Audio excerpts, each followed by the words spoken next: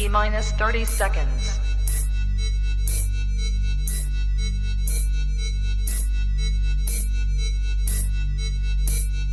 T-minus 20 seconds.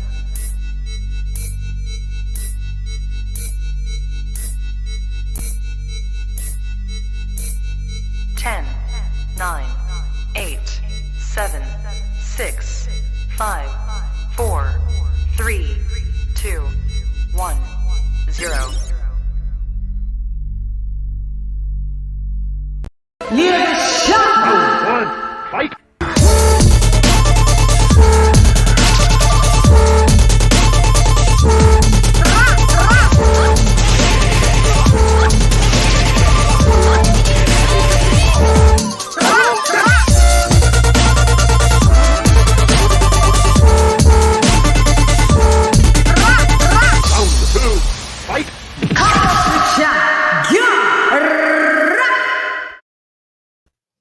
Yo, maybe it would work if I added myself to the stream. Yo, how you going? It's LadyChann rep nonetheless. And welcome to Comebox with Chann in the building. Today we are going to talk about whatever we want to talk about, but we'll be hanging out. But what I've noticed is the lies. ERROL Spence, oh the lies. Let me get this banner up in the building. Social media handles down below, as you can see. Twitter, Instagram, all of them at LadyChann. So, ERROL Spence, like, yeah, okay. ERROL Spence. He hasn't sent a contract to Bud. I've stayed away from this quite a bit because it's just fucking tedious, mate. But I saw some new developments, and you know, and Bernie the boxer, he was on the TBV. I saw a clip from Bruce motherfucking Vane, and I was like, that was how I was aware, and I was like, ooh, okay. He made some good points in that clip, so I will play the clip as well. Crawford, you know me. Hope you guys had a good day. I have. I've chilled out one. Quite all right, normal, good, decent. Decent. Shouts out to my oldest daughter. She may be on round 2 of COVID again. So she'll be taking a test tomorrow. If not, she's got some stinking flu, my little Ish. Hey, my Ish. Love you. Love you, kid.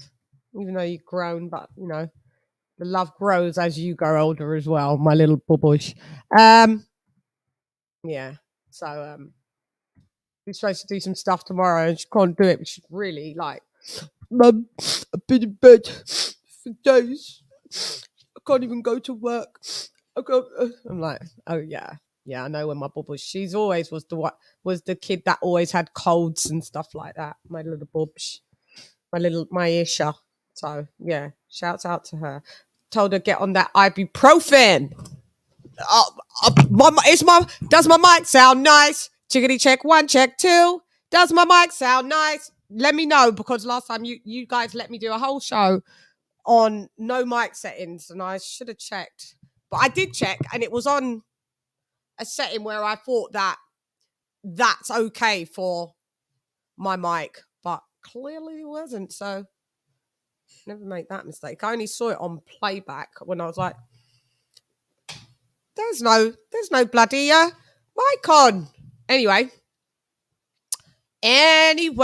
let's see. Make sure it's my mic's.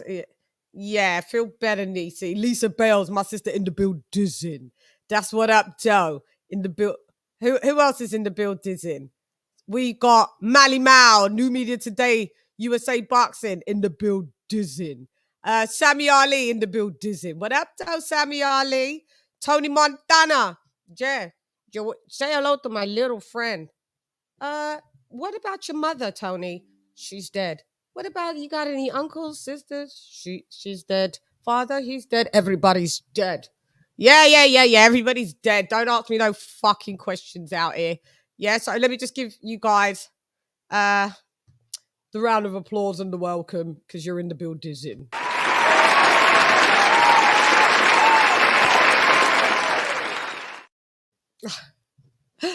Yeah. Tony Montana. You say hello to my little friend. Yeah. I think I've got the link. What we're gonna talk about is that I'm gonna have to play this as well. Shouts out to Bruce motherfucking Vane, yeah. He got he's got his feet on the necks of, any BS. And he calls it. He leaves no stone unturned, I'll tell you. Let me where's my phone? Let me just quickly pin this. Am I lit all right? Let me see on this because does my mic sound nice? Chickadee check 1, check 2. Does my mic? Oh yeah.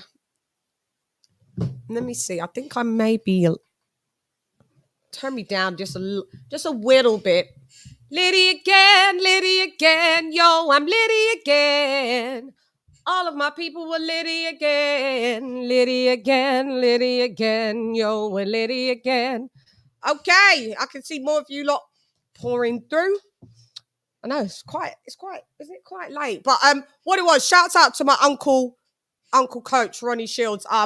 Yesterday I was feeling not that good, not that great, just without going into it. So I said to Uncle Ronnie, I want to be on full form where I've got the energy to do it. And he was like, we can maybe do tomorrow, but I may have my grandkids in. But if not, I will do next week. And then he hit me. He was like, the grandkids are coming in. They'll be in the building. And then he flies off out of town. And so he'll be here next week, Wednesday. So I thought, instead of having a gap, let's do something, Let's do something. D Young in the building. What up, D? What up? Militant. Yep. What up, LadyChann in the building? That's right. That's where I be. Fish in the building. Homemade chicken soup. My daughter is the most finicky eater. Look, I got 2 daughters that will survive on cucumber sandwiches. When they go to school. That was it. My youngest is a vegetarian. She's 5. She don't eat any meat. I used to be a vegetarian until I was 14, but I absolutely made the 5-year-old a vegetarian on purpose. Well, she's a pescatarian, but she doesn't really eat fish, so she eats like butternut squash and stuff like that. So I did that on purpose because I didn't want her. What you don't know, you can't miss. And I wish I did, because I don't want them to get into this meat game. Meat is very unhealthy. It's linked, as we're seeing, to a lot of cancers now. So I'm trying to, she's always been a vegetarian like that. Fish in the building. Okay. Where's everybody? Let me get this Bruce Wayne thing out. Actually, just let's Bruce Wayne be killing them. Let me see. Let me get it. Yeah, because let's have a look. Because I want you guys to see it. Because ERROL Spence just can't stop lying. No contract. Okie doke. So I'm gonna get that up. Stop that right there. Get the sound up.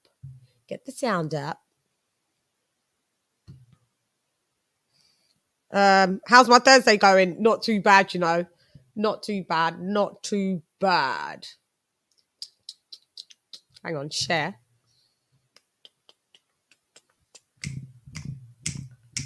It's the BBC way. And then I'm going to read a couple of comments. Hang on, share screen. Yeah. Win Chrome tab. Okay. I will have to mute while we hear this so you don't get the echo. Okay. Let me take off this the banner as well, because sometimes that does get in the way. Yes, screen sharing was cancelled. Yes, I know. Okay, dokes. Now I'm going to screen share. That's a tongue twister, isn't it? Screen share. Say that like 10 times in a row. Screen share, screen share, screen share, screen share, screen share. Oh, I could do it now, but just couldn't just a minute ago. Chrome tab. Let's go. Right, I'm gonna go on mute because we're gonna watch. This I don't like how this.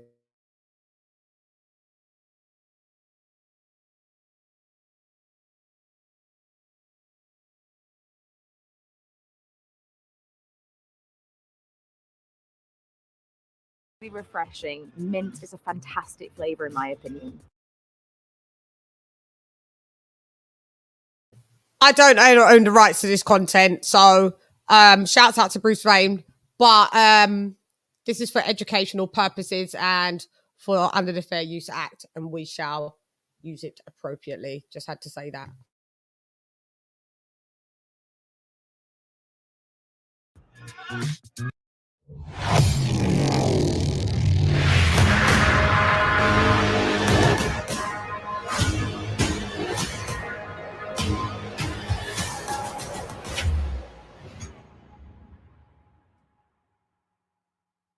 Regardless what you're saying as of right now, the fight is not what Michael Coppinger says it is, and it's not practically a done deal. So Bud is with you right now?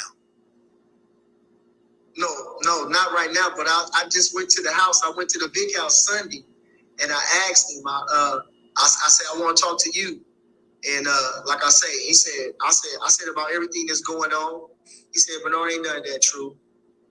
Damn. That true. Mm-hmm. All right. I'm going to interject right quick. And this is for all the Errol Spence fanatics. I'm not talking about fans. I'm talking about fanatics, you know. Oh, let him just explain how he what Bernie so that's Bernie the Boxer. Bernie the Boxer is Bud's quite close friend in camp. That's Nesta Gibbs, and he must have appeared, what I'm assuming, on Nesta Gibbs's show. So yeah, let's have a listen to how Bruce Wayne breaks stuff down. Let's go. Oh, you are. I keep telling y'all that Errol Spence criticism is engineered by his own hand. Okay, he puts stuff out here for you to be able to double back on or compare to or find out otherwise. It just flat out wasn't true. And then you fanatics, you guys get upset when I basically just do my homework and just put 2 and 2 together and can figure out that this stuff is not true. Same thing with go get a belt. He go get a belt. Then when he get a belt, Sean Porter got a belt too. Same thing with Showtime. Same thing with Across the Street. Same thing. Errol Spence engineered all that criticism. Now, what he could do is he could shut his mouth until something is final or whatever and whatnot. But like I said, his criticism comes from stuff like this, okay? He puts stuff out there to the world that obviously ain't true. And this is what I'm saying. I'm not saying that Errol's not trying to get the fight made. I'm not saying. I believe that he has some interest in the fight. But the whole fronting thing, you know, the whole pretending thing, pretending like you're doing this, pretending like you're doing that, but no, it ain't really that behind the scenes. You know what I'm saying? Oh, as you can hear, I will go back in. So he feels that Errol Spence is leaking things that we feel that he thinks that we want to hear to make it look like he's doing stuff.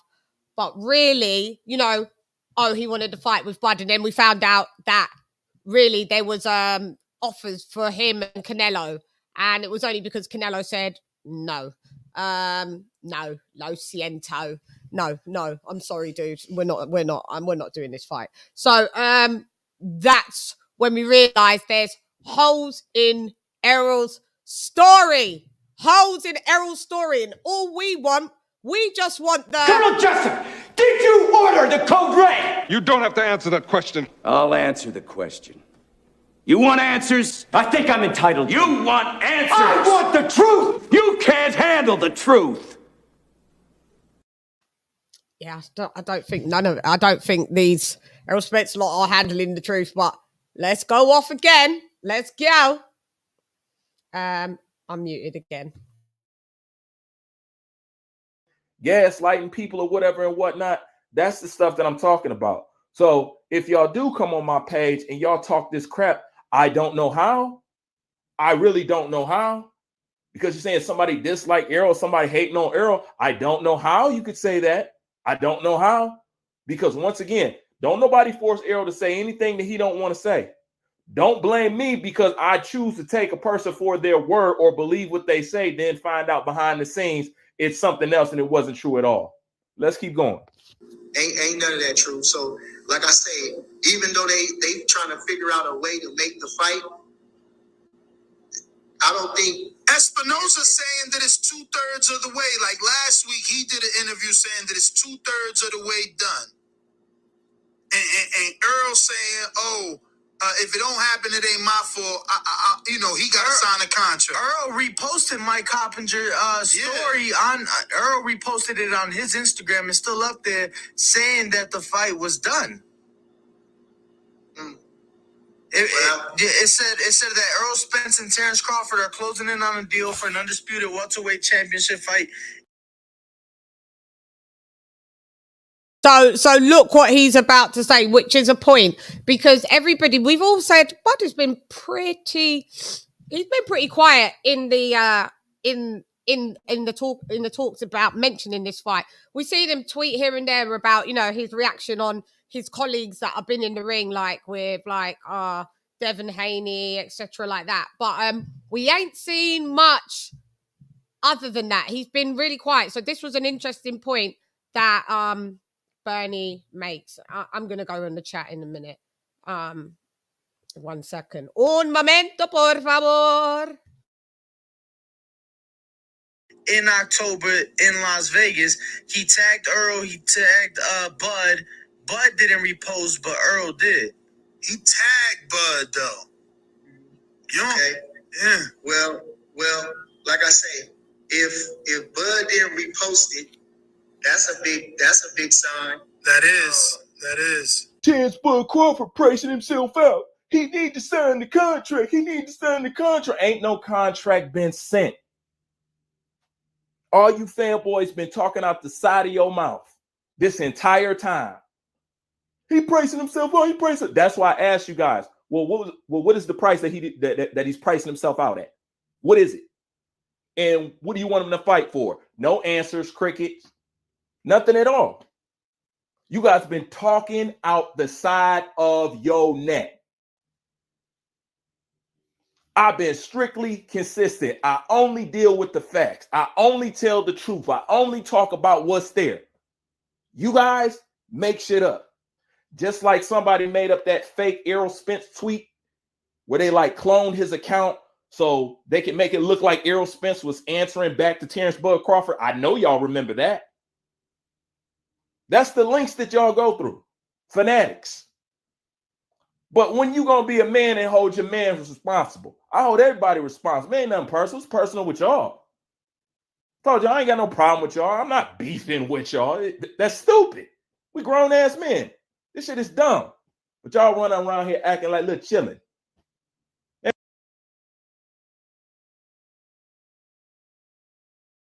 Yeah, as you can see, there's Bruce is not far. Hang on, let me address. I think there's a super chat here. Let me address that before it leaves the building. Yeah. Let's get that going. What do we give you? We give you the bugle, don't we?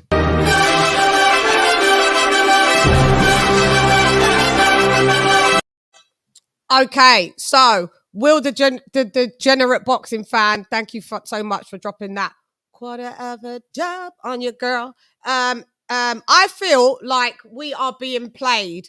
It's less time for Paul Butler to get a fight with Inoue than it is for Spence to send a contract to Crawford. Facts. Look how quick that happened with Butler and Inoue. But that's a Fendi fact right there. If I don't say so, my little old self, that is a Fendi fact. Thank you for that super chat. Right, so who's the panel's open? Come and join a bit so I can chop it up. Can't talk to myself. Not one of them ones that like talking to myself. I like to have discussions. Let me see who's in the chat. What you guys are saying? You know, Terence Crawford got Twitter fingers. If it wasn't true, he would have been said something. That is facts. He said nada. Zone 6 is in the build. Dizzying. What up, Zone? What up, heavy lefty? Look, I can see you guys. Peace to LadyChann and chat. Yeah, we in the build. Dizzying. Silvestri's in the build. Dizzying as well. I'm good, Silvestri. I am good. I'm good. All good in the hood. Zone 6 is in the build. Dizzying. Swab, what up, Swab? What up, though? Swab is in the build. Dizzying. Always a pleasure for you to come through, Swab. Not a problem. Canna, that nigga Canna. He is I and I am him. Oh, Canna, that nigga Canna. Big fish flopping around the same he's been flopping for 5 years. He's been flopping, mate. He's been more than flopping. Okay, so I'm introducing, introducing.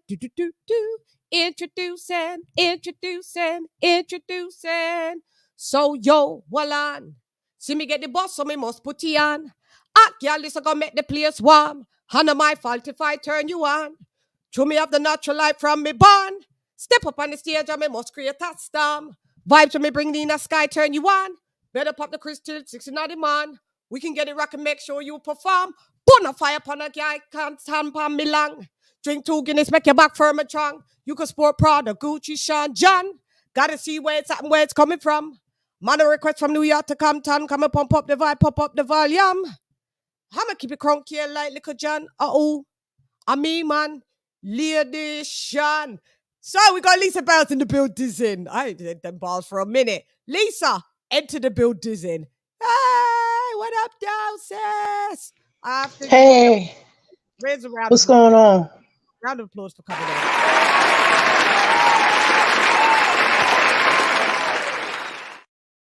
As we walk as two birds of a feather, and we walk on by with family. That's what I was getting to. Hey, yeah, and we fly just like birds of a feather. I won't tell no. Hey, I've been smoking. No, it's all good. You know, I've been smoking. We just be hanging out.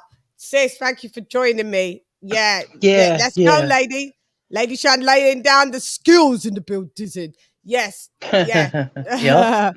Yeah. So, what do you think of Bruce motherfucking Vane? He's got their foot on the neck. Listen, I don't want to hear. Oh yeah, shouts out to Outlaw Boxing for the t-shirt in the build. Dizzying. This t-shirt is so nice, and the quality is amazing. Jed from Outlaw Boxing Gym sent this to me all the way from Australia, and it's really nice. I really like it. Thanks, Jeddy. Thank you so much. And there's me. Oh, I thought I'd need a small, but yeah, no, it's very nice fit. I've got on the medium for anybody that wants to know. Yeah, so it's a really nice, relaxed fit. But shouts out to you, Jenny, my brother. So, right. No, you know, you have to open the book. Most of the time when I open the book, I'm just doodling. So what do you think about that, sis? Because I don't want to hear anybody talking about that Bud doesn't seem to want this fight, because it looks like all of these heterosexuals keep talking about, they're in my comments, oh, why don't you tell Bud to sign the contract? They're in my comment. What contract? Errol hasn't sent one. How are you going to tell somebody to sign something when you don't know somebody personally? You don't even know them. Yeah, so that's a crazy comment. But I hear a lot of boxing fans say that. I saw the video, but it's Steven Espinosa saying something different, so I'm lost here. Yeah, he's saying that it was 2/3. Hang on, Boxing God 7. Boxing God, just jump on when you get home from work. I know you've just said you got off. Yeah, you know, bro, you're always welcome. So basically, what Bernie Boxer's saying is, if that were true, Bud would have tweeted. said something. Mm-hmm. So it's not true. That Bud has already said, he said to Bernie, no, that, and Bernie relayed it to Ness. No, that's not true. There's nothing. It's lies. There's nothing changed. Right. So he's still going through the early stages of possible. Well, nothing has been done. Basically, you're saying no contract, no negotiation, no nothing. no, doesn't seem so. Okay. And as Errol is the majority belt holder, Canna, what up, though, Canna? Did I say hello to? I did say hello to you, Canna. And as Errol being the majority belt holder, right? He's supposed to send the contract. PBC is supposed to send the contract. Okay. There's none. There's none. Yeah, my God. There's nothing being said. So what I'm trying to say is, what I want to discuss is, I changed to pick Haney after the weigh-ins. No, too late, man. You put too much of a strong. You was like, I'm Team Cambosos, and that the way it go. We never heard you change it to the thingy. No, you can't. You can't change that now. Your prediction was Cambosos. That was your prediction, and I've got you on clip. I don't care if you change that weigh-in. The clips, the last public clip was you saying Cambosos. Yeah. You and Tony's review. I agree with Tony's review and everything he said. Cambosos, the sun shines out of his ass. You know, he's the greatest boxer since sliced bread. Yeah, you was going fully in. So, like, for someone that went fully in and then all of a sudden you're like, oh, I just saw the weigh-in just because he didn't make weight. If he was still a great boxer, why does making weight for you change that? And it was only 0.36. No, sorry. Stay. You was Team Cambosos. You stays Team Cambosos.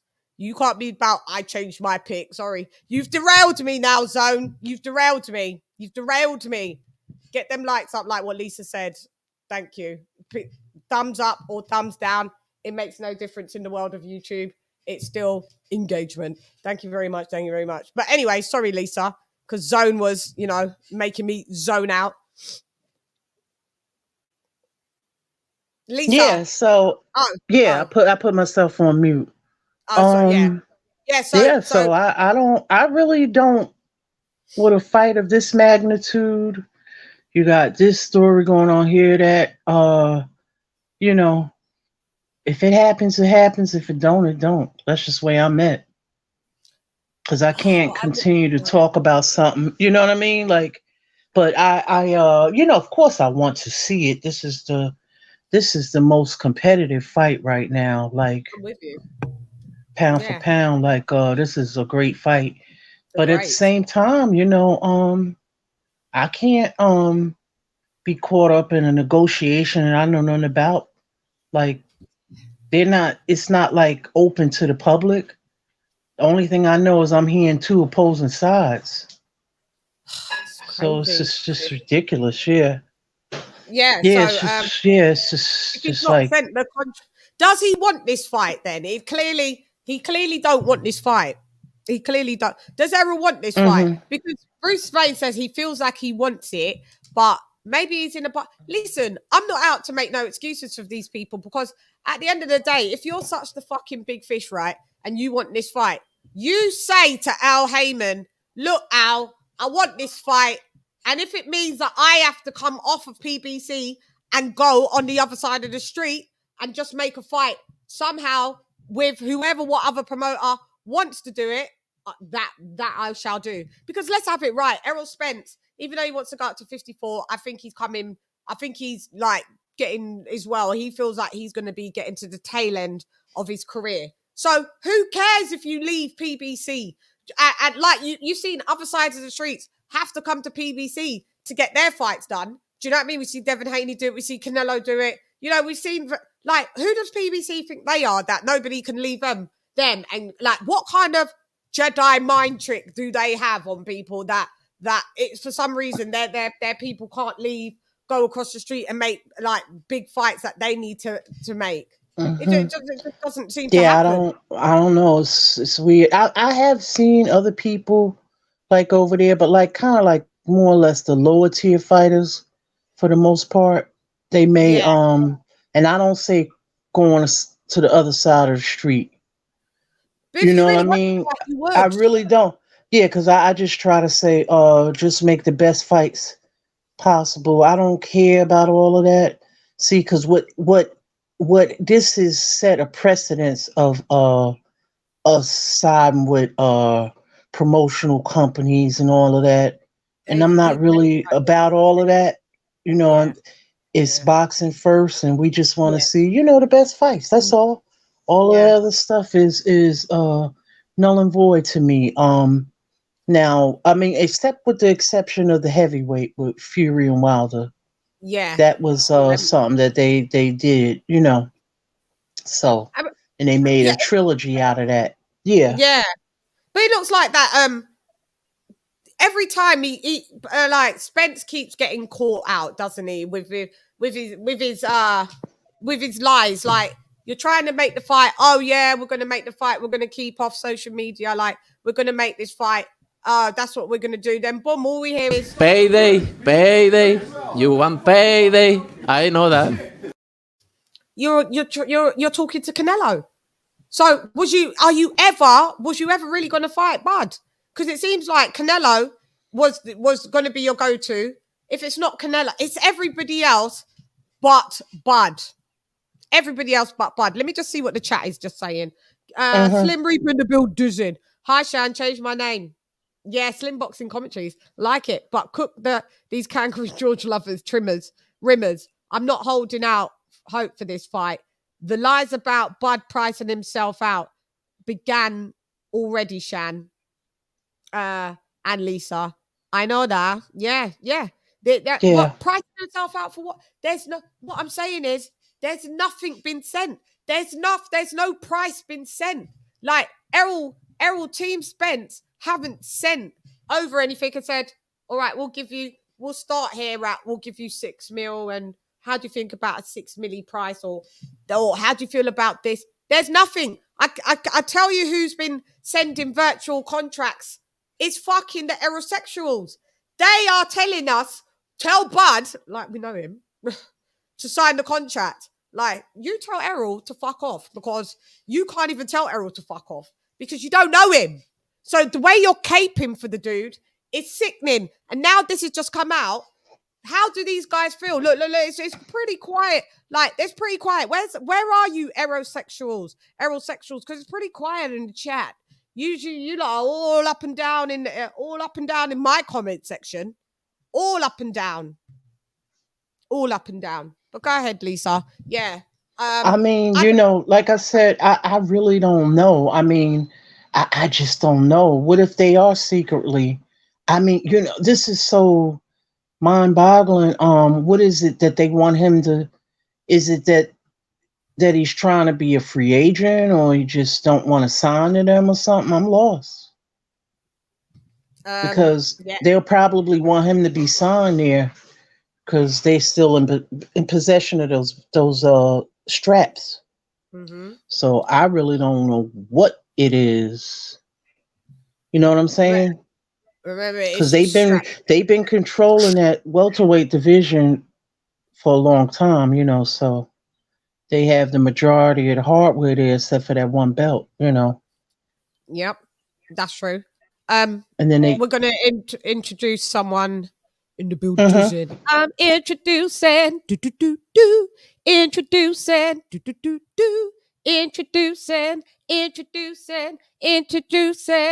We like 16 out of the city, cause you're not take no pity when you take off my clothes and squeeze off. Then you should be in your thing and I feel up me kitty, put your lips on my neck and give me beer, icky. Then me flicky show too tricky. Now I gotta say it's time to get down and gritty. Nitty gritty, no me say gritty. This yana bang, chitty, well not to brag a lot, cause I got a lot. Man, them always tell me say me sexy and fat, but don't think that fears me coming a idiot when the crowd hear my voice. Bouncing on the track, beer forward, me get yo. pull up that and align me. I tell only dealing with the facts. Certain man I hear me and catch heart attack. Them I try out my flows, but them can't. That we tell them he's off and breeze off. LadyChann, I got no time to get peed off. Cap your knees off with my sweet talk. Left in out the dark and let you sleepwalk. Yo, Do Young is in the building. Everybody gets introduced. They're getting bars today. Do Young in the building. What up, though, D? Let me give you a round of applause in the building. Round of applause for D Young for entering.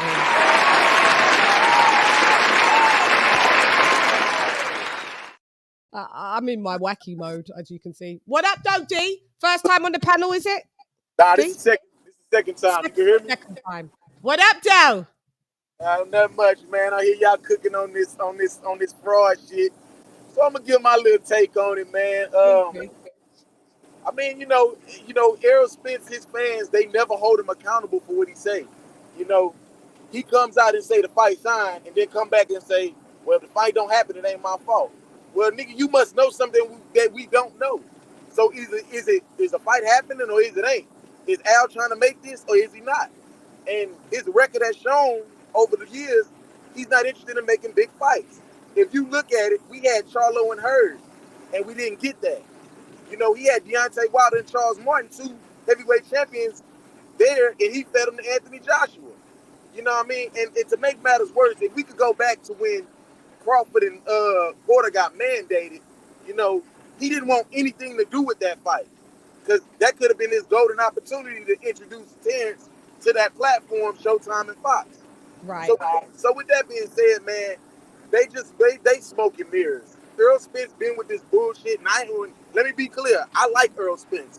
If I had a kid, I would tell, and he was in the boxing, I would tell him to study his style. You know what I mean? Yeah. But my thing is, his contradictions have made us as boxing fans turn on him. How you come out, the first thing you said after Porter and Garcia was Terence Crawford on the wrong side of the street. What? When this guy is in his prime, just as you with a belt, you told him to go get a belt, then you tell him, let's take the easy route. I'm gonna go fight Sean Porter. Then after all this happened is, you know what I mean? Then it's 60-40. You know what I mean, Queen? Go ahead and do it. Then it's 60-40. Then it's 70-30. Don't make me 80-20 a nigga. Like, come on, man. Yeah. Do you remember that when he was on his girl's Instagram? Yeah. This is becoming ridiculous, man. And my bad, Queen. Go ahead. Sorry, no, my bad. Go ahead. I was just going to say, do you really think this fight really happens at this year? Does it happen this year even, if at all? I tell you like this, Queen. We in June. Bud been a free agent since November. This shit shouldn't have took this long. If the fight trying to be in October is being reported by these other content creators, then shit, we ain't got long to get this prepared. We in June, almost close to July. So I don't know. I mean, I'm 70-30, meaning 70% it might not happen, 30% it will. That's sad. That's a great take. Thanks. I'm losing. I tried to be positive and think, yeah, the fight's gonna happen. I spoke to, shouts out to Hasim Rahman. He bet me and he promised me that he was like, Shan, the fight's happening this year, because he's a big Errol Spence supporter, and big time. We go back and forth quite a lot. Like he likes Bud as kind of like his favorite fighter, but he feels that I think he etches to more towards Spence, and he thinks Spence beats Bud. Well, that's neither here or there, but he says that the fight is definitely happening this year. And so far he's been right with some stuff that he's told me. So that was when I kind of was like, oh, maybe it is going to happen then, because Rock doesn't seem to get it wrong. But I don't know. It's always the first time for everything, because as we can see, no motherfucking contracts have been fucking sent. They haven't left the building. Yeah, they haven't left Al's desk. They haven't even been drafted. They haven't been drafted. They haven't been sent. Nothing's been done. So I don't know. I'm losing the will to live at this fucking point with this fucking fight. And if it doesn't happen this year, I did try to say if it happens maybe to the first quarter of next year. But Dee's made such a great point. I didn't realize, I'd forgotten how time flies, that Bud has been a free agent since 2021. November 2021, December, January, February, March, April, May, June. 7 fucking months. We've just, in them months, we've had, what, 2 undisputed fights? Like, we've had people that have unified as well. We've had multiple unifications, and we've had, well, undisputed is a unification, but I mean, we've had people that's grabbed a second belt or a third belt, and then we've had people like, shouts out to Mel Charlo, shouts out to Devin Haney. Who else is undisputed in there was one more. Is there another undisputed? Well, we've had 2 undisputed in that time. So what is the excuse? Sorry, ERROL Sprints. You don't want the fight because, or maybe they're trying to lock Bud into this 2-fight deal. But have you noticed when Canelo said no, PBC run behind Canelo. Okay. Anything you say, we do 1 fight. But you know, to your own little brother, man. Yeah, you know, big black-owned company in the building. Clearly not. You don't want to cut the brother man any fucking slack. He has to be a fucking slave and sign his life away to get 1 fucking fight with ERROL Spence. But yet, Canelo was allowed to walk in the building, and the bag left the building with the belt from the building. Yeah? Fuck Al Heyman. Fuck PBC. Fuck ERROL Spence. Fucking mic drop. If this was a mic, I'd drop it. Fuck them. Wow. Was that powerful? That's all I can say is wow. Yeah. That was very powerful, and you know what? I feel the same way. I feel the same way about it, man. I honestly think they never cared about Terence Crawford, and I think they really wasn't expecting him to get out of that contract with Bob Arum. It wasn't. Yeah. And you know, it's smoke and mirrors, man. It's smoke and mirrors, and shit. You know, I don't care if I ruffle these aerosexual feathers. I just call my truth what it is. You know, and I'm telling y'all right now, if the fight don't happen, the person they're gonna blame is Bud Crawford. You know it. Yeah. Go ahead. Yeah, that's what's gonna happen because it happened with Wilder and Joshua. The same thing happened. The exact same thing happened. Yeah, and then we didn't get it. So I was hoping that maybe they learned from the mistakes with that, and that we would get this welterweight, undisputed. Undisputed, yeah. Because you don't know what's gonna happen in boxing. It's boxing's unpredictable. Just because you got an old don't mean you're gonna always have one. You know what I mean? That's fact. I just wish if you don't strike while the iron's hot. Go ahead. Sorry, sis. Go ahead. If you don't strike while that iron is hot, anything can happen. It's very few fighters that have a 0 at the end of their retirement. You know, that's rare. And we don't care if you're defeated or undefeated. We just want boxing. No one, I don't know, this Floyd Mayweather effect. Right. And Floyd Mayweather is my favorite fighter of all time. Those that know me know. But we're not doing that. We don't need to do it. It's not Floyd Mayweather effect here. It's left a bad ripple down with these new cats, man. These new boxers think they've got to be undefeated. Yeah, but that's the precedence that was set by Floyd and these newer boxing fans. I don't know if he set that. I don't know if he consciously went out and said, listen, you guys ain't shit if you retire defeated. I remember he made it like, I'm undefeated. He said it like after every fight, I'd like to fight Dan Gal Heyman and, praise be to God. Like, Canelo is a hell of a fighter, but I'm undefeated. And, and I'm undefeated in victory. And, like he would say that, but I mean, I don't understand where I must have missed it. But that's the bar that's being set. That's the template that these people are going by. That's the precedence that was set. I'm not saying he consciously went out and did that, but people think that. That's why I was saying why this is what happens when you have a fight of this magnitude. I'll give you an example, like Riddick Bowe and Holyfield, when they fought, they were both undefeated. Right, so somebody had to take a draw, a loss, or whatever eventually.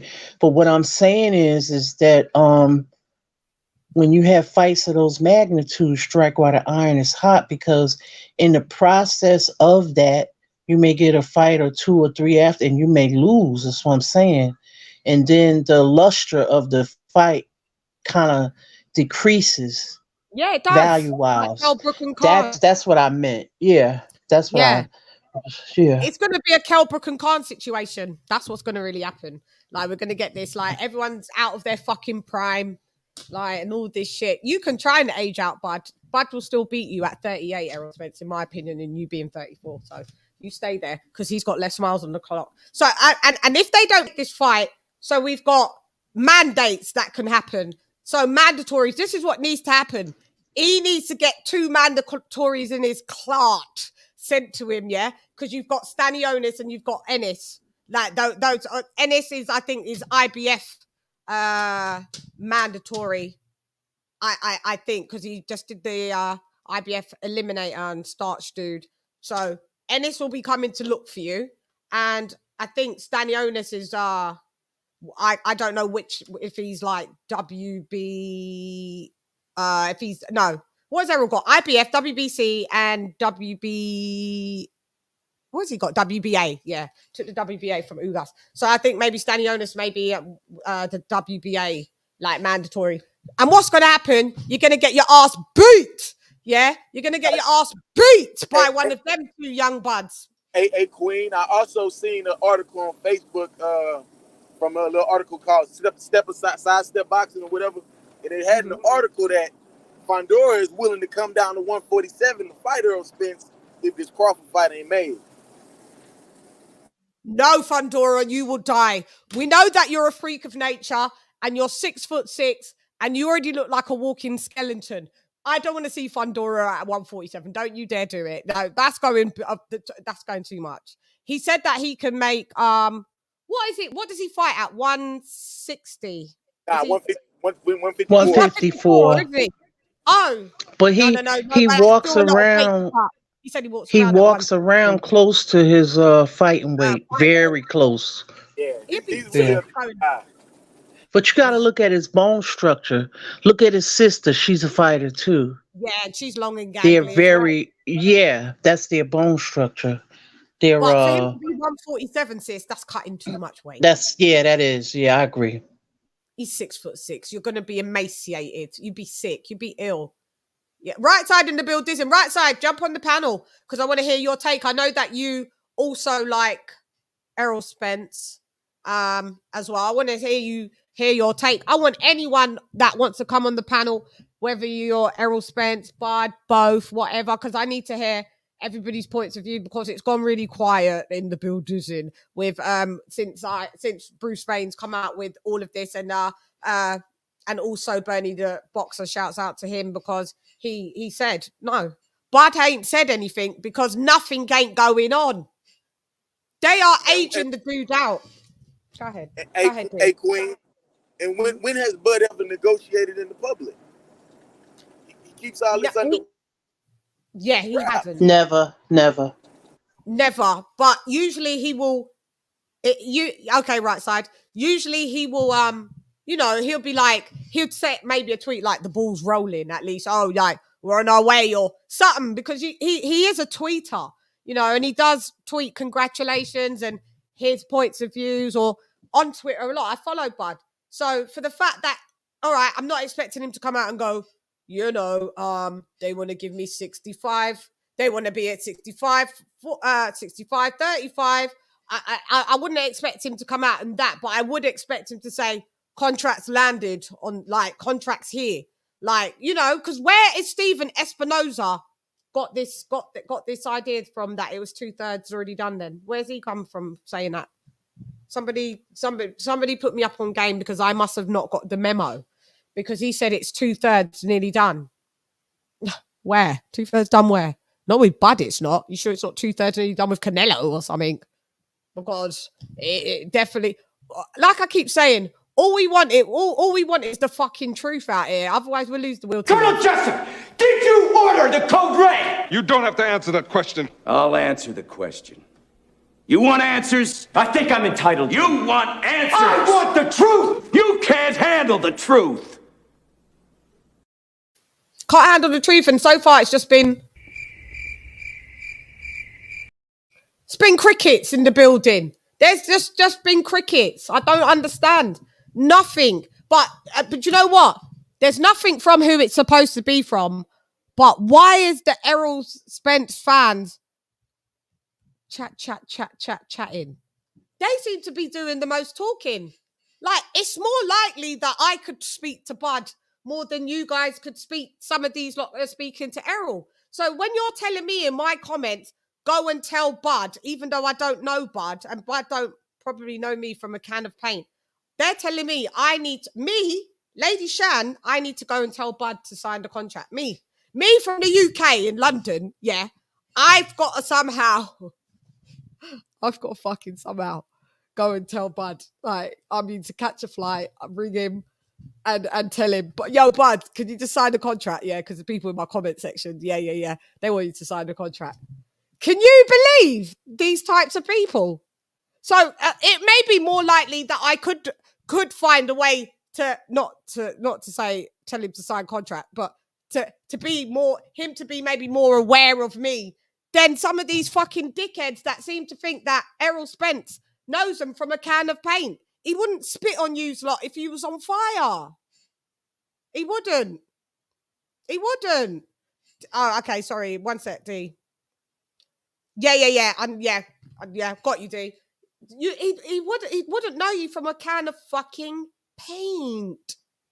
So can't miss me with being in my comments telling me I need to go and tell Bud to go and sign the contract. What? Even if I could, what contract? Tell me. No news is good news. No, Mitch. Sorry, Mitch. We ain't rocking with that.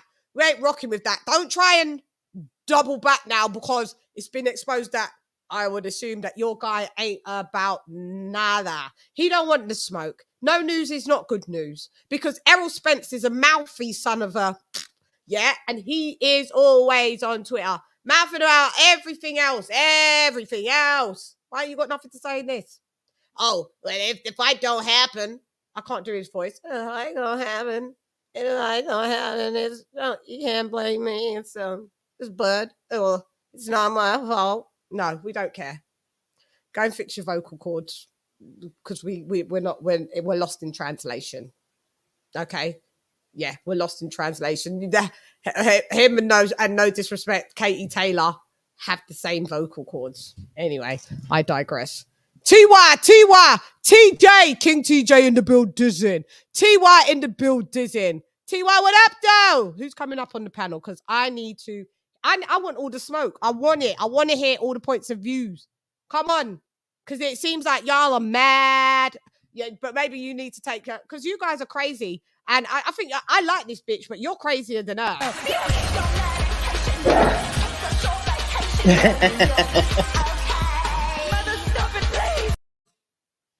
Yeah, you guys are fucking take your medication. Y'all are whack. It's just excuse after excuse after excuse. It's not. Yeah, I don't really care no more. Yeah. If it happen, it happen. If it don't, it don't. And if it don't happen, and listen, and if it don't happen, guys, if I see you in my fucking comments, yeah, they won't even you just get blocked. Anybody, like, it'll just be blocked. They won't even be responding. You won't even know. You'll be hidden off my channel. You won't even know. You'll be like, you'll come back to my channel where you're attempting to try and chat shit. And you'll realize that, oh, shit, her channel isn't there anymore. No, it's not there for you because you're hidden, motherfuckers. You're hidden. Yeah? Only come to me and talk about, have respect when you come on my page, when you come on my channel. If you don't have fucking respect, don't come on my channel. Yeah? Because we can all respectfully agree to disagree. Yeah, you don't know the guy don't know you. It's not Bud's fault at the minute. What we can see, your big mouth guy over there on his fucking ranch, yeah, he's the one that's holding up the shit because Bud is a free agent. He's a free agent. Let's see ERROL Spence like make some kind of commitment because it just seems to me that the PVC has just got some. I've just said this, but the PVC's got some Jedi mind control out of these people. I need to get that a soundbite, like, I need to find that. I will find that. Let me have that as a note. Because these motherfuckers, they get paid on back-end money. They get paid like £1 million a fight, if that. 1 million if they're like a really high profile. Bar Wilder, because you know that was with Fury. You're getting paid 2 milli, yeah. And then you want to talk to Bud Crawford. Oh Who was yeah, the getting 3 and heavyweights 4 make more money. Yeah, the heavyweights make more Yeah, money. the heavyweights make more money unless your name was Floyd Mayweather. And none of the heavyweights could talk to him, even Canelo. But I mean, in general, none of you lot was making the pay packet that Bud was. So Errol Spence, you're happy to take 2 milli to fight. You're happy to take 2 milli to fight Ugas, and that's if you did even if it was 2 milli, because no, it was about 1.52 million. You know, Bud gave Sean Porter his highest payday. Bud gave him that. How many years has Sean Porter been on fucking PBC? Fighting fight after fight after fight, stiff competition after stiff competition. And then he has to get his highest payday, biggest payday, on the other side of the street. You guys make me fucking sick. Yeah? Fucking sick. When you lay down the facts and the law, you lot don't have nothing. You're not about nothing. Never have been about nothing. You ain't shit. Never gonna be fucking shit.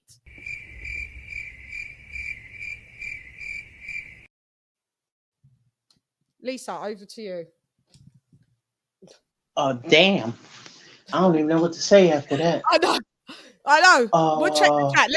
Let's check the chat and let's see what the chat is saying. Lord have mercy.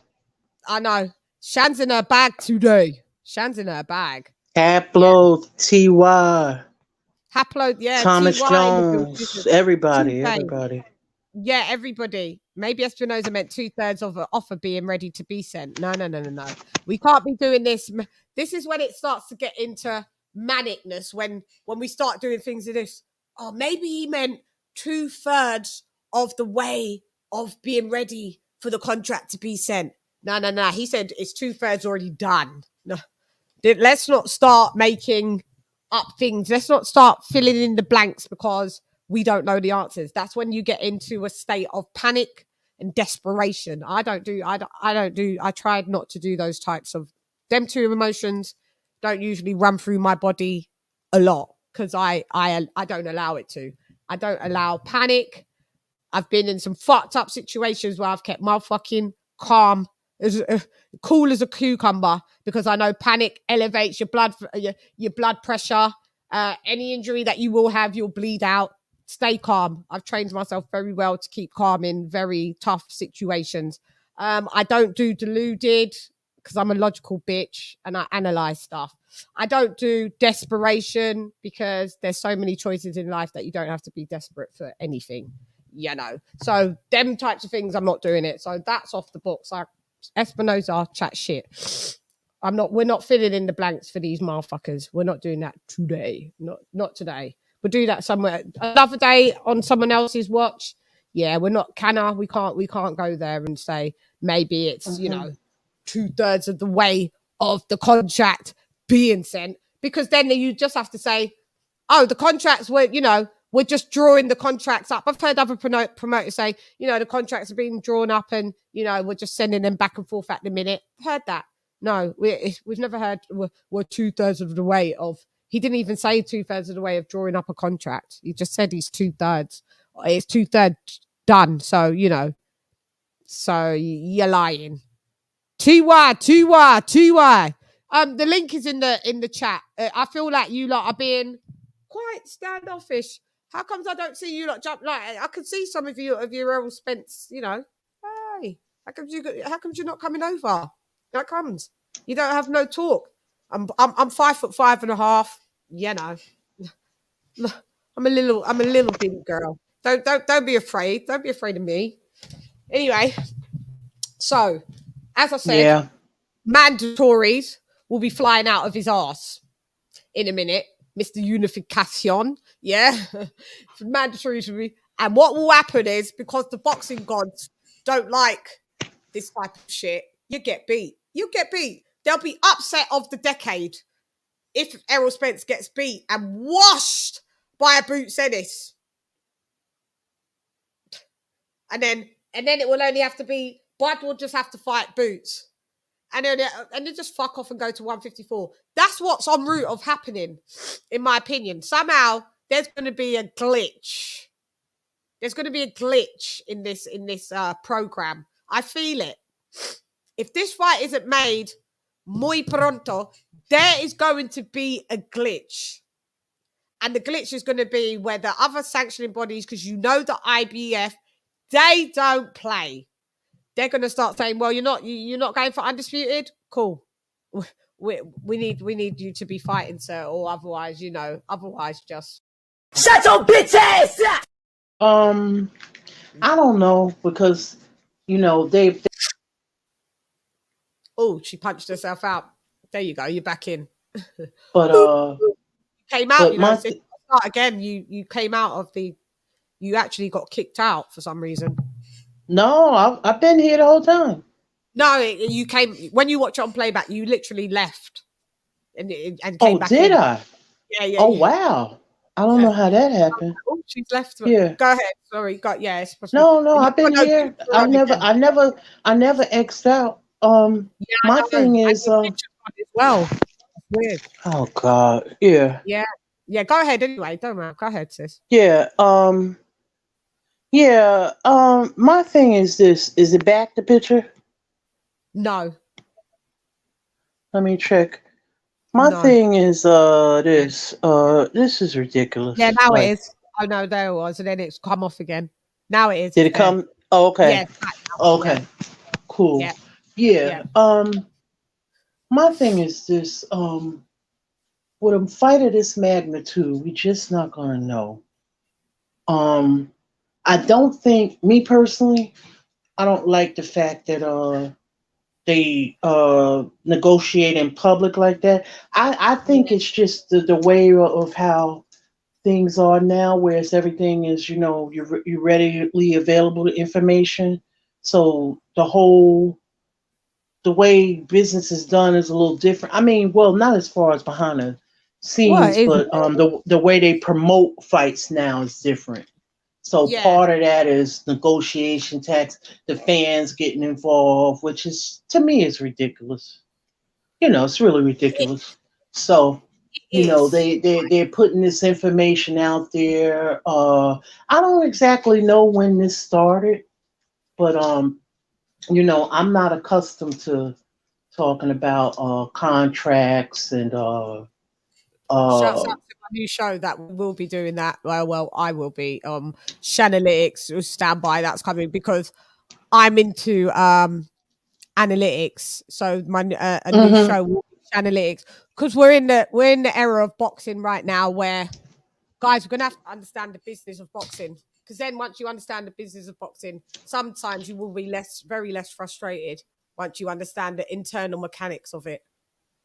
But go ahead. But I don't think you, in order for you to really truly understand it, I think you would have to be in it, people say. That's what I've heard, because there's a lot of stuff. Yeah. I mean, at least learning the logistics. So I talk to the fighters. Yeah. So, I talk to the fighters and I talk to the coaches and stuff like that. So I talking to the fighters, the legendary ones, like, and active fighters, and I've got like huge insight and of how it starts to work. So and and it's still not for everyone. Everyone don't care about that. Like, I didn't care about that as a fight fan like 6 months ago. I didn't. Because I didn't understand. Now I understand what I'm saying. I understand it, but it doesn't mean I like it. Right.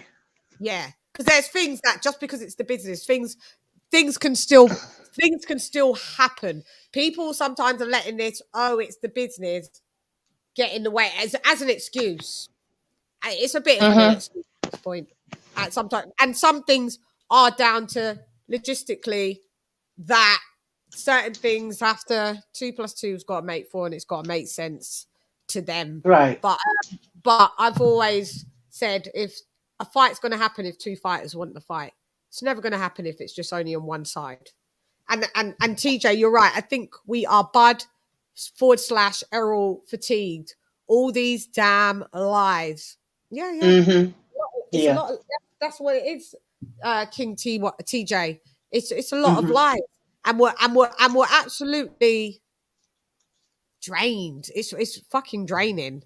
Silvestri, they're gonna push. Silvestri is saying they are gonna push Thurman onto Terence and make Errol Spence versus Stanionis fight next.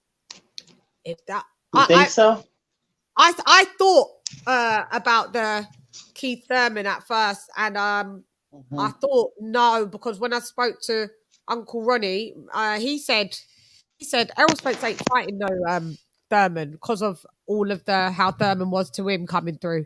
He said he ain't gonna fight no Thurman. You're more likely just to see Errol Spence fuck off and go to 54. That's what you're more likely to see.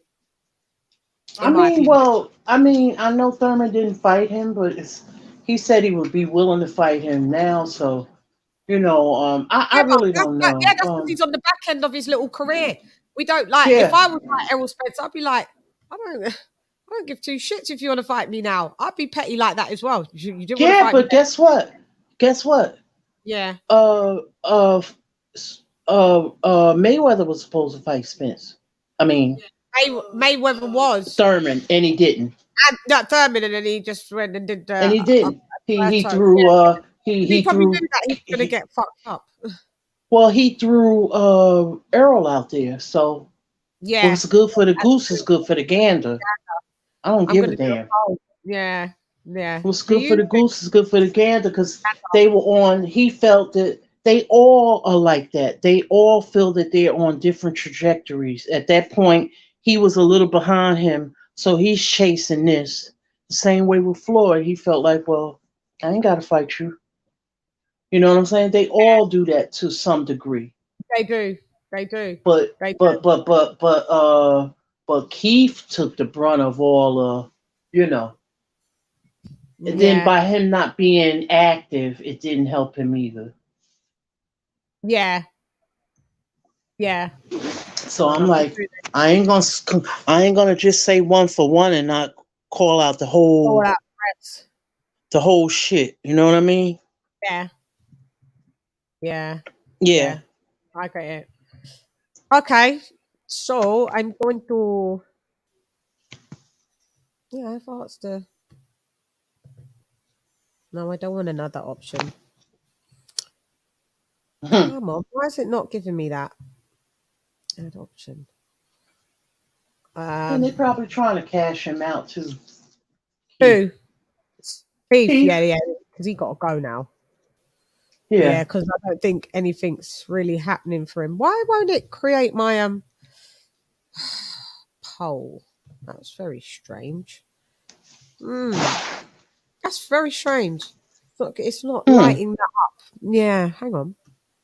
What happened? It's giving me that. That is muy extraño. Chann keeps regurgitating different variations of the same old lie. Let me see who said that. Which mofo said that? Un momento. Who's that? Who said that? Who said that? Hang on.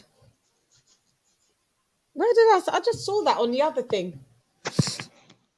Yeah, I mean, he did the heavy lifting, Mitch. Did you see someone that just said that? Someone said that basically. On the other one, I can see it.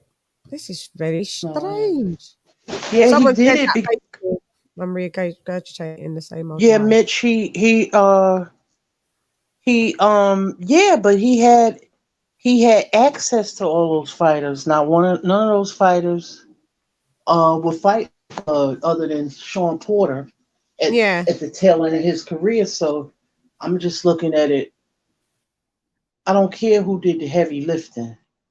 Yeah, neither do I. He had a clear path to all of those fighters where it was whether this one didn't want to do business with this one. Look, I don't care. We don't care about none of that. That's the point. I don't care about what they make. I don't really care. Like Chann is more of an analyst. I don't care about none of that. Yeah. As a fan, why would I care about that? It's not my money. It's not your it's money, not my business. and they don't care about the fans. They don't really care about the fans. They care more about the casuals. They don't care about the diehards. Yeah, no, they you know don't. what I'm saying? So why should I care about them? You don't care about us. Why should I care about you? Yeah, yeah. It's only giving me 2. Yeah, I'm with you. There's the poll, guys. Does Spence thingy happen? I wanted to put more options. Every time I tried to put more options, for some reason, I wanted to put yes, it does happen, but not this year. It wouldn't allow me to do more than 2 options. It's just trying to bamboozle. I saw someone with their fucked up little comment, and now I don't know where it's gone. Someone's talking about I tried to the same old. Hang on, where are you? Because I'm gonna find you. You said how's it just disappeared? That someone's comment. Maybe you guys got the comment out. I don't know. Maybe you guys got the comment out. But someone said I'm regurgitating the same old lies. Let me see. Yeah, I can't see it. I just was seeing it while I was doing the poll, but hey ho. I don't know what lies I'm regurgitating. I have no clue what you're talking about, but I can't see the comment anymore. So yeah. Like you said, it's not our business per se to try and be all up in the contracts, all up in the business, all up in the videos. But I mean, at this point, I never did that with music, so why would I do that with sports? Because we didn't have to think about that logically. Yeah, but we didn't have to do music. Yeah, but I never did that with any other sport. I never known people to be. That's because there's no governing body. Like, it's not like basketball. We don't have no say so in their contracts. We could just speak our opinions, whatever, of football or whatever any other sport. That's crazy. Same in boxing, it's true. I don't know shit about boxing. Okay, let's address your comment, mister. I don't know shit about boxing. So, no disrespect. So here comes the disrespect. When someone always starts the sentence with no disrespect, the disrespect's coming. So hang on. So no disrespect. We just had an undisputed fight at the weekend. Why not review that instead of talking about these fights that haven't been announced? None of us know the facts or the deals. Nobody. Okay, so no disrespect to you. You're late. I've already did a show on that. Go and check Sunday. I did a whole show and everybody was here and you wasn't. So no disrespect, but you obviously haven't got your notifications on. So, but no disrespect was taken. But before you talk, this is what I deal with facts. I don't know shit about boxing. That's your name. Clearly you might not. But I deal with facts. And before I talk, I like to check things out. So before you spoke, you should have at least looked at my playlist to see if I did a show. And you should know me, but you're new, whoever you are, because I always do my due diligence. Obviously, I've spoken about fucking Undisputed, mate. Anyway, so we've got someone else coming in. I'm introducing, introducing.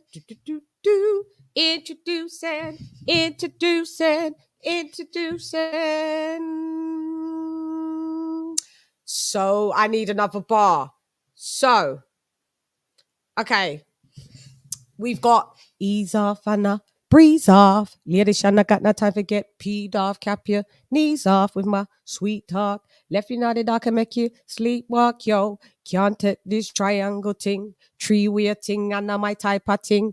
1-way thing, and my type of thing. Nighttime come, then you request the thing. True, you know, say you do the thing well. And that's why me and you gel well.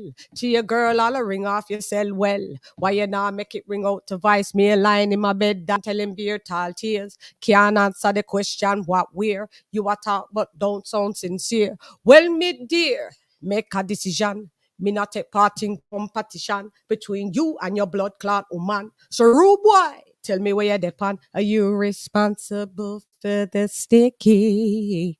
All right, that's where we're going. AJ All Day's in the build, dizzing. Ding, ding, ding, ding, ding, ding, ding, ding, ding. What up, though? Let's give AJ a round of a motherfucking applause.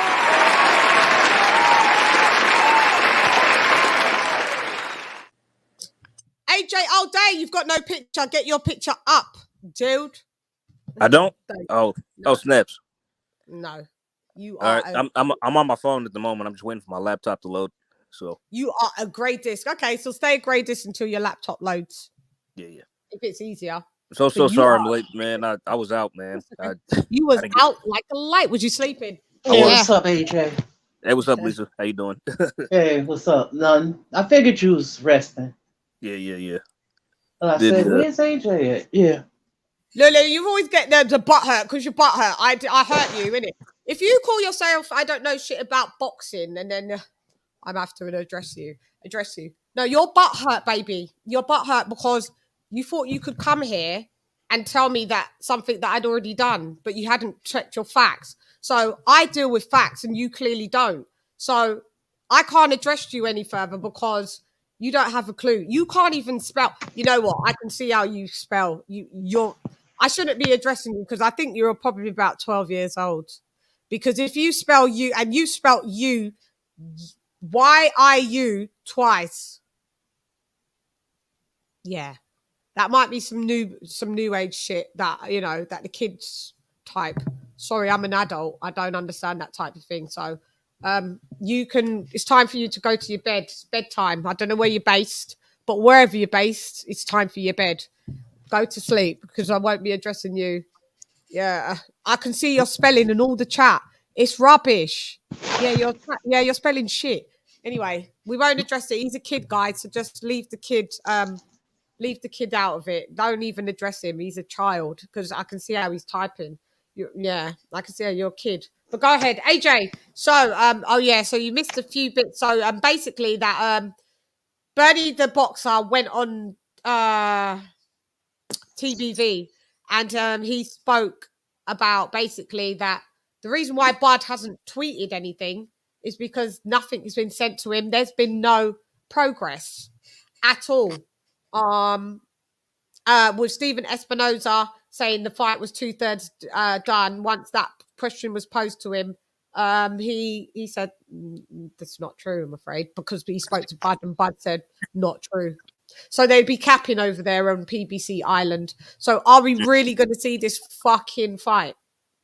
Bud, like somebody said it, shouts out to D. Bud has been a free agent since 2021 November. And why we've seen undisputed fights happen, unifications happen. We're going to see Inoue and Butler happen.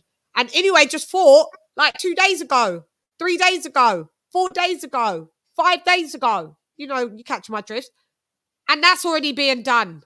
So this is like months and months, and we're not getting any further. We're just seeing, we saw the Canelo shit that got outed. Do you think this fight is absolutely going to even fucking happen? Well, I guess now that you know what? It's not going to happen until I don't believe it until I see them both in the ring. That's the conclusion I've come to now because we're hearing reports that it was 2/3 done. Negotiations are close to being done for October in Vegas, whatever, all this kind of stuff. And he hasn't been sent a contract yet. That's what the heck? I mean, and Bud said that himself. I mean, go ahead. Sorry, say that again, AJ. And Bud said that. Bud said that himself. He was never sent a contract. Said it himself. Yeah. Well, Bud said that basically nothing's changed. No, nothing's changed. I mean, I guess it's still a square one for the most part. Oh, you're breaking up. Yeah, you're sounding all crispy. Okay, I'll be back. Yeah. Okay. Yeah. Yeah. Yeah, I hear it sound like scratchy. Yeah, scratchy. Yes. Yeah.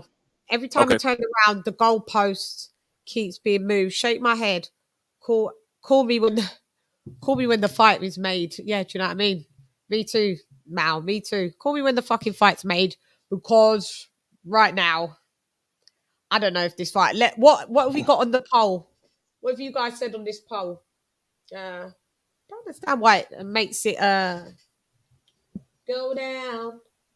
Go down. Okay. So far on the poll, yeah, we've got the Spence Bud fight happen. We've got no 59% and 41% yes.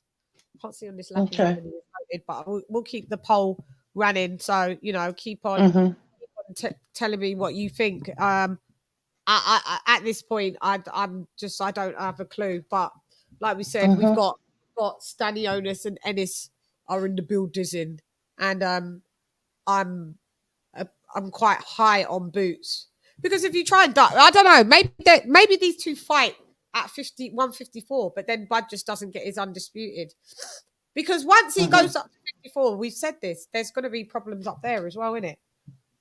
Yeah. Yeah, TJ. Because it's going to be the same promotional company, yeah. But you got also the welterweight division is a darling division. So it's one of those money divisions. So it's always going to be issues there. It shouldn't be. Yeah. But that's one of the money divisions, yeah. That's what boxing is today, right now. I've been watching Don King, and because of the Daniel Dubois. That was a mess. I know. I was dying. If he was active like he was before, this fight would have been made, sis. Oh yeah, yeah. Do you see how sharp his mind is? Still sharp. At his age? Yeah. He's still got all his faculties. Yes, he's very, very intelligent. Very. He broke down. He's talking about the Queen. He knew how long the Queen and the dates of amendments being made, and the June, the this and that, like specific. Yeah. I was very impressed. Bob Arum ain't got shit on Don King. Bob Arum just smokes all the weed. He couldn't give you any dates. He couldn't give you any dates like that. Long live Don King. He did some fuck shit, but long live the geezer, mate, because yeah, mate. It's a shame that he's not about 15 years younger at this moment in this era, because we would get some fucking sick fights. I saw it posted. I didn't click into it yet. He said he can make Tyson Fury come out of retirement. So yeah, I needed to click and see that. Yeah, man. He fucking got the facts. He had the facts in the building. Yeah. So he know boxing, man. He's been in boxing for a long time, Yeah, he does. He knows. Yeah, can't refute Don King, mate. He knows his shit. But so that's where we are with the Bernie the boxer stating all of this Slim's boxing. I said the same thing after Brian beat the crap out of me. Yeah. Yeah. See, I didn't see the interview with TBV, so I didn't see it. Yeah. But I watched the video of Bruce. Yeah. Did you see it? Yeah, Bruce Wayne. Yeah. Bruce has got he's got his foot on the next, and he always brings out some good points when it comes to this. It's like I've seen him say, I tried to calm down and basically slewing Errol Spence, but because to give him the benefit of the doubt, and every time I do it, it just keeps on keeping on. Nothing's happening. It's always proven that this guy's just capping. Sammy Ali, what you've got to say? Oh yeah, that's about Trevor. Yeah, I know that. In fact, yeah, that little geezer had to get timed out. If he comes back still talking trash, guys, just hide him, because he was still talking trash. Yeah, his mum's let him stay up late, and and she's allowed him to have some fizzy soda. He's on some fizzy drink, so he's happy because in his house that's a treat. So it's gone straight to his head, the fizzy drink, and that mummy said that he can stay up late, and he's just on here trying to chat shit. TY, you coming on? Because you're a Texan. Why haven't you come on and said nothing? Don ain't baby and no fire. It's about the event. Yep. Heavy lefty. Yes, it is. By the way, I think the links in the thingy. It's very quiet with you guys today. Usually you're like, yeah. You're bringing the old girls some smoke. Seems like you've lost steam, because it feels like, I don't know, that nothing's really happening. You know that you can't cap it for. There's no more excuses. You guys did this. You guys did this with Wilder and Fury and all that. You lot did the same thing. You lot made up fake scenarios in your head, saying Wilder said this and this one said that, and Fury did this and Fury did that. And in the end, both turned around and shitted on you.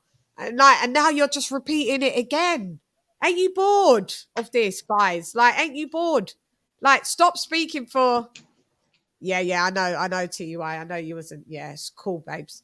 I know. There's not much maybe going on in. I know who to call name. No, Who? I ain't gonna call that name. No, do it. Oh, I know who you're gonna. Are you gonna? Is it who no, I'm thinking of? Because they will come. Never Today, mind. tomorrow, next week. That one. Yeah.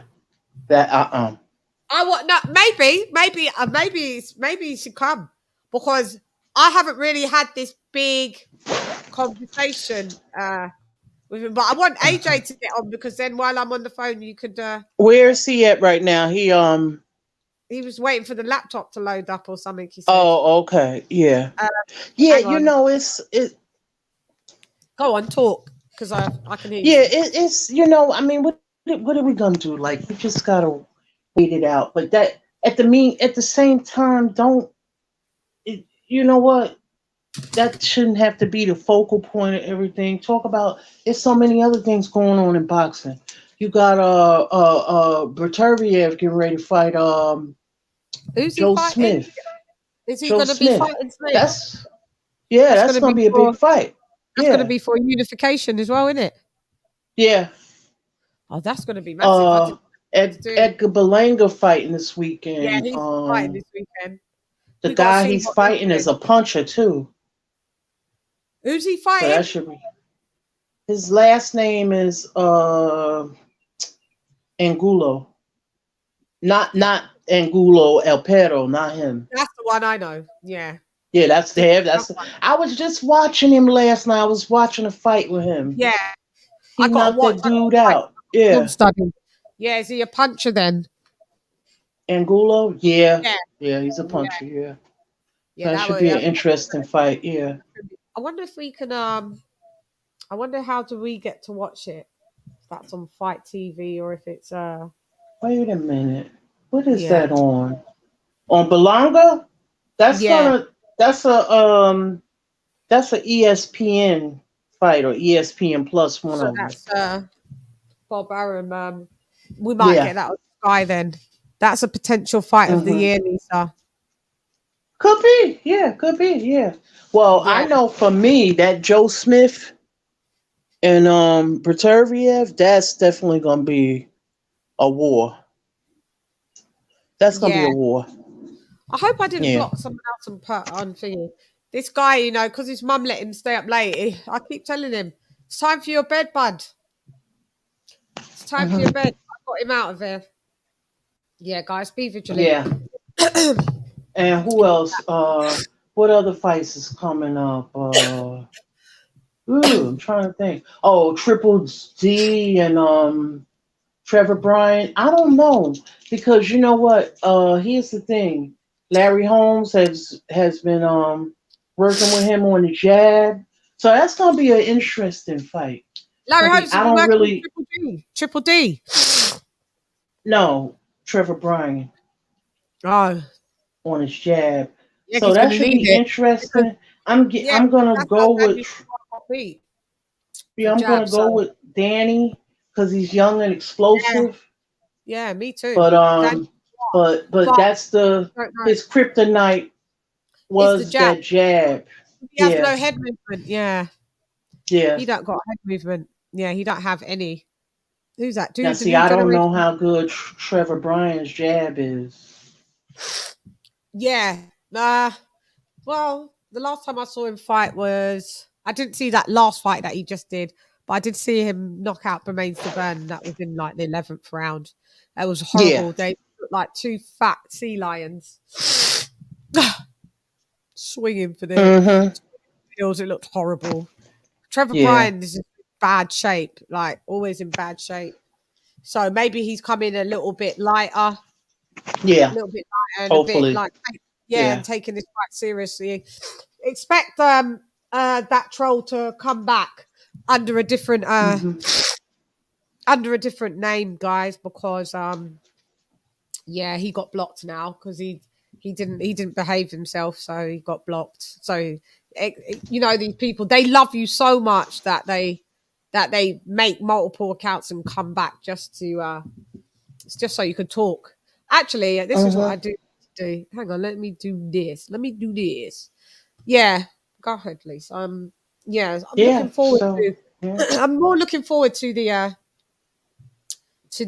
Daniel Dubois fight than I thought I initially was. You know, to be honest. Yeah, so you know they got issues because Trevor Bryan posted pictures of Triple D's sister, the fighter. So yeah, he's going a bit above and beyond, isn't he? Taking the piss a little bit, that Trevor Bryan, isn't he? Yeah. Daniel Dubois said he's just gonna fuck him up, but yeah. Who knows? Who knows at this point? I would hope to think that Daniel Dubois does fuck him up. You better do.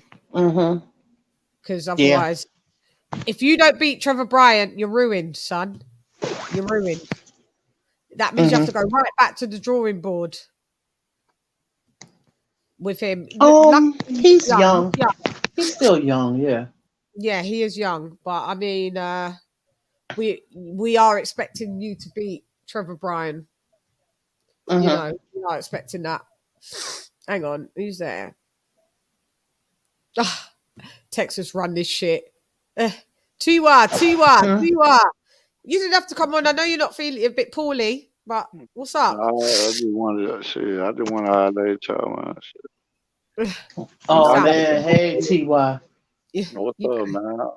Man, I'm just getting tired of these fights, man. Talking about the same damn motherfucker. It's like talking about fantasy fights, man. I'm just But it's Spence though.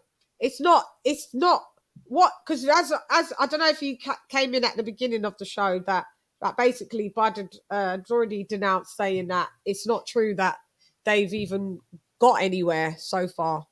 So it looks like Spence is lying still.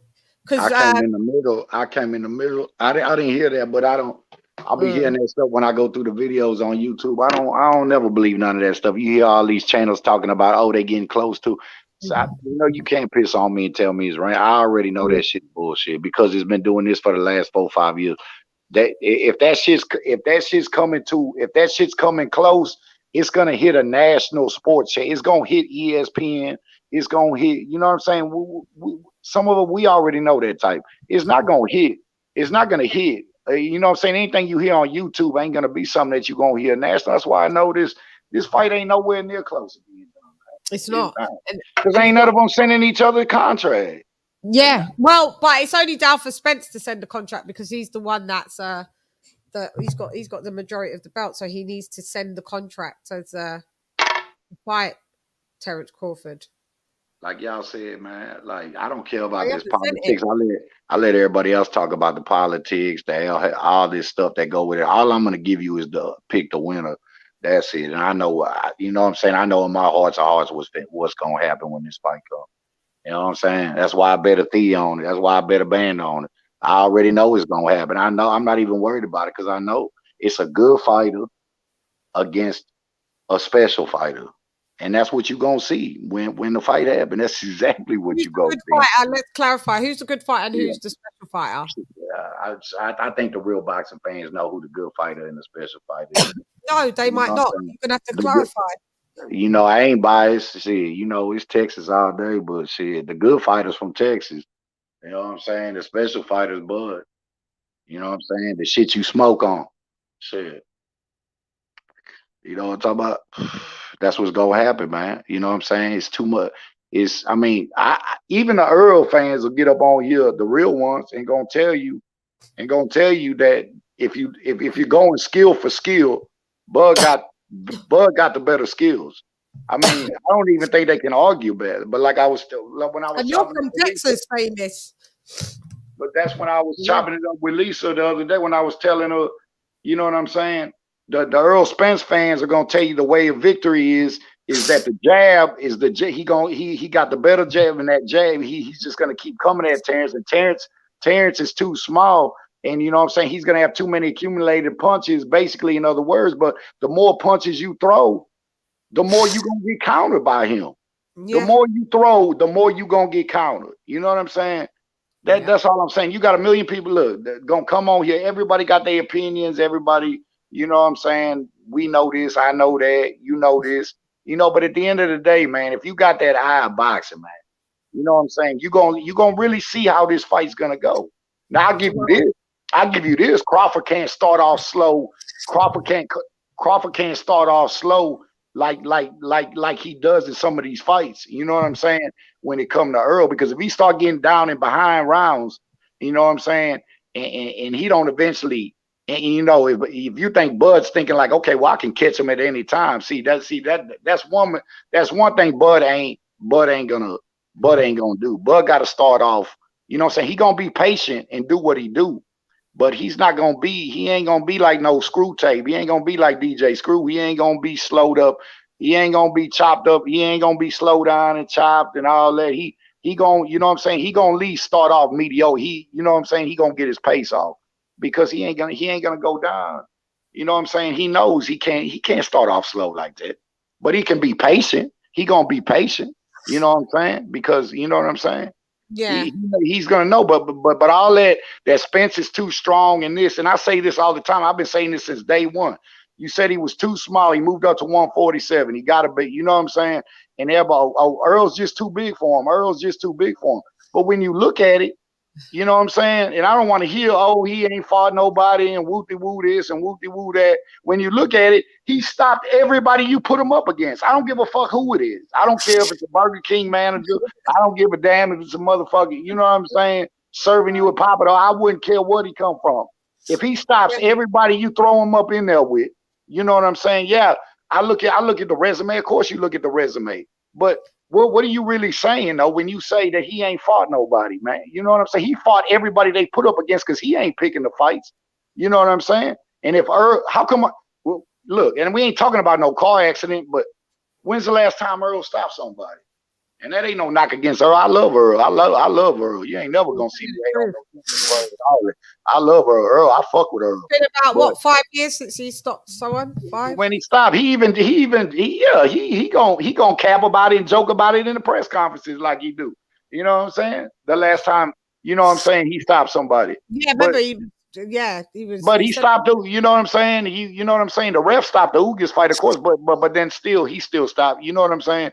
Yeah, you want to, you know what I mean? Ugas was gonna keep going, but he was already done. You know what I'm saying? So you ain't gonna never hear me shit on Earl. But what I'm telling you is the more that he come at, the more he come at Terence, man. You know what I'm saying? Is it's gonna backfire, man? Because he's gonna be too open to he's gonna be open to too many counters, man. And that's what I'm telling you. The footwork at the end of the day, Earl fights like a flat-footed Mexican. That's just what it is, man. If you know, that's just what it is, man. And you know what I'm saying? That you know what I'm saying? I'm gonna take the footwork, I'm gonna take the jab, the IQ over Terence. Terence got all the tools in the tool bag, man. You know what I'm saying? You say he's too strong, he's bigger than Crawford, but just because you the bigger man don't mean you the stronger man. And I didn't seen that out here. I didn't seen that in the real world, not the box, not just I see it in our world. Just because you bigger than somebody don't mean you stronger than somebody. That is facts. You know what I'm saying? You know what I mean? If anybody knows anything about fighting or actually did any fighting, instead of half these people that lay up on the couch ain't never even laced up a pair of gloves or threw a punch at nobody, hollering about because you bigger and you weigh more, it might weigh a little bit more than somebody, that means you stronger than them. No, it doesn't. Yeah, no, it doesn't. But they're gonna find that out when this fight happens. You know, I'm not, you know what I'm saying? I've been waiting for this fight for just like at 4-5 years. Look, it's getting to the point I'm just tired. You know, I let everybody else do the talk. I just want the fight to happen so I can prove. So, you know what I mean? So after the fight's over with, I can see where, you know, I want that the same people saying what they say that Bud's going to get knocked out. You know what I'm saying? He's too strong. Yeah, we sure going to see. Yeah, ask yourself, that's probably the reason why the fight ain't happened, because he is that special. Did you ever think about that? You know what I'm saying? Knowledge is key. Knowledge is key out here. That was a mic drop moment.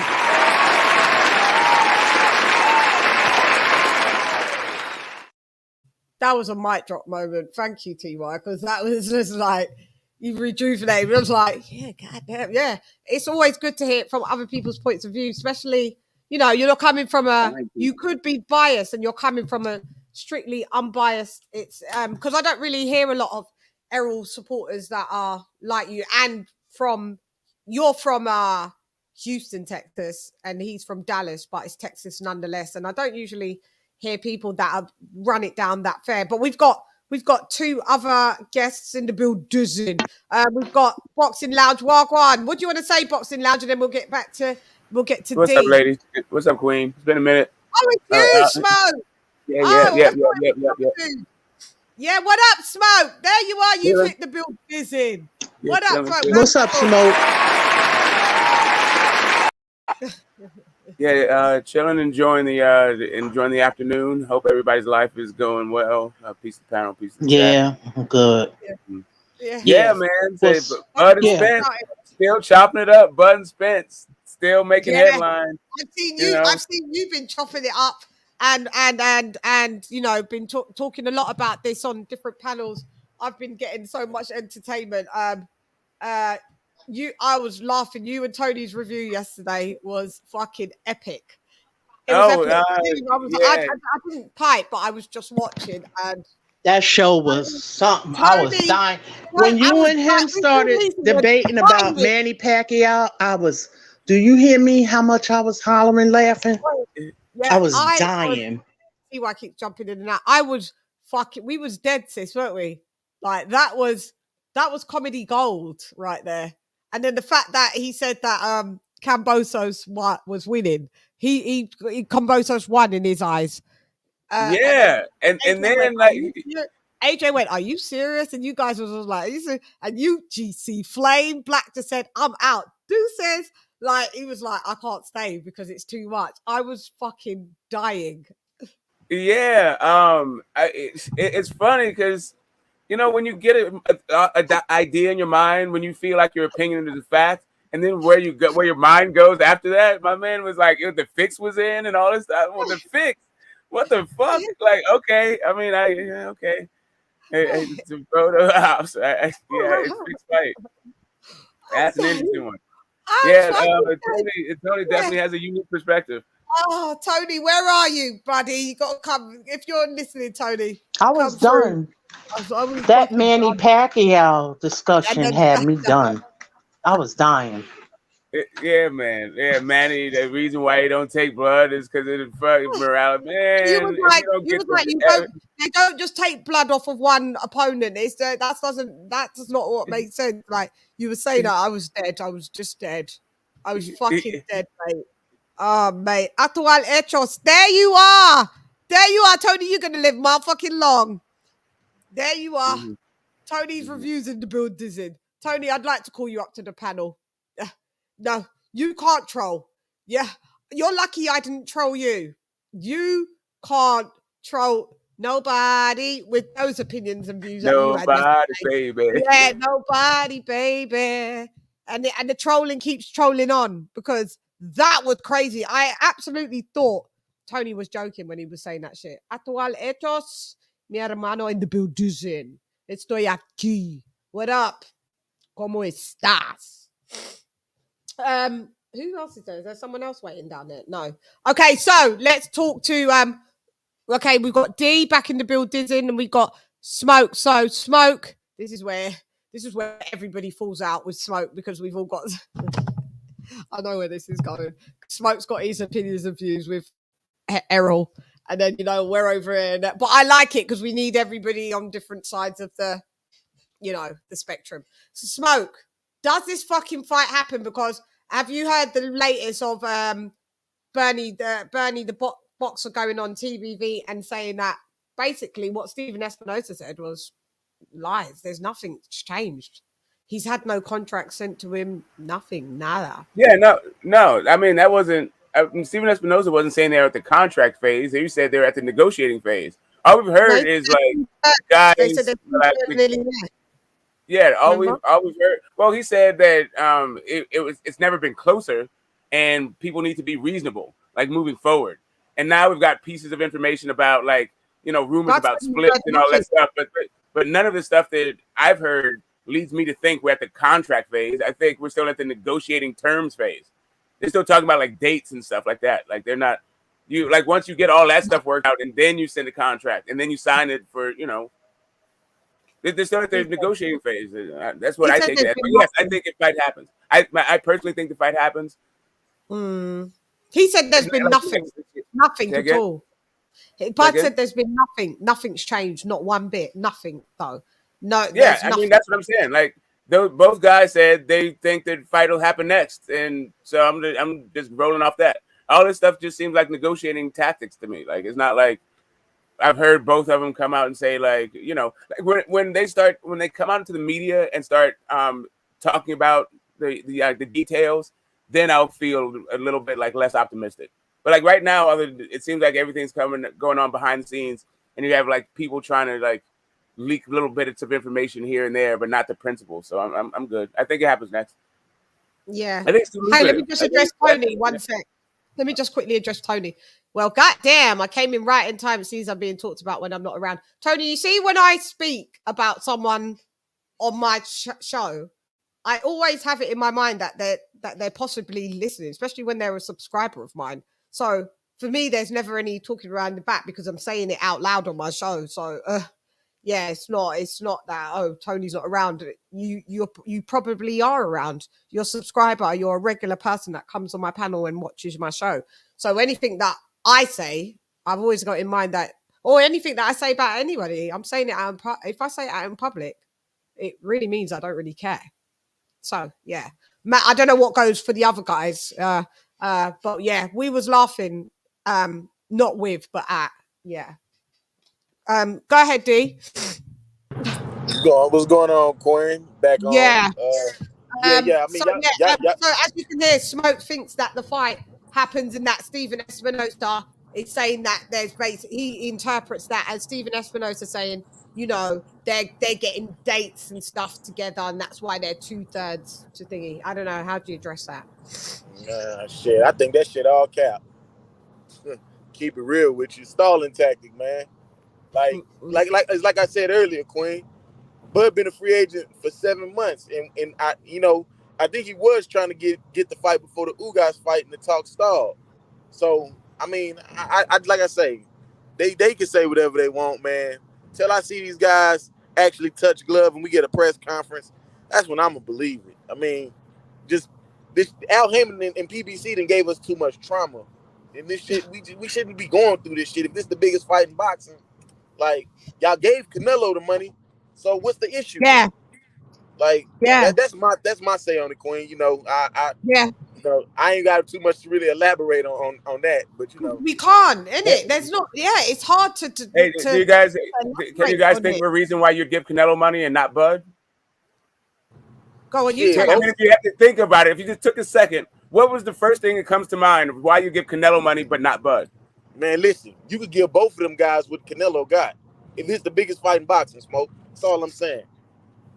I mean, I'm just saying, like, both of those guys, I don't know, sold as much as just one of Canelo's fights combined. Like, I can see why. In my mind, I can conceive a reason like why a network would give Canelo money, but not necessarily these two guys money. Like, at least guaranteed money, right? But I feel it's a big fight. Like, you feel like it's a big fight, but I don't know if it's a guaranteed money up front big fight, or do you like try to cut out the back end kind of thing? So I feel like it's going to make money, but I don't, it's site fees, I guess, site fees and network fees, and then split the pie. It is what it is. If the site fee and the networks only give you X amount, then where you can't get blood out of a turnip, like can't get cheese out of a stone. Like I said, man, you had the money to give him. Wait, we're like this. We're all like that. Sorry. Yeah, I mean, I don't understand. Like the pie is the pie, right? Like sit down and say this site fee, like this network, this casino, whatever, or the stadium. I'm managing a casino for the gambling and all that shit. They say here it is. The network say, okay, this is how much we'll pay, and then you carve that son of a gun up. What you're saying is right, Smoke. What you're saying is right, Smoke. I agree with you, but according to them, Errol Spence is a superstar. I don't know if it's Canelo. So I feel like I don't know who them is. I don't think according Canelo, to a lot of sorry, Smoke. Go ahead. Yeah, I don't think Bud or Earl is a superstar, but I feel like they're two stars, and I feel like this is one of the biggest sporting events, period, not just boxing events, but sporting events. So the money should be there at some point. I just don't know if it's on the front end or the back end. I just can't say for certain, just because, like Earl, I feel like, I feel it was a good event, Ugas, but they're talking about those guys split 10 million. Those guys split 10 million, then where, Bud, Bud's making 6 million. He made 6 million just for the Sean Porter for thing. The Porter fight. But, he guarantees 3.54. Yeah, I'm just saying, if they're saying yo, this fight is like a $50 million fight, but it's all going to be in pay-per-view sales and ticket sales, then that was up 50 million. That made it a 50 million. Listen, you had money for Canelo, mate. You had Tim Brown come out saying we don't have no money for Bud, but yet you hadn't sent him an offer. So how did you know what Bud wanted? Yeah, you go. Okay, so it wasn't right. Tim Brown. Yeah, right. So Tom Brown is the guy that. Tim Smith. Tom Brown is the guy that sends the. Tom Brown is the guy that sent the money. Tim Brown is the guy that talks. Yeah. Right. Yeah. Tim Brown is the VP of communications for PBC, and then Tom Brown is the promoter that sent the offer to Canelo. Tim Smith. Tim Smith. Hey, Tim Smith. Yeah, there you go. Tim Smith. There you go. Yeah.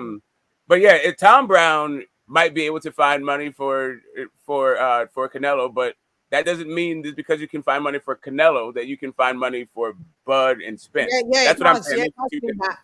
Yeah, it does mean that because PBC is supposed to be pro-black. So why have you ain't got no money for the brother man for the biggest fight, but you've got the guy that just keeps coming in the building, taking the bag and leaving? Well, how does that make sense? Well, because I think it just is who's going to pay for the fight. It's not the PBC pays for these fights. So the who pays for the networks pay for the fights? Yeah, it's the site. All they do is get a budget, right? They get a budget to put on X amount of shows, and then you have to work in that budget. But then you have these fights that they negotiate, and you have to go and get additional funding for these mega fights.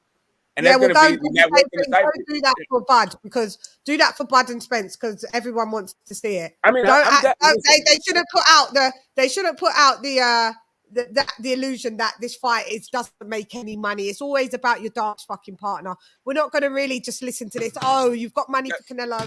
They've got money for these site fees and that. No, go do the same thing for Bud and Spence, because they want undisputed. According to Spence, he said he was cleaning up his side of the street, and now he's ready to be undisputed. So go and do it then. So do it. You've always known his plan. Going back 4 years, he said the same thing from the beginning. You had 4 years to build this up. 4 years, but in those 4 years, 4 or 5 years, you've had 2 offers for Canelo. Canelo's come in and taken fucking 50 million off of you, and then he's bounced, and then you've tried to offer him 55 million for like a Spence and or with Mal Charlo and that. When does Mal Charlo ever garner any money that you're to offer 55 million for him? When has he even did 45 million? No, it's 45 million. The 45 million was for when if you're saying that Bud doesn't really command anything, and you can see why Canelo is offered that. Why was Mal offered that? When have we seen Mal? Mal wasn't offered that though. Mal wasn't offered that. Canelo was. They didn't say what Mal was going to get. They just said what Canelo was going to get. No, it was it was 45 million. Yeah, it was 45 million for it's 45 million to Canelo to fight Mal. Okay, no, but okay. So so why can't you make that offer for Terence Crawford? We don't know what he's going to get, according to you. So just make the offer, because obviously there's money aplenty, is what I'm saying. You've got money for everybody else. For Mal to fight Canelo, Benavidez and Mal to fight Canelo, for ERROL Spence to fight Canelo. All of a sudden, this money comes out. But when it's supposed to be Bud to fight Spence for undisputed in this 4-belt fucking era, where is the money? Yeah. I've just mentioned 3 other fighters that have that's nothing to do with being undisputed with undisputed in 147. All the other fighters that I've mentioned, wait, don't cut me in. All the other fighters that I've mentioned are not even in the same fucking weight category, but they're going far and beyond to offer these guys 160, 168, 154, whatever. Everybody else except Bud. Okay, so if you look Yeah, at that's real the last talk. 2 years, right? You said something about the last 2 years about them doing this build up. What is Canelo? If you take a look at Canelo's his earnings from just his earnings over the last 2 years, maybe you'll get an understanding as to why they have 45 million for Canelo to fight Charlo, but not necessarily whatever the hell Bud is asking for. I don't even know if this is the case. They wanted Canelo to fight but I can understand it. They wanted Canelo to fight Spence. Forget even just the Charlo one. They had money for Canelo to fight Spence. Canelo fights at 168.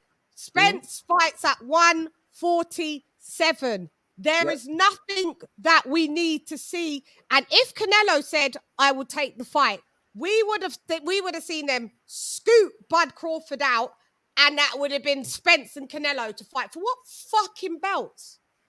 For was Spence gonna fight for undisputed at that catch weight? Because you can't do undisputed fights at catch weights.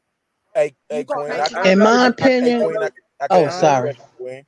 That would have been a straight cash out for Errol Spence. And then he said that shit. He said that shit on the zone fight. You know, well, he could take that 70-30 or 60-40, or you know, I could move up to 160 and fight Canelo. You know what I mean? Yeah. I mean, I'm still like missing the mic drop. No, this is what's happening. This is my opinion. I'm gonna just say this. It's gonna be a sentence. I don't think Terence Crawford was ever in the plans, and that's just my opinion. And I could be wrong, but I believe that 85% that he was never in the equation. Yep, I believe that too. I mean, do you? Let me ask you a question. Do you believe that if Bud accepted the offer that they gave him, then we'd get the fight? Don't put it on Bud. Don't put it on Bud. Don't put it on Bud. No, I'm asking if you think that. No, I don't think that. The end. Move on to the next question. Okay, good. No, I don't know, because have offers been sent? Sis, we don't think that. You don't think they've even offered Bud anything? None of us unanimously. Bernie said that. Yeah, none of us think that. No, none of us unanimously. So the next question. No. Hey, Queen, and just to tell him, I mean, his right hand man who be with him all the time said the shit. They didn't offer him. Bernie the boxer said it. Yeah. They never said Where's Spence's right hand man to speak for him? Because all of a sudden he's got multiple right hand men that he doesn't know, and it's called people like Smoke. How did I get? Okay, this became me. But fans like you. I just think the fight's gonna happen. That's all. No, because fans like you are the ones that seem to always keep speaking on his behalf. On whose behalf? Errol Spence's. Well, how am I speaking on Errol's behalf? What if I said it's on Errol Spence's behalf? The PBC mostly. What have I said about the PBC? What's on the PBC's behalf?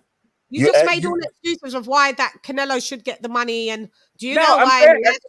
That's not an excuse. I feel like all right. So as a person, like a rational person, forget like biases or anything. If you look at Canelo's earnings, okay, I'm just saying, like, just throw this to one side, just a rational thought, like all of the report. We don't know what any of these people make. All we got is reports, right? From the reports, can you see why they would have money for Canelo? Because of the money that Canelo has made, he just fought Caleb Plant, right? He got a ton of money for fighting Caleb Plant. Before that, he was getting like 30 million reported per fight. Like I see, I don't know what return they got on this investment, but I see multiple times Canelo getting tens of millions of dollars, right? And they keep giving him offers. Like, so I understand. I'm now used to the idea that Canelo is going to get tens of millions of dollars per fight. That's something that I've just become accustomed to over the last 2 years, even longer than that. But I don't have the same thing about Errol or Bud. I do have a feeling about this fight being a huge fight. I don't know how you slice that pie up, though. I'm not like saying, hey, the PBC like make an excuse for him. I'm just saying I understand how you would have tens of millions for Canelo and maybe not other people. Maybe you got tens of millions for Wilder. Maybe you got tens of millions for AJ. Maybe you got tens of millions for Fury. But you may not have tens of millions for Bud or Spence. Hey, Quinn, can I ask him a question? Of course you can. Go right in, Dean. Okay, Smoke. Yeah, and like I say, I'm not disagreeing or arguing with your point, bro. It's just what you saying is facts. Okay, cool. But if this the biggest fight in boxing, why should that matter if they're gonna get a return off this? You do realize everybody who can't make it to the fight, they're gonna buy the fight because this is what we've been asking for 5 years now, bro. That's all I'm saying, Smoke. And I feel what you're saying, but that's all I'm saying. And I hear what you're saying too. It seems to me that if this is one of the biggest sporting events, not just biggest boxing events, that somebody should be able to come up with some upfront money. I'm with you on that thing. Like I just don't know where the deal is or how much upfront money is actually there. I just feel like this is the biggest sporting. It's one of the biggest sporting events. I don't actually know what the finances are and what people are willing to pay for it. And I don't even know if they've offered Bud stuff. Like this is people talking about it. I don't know what Bud wants. I don't know if either people have like how close to his number they've actually reached. I don't know any of this shit. All I'm saying is from a person on the outside, I could understand why Canelo would garnish a huge fucking cash offer, whereas these other people might not. And that's true, but still in all, if you got it to give to him, you could give it to these guys because, like I say, if Errol Spence this superstar, if he this superstar, you should be able to take a risk on him. And if Terence Crawford don't sell, y'all should be able to take a risk because you got the cash cow. That's all I'm saying, supposedly, according to the PBC. But I feel what you're saying. You coming from a fan standpoint, but at the end of the day, bro, it's just you got this money, make this fucking fight. But it's like Queen Lisa Bell say, I don't think they ever had Crawford in their plans. They didn't expect them to get out of that top-ranked contract. Listen, I think PBC only had, and every organization like this, they only plan for people under their banner. I feel like as soon as he signs the PBC, he'll be in their fucking plans. I don't think so. Like that was it. Like, how do you not plan? You have to plan for people under your banner, right? Like, why the hell would you plan for somebody outside of your banner? But see, did PBC ever offer Crawford anything? I fuck if I know, dude. Yeah. So this is the question I pose. Are these promotional companies and platforms or whatever, are they concerned about the health of boxing, moving it forward? I mean, I'm seeing more undisputed fights in a long time since it's been such a long time. What I'm saying is, are they willing to work together for the health of boxing? Or it's just their end all be all? Of course, you're going to take care of home first. I get it. But, okay, now that he's a free agent now, whatever, it should be, come on. You know what I'm saying? Like, of course, you're going to take care of home, but not all the time. Not everybody there that's being really it's not that many top earners there. There's only a handful. The rest of those guys get probably a little bit of money. It's only a few top names up there. So those funds that are allocated, I don't know where the money comes from. I know that the Showtime allocates funds or whatever, or you get investors or whatever, but it just doesn't make any sense to me. Are they in it for the health of boxing, to move boxing forward, or are they in it just to take care of, you know what I'm saying, home? Because I can understand both parts. I think it's both things, because there is no home if boxing is not healthy, right? Like boxing is their home, but I think that there's also a larger kind of thing that don't have anything to do with boxing specifically, but just the way people are consuming content, right? Like there's a whole thing, a whole war between streaming and broadcast stuff that is, I think, making it tough for a lot of the entire industry, right? Like not just boxing specifically, but the entire entertainment industry. So for me, I feel like the sanctioning bodies, these different promotional entities, the different networks or streaming services are all kind of scrambling with this new reality, especially post-COVID. I feel like that's why we're getting all these great fights, is because they're forced into this position where they can't just milk their position. They can't just leverage their status and give us a bunch of bullshit. Like right now is like the squeeze. I feel like everybody's feeling the squeeze, and we get to benefit as fans. But on the flip side of that, I think the proven commodities, the brands that everybody can recognize, they're going to command a premium fee. Whereas these other guys who we maybe, are, hometown heroes or fan favorites or all that shit, like we may like them, we may like all their bona fides when it comes to boxing, but that don't help out the bottom line. Like that's just us as boxing fans, like, bigging up our like guys who've done it the right way kind of stuff. Right. Because I feel in the panel and Chann and everybody, you can put a cap. Listen, you can put a cap on those unsolicited bobs, or what do you call them? Because I remember when Led Zeppelin did it on their music. They had something where you could not reproduce their music. Like you couldn't even make a copy of it, like burn it. Yeah. So you could put that on them pay-per-views. Don't have that, but sis, on DAZN, like if you watch DAZN and you try to screen record it or take a screen print of it, it will boot you out of the app. It will say it will stop, and if you try to do a screen print, it will just show you a black screen.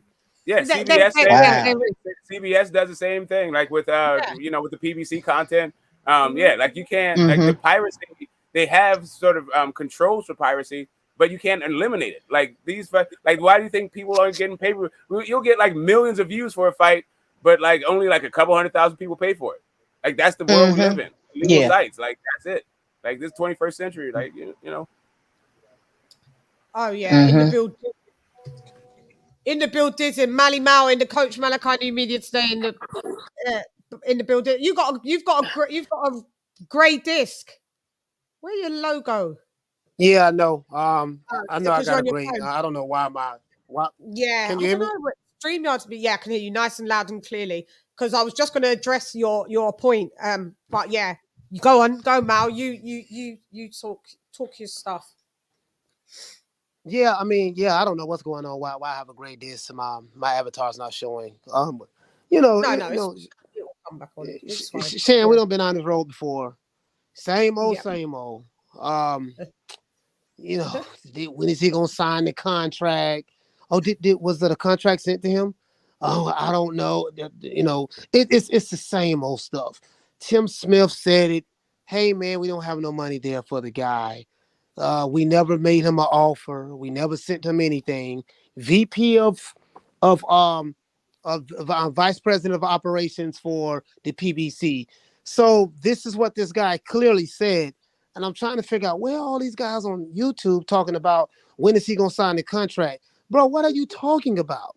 The guy at the PBC said, we don't even know what Bud wants. We haven't even spoken to him. How can you sign something from a group of people on one breath when the group of people are saying that we never even spoke to the guy? We haven't even sent them anything. Stephen Espinosa never said anything about, we sent them something. We're waiting on him to sign. So, I know where it's coming from. It's coming from I'm not going to say their names, but it's coming from certain content creators. This is where the stuff is coming from. Yeah. And I automatically know when I see someone in the chat or someone who calls, say something, regurgitate some words, I say they're regurgitating the words that they saw from certain YouTube channels. Correct. It's been consistent. Why? Because I study what people say in the chats. I study these people every day. I do this full time now. Yeah. So I know the language. It's the same old language. You see what I'm saying? Bud need to be quiet. Why he talking on Twitter about what's going on with negotiations? He don't say nothing. When he does talk, why Bud ain't saying nothing? It's like, bro, it's the same. Bud need to humble himself. Same old dog. Yeah, same old talking points. Yeah. Same old thing, man. It's like, bro, moving the goalposts. Listen, you're wrong side. All of it sound the same to me. The wrong side of the street. You need to get a belt. Your baby mama got to be light skinned. Your cousin need to be bow legged. Your name ain't Canelo. You gotta sign the contract. You gotta have at least 5 pit bulls. It's like all of it's the same old. And then the point what you've just said here, man, them talking about Canelo. What's up with Spence v Crawford? I'll wait. Now we don't know how to slice the pie. Now we don't know where the money is coming from. All of a sudden, yeah, we don't. Yeah, the brother hit the nail right on the head. The brother say the man been a free agent for 7 months. Fact. So listen, this validates everything that we've already suspected. He was never in the plans. They don't want to have anything to do with this guy for whatever reason it may be. Whether he's from Nebraska, he don't bring the money we want. Maybe from a matchmaking standpoint, man, you know what? You know, boxing is about matchmaking. A lot of it. Yeah. Outside of the money, man, this a bad matchup right here, boy. Yeah. You know, Errol Spence is the darling of the PBC. Facts. That's like Al Heyman's favorite son. This may not be a favorite. I don't know what it is. All I know is it's always something. It's always something when it comes to this. I'm done. I'm done. I know. I'm done. I know. Mal, that's why I just wanted your opinion, because I just thought, am I going off on a tangent? Am I not seeing something that's am I getting it wrong, basically? You know. No, you're not getting it wrong. You're not getting it wrong. It's the same old. The brother hit the nail right on the head. He said, man, the man been a free agent for 7 months. Yeah, D said it. D said it. And I didn't even think and about that means it what? until he said it. And that means what? Smoke. What do you mean? That means what? If the man, I'm saying like he's been in free agents for 7 months. That means it means. Listen, man. It means what it means. It means it's the same old, same old. First, the reason why the fight wasn't going to happen because of the wrong network, the wrong promoter. Okay, now he's a free agent, and it's the same old thing. There's no side of the streets. There's none of that. Yeah, Smoke. I'm not going to debate with you. No, I'm not trying to debate. I'm just trying to figure out what you guys are saying. If he's a free agent, shouldn't he be signing with PBC and no longer be a free agent? But why does he have to sign with PBC? Why does he have to sign with PBC? Why gotta sign with PBC?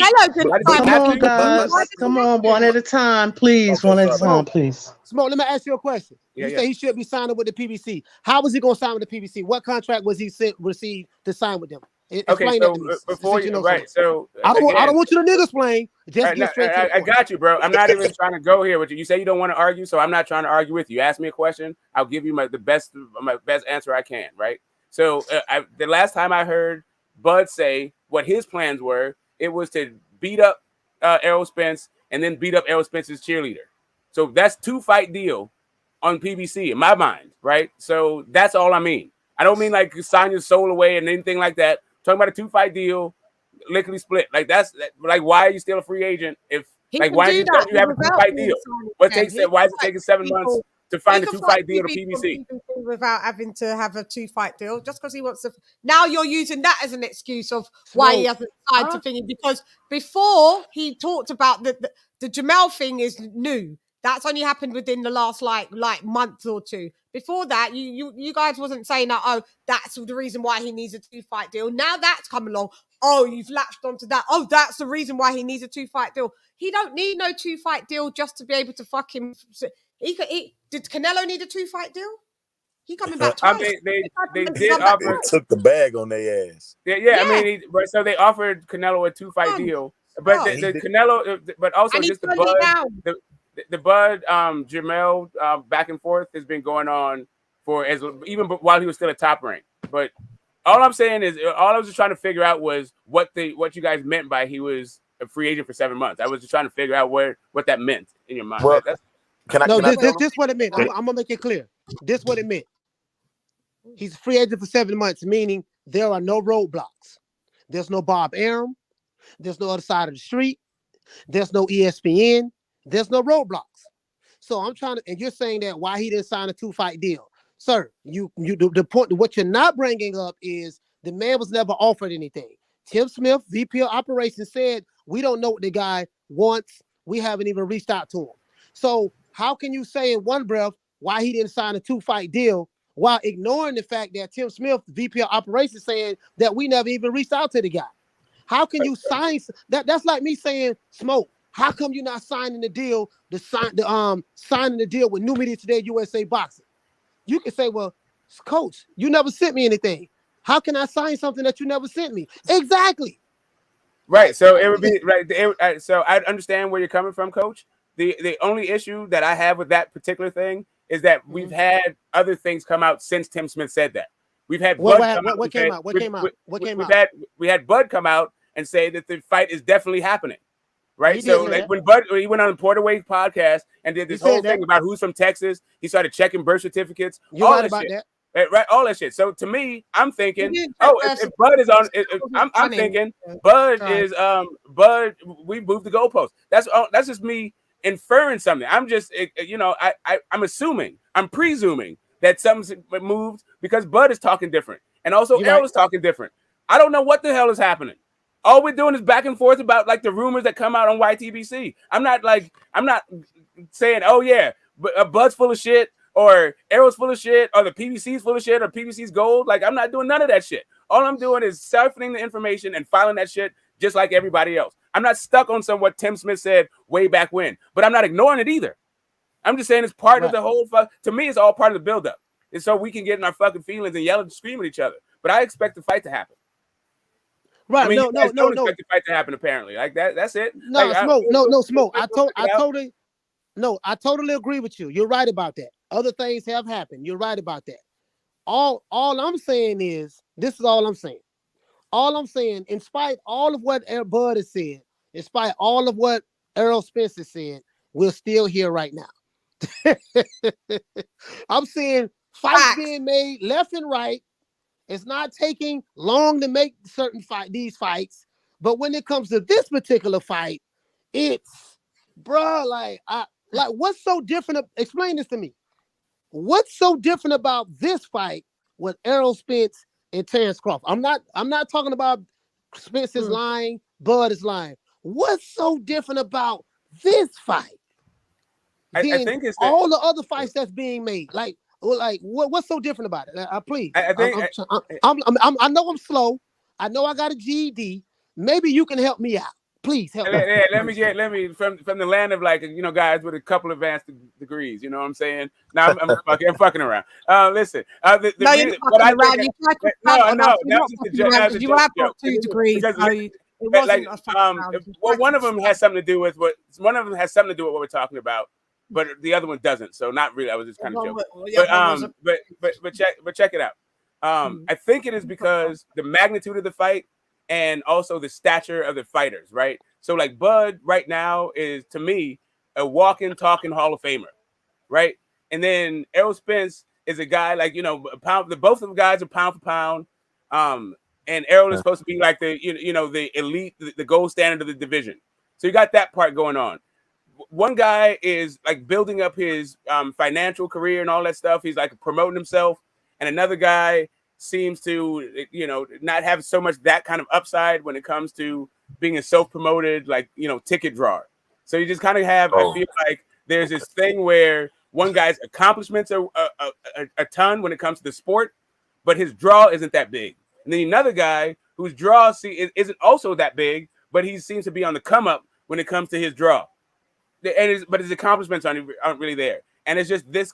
And really the magnitude of the fight. And I feel like the fight is so big that guys are just trying to leverage what they can from it. But I don't know. But that's just a feeling I have. That's what I'm saying. Like without us knowing what the site fee is, what the networks are willing to pay, it's kind of just like a shot in the dark, man. This is kind of like I feel like the fight they should be able to get $20 million and split this shit, and we shouldn't be screaming at each other.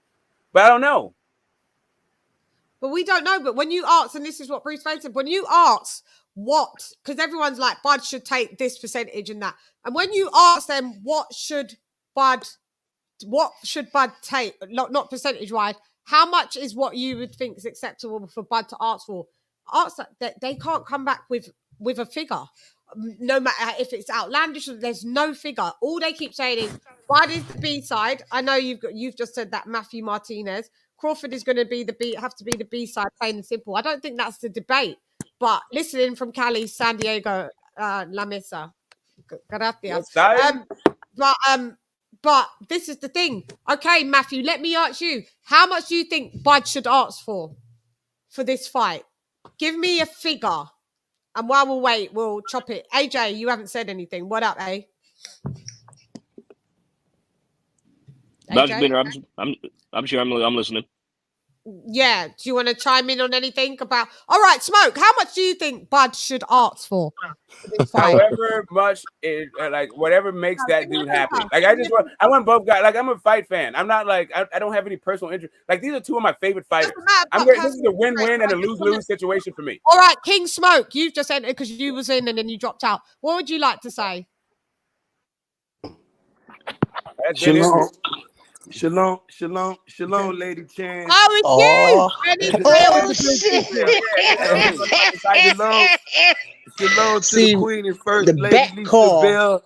Shalom to Coach. What's going on, King? What's up, Ben? Israel in the building. I knew that was him when I seen that B. I thought it was him. Against my dude, man. One thing, but hey, Coach. Hey, Coach, you know what's wrong? You know what's going on? Bud can't write no more, my G. Coach, I need you to go over there and teach Bud how to write. Here we go. It did started. The kickoff became underway. That's exactly what's going on. And then Ben, hold up. Your phone's bad, Ben. Yeah, you're chopping in and out. How I sound now? Yeah, that's it now. Keep it stable. Espinosa came and said we talking to Bud. Bud is being difficult. Espinosa said the same shit Bob Aaron was saying about Bud. And what do he want? What you want? The whole enchilada, bro? What you want? Let one of you guys get like rebut that because when did he say that? Bud want the whole enchilada. I'm not even here to argue any of this, right? I'm not going to tongue wrestle, none of this. I'm not going to argue, debate, none of this shit.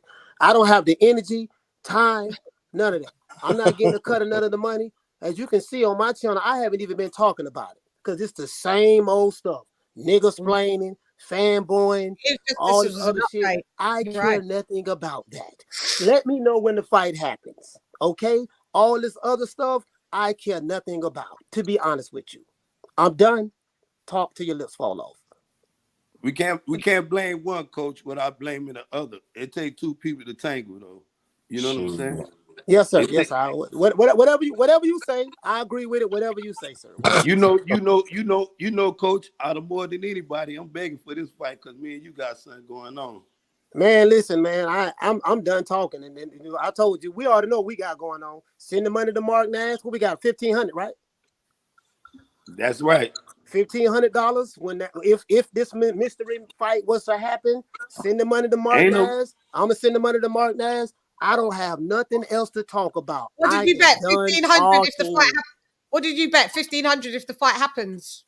$1,500. He like ERROL Spence. I like Terence Crawford. If this mystery match was to happen, the only way it happens, I gotta send my $1,500 to Mark Nash. He sent his $1,500, and there's no more talking. I don't even know what Ben Israel looked like, but I don't even care. Just send that money to Mark Nash. I'm gonna send that money to him, and we be good. I've known Ben for a long time.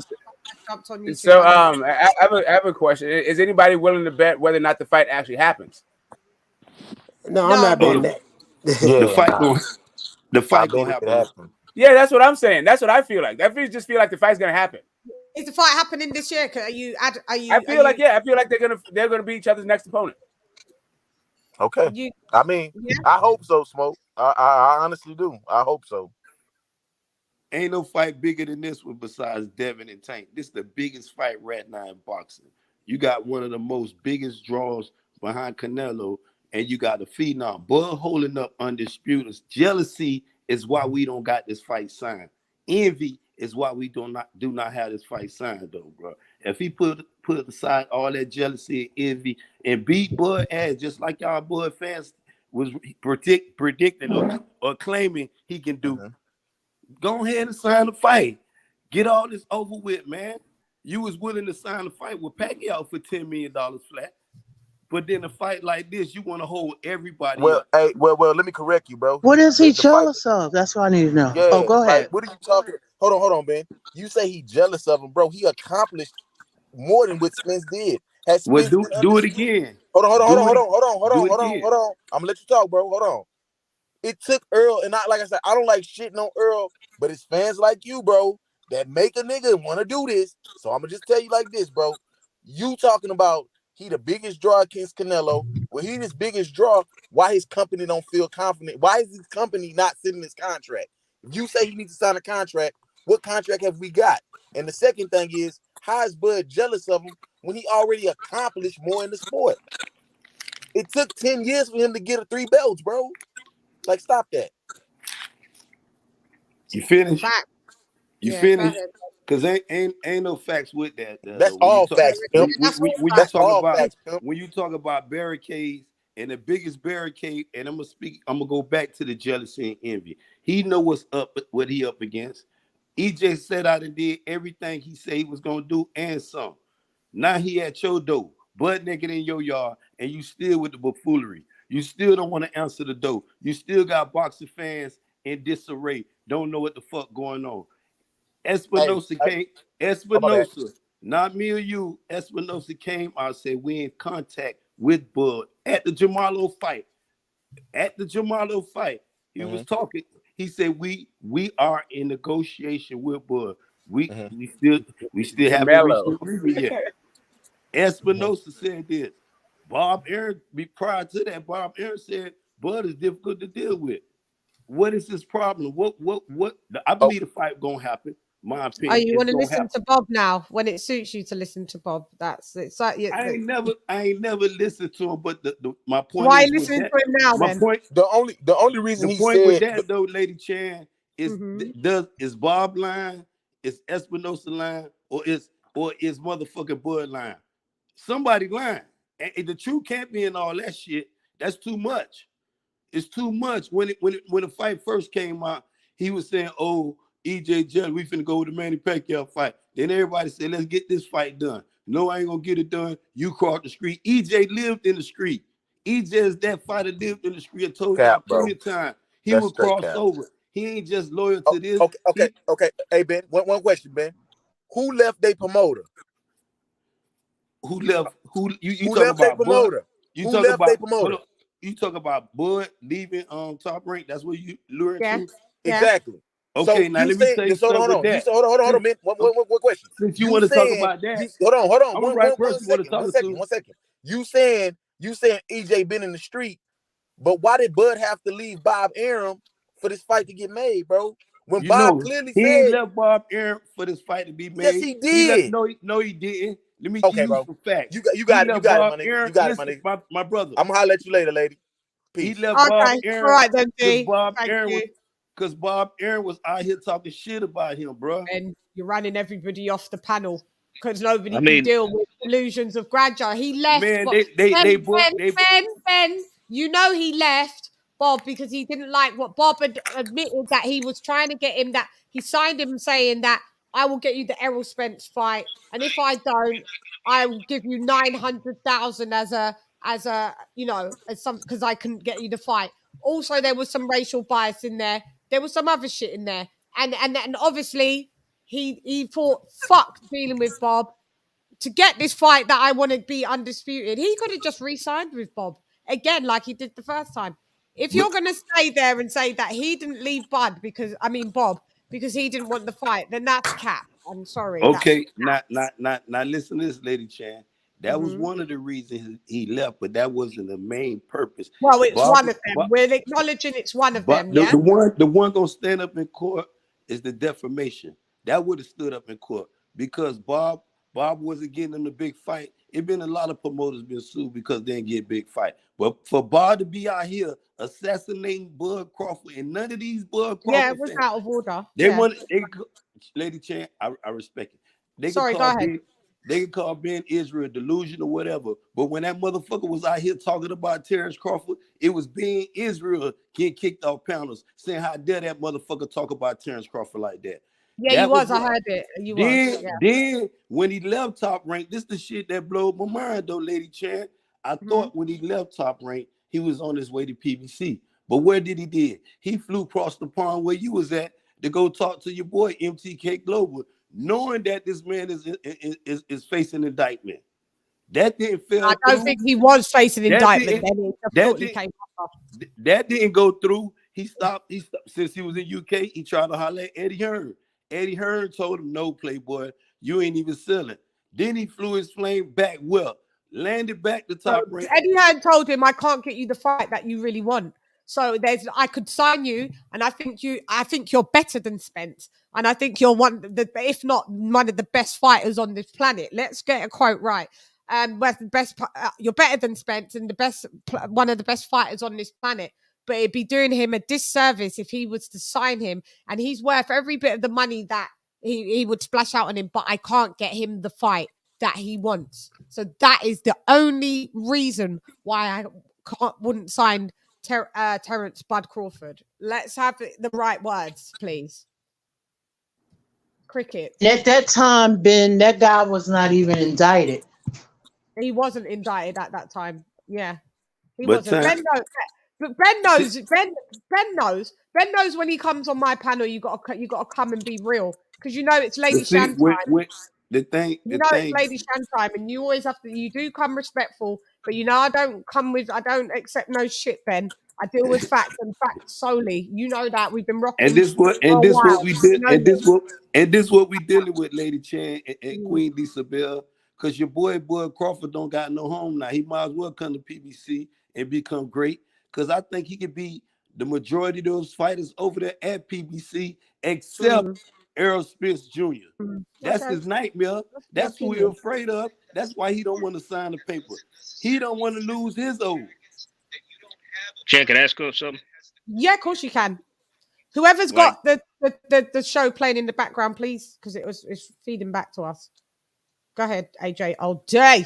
Isn't this the guy who picked Errol Spence to clean out heavyweight?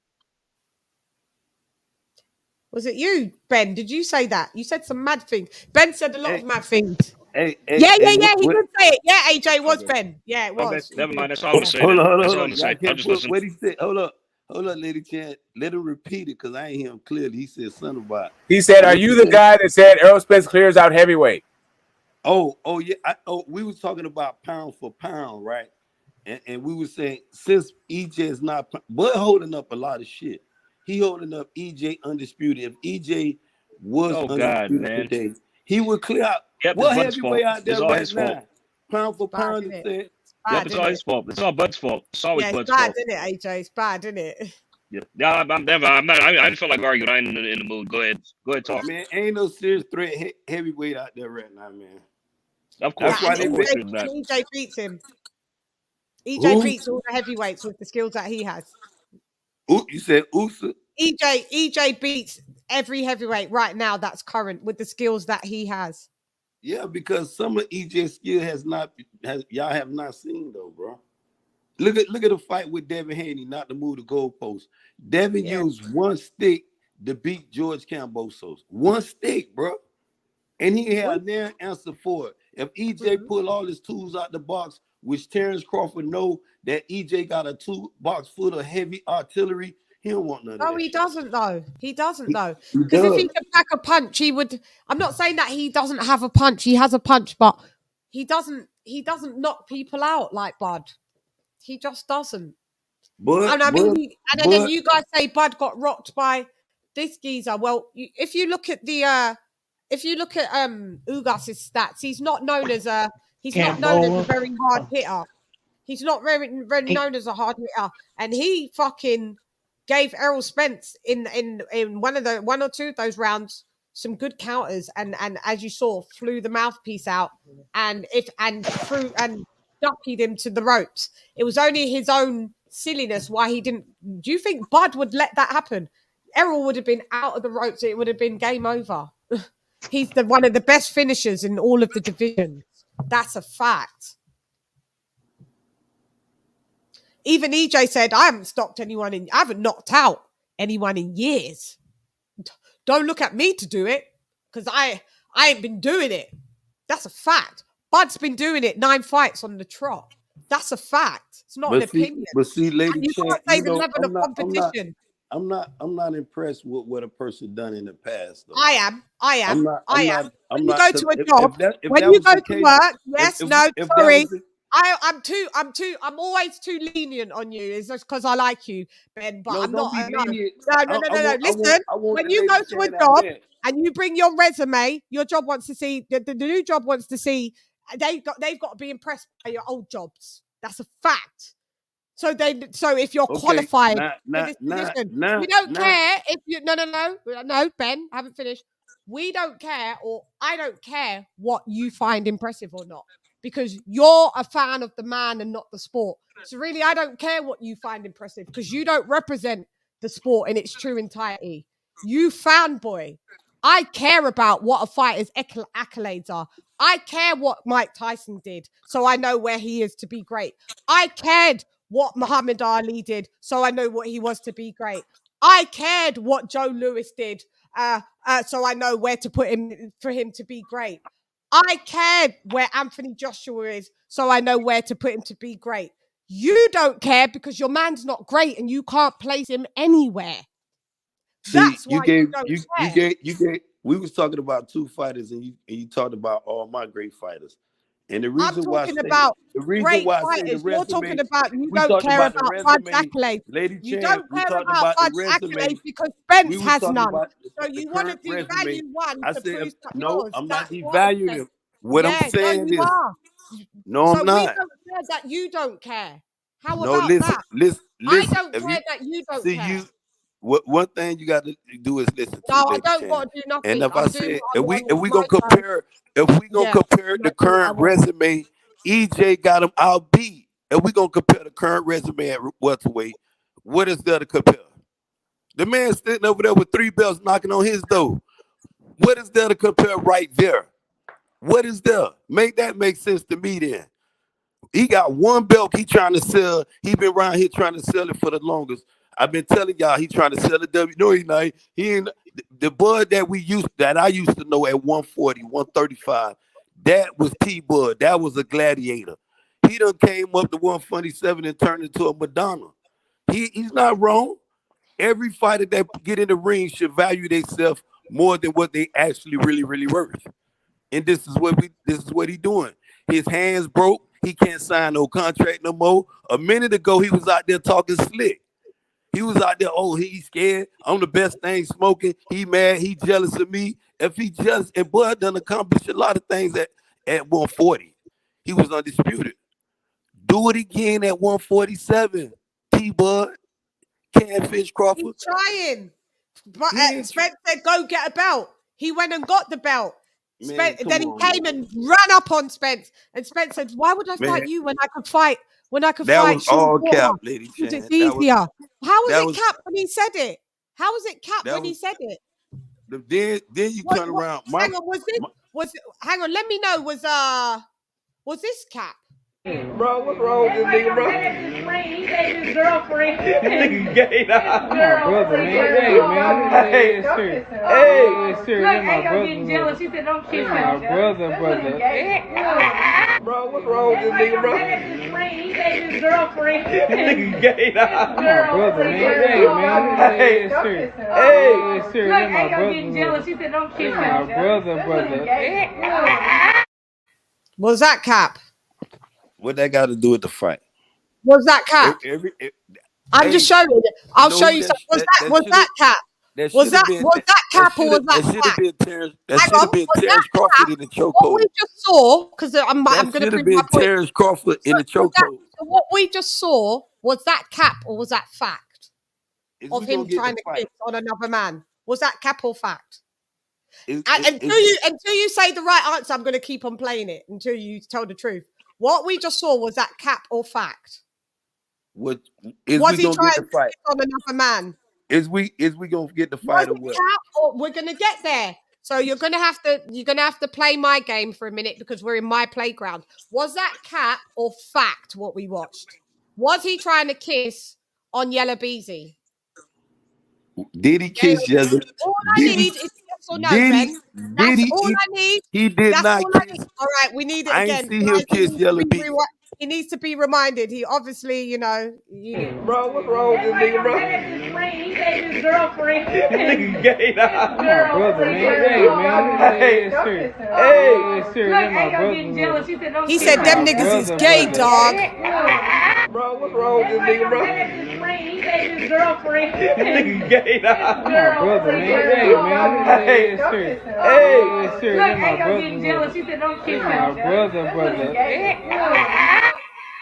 He's my brother. So what we just watched, does that stand up in, if someone had to say, was Errol Spence in a court of law trying to kiss on another man, would that stand up in a court of law as yay or nay? So what we saw, because I'll play it again, yes or no, I don't need any, I don't need to be reminded of my name.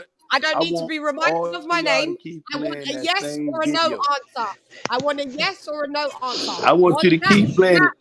Hey, EJ drag. Okay, so now I'm gonna have to pull up something else. Playing that video. I'm gonna have to pull up something else because this is why I thought you could actually have a conversation. I thought you could have a decent conversation, but you're not repping right now, Ben. I'll show you. You know, I'll have to. Hey, sis, I'll be right back. Okay, I gotta do something right quick. I'll be right back. Yeah. Promise. Yeah, no worries, sis. Alrighty. I'm gonna show Ben this. Oh no. Hang on, let me, because Smoke, would you like to answer that question? What we saw, was that cap or fact of, was EJ trying to kiss on another guy? Oh, my Lord. I don't give a flying fuck. I'm sorry. No, I don't. Why can't you guys? Yeah, no, I mean, I don't know. I wasn't paying attention. If you want to play it again, I'll do it. Yeah, go ahead. If you want to do cap and fact, go ahead. That means I need to play it again. Okay, because you didn't pay attention. Do I really have to watch two men kissing? Perhaps. Bro, what's wrong with this nigga, bro? He said his girlfriend. Nigga gay, dog. My brother, man.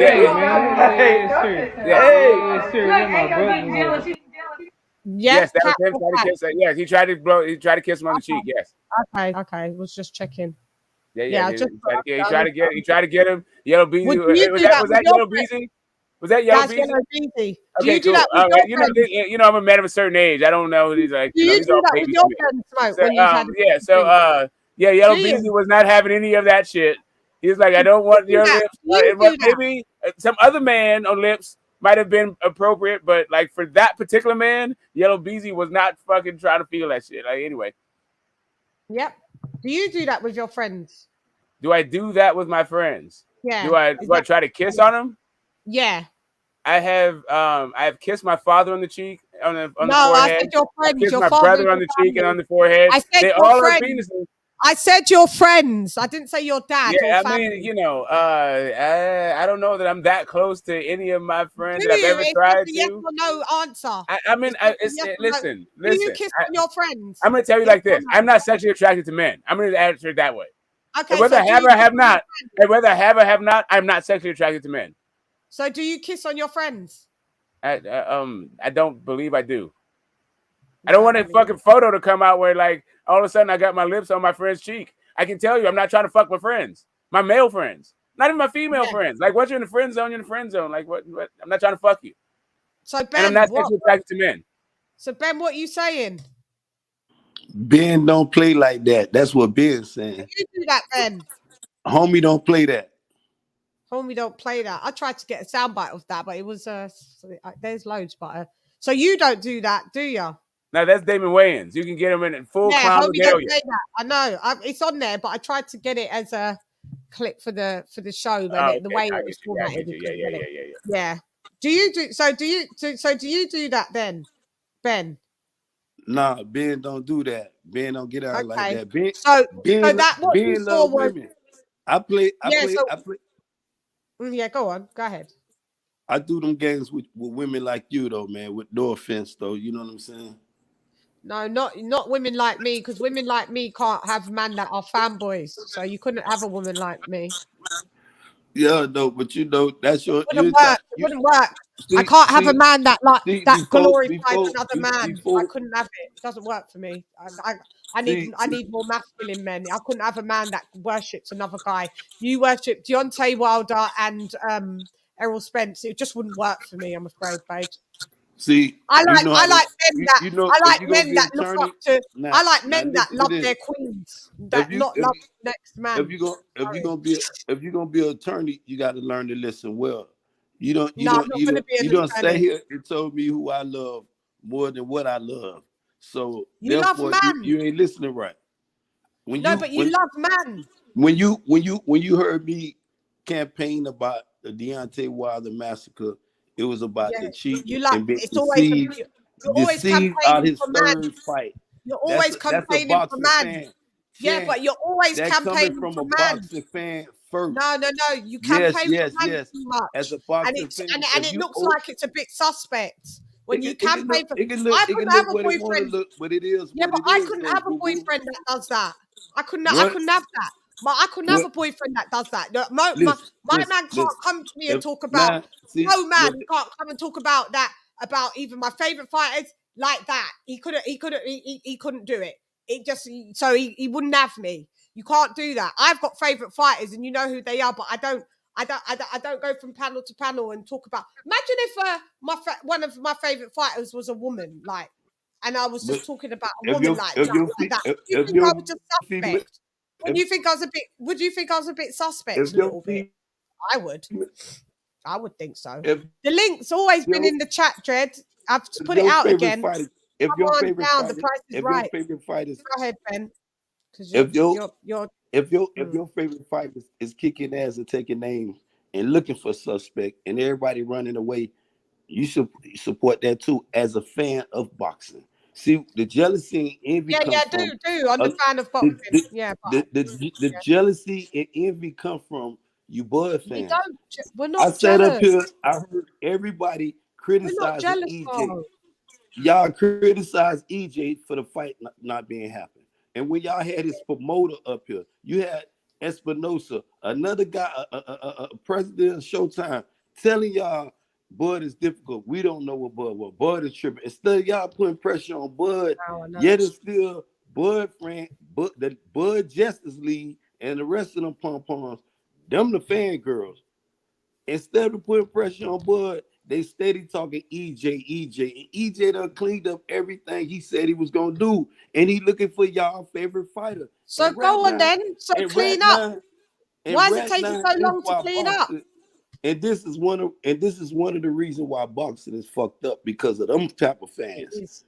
I'm the type of fan. I want the motherfucker to fight. I'm so happy for Devin Haney also, because they've been avoiding that young brother.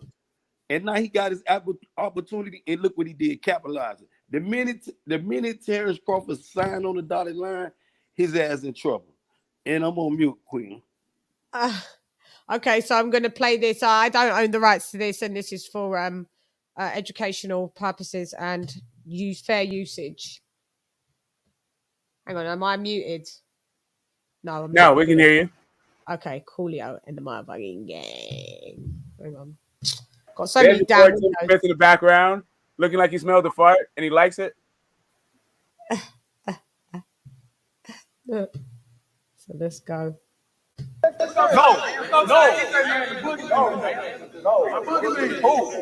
You can't be the boogeyman if I'm chasing him. I'm the dog with the vision. I'm the boogeyman. You can't be the boogeyman if I'm chasing you. No, you're not that guy. I'm that guy. Numbers don't lie, and I'm the number one guy. You're not the number one guy. Numbers don't lie. Who's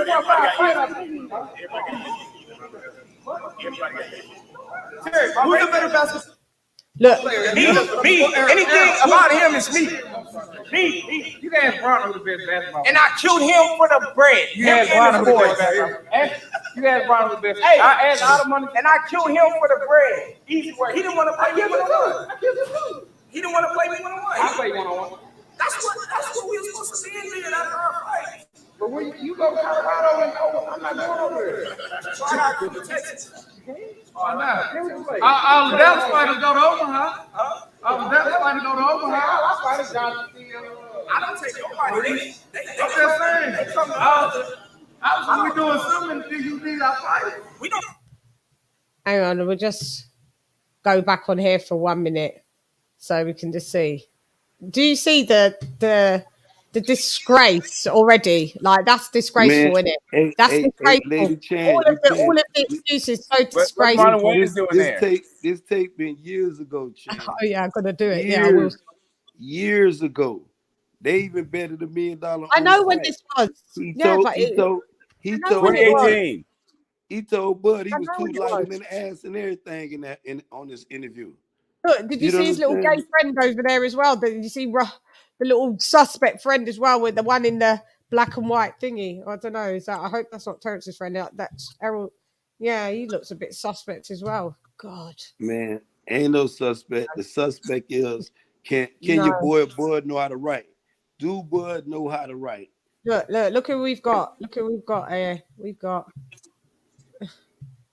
Who have we got? This is where I went. This is for you, Smoke. Oh, grade myself, huh? I don't think so. Oh wow! Don't do it. Yo, my brothers and my cousins and I, we used to put socks inside of socks and go to war. I don't think so. Go to war. That's the old school shit right there. That's what. Oh, sorry, that's me. That's what Errol Spence needs to get. Sorry, he needs to get that for all of that. I don't think so, homie. We don't play that. We're not playing that with Yellow Beezy. We're not playing that when you can't be the boogeyman when people's running up on you. It shouldn't take Ben. There was just an undisputed. We've had 2 undisputed fights, multiple unifications since Bud has left Top Rank. And still, we're not anywhere closer with this fight. And you guys are that positive that this fight is definitely going to happen. I don't know how you're positive. Do you think this fight is happening this year? Because Smoke does. Do you think this fight is happening, Ben, this year? Yeah, yes, it's gonna happen this year. Gonna put pressure on the Bud. And boxing fans should be putting pressure on the Bud. The reason why the fight hasn't happened now because of Bud. I said in your chat and I listened to everybody. Oh, EJ fought EJ. Nobody ain't point the finger at Bud not one time. And still to this day, they blaming EJ. EJ doing everything in his possible. He making amends. We're trying to make it damn near give you all of what you don't deserve. You feel what I'm saying? What else you want? Bring EJ to this channel, Ben. Bring me EJ to this channel. Bring him. Man, you sound like a Bud. You sound like an EJ. Bring him. No, I talk boxing. I talk boxing. I speak to people that are bigger than Errol Spence. They come to my channel, so let's not get it twisted. So bring him. You seem to know him. Bring him.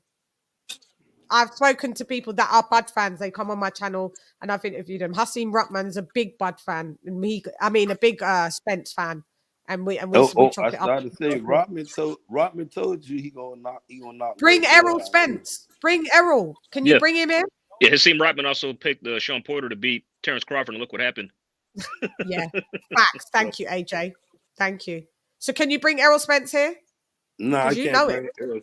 Why? Don't you know him? You're speaking on his behalf. You know him, right? Surely. Yeah, surely you got his email or something. Surely you've at least got his email address to drop him an email, Ben. No? Yeah? You got mine, don't you? Yeah, but I've got your number. Have you got Spence's number? That's something people don't do on the L chain. All right, do you know what? I'll get Errol Spence myself. Yeah, Chann, see if you can get him on the show. That'd be nice. I can get him on the show. Yeah. This is why I was just testing Ben.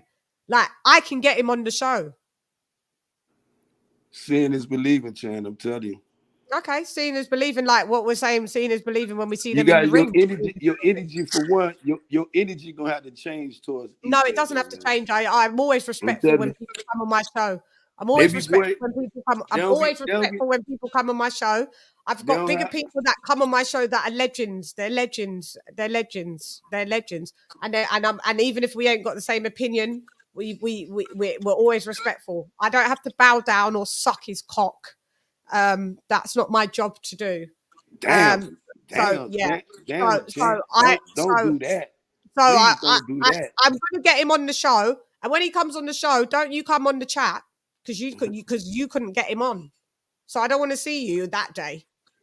You say you're gonna ban me for that day? Yeah, you'll be banned because I've just asked you, can you get him on? And you're telling me you're sounding like him. I have to jump through hoops. I'm gonna have to change my energy. This is what you lot are doing to Bud. You're just proving my point. You gotta do this and do that. He's not anybody's king. So I respect him as a human being. I respect him as a good fighter. I said he's got a good jab. I said he's probably better than Bud on the inside, but I don't suck his cock, Ben Israel. So if you're not going to get him on my show, you keep saying you want to suck his cock. cape for him so much, if you can't get him on my show and you cape for him so much, I'm going to get him on my show. And when I get him on my show, you're not allowed on my show. So that's what's going to happen. So you get him on my show. You can't because you cape. You're caping. You sound like you've got his number, his email address, his house address, his national social security number, his bank details. You know his mother's maiden name.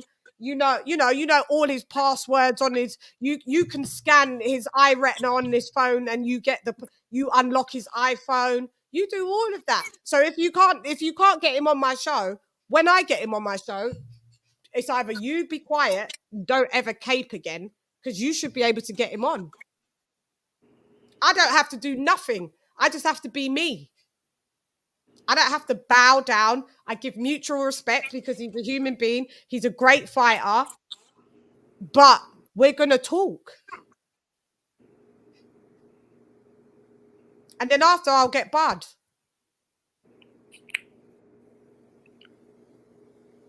Crickets. Like I said, people like playing with me too much. They like fucking playing with me. They like playing with me. They like. Ooh, yeah. She tied you to a kitchen chair. She broke a foam and she cut your hair. I'm froze. It's not. You see it there? Crickets. Yeah. See, so your energy got to change. You got to start support. You got to start supporting some of these good fighters, Chann. I support all good fighters. She supports good fighters. She supports good fighters. Go on, AJ. Talk to him. EJ for starters, though, LadyChann. AJ, go ahead. I mean, Chann, I don't want to waste too much of my time with this guy because he's obviously delusional. I'll answer your question from earlier, by the way. That video clip you were showing with Spence and Yellow Bees, and that's fact, by the way. That happened. That's not an illusion. So, so when we asked, them like, did it happen? Well, I can't comment on it. See, this is what I'm saying. Like they ignore facts. Like this is where, It's like Errol Spence can get jumped in a street fight. He can get knocked out by some guy. Oh yeah, well, no, that didn't happen. No. It was a rough night, And if I want him on my show, I'm gonna have to change my being. This is what they're doing to Bud. If you want EJ to fight you, you've got to go and get a belt. You go and do that. He still doesn't fight you. You've got to do this. You go and do that. Oh, I can fight Sean Porter. Then it comes to sit down and top it up. Like that was 100 years ago. Ben is telling me I've got EJ got all the belts now. Bud got one belt. Yeah. It was 100 years ago, but it still doesn't change the fact that it happened. You can't get rid of it. It still happened. What about the future? Are we gonna have undisputed? Y'all just you're saying I don't support him. I came down on Wilder for not unifying. I came down on Fury for not even still unifying, being a fucking piece of shit. You know this. I come down on who needs to come down on. So I don't come down on Bud. I don't suck none of these fighters' cocks. I call it how I call it. I say it how I say it because I deal with facts. I don't deal with just like feelings. You deal with feelings. You don't talk about any other topics of boxing other than Errol Spence. I've watched you for over a year. You don't join in any other part of boxing unless it's to do with Errol Spence. And you're telling me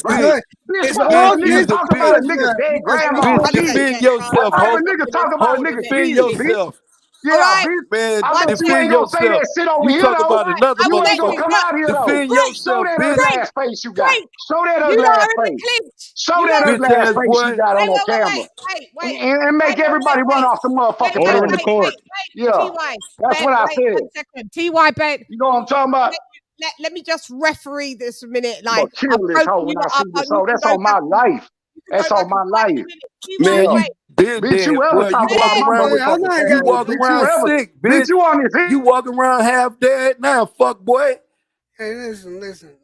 Okay, It's all this because Errol Spence don't want to box?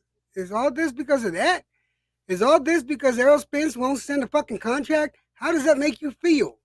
Apparently, you're feeling kind of some sort of emotion about it. Man, we was on here talking boxing. What you make you think about Errol Spence? He jumped on here with What that makes you fool. think about Errol Spence? Like, I don't understand. Like, what?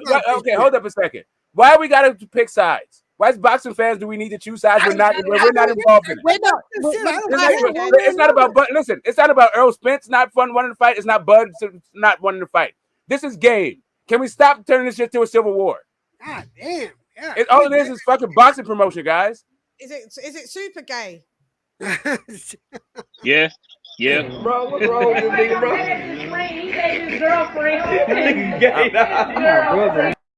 That gay. So I said game, G-A-M-E, not gay. This is Boy, only the hoe. Ben this is boxing not promotion. real. Ben is a hoe. Oh A my God. certified Okay, there we hoe. go. And your mammy is a bitch. And your mammy is a bitch. But You yeah, came there you from a go. hoe. Talk about my Fuck That's boy, all you I good pulled for. up in your But you ain't city gonna say that and you shit to ain't my do face because shit. you know what's gonna Fuck happen to boy, you. I You know pulled what's up gonna in your happen. city and you ain't do Yeah, shit. okay. Bitch, And you you ain't ain't never have been my to the food stamp card. I It let ain't your no. Shut your bitch ass up. You want to bet a food stamp card? You broke, bitch. you been talking about a I food wanted to bet stamp. cash Shut your bitch ass up.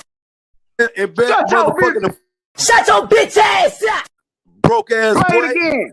You. Shut your bitch ass up. Play it one more time for him. Everyone else. Shut your bitch ass up. Yeah, that's what I'm talking about, man. Everyone be quiet. I'm gonna let the rest of them. I'm gonna let the rest of them get Lady after you. Chann, But bitch, I I told see you you. 6717. I see you over here 6717 when you promoting this ready, old bitch. homosexual, right? Puss ass But I'm gonna hoe. do the best Shut thing your because puss I know ass up, he's you a soft bitch. ass bitch. Ain't nothing real Yeah. about Ty. You know Ty a when I bitch. see you, If you a know what I'm gonna motherfucker do to come to you, your man. city looking Man, for I'll you, talk I'll about gonna pay for fuck your you up, motherfucking and flight you right gonna now. hide. I'll You pay for gonna your hide like flight a right bitch motherfucking and now. hide That's on God. behind I'll pay for your flight right now. Your scary female. ass ain't coming That's down all to this you been doing motherfucking all your Texas. life. You Hide already behind know. women You an because you's a internet bitch. gangster, I man. don't stand So behind I'm gonna none of let the you keep females. on talking. They Every stand time I behind see me, you, bitch, I'm motherfucker. gonna put you But on I guess blast, ho. what? Period. TY, you ain't gonna see Electro, shit, finish this bitch. hoe off, You man. broke and He you ain't bet nothing but food talk. stamp He card. ain't nothing but What talk. He ain't man about bet no food action, stamp man. card All right, to a bet? muted. Mute Broke mics. ass boy. I want yeah, TY's out, left the building. And so is Ben. They've both left in a blaze of glory. Are they Let's give gone? them a round of applause for that, because that was fucking amazing.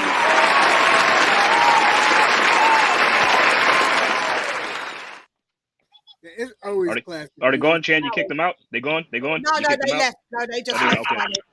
It's always classic when those two get out. Yeah. Man, that was wild, man. That was wild. Sometimes you like a little bit of. Sometimes I like a little bit of Jerry. You like Jerry and Maury Povich combined. Yeah. You are not the father. Ben, Errol Spence is not your dad. He's not the father. He's not the father, babes. He's not. Sorry. But yeah. God What happened? I had to go to the store. TY and Ben at it. Oh my God. When I came back, all the shelling, I was like, what the hell? Yeah. Go ahead. I Go couldn't, ahead. my phone wasn't with me. Yeah. So if you like a little bit of drama, let's see if you can play Name That Boxer, and you put my icon on big. You besides my icon. You like it right? If you like it ratchet. What is it called? No, if you can put my my icon on the on the big screen, and we can play Name That Boxer. Let's see who this is. Who's that? Who's that? Frank Maloney or something? Walking in a Hatton Wonderland. There we go. Ricky Hatton. That's Ricky Hatton. You got it. Why is he dressed like that? Wow. Like that? Well, you know, because we like it ratchet, apparently. I've never seen that. I've never been a fan of Ricky Hatton. I'm sorry, is that gay or not gay? I'm just trying to figure it I out. seen it yesterday, but was it?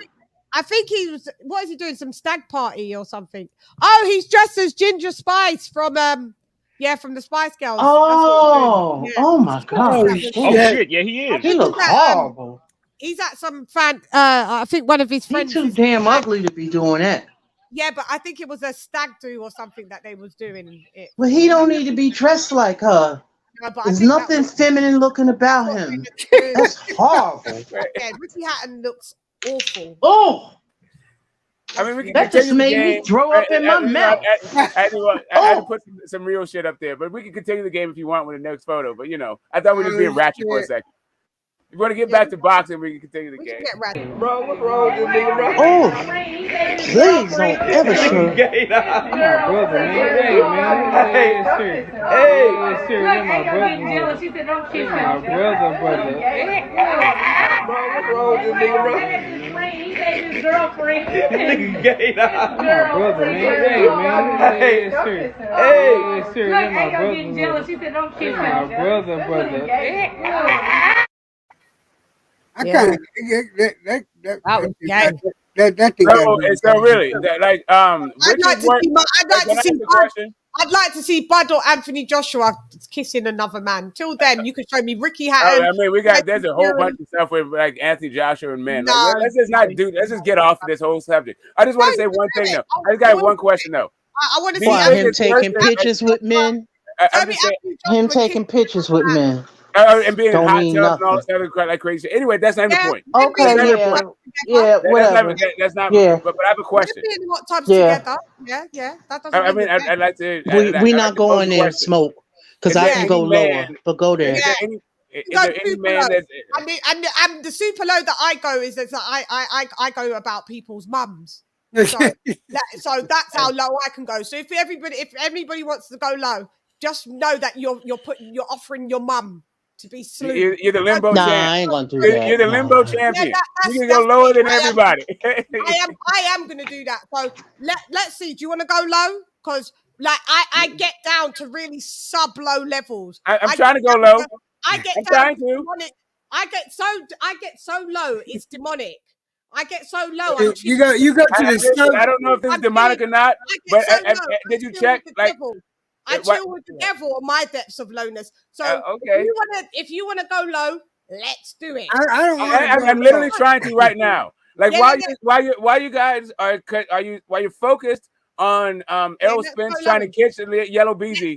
Did you check out? Mums are in the building. Wait a minute. Smoke. Who are you talking about? Everybody's up for grabs. Everybody's up for grabs. Because I don't care nothing about that video with Earl. So sorry, not going to let's Lisa, but let's go. All right, so nobody cries when I speak about their mums, their one tooth grannies, that their grannies with their one tooth in their mouth. Like when we go that low, I don't want to hear, "Oh, Shan, you're bad," because I've warned you. So let's go. Whoever wants to go low, let's go. Let's go. Let's go. No, not right. Let's go. No. Listos pe los chingazos. Listos pe los chingazos. Let's go. Right. So I feel the disclaimer, but I'm saying on that other clip, I've got none. Mothers are up for it. Dads are up for it, whether they're deceased or alive. All right. So that's how low. So it's up to you. It's up to you where you want to go. Okay. I'm all in. I just got here. Right. So, while you're fixated on Errol Spence trying to kiss Yellow Beezy, have you seen this? Have you seen the hat he's wearing? Go low. I'm trying to go low. I'm going low. Go ahead. Did you see the hat that Errol Spence is wearing? Like right in that Yellow Beezy clip. Have you checked my man's lid? That's all I'm saying. Yeah. I don't know if I like. I'm not understanding you, Smoke. Hey, play the clip. I'm saying, play the clip again. Play the clip again. Bro, what's wrong with this nigga, bro? His girlfriend. Nigga gay, nah. My brother, man. Hey, Look, I ain't gonna get jealous. She said, don't kiss him. My brother. Bro, what's wrong with this nigga, bro? He said his girlfriend. Nigga gay, nah. My brother, man. Hey, Oh, so we're not going that low. We're just going a bit low where it's to that direction. So well, I mean, I'm just saying, like, why is my man wearing the gardener's hat at a motherfucking event? Like, what is that? Like, well, first off, have you worn a hat with a chin strap? When's the last time you put a hat with a chin strap on? I'm glad I didn't have to go and sit with the devil because I know Sister Bells was on the panel going, "Oh no, Shan." I know. Nah, I could just remove myself if I feel it's getting just fucking headache. Yeah. Yeah. For anyone can feel free to leave. I don't hold anyone. Anyone can go. I look at it this way. This is the internet. What the fuck can you say that's going to upset me? No, when someone tries to, the thing is, when someone tries to when it gets to the OK Corral, I'm not the one going to the hospital. I'm not the one. Yeah, that's what I'm saying. Like, people are talking about Spence fans would melt if he came out of the closet. Like, the people who should melt is the people that who Spence beat the fuck out of. Those are the people who should melt. Like, I don't give a damn what turns you on. I'm a boxing fan. If you get Okay, your ass so what whooped by a Spence's gay dude, best then win? guess what? You should melt. Maybe. I don't really care. What's Yeah, Spence's exactly. best win? And I'm saying, like, listen, if they fight and Spence beats Bud, then what? He got beat up by a gay dude. Then Now he what? gets Are you beat gonna up melt? by, yeah, then he gets Are you beat gonna up by melt? that, yeah. Yeah, I'm Kel saying, Brook, like, I don't get Chann, this. I really don't get this stuff. Like, whatever. Kel Brook is Spence's best win. Kel Brook is Spence's best win. Kel Brook is I Bud's think. best win. No, it's not. No, that's not. That's not right. That's not true. I think Sean Porter is his best friend. Okay, That's then my opinion. Then Sean Porter would be Spence's best win too. No, I don't think it's. I don't know. Well, Kel Brook beat Sean Porter, so. Yeah, you know. but the reason why I say that is because Sean fought. He fought almost everybody at welterweight, with the exception of maybe Floyd and Pacquiao at that time. But he pretty much fought more or less everybody for the most Anyway, part. both of their best wins would be their mutual opponents, according to AJ. No, I never said that. I never said Sean Porter was Bud's best win. Lisa Okay, so who's Bud's best No, win? I said that. Yeah, who's Bud's best Lisa win? said that. Yeah, but who's Bud's best win then? Always never get their facts right, innit, AJ? They just. I know I got it, but who's Bud's best win? I'm sorry, I didn't. That's my Bud's mistake. best Who's win? Bud's best win? I look at what he did for like our weight classes. I think Victor Postal at light welterweight. Porter. That was you a think good Victor win. Postal is a better win than Sean Porter? No, we're going I didn't by say great that. I'm saying I'm talking about weight who's classes. best win. Your guy The can't do different. Your guy, wait, Smoke. We're talking about different. We can choose different weight classes. Unfortunately, I'm just your guy asking for his doesn't entire get opinion, his entire career. What's his best win? You asked best win. I'm giving you answers, and now you're like, Yeah, you're I'm getting asking angry. one guy. Who's Bud's Was I best done? win? Was I finished? Can I finish? I'm just asking you, the one guy, the one name. Yeah, You let me think finish? Postal is better than Porter? You said no, For fuck's so it sake, would be man. Porter. See, Chann, this is what I'm talking about. You know what I mean? So it'd be Porter right now. So far, who's better than Porter? How about this? Who is a better win than Porter on Bud's resume? Can he finish? Smoke. You Yeah, asked the all ears. question, and now All ears. you're not letting him finish. I'm sorry, my bad. Go ahead, AJ. Is he gonna let me? Can I talk now? Am I Go good? ahead, AJ. Don't worry, I'm refereeing this bitch. This not Smoke has a bitch. This bitch talking about this fucking channel right now because y'all are getting. Thank on you, my Chann. nerves. Thank you, Chann. You're a dog. You're an angel, by the way. I just want to say that. Okay, Well, so 100% agree on that one. No argument. at light welterweight, Victor Postal, well, that was a good win. And at welterweight, I have to agree, Sean Porter was, because he was the most proven guy of everybody he fought there. That's it. So is Porter a better win than Postal? I'm not going to rank them. I'm not, because All right, so like both of those, you so it could could say be Porter is the best win. So their best wins could actually be the same. I didn't say. See, he's putting words in my mouth now. See, No, I'm asking Porter you, was a bro. better I'm not win. putting words in your mouth. I'm asking you a question. Do you think that Porter could be the best win for both guys? No, because Victor that a Postal was an reasonable unbeaten. Victor Postal at 140 was an unbeaten reigning world champion who had a lot of momentum behind him at the time, and Bud decisively beat him more than anybody else ever has, from what I can see. And Sean Porter had already had a few losses going into the Antoine Bud Russell fight. stopped him. Who? Antoine Russell did. Yeah, I mean, I'm talking about that. Was Victor Postal was a reigning champion and and was undefeated when Bud fought him. Postal was past it. Postal was past it when Gary Antoine Russell fought him. That was a premature stoppage by the referee. That's what that was. Hey, AJ, let me ask you a question. Do you think Sean Porter fought better guys than Victor Postal? Yeah, at welterweight. Yeah, he did. Okay, cool. So there we go. That's all I want to say. Yeah, I'm long-range putting it in the champion. context. That's all. Anybody who gives a But fuck. Sean Porter wasn't a champion, and he had losses by the time Bud fought him. I'm just putting it into context. Yeah, Victor all right. Postal was unbeaten and was a reigning champion. In your mind, if it's not Sean Porter, it's Victor Postal.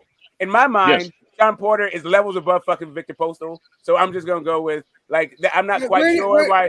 Okay, great. Good on you. Good for you. I'm not quite sure why. Can I finish my question? Hey, can I finish my question though? Just one question before we get into the Gamboa of it all, Jed. Do you think Sean Porter is a better win than Kell Brook? Yeah, I do. I was talking to AJ. I'm sorry. AJ said. Ask the question again. What's the question? Go ahead. Do you think that Sean Porter is a better win than Kell Brook? And welterweight, yes, I do. Yes. All right, cool. So when you said that Kell Brook was his best win, you really meant to say Sean Porter. No, I said Kell Brook was Errol Spence's best win. That's what I said. Right. So, but Sean Porter fought them both. So what? Wait, hold up a second. I'm confused. Sean Porter is at least as good as a win as Victor Postol is for Bud, but and Bud fought Kell Brook, but the best win for Spence is Kell Brook, even though he fought Sean Porter. Yes. Who would you? Okay. I mean, well, like I'm ranking. Okay, so like Errol Spence, I'd rank his two best wins. Kell Brook first, then Sean Porter second. That's how I'd rank it. That's just how I see it. Okay, but and so if the second best win is arguably the best win on Bud's resume. I mean, the only reason I rank Sean Porter second is because Kell Brook beat Sean Porter. That's why. No, I feel you. I don't even get the methodology. I'm just saying that you're saying that Bud's best wins are arguably, like, you can't tell if it's Porter or if it's Porter or your boy, the Russian guy, Postal. Victor Postal. You don't know if it's Porter or Postal. It could be either one. But Porter is the second best win on Errol Spence. I already told you. I said that Victor. I think Victor Postal was a better one than Sean Porter at the time. Yeah. I just want to make sure I got it correct. I don't want to get the information wrong. Clarity's king. Now, Jed was talking about Gamboa. Yeah, and when Smoke, you have to put in consideration what type of Gamboa was it at? Yeah, we're talking about it. Listen, I love that fight. I went into that fight loving that fight. I was a fan of both guys, all that shit. Because he also fought Sanabria. Sanabria was fucking top ranked back then. He fought Burns, who was top ranked. Look at each fight that he took. We're not talking about Gamboa anymore. Well, hold on, no. I'm just saying, all these fights that he did in a row, these were top guys. These were not. Now this is a different conversation, Jed, than the best win, though. No, but now you're trading the boat. I don't want to talk about Gamboa, but now you're talking about a streak of wins. I'm not quite sure where the conversation is going. I'm talking about the person's resume in general. No, okay, but the resume. So that's a different conversation. We're gonna change the conversation. Wasn't that the topic of the conversation? Looking at just the best wins. Well, AJ said that the best wins. Then you gotta look at if he's got this winning streak. It's hard to say one specific fight is the best win. I mean, AJ did say that Kell Brook was the best win on Errol's resume. So that's where the conversation we're talking about the best win. But when it came to Bud, he couldn't tell if the best win was Porter or Postol. So that's the only. I told you several times. I said Postal was a better win. I said Postal was a better win because he was an unbeaten champion at the time. You didn't say that before, but okay. So I said that before. That's what I said. You just don't want to hear it. That's what I said. I said Postal was a yes. Okay. Then I ranked Bud beat a lot of undefeated guys, so y'all cannot deny that. That's what I'm saying. Yeah. So this is what I'm saying. This is what I'm saying about Victor Postol at that point. At that point, Victor Postol had fought exactly nobody. Just because he's a long-reigning champion and good is because he was fighting nobody, was why he's long-reigning and good. Well, according to you, that's what you think. No, yeah, according to his box rec too. Do you want to go in? I mean, we can argue this point. We can pull up Postol's box rec. I want to be here and you 10 tell hours, me bro. who you think is the real one on Postol's resume. Who's the real one? I don't know. I have to look at Postol's resume. I know you don't have to look it up, and you're gonna be looking for a long time. No, I said I would have to look it up myself. But I'm saying, just because there's people on there I never heard of, don't mean that they're not good people. I'm all 100% on board with you with that whole thing. Mm-hmm. I'm just saying that the idea that you're gonna take this macro view about like he was a long-reigning champion and blah blah blah, like Porter fought everybody. But Porter was a dog. Yeah, he did. Like just a straight that dude was in there with killer after killer after killer. How in the fuck are you going to talk about Victor Postol, who fought exactly and nobody? Guess what? He was against all of them people, and nobody gave him respect in this community, Harley. Hardly anyone. No, I'm not talking. No. I'm talking about Sean Porter. Oh yeah, okay, yeah. No. I think that's really disgusting. You know how I feel, Lisa. I think Sean Porter's the dog. I mean, I'm a Porter fan. I mean, Porter. Listen, I think Porter is a bubble Hall of Famer. He might make it. He might not make it. Maybe get a third or fourth try or something like that. But that dude is a bubble guy. Victor Postol, hell fucking no.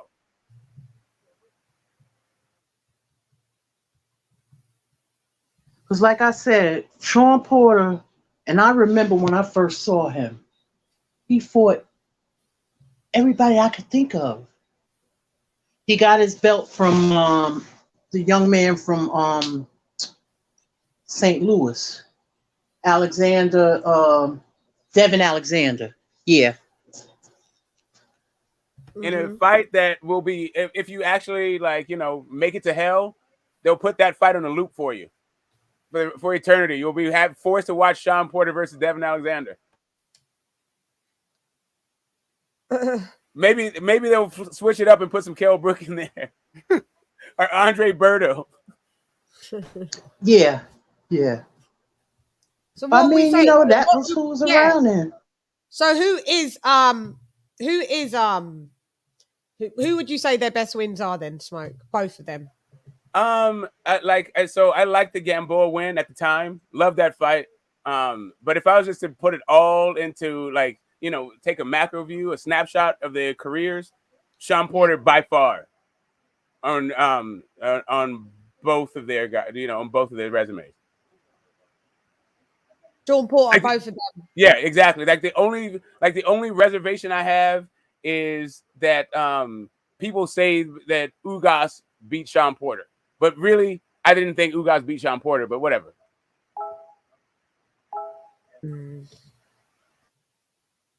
That's for the Dundon season match. So both. So Smoke says, but what would you say, Jed? Both good wins are. I think.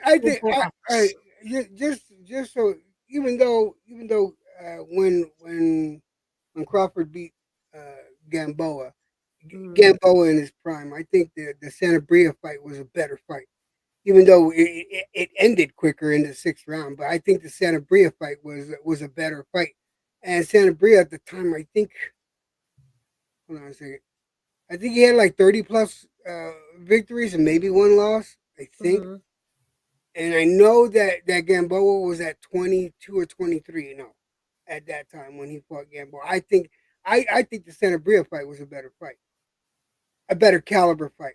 It's something that moved him up and that made a huge difference.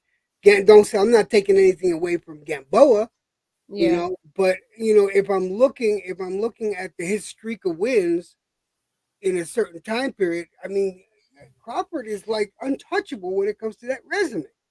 And I don't know. I just feel a certain way. I don't got anything against. I don't give a fuck who wins between a Crawford and. Why don't you care about who wins out of that? Why? Because I'm always cautious. I'm always wary of someone that religiously sits on the fence. Because I want to see a good fight. I just want to see a good fight. I want to see I want to know who's the better in. So Jed, you changed the conversation again to which was a better fight. We're talking about a better win, not who had a good.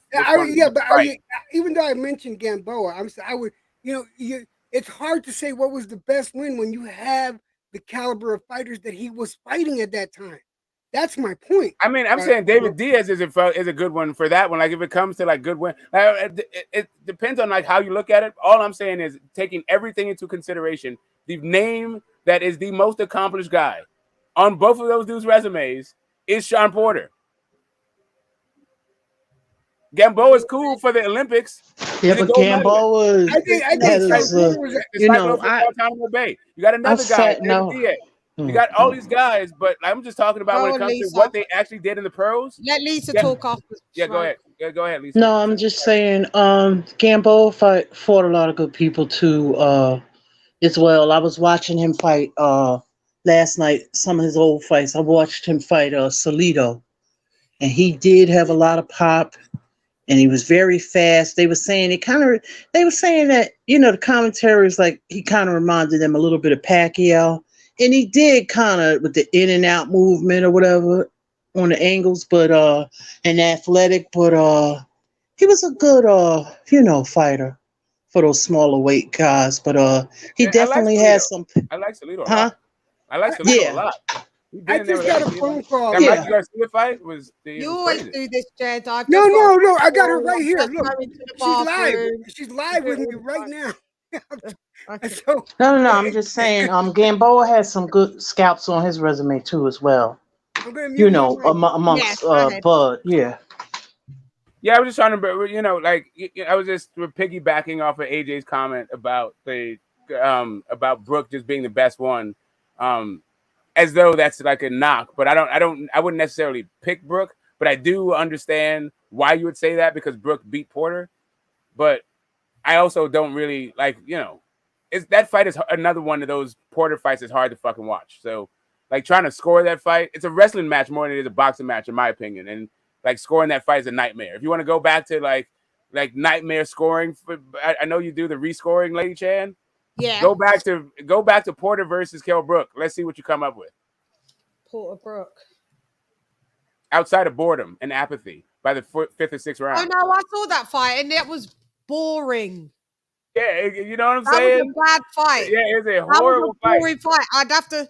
Yeah, I could score it, but that fight was quite tragic to watch. Yeah, you know what I'm saying? This is kind of like it wasn't like Sean Porter. It was a clinch fest.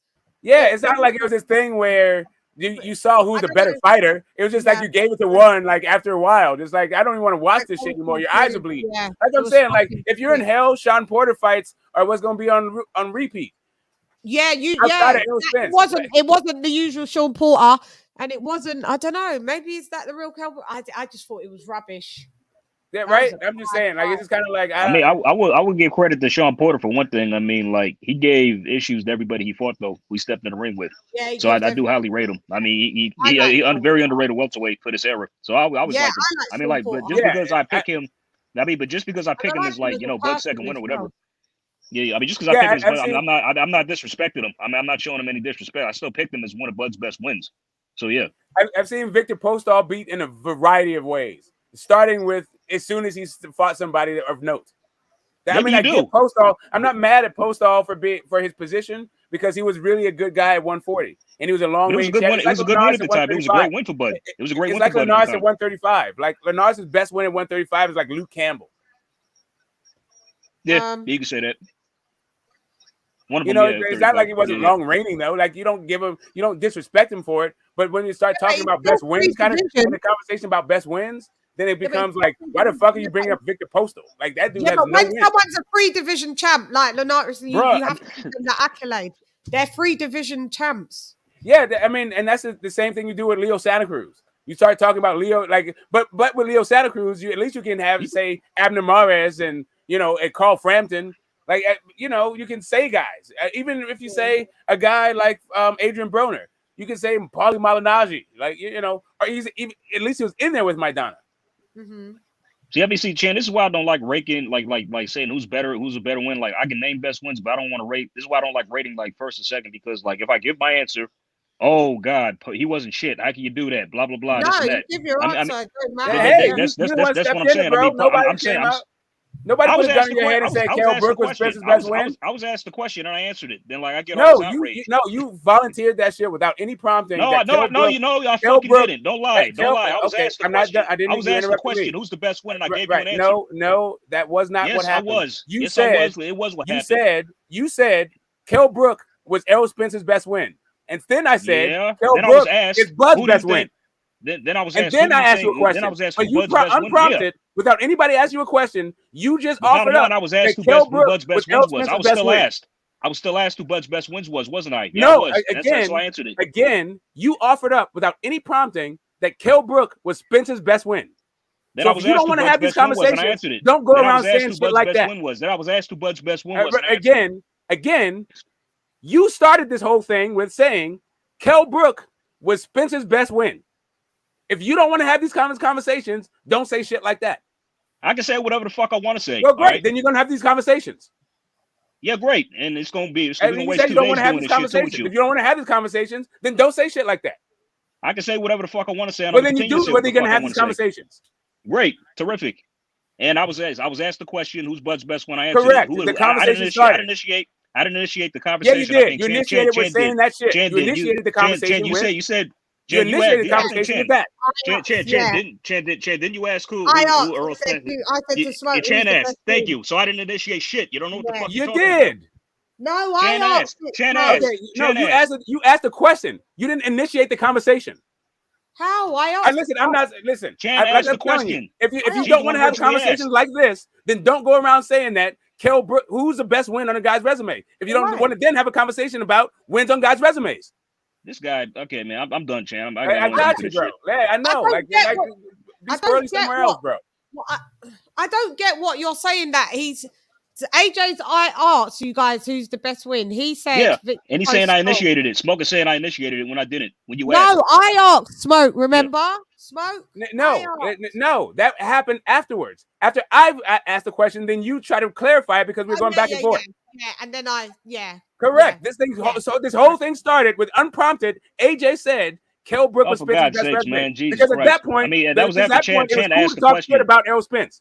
That was after I in the asked conversation. Chann asked. I answered the question. Then I was asked. I asked the question. I'm good. Yeah, just talk shit Chann about asked Errol the Spence. question. I ain't talking shit about Errol Spence. How am I talking shit about Errol Spence? It's all good, dude. It's all good. Whatever, dude. Yeah, whatever.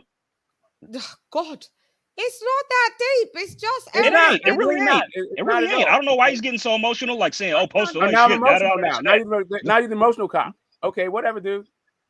Yeah, I mean, you talking yo too much. much, Okay, cool. So. You don't want to have conversations, but you start conversations. Cool. Eric Pike dude, you talk. You start talking. You won't be quiet. All right, dude. You can have the last word, AJ. You know you can. It's not that deep, as LadyChann said. I know it ain't. It never was. Smoke. Eric Pike said, "Why are you on edge?" See. Right, I got it. Like what the edge police and the emotion police. I got it. I understand he asked, but you have to understand. You have to understand that, like all these people, that it may seem like we don't have a history. We actually have a history. I'm one of those dudes.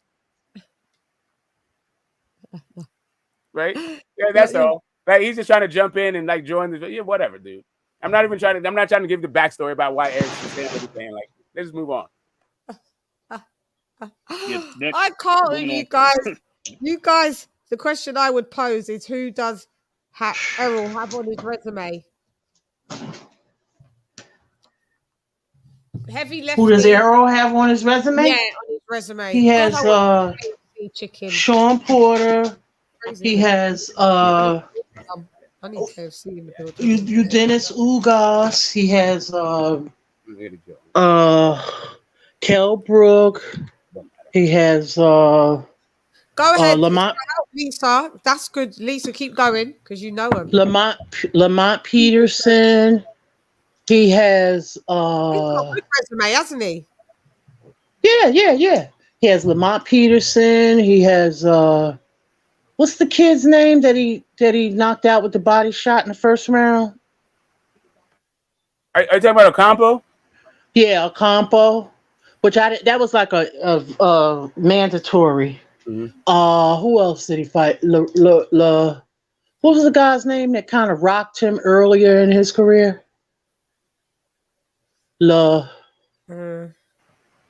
it Bundu fight? They said he got rocked. Yeah, Leonard Bundu. Him and Keith Thurman both fought him.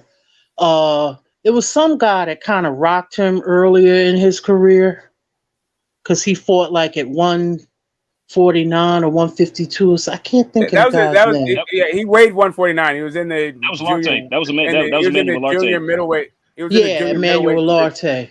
That was him. Yeah, you got rocked. That was like his debut fight, though. That was like his first fight as a pro. Oh, okay. He fought. Got rocked. What's the guy's name that move around real good? Earl beat the crap out of that guy. Are you talking about Algieri? Yeah, Algieri. Who else did he fight? Algieri. Yeah, he beat the crap out of that guy. He beat. He stopped him at 5. Yeah, that was bad. Yeah, he that was beat brutal. the crap out of Chris Van Heerden too. Yeah, Chris Van Heerden. So basically, some of the fighters that Conor Ben's wiped out as well, innit? Yeah, he just did it at an earlier time in their career. Yeah, I mean, this is like almost the better part of a decade later. Yeah, when they was more in their prime, I guess, innit? The challenger versus gatekeeper versus journeyman. Yeah. No, and then of course opponents, which I knew already, but I forgot about the Chris Van Heerden one. I knew the Algery, but I forgot the Van Heerden one. Yeah. And then when he fought Danny Garcia. And then of course, his career got a little derailed. He had the car accident. He was out for a year, and then he had the eye injury, so that slowed down his process some. But he has a decent resume. Yeah, very decent. Yeah. He has. Only people right now I would say is Thurman, but I don't think he's going to fight Thurman, and it will be Bud Crawford. And if he decide to fight Boots or somebody or Virgil Ortiz, but he's growing.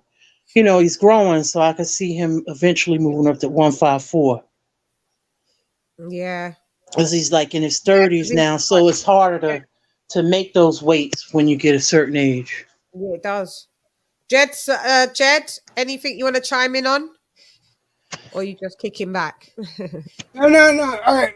What was the question? First of all, I wanted to answer your question earlier about you're kind of sus of people that are on the fence when you don't. Yes. Okay. All the time. All right. Let me explain myself there. Okay. Unless I'm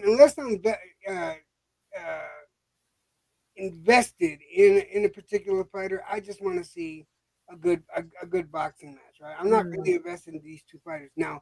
If you ask me my opinion on who would win a boxing match between the two of them, I'm gonna tell you I think Crawford would win because I think Crawford would knock out Spence. That's what I think. But I have been wrong. Lord knows I have been wrong. So We all have. That being said, but yeah, unless I haven't if you talk to me about a Frank Sanchez, you have my attention. If you talk to me about Tiger Johnson, you got my attention.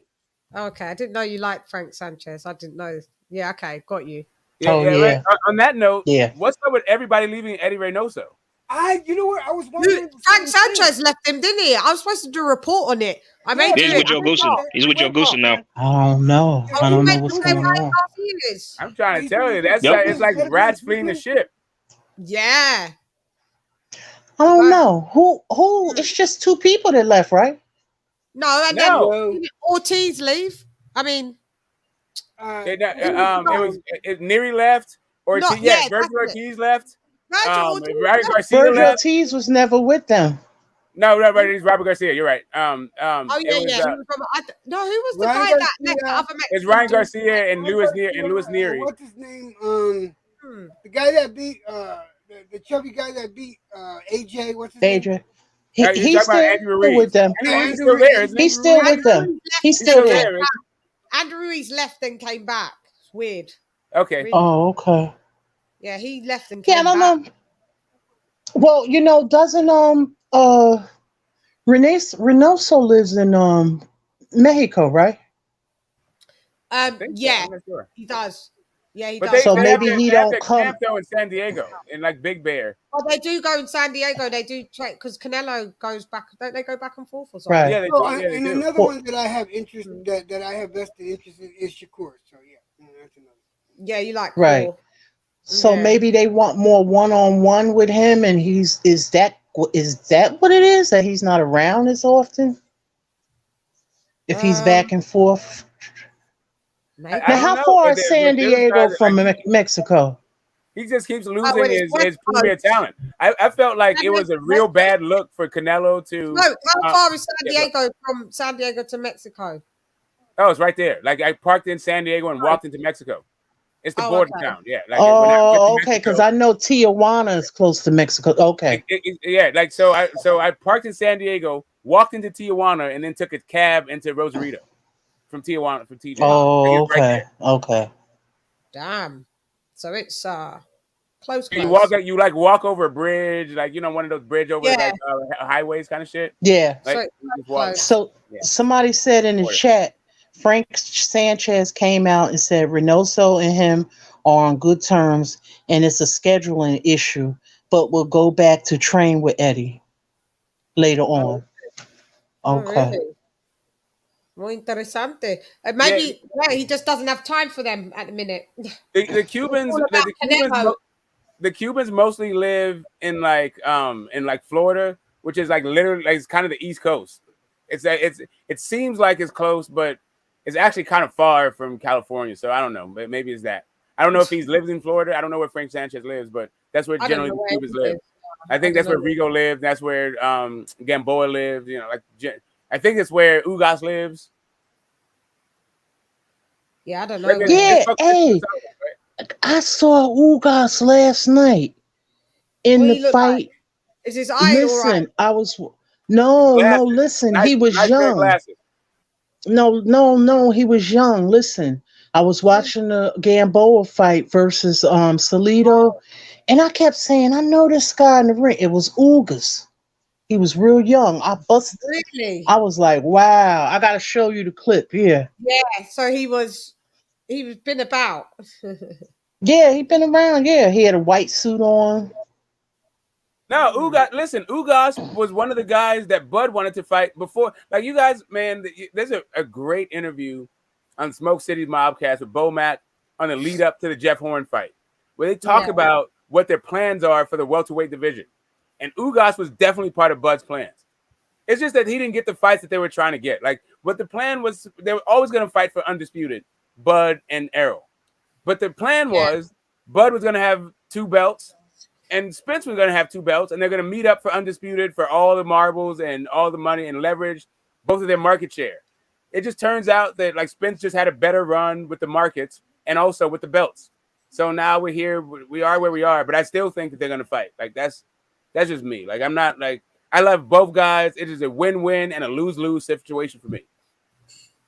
I'm gonna say it like I'm gonna say this now, and I've said this before. I think LadyChann has heard me say if these two individuals do not fight this year, I'm not interested in anything they do after this year. Yeah, man. Yeah, I'm not. Yeah, I will not watch any fights they do. Either one of them, I will not watch a fight, and I wouldn't give a flying fuck. You're a guy that gives up boxing for like a couple decades. Like for us, man, like listen, bro. Like the boxing is bigger than these two fuckers. And not only that, I don't have time to be wasting on like missing out on fights because they don't fight the guys I want. Like, no, because I mean, there's other fighters that are more interesting. If I felt that way, I'm just trying to tell you, like the AJ Wilder thing was huge in the summer of 2018. If you're to say, hey, you know what? Since those two guys didn't fight, I'm not going to watch what either one of them does. You would have missed great fucking fights, including a fight of the year. Yeah, remember what? That is how I feel. Wilder, AJ, and Fury. That Wilder Fury was crazy time on YouTube. Yeah. That was arguing. These lives and fans about boxers and boxing. Massive views on my lives then. I had massive. Yeah, it's like this. It's a little bit about like cutting your nose to spite your face or throwing the baby out with the bathwater. Cool, like maybe just like woo-saw for a second and not get in the way of your own entertainment. Yeah, I wish that fight would have happened, man. Before Fury came back. AJ Wilder. Yeah, it was huge. Yeah, it was huge. That would have been epic, but hey. Yeah. Don't know if we can never get that. Wilder's retired. So I'm not talking about him anyway. Because he doesn't merit my time. All right. People, it's been great cutting up. Do you guys want to play? If you want to, before I bounce, if you put me on the big screen, we can play Name That Fighter one more time. Okay, let's go.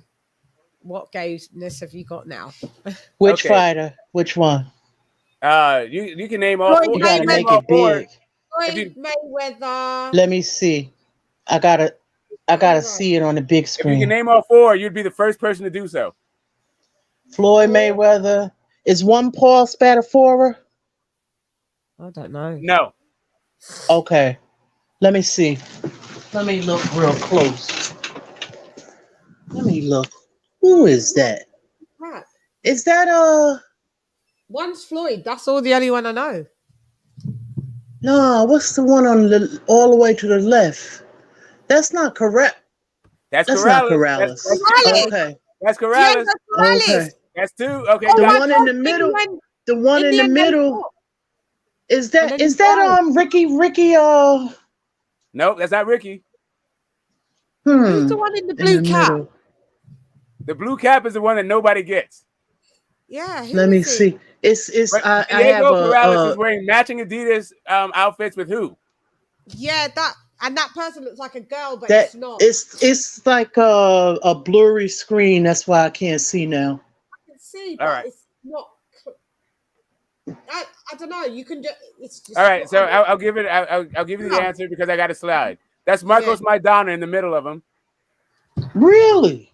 That's Maidana. Couldn't even and tell. the guy at the very end, a guy that got knocked out in horrible fashion by one of your countrymen, Prince Nassim Hamed. That's Augie Sanchez.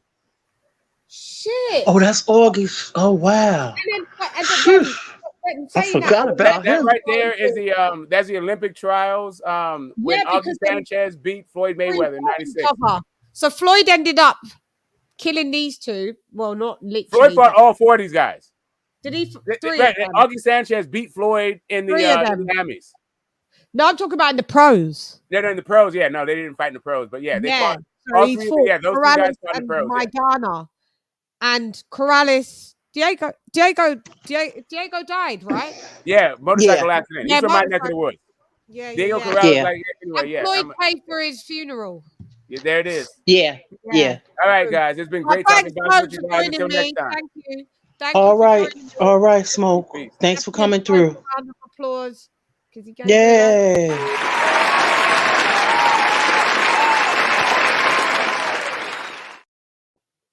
AJ all day. He in the building. Still here. AJ's like, God damn it. I'm Is still there here, so I'm back and forth. Go ahead, Jed. Go ahead. I was just looking for I was sourcing something to chomp my. That was a young Madonna. Wow. I mean, Chad, like, look, could I ask you guys a question? Yeah. Like, do you see an issue with me ranking Victor Postal at one of his Bud's best wins? No, of course not. Thank you. I mean, so like, how was that a problem? I mean, like, it wasn't.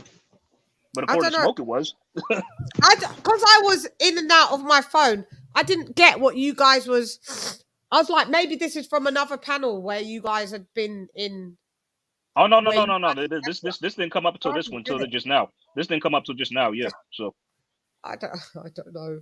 I don't know what you guys was arguing about. You did say Victor Postal. No, I mean, because okay, here's what happened. Like I remember, like I don't know, I can't recall how the topic exactly came up, but you asked me, like, who's like Errol Spence's best win, and I said, Cowboy. I asked you lot. Yeah. Then I was asked. Then I think I can't recall who. Yeah, I can't recall who asked. I don't know if it was Smoke or you, but then I was asked who's Bud's best win. I say Victor Postal and Sean Porter. Then that was it. I didn't initiate or start anything, so I don't know what the hell he's talking about. You know what I mean? I don't know what was. I don't know. I don't know. This is what I'm saying. Smoke. I don't know what Smoke was on. Smoke was on Smoke. That was. I think more. Yeah, I don't know what he was on. I guess it was really Smoke.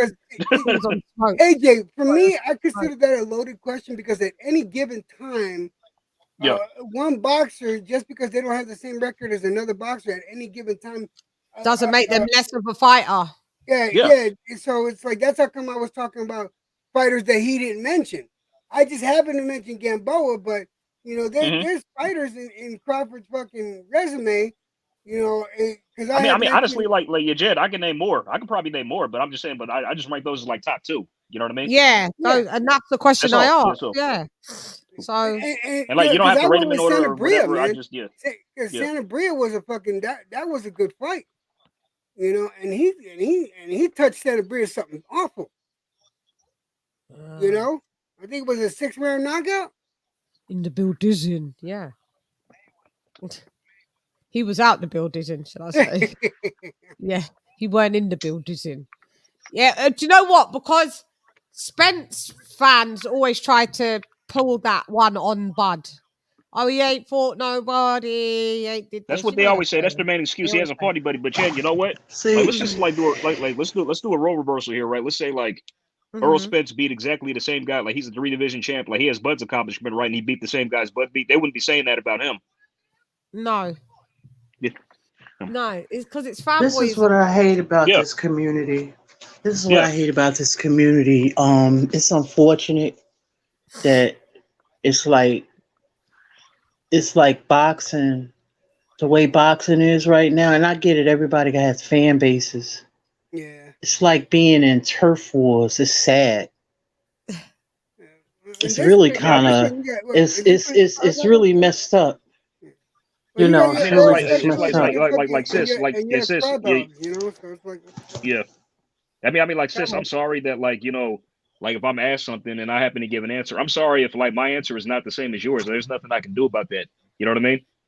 Well, I'm not really sorry. No. I'm I'm just not talking really about sorry, but boxing. yeah. No, but I'm just saying boxing. This is how it is now. PBC, Top Rank, DAZN, Matchroom. Yeah. It's like all little people that support one or fan base. You know, it's sad. It's like turf wars. You got to look at what I'm looking at. That's what I'm seeing. We are. It is turf wars. Yeah, it's crazy. I never seen nothing for it like this before in my life. Being in music, I never was like that. In the music fan or whatever. I never seen nothing like this before. Like this in music. I mean, don't get me wrong, you had the fan bases going at each other, but this is crazy. Yeah. Not to disagree, innit? Yeah, I guess because it's I'm glad that I wasn't around when it was sport. I'm glad I wasn't around when it was Floyd and Manny. And God, that was Jed. Was that the worst time or what? Was Jed online then? Probably. Oh, Jed's on the phone. No, yeah. If I remember I was watching blood boxing. He said the same thing as well, that it was crazy time. Yeah, people was getting their channel shut down. You told me that a million times. I came in the throes of it. And I was like, well, what kind of mess is this? I ain't even want to comment. It was so ugly. Imagine me in there, and I'm a big Floyd Mayweather fan. I would have been because you saw how I was going when it was AJ Wilder and all of this. Imagine me if coming on YouTube when it was Floyd Maypack. I would have been spazzing it. God said, "Nah, this one ain't for you, girl. You're not knowing about all of this right now. You're not doing this." Man, when Maypack happened that night, it was crazy. It was so crazy. Because I had a bunch of us. It was a bunch of girls, me and some friends of mine. We all got to fight. We all pit. Oh my God! Somebody knocked on it, and we was rooting for Pacquiao. This is crazy, right? Yeah. And somebody knocked on the door, right? And we was like, this is the Pacquiao house, and slammed the door. I'll never forget that in their face. They said, this is Pacquiao's house. No. Somebody was asking something about the fight or something. They knocked on the door. It was in Newark, and apartment building. And we slammed the door right in their face. This is the Pacquiao house. Don't even come over here unless it got ugly like that. Oh, because they was Team Floyd. Yeah. We slammed the door right in their face. That was crazy that night. We literally just slammed the door. Boom! Right in their face. You didn't want a mixture of Pacquiao and Floyd. And then what happened was after the fight. So you wanted Pacquiao to win. Yeah, I was a Pacquiao fan. I was never. I told you I was never a Floyd fan.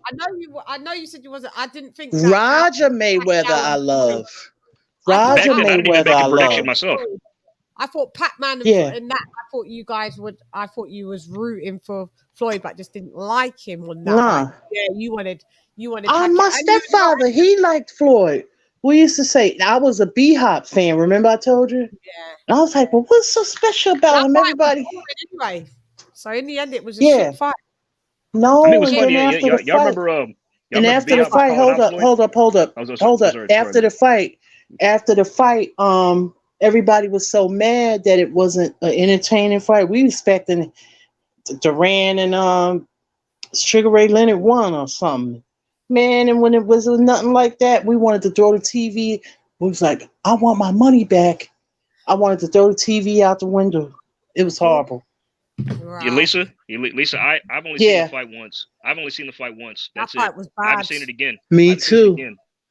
That fight was bad. I've watched it twice, and it was horrendous to watch. To be fair, it was such an anticlimax.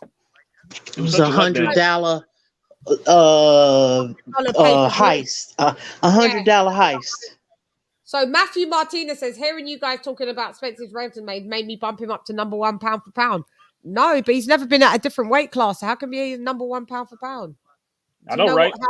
Do you know how to work what pound for pound Marvin is? Hagler was a pound for pound fighter, and he was only at 160. So again, you know, it's just okay. If we're gonna use that's why I don't get into the pound for pound thing, like you I don't said. either. I leave it alone. If he had the skills of a heavyweight, that means he beats everyone. Cool, but all right. If you want to use Spence's, but he wouldn't be number one though, just because of a resume on that. I think he's. I think he's joking. Resume does. Resume does. It's his opinion. No, John, I think he's joking. I think he might be joking. He might be joking about moving him up to number one. Was he serious? No, he's serious. He said, "Oh wow, okay, number one, but not number one." I wouldn't. It wouldn't make. I wouldn't. Well, it's up to you if you want to put anybody, but yeah. I mean, with me, it's like I don't like the whole pound for pound conversation because I don't like ranking fighters who only did their body of work in one weight class. Really. And can I say 50? There was. Yeah, I know. Me either. I don't do it like that either. So 62 people voted, and does Spence Bud happen? Yes, 51%. No, 48. So it's pretty much split down the middle. That a lot of people don't believe that this fight is happening, and you know, half and half. What are the results? Can you say them again? Yes, 51%. No, 48%. Oh, wow, that's pretty close. Yeah, that's like almost 50-50. Yes, 50-50. What they should get in the fight. 50-50. Yeah. So I mean, like they honestly could take 10 million and pay them both and maybe just split that 60-40 or half and half. You know what I mean? Yeah. Like it's not really a big money fight. You know what I'm saying? Because they're not both cash cows. I think. How much do you think? Like, if you was like, they should ask. So if you know that Bud got 6 million with his fight for Sean Porter, how about just asking both of them just getting 7 million each? That's fine. I mean, I'm cool with a 50-50 per split. I mean, because like facts are like even though Earl has had more like pay-per-view success or like belts or whatever, like Bud has been paid more than him, guaranteed cash in like the last 3 fights. Yeah. So for them just to say, all right, Bud gets 7 million, Spence gets 7 million, that's not asking too much. 15 million, not at all. 15 million, and then PPV also. No, but like you ask Spence and PBC fans, no, Bud has to get less. He Bud has to get less. Yeah, that's the thing that pisses me off. Yeah. Yeah, that's the thing that really fucking pisses me off because they're gonna. They never give a number that what Bud should get. They never say, well, you know, maybe Bud get 5 mil, Errol get 5 or 6. They just like Bud. They just Chann, didn't you ask? I mean, you asked the question, right? Nobody answered it. Nobody answered it, right? See, None. See, they want to argue that he should get less, but then how much should he get? Other than they don't have an answer. Ben didn't say. I don't think Smoke said, and and nobody. Nobody is, and nobody in the chat. I'll give an answer. I mean, like, you ask me, I'll answer. Like, you know. Oh, and yeah, what would you reckon? Well, okay, so like, it depending on how big the pot is, like the whole purse for the fight. Like, if like I think it should be 50. What the purse is? We're just going 50. Just say we're going 50-50. Okay, so if we're going by what they, if they're going by what they both made, what you said, Chann, I think maybe a purse of 12 to 14 mil split had like evenly between them. I think that'll be fine. And if they can't, he's already got 6 mil for a Sean Porter fight, so I think he'd want more for an undisputed. Yeah, correct. Yeah, that's why I say like maybe 7 mil.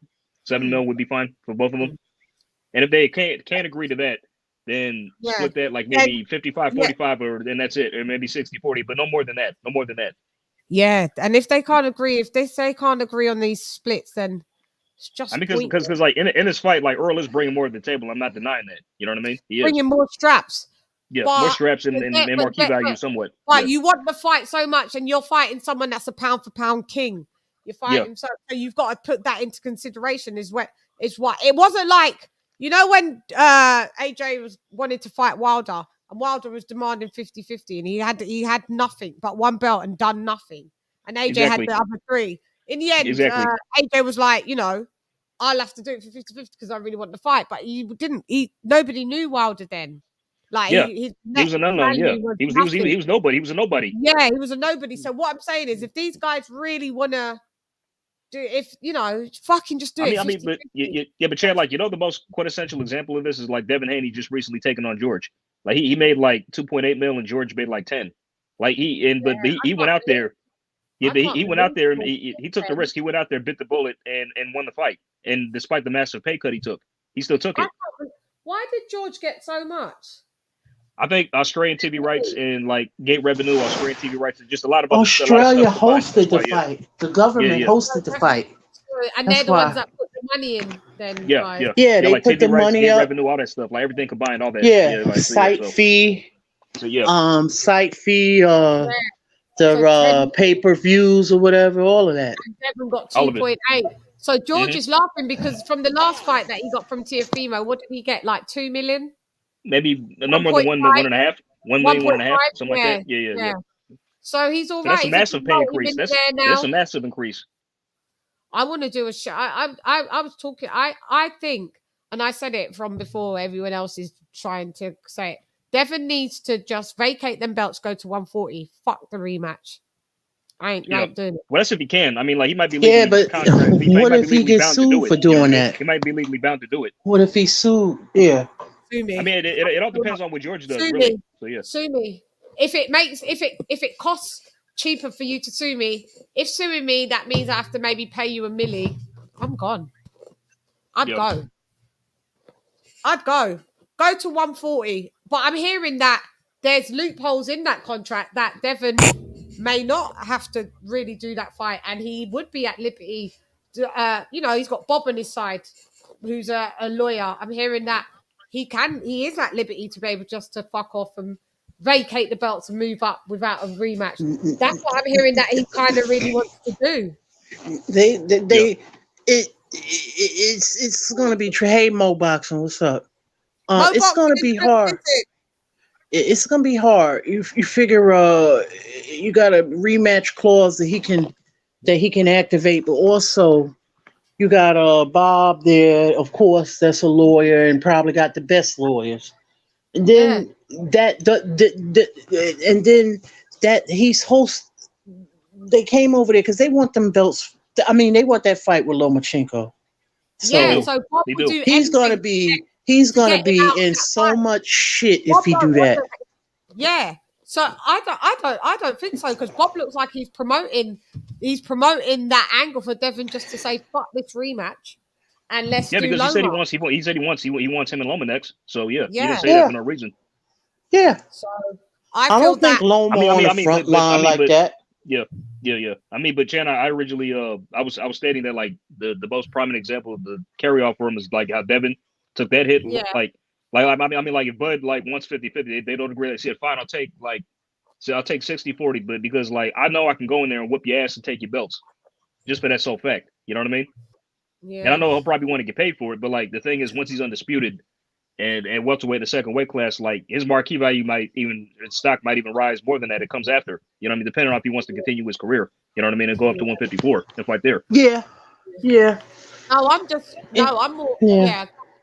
Yeah, I was just thinking more on the Devon thing. I'm bored of the Bud topic. Yeah. Yeah, I'm thinking. Yeah. I think Devon should just vacate the belts and. Yeah, I see no issue with that. I mean, if he can't, like, you know, I mean, like, that's only if he. I don't think he can. That's if he did. Fuck Loma. He wants the Loma fight. I think fuck Loma, because Loma's the reason why all this problem has started. And I heard that Loma is now going to be coming back for the Devon if he gets to fight Devin Haney. No, stay over there. Why are you coming back now? Stay there. You should have came back to fight George Kambosos. You started all the confusion as you was a part of it. Why do you think you want to come and now? You ducked Devin Haney in the beginning. No, you did. Before someone was telling me why would Loma duck Devin Haney because Devin Haney isn't a threat to Loma. No, but for some reason he ducked him. I didn't say he's a threat. Didn't say he's shaking in his boots. For some reason he didn't fight Devin Haney when Devin Haney was his mandatory. He took. Me personally, I think that a lot of people didn't really understand what that franchise was about. Yeah, because when they looked at it for what it was, what the definition of it was, that was a way for him to just fight Tio without having to go that route. So without having to fight Mando to unify. Right. Yeah.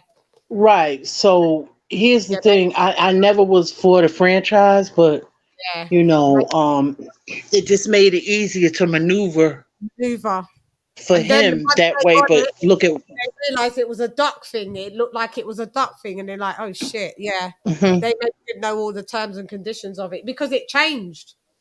You're right, sis. Mm-hmm. If we Right. want to give him cut Loma a bit of slack, we could. I could go with that theory. I could. You know, I mean, it's his team though. It's his team or Top Rank. They petition for that. Bob, but Loma had to still agree for it. Yeah, of course.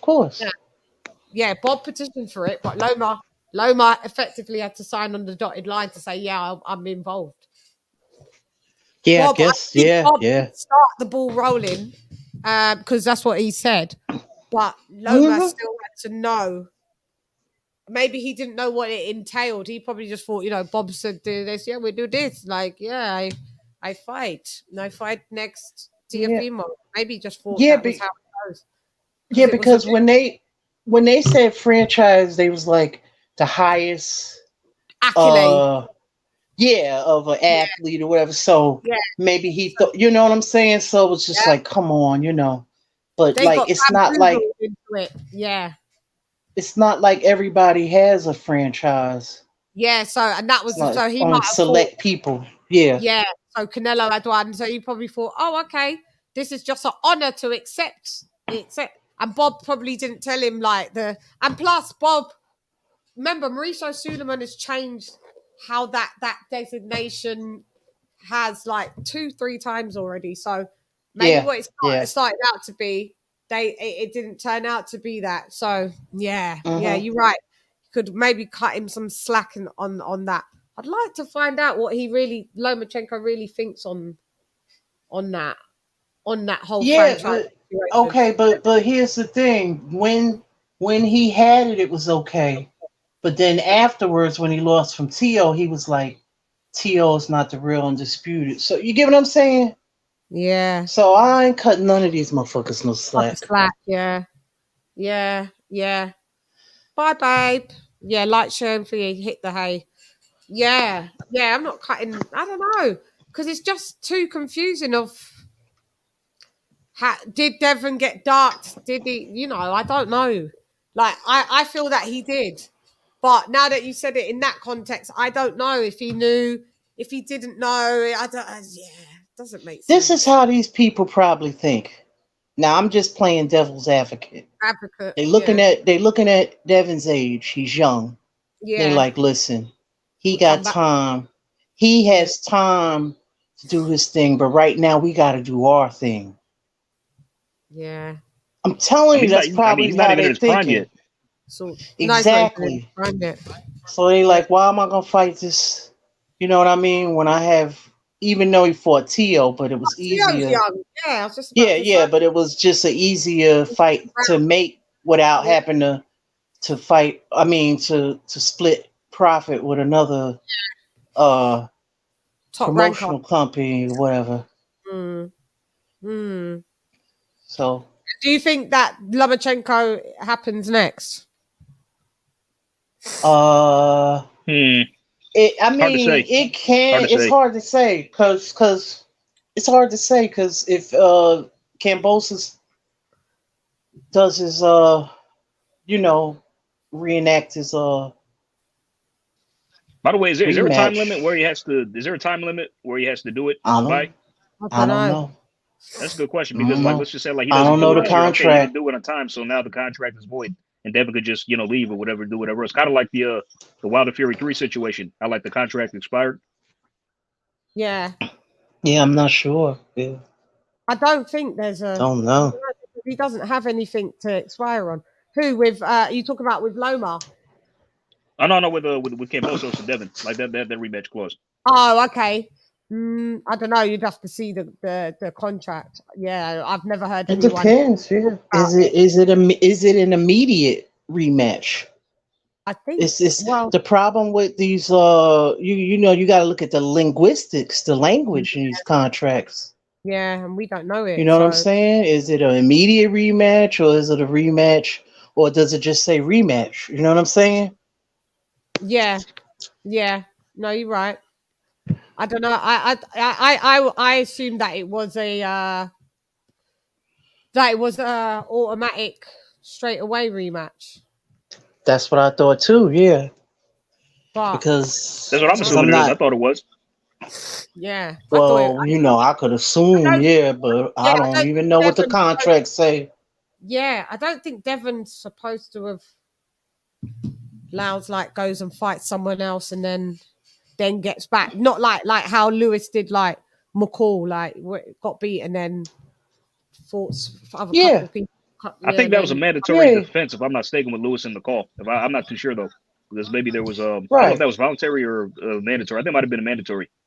Yeah. Right. It wasn't like he had to do it immediately, but he took his time with his new trainer, which he actually that was smart what he did. Yeah, it was.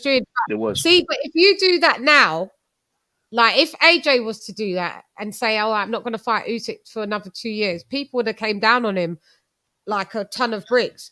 When you did that, when Lewis and guys did that back in the past, they did their rematches and vindicated themselves like a year, 2 years, 3 years later. Nobody came down on them. Well, because social media didn't exist back then. Social media didn't exist back then, and now now that it's around and we got viral stuff and just keyboard warriors taking shots at fighters for no reason. That's why it's a lot harder now. Yeah, but did he have a bunch of belts? That's what I'm saying. Because I know just one belt. It was just one title. Yeah. Oh, okay. Yes, because I'm saying I don't know. Yeah. 2 minutes. Because I remember he had a rematch with who was that he fought when he became undisputed? Was that Holyfield? It was, yeah. They drew in the first fight, but everybody believed that. But how many fights did they have? 2? Just 2, yeah. It was in the first fight. Okay. Lewis got robbed the first one. Lewis got robbed the first one. Yeah. Then they fought a rematch. Lewis, he won the second on points. Yeah. Oh, okay. Because Evander fought Riddick both 3 times. Okay, I got you. Yeah, he did. Yeah. Yeah, they robbed Lewis on that, mate. Okay. Yeah. We're having it 450. One sec, guys. Mm-hmm. Read the chat and just answer to me. I need to get this food. 1 sec. It's gonna answer. Let me see what the chat is saying. Yeah, go at least I'm on my pad. I can't really see. So the Mobox and Heavy Lefty. The funny thing is, Loma doesn't sell like that either. Just don't get the mad push. Well, I think his push comes from Mobox, and you know how you've heard of critically acclaimed movies. Yeah. Or like they may not be the biggest sellers, but his acclaim. Yeah, his acclaim comes from his pedigree. Because that's what he went on. That's the perfect comparison. Hold up. Yeah. It's his pedigree from the Emmys or whatever, and he brought that into the pros, and then he and that's what they use, that was their angle, and that's how they sold them. Even though he's not like a cash cow. But go ahead, two-time AJ. gold. That was a 2-time gold medal. It's kind of like that's a perfect analogy or that which uses like there's several movies out there that are critically acclaimed, but not like box office hits. You know what I mean? Mm-hmm. And it's kind of like the same way in the boxing. Loma's a decorated amateur. Only almost 400 fights, 1 loss. Double gold medalist, and that's what they're trying to use to like really sell him. I mean, but as a result, that really, it hasn't really made him a megastar or a superstar per se, like a box office, like like the smash or nothing like that. Or a pay-per-view smash, I should say. So. Well, Moboxing, I mean, I could agree to disagree. Why would Hearn have anything to do with him not fighting Wilder? What you saying? I'm saying, why would he's been able to fight everybody else with the belts. So why would Hearn have anything to do with him not fighting Wilder? I don't get it. We talking about Joshua? Yeah, he said AJ has too much pressure. He's fighting tough opponent after another. Just wish Hearn wasn't guiding his career. Otherwise, we would have got Wilder and Fury fight by now. But that's that. I disagree because, okay, let me just put Wilder to the side. Fury came the night before. It was actually on BoxRec, and he said he proof of funds was there, yada yada yada yada yada. The fight is on, and then the next day we all hear that he has to fight Wilder. So it's like, for I don't think Eddie. I mean, maybe it's just that Wilder didn't want to work with Eddie Hearn. So I don't know, but I've everything that he's done has shown me that he want to fight the best, But as far as the Fury fight, that was the only time they were really in heavy negotiations or whatever, trying to get the fight over the line. And then with Wilder, it was like irreconcilable differences. Nobody could agree to anything. But I don't think with Eddie being, that's the only thing I could think of is that Wilder didn't want to work with Eddie. That's the only thing I could think of. The PBC didn't want to work with Eddie. That's the only thing that makes sense. Yeah, because he turned down several offers, did he not? So. Yeah, I know about that Mo boxing. I don't really care about that. It's like that's the same thing, like maybe he wasn't in the plans at that time, but the same thing with Bud and Spence. I mean, yeah, the same type of thing. But I'm not really concerned about all of that past stuff. Like, okay, it didn't work out with the $50 million, yada yada yada. It didn't work out with the 100 million. 60-40 was offered. This, that. So many times, they have tried to work with him, and for some reason, I just don't think he wanted to work with Eddie Hearn, and I'm gonna stand by that. I really don't care about Eddie Hearn, Al Heyman, Bob Arum, none of those people. I really don't care about that. It's just to get the fight over the line. So I don't know these people personally, and I could care less about them like that, but that's just that's from my observation, what I've witnessed.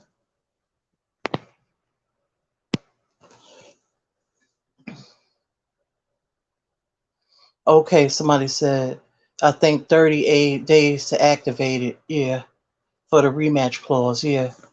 So what's your stance on it, AJ? Can you hear me, AJ? My bad, Lisa. I stepped away for a minute. Sorry. Go ahead. Yeah, no, that's just what I think. Yeah.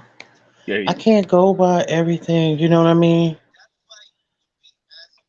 Those two Hearn ruins big possible fights. He couldn't make Canelo versus Plant. What do you mean he couldn't make that? Cambosis versus Haney. He always makes it about himself and not the fighters. Okay. He couldn't make Canelo versus Plant. Why couldn't he make Canelo versus Plant? Cambosis versus Haney. That's because they don't want to work with him too. He always makes it about himself and not the fighters. Those two will sell millions right now. Wilder and Joshua have a great backstory to really sell a fight. Yeah, that's true. That's true. Yeah. I mean, I just look at the big fights that he has made, You know. Yeah, AJ got a lot of pressure on him, but one thing I can respect him about, he has fought pretty much the best, with the exception of he didn't get a chance to fight Wilder or Fury, but that's resume, he was right? but he was frozen out. What's up, Roland? What's up? He was kind of frozen out where he couldn't fight him. I'm just calling it how I see it, Mo Boxing. Yup. I really don't care nothing about Eddie Hearn and all of that. I don't really care about promoters like that. Yep.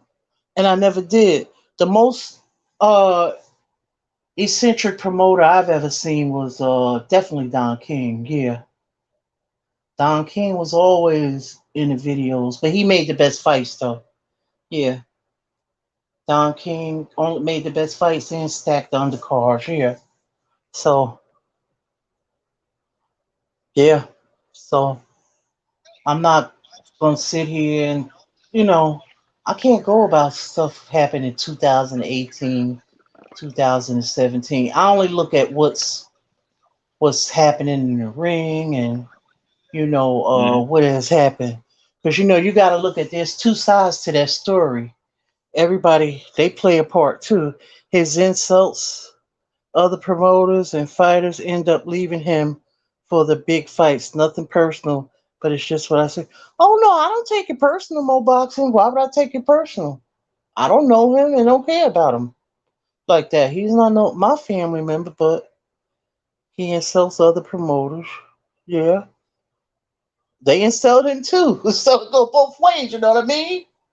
That's the way I see it, yeah. Yep. But he's promoting in a new generation of promotion, where it's social media. But yeah. I overall like Eddie Hearn, but I'm not.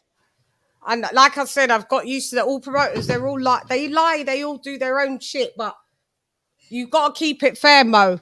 He doesn't. Other promoters insult him as well. They do. Left, right, etc. Rolling with the punches. You behave yourself now because you was telling me about myself the other day. I don't give a fuck about your reg. I don't give a fuck. Do you remember the abuse that you gave me? I was quite shocked because you've never been like that with me, Rolling. So I felt very disrespected. Yeah. Nothing you don't want to do. Don't make Chann mad or Lisa. It was bad. No, I'm good. Yeah. Rolling my guy. Yeah. Yes, they should. Yeah, no, but yeah, Mo. Yeah, that's all. Yeah, I don't really know. Yeah. We can only go by the videos and all the stuff. Yeah, it's all a bunch of. No, it wasn't sent contracts. All PBC. Yeah, but I've never been one who followed a promoter. The only promoter that I knew growing up was Don King. I never really knew about Bob Arum, but I'd seen him. Yeah, didn't really know about Bob Arum. Yeah, because Don King was the main guy, had charisma. Yeah, everybody knew Don King. Yeah. Yeah. And then we started hearing everyone, but my mum always say we like him. I mean, we watch it, but he's a thief. He takes people's money, scam people out of money, did some dirty stuff. And if that was any other promoter today, if that was Eddie Hearn doing that, we would say, oh, look what he's doing. He's being racist. He's doing that to black fighters. That's what it would jump to.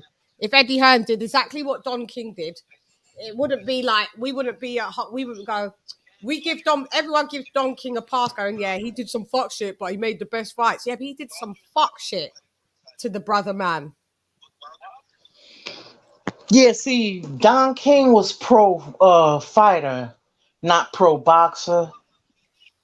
More so, he gave meaning that he gave the fans what they wanted. Oh yeah. But now, far as I never really, I always heard stories about him, but it wasn't until Tim Witherspoon, that particular story, when he sued him.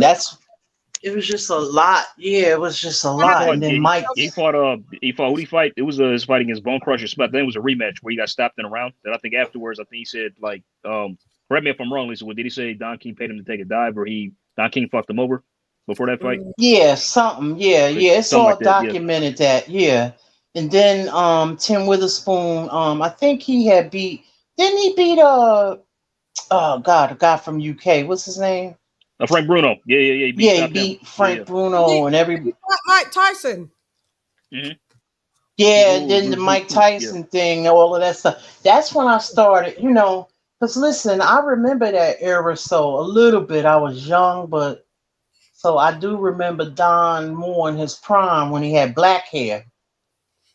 That was when I was a little girl. Oh, you knew me had black hair. I've always known him to have. I'm sure it was always grey. He was a big strapping guy. I remember when He looks tall. Is he tall, sis?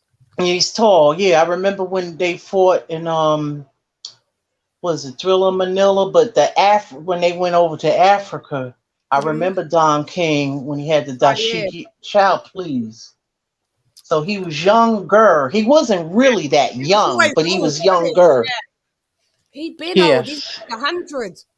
By the time I got you figure he's 90, so. Yeah, by the time I got introduced to Don King, even though he did look good for his age, he was still mad old by the time he was mad old.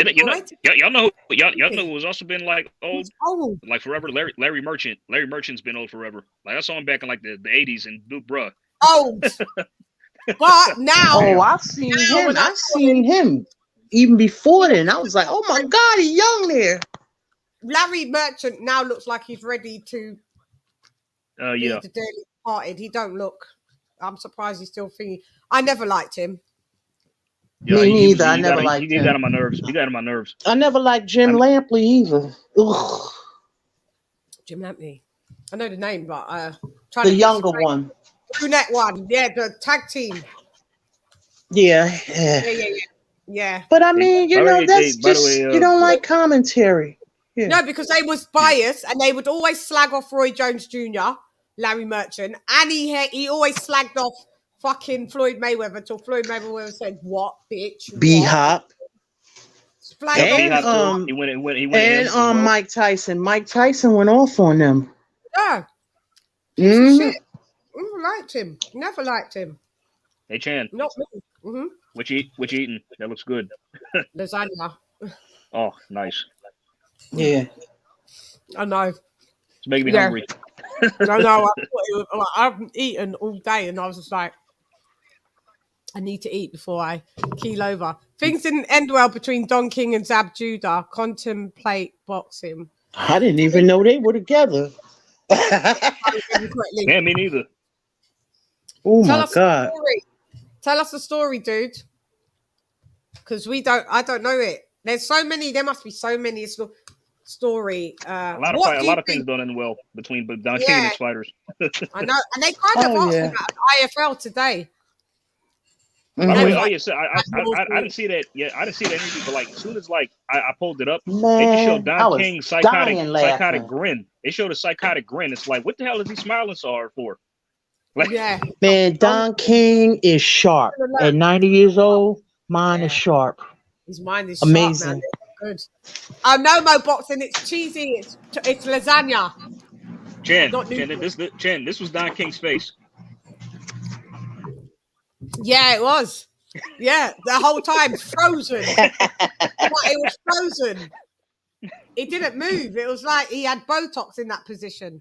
It was crazy. And that's exactly what it looked like. Botox shots. Like, what did you get injections before this? Like, what'd you do, bro? Yeah. Like, it looked quite strange. And I thought, oh no, they've got him and he's going to be on the slide. But then he opened his mouth and he was as sharp as a fucking knife. I'm out. And Chad, I know you talked about this earlier, but like, I'm actually looking forward to that fight this weekend with the Dubois and Bryant. I want to see that fight. Yeah, talk about it. Yeah, because what like I mean about that. I think Daniel should knock him out. Daniel's supposed to knock him out. On paper, he's supposed to. But I don't know. So I'm just on paper he's supposed to though. But I mean, I've heard some circles saying like Brian could be a potential spoiler. He could upset the apple cart. He could be a banana skin. Yeah, he could. But I mean, bro, but if you lose to Brian, like, what do you do next, man? You know what I mean? Like, well, I said, man, you lose to Brian. I've seen him fight like I saw his last fight. That's all I've seen, and I wasn't impressed at all. I'm like, dang, you should steamroll this guy. Like, really. Should do. He should do. He wouldn't be over. He's too young for that. He is. He could probably make a second comeback. But I mean, he could make a second comeback, but it would take a couple of years. He'd be laughed at a bit. Probably a lot of people probably would be clowning him. Yeah, that's all people do is laugh at people in boxing. But they better remember that man yesterday that passed away. This is not a laughing matter. There's nothing to laugh about. RIP, man. It's nothing to laugh about. This is a dangerous sport. We need some 10 seconds of silence for that dude. Yeah. Go ahead, Chann. Let's start now.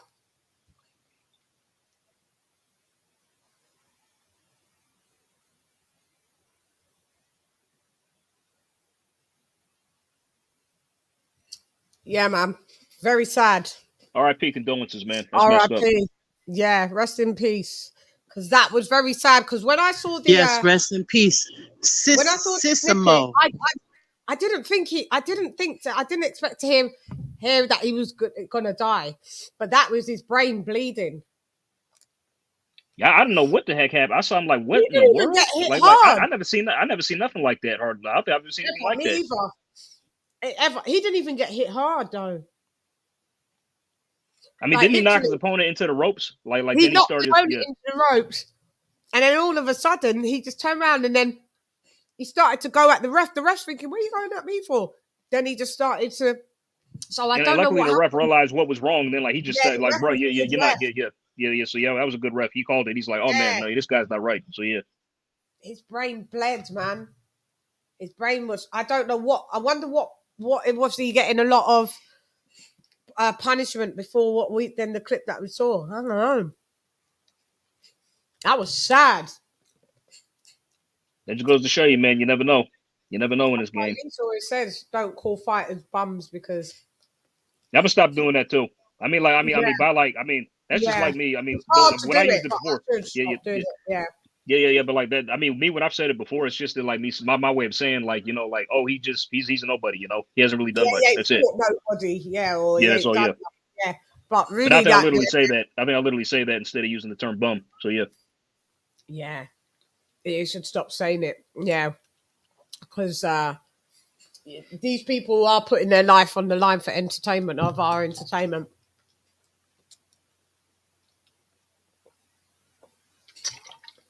While everyone watches me swig, drink, and eat lasagna. What the heck am I going to make for dinner tonight? I don't even know. I got the night off, so I need to figure something. I don't want to go out to eat. I got it. I ordered it. I just ordered this in. This was why I left the panel to get it. I ordered what this. What food service you guys got up there? Uber Eats. Uber Eats. Okay. Got Uber Eats, Deliveroo, Hungry House, Just Eat. Got all different ones, but I use Uber Eats quite a lot. And but I ordered this. When I'm hungry and I go on Uber Eats, I never order when you're too hungry because you over order. So I've ordered barbecue. I do that all the freaking time with food. When I go out to eat, I overestimate my eating, and like then I got to save food for like the next night. 8 wings, 8 barbecue wings, and 8 spicy wings. This and lamb barbecue ribs. And I'm glad because they're halal. I don't eat pork. That was too much for you? Well, this is quite big, and then that's an appetizer for me. And then 16 wings. 16 wings, a large lasagna, and spare ribs, lamb spare ribs. That's quite a lot. I'm trying to quit meat. I used to be a vegetarian as a kid until I was 14. Really and truly, it's meat. Hard. It's hard. I'm trying to just. I did it before though. I'm not doing meat. And you feel so much better when you don't eat meat. I promise you. When you just eat fish and your carbs, pasta, rice, whatever, everything else, you feel so. It's honestly been very intriguing. Like, it's honestly been very. No, I'm sorry, my bad. I didn't mean to cut you off, but it's honestly been very intriguing. Like discovering like other health alternatives to eat because I used to drink milk. I drink almond milk now. Mostly everything I cook and eat is organic, including fruits. And I started using vegan butter. I started using vegan butter organic like 2 months ago. That's all I used on. Honestly, even though like the taste isn't that great. Vegan mayo, vegan mayonnaise as well. I have. Yeah, like honestly, even though the taste and smell isn't that great, you can't tell. You can't tell when you eat your food. You really can't tell. That's the ones why I transitioned to the products that I can't tell that it tastes like vegan. I'll use it. So the vegan mayonnaise, the vegan flora. Butter. It said it's butter. They said it's very buttery, even though there's no dairy or it's nothing. It's totally vegan, totally plant based, and I love it. But I do have things that are meat substitutes. So I do have like corn, nuggets that are not really real chicken and stuff like that. But sometimes your body's so used to wanting the meat, you'll just be like, I'll have the meat, and then afterwards, if you notice. You're knackered, you're tired, you're sluggish. you're bloated, you know, because your colon's filled up with fucking shit. Basically. Yeah. Call it like, do you know what I mean? And that's why a Mm-hmm. lot of us get colon cancer, because you're just carking up with meat, and it's decomposing in you. Yeah. Bad. Yeah. The beef especially. The beef, the red It's hard meat. to digest. Yeah. Takes night and days. Well, see, the thing about the fish, only thing with the fish you got to be careful of is the mercury. That's a lot in. So you probably can't. I don't think you could eat fish every day. You can, just not tuna. Well, you got to check the mercury, because mercury poisoning is no joke. Yeah, it depends where the fish comes from. But tuna, because when you're pregnant, they tell you don't consume too much tuna fish because it is high in mercury. But eat it, but overload. But that's one of the fishes that. Now you talking about tuna fish in a can or the fresh caught tuna? All of it. Oh, okay. Because the fresh caught tuna I've tasted is really good. Yeah, but it's high in mercury. So when you're pregnant, yeah, they give well, you yeah, things not to eat and too much. No wonder salmon is high in mercury. Salmon is. Well, I love salmon. Yeah. Yeah, I like salmon too. Salmon's got mercury in it, but it's good for you. It just everything moderation. That's all. You just don't like eat too much of this stuff. That's all. So just carefully. Because I mean, I think I read we should eat like more than 6 eggs a week. So I space out my eggs when I eat my breakfast. I make 2 a day. Mucus. Because it's was mucus. Yeah. Mucus. And that's when I eat. Now that you see me eating this cheesy thing, straight away, my nose starts to fill up even more. That happens. So wait, Chann, is food that's causing that? Is food that's causing that? Yeah. That happens to me too, like all the time. My nose always runs. Like I gotta blow my nose, and so. That's how you would see me. That's what Dr. Sebi says. Stay away from dairy. Yeah, it is. Straight away, it creates mucus. Wow. Yeah. And some people are more sensitive than others. This is deadly. This stuff is deadly. Only babies drink milk. Well, that's how. You ever notice the animal? Well, animals' maturation process is faster than the humans. Yeah, their maturation process is faster. Like just say a kitten or a puppy, they get off the mother's breast milk after 6 weeks or 8 or whatever. You know what I'm saying? And then they maturation process is faster. Yeah, man, eating all this straight away, cheese, any dairy, boy, just fills you up with mucus. It does. Yeah, mucus. Yeah, it does, man. Straight away, all the time for me. And it's and the thing is, I like dairy, but I'm starting to cut it down. I don't know why this Alexa decides to speak. I said dairy and she spoke. I don't even, I don't use them that much anymore. I feel that they're spies. I need to disconnect her because they're telling me. I don't trust them. I don't really use it. No, I don't really use her anymore. I used to use it all the time, but I don't use her. I should unplug it because sometimes I'm just sitting there or I'm talking to a friend or whatever, and then she just starts talking. Sorry, I don't know what you mean by that. I'm like, nobody said anything to you. Weird. Yeah, scary. Yeah. I guess I know I'm not serious. I don't know what you're talking about. I'm like, don't help you. So what are you doing? You're just here to spy. This has got more cheese than meat. This is what I'm not really feeling it. It's a lot cheesy. Like it's a lot of cheese and pasta. There's supposed to be a good ratio of meat, but no, there isn't. There's not that much meat. So I'm just eating cheese and cheese. So and now that I've access. Sorry, go ahead. No, I'm saying you're right. This fish all of a sudden that came out, nobody ever heard of, tilapia. I'm hearing that that's a bottom feeder and heard of tilapia. Man-made. I don't know if it's true. I've heard of that fish, but I not something that to buy and eat. I don't know. I heard it was a bottom feeder. I don't know if it's true. Let me Google it. Is it what bottom feeder like prawns? Yeah, Like, it's just like it's a farm raised fish. Clear up the rubbish. That ain't even no farm raised. What kind of fish is raised on a farm? They should be out of the ocean. I don't trust that stuff. Yeah. You know what? Get this. You know when food started changing? I'm gonna put y'all on some game, and I don't know if I'm right about this, but this is my experience. Food started changing in the U.S. when that Murray's Steakhouse came out. Murray's Steak. It was a place where you could. We got. They not even. Oh, okay. They not even open no more. That's when they started having that meat with rib meat in it.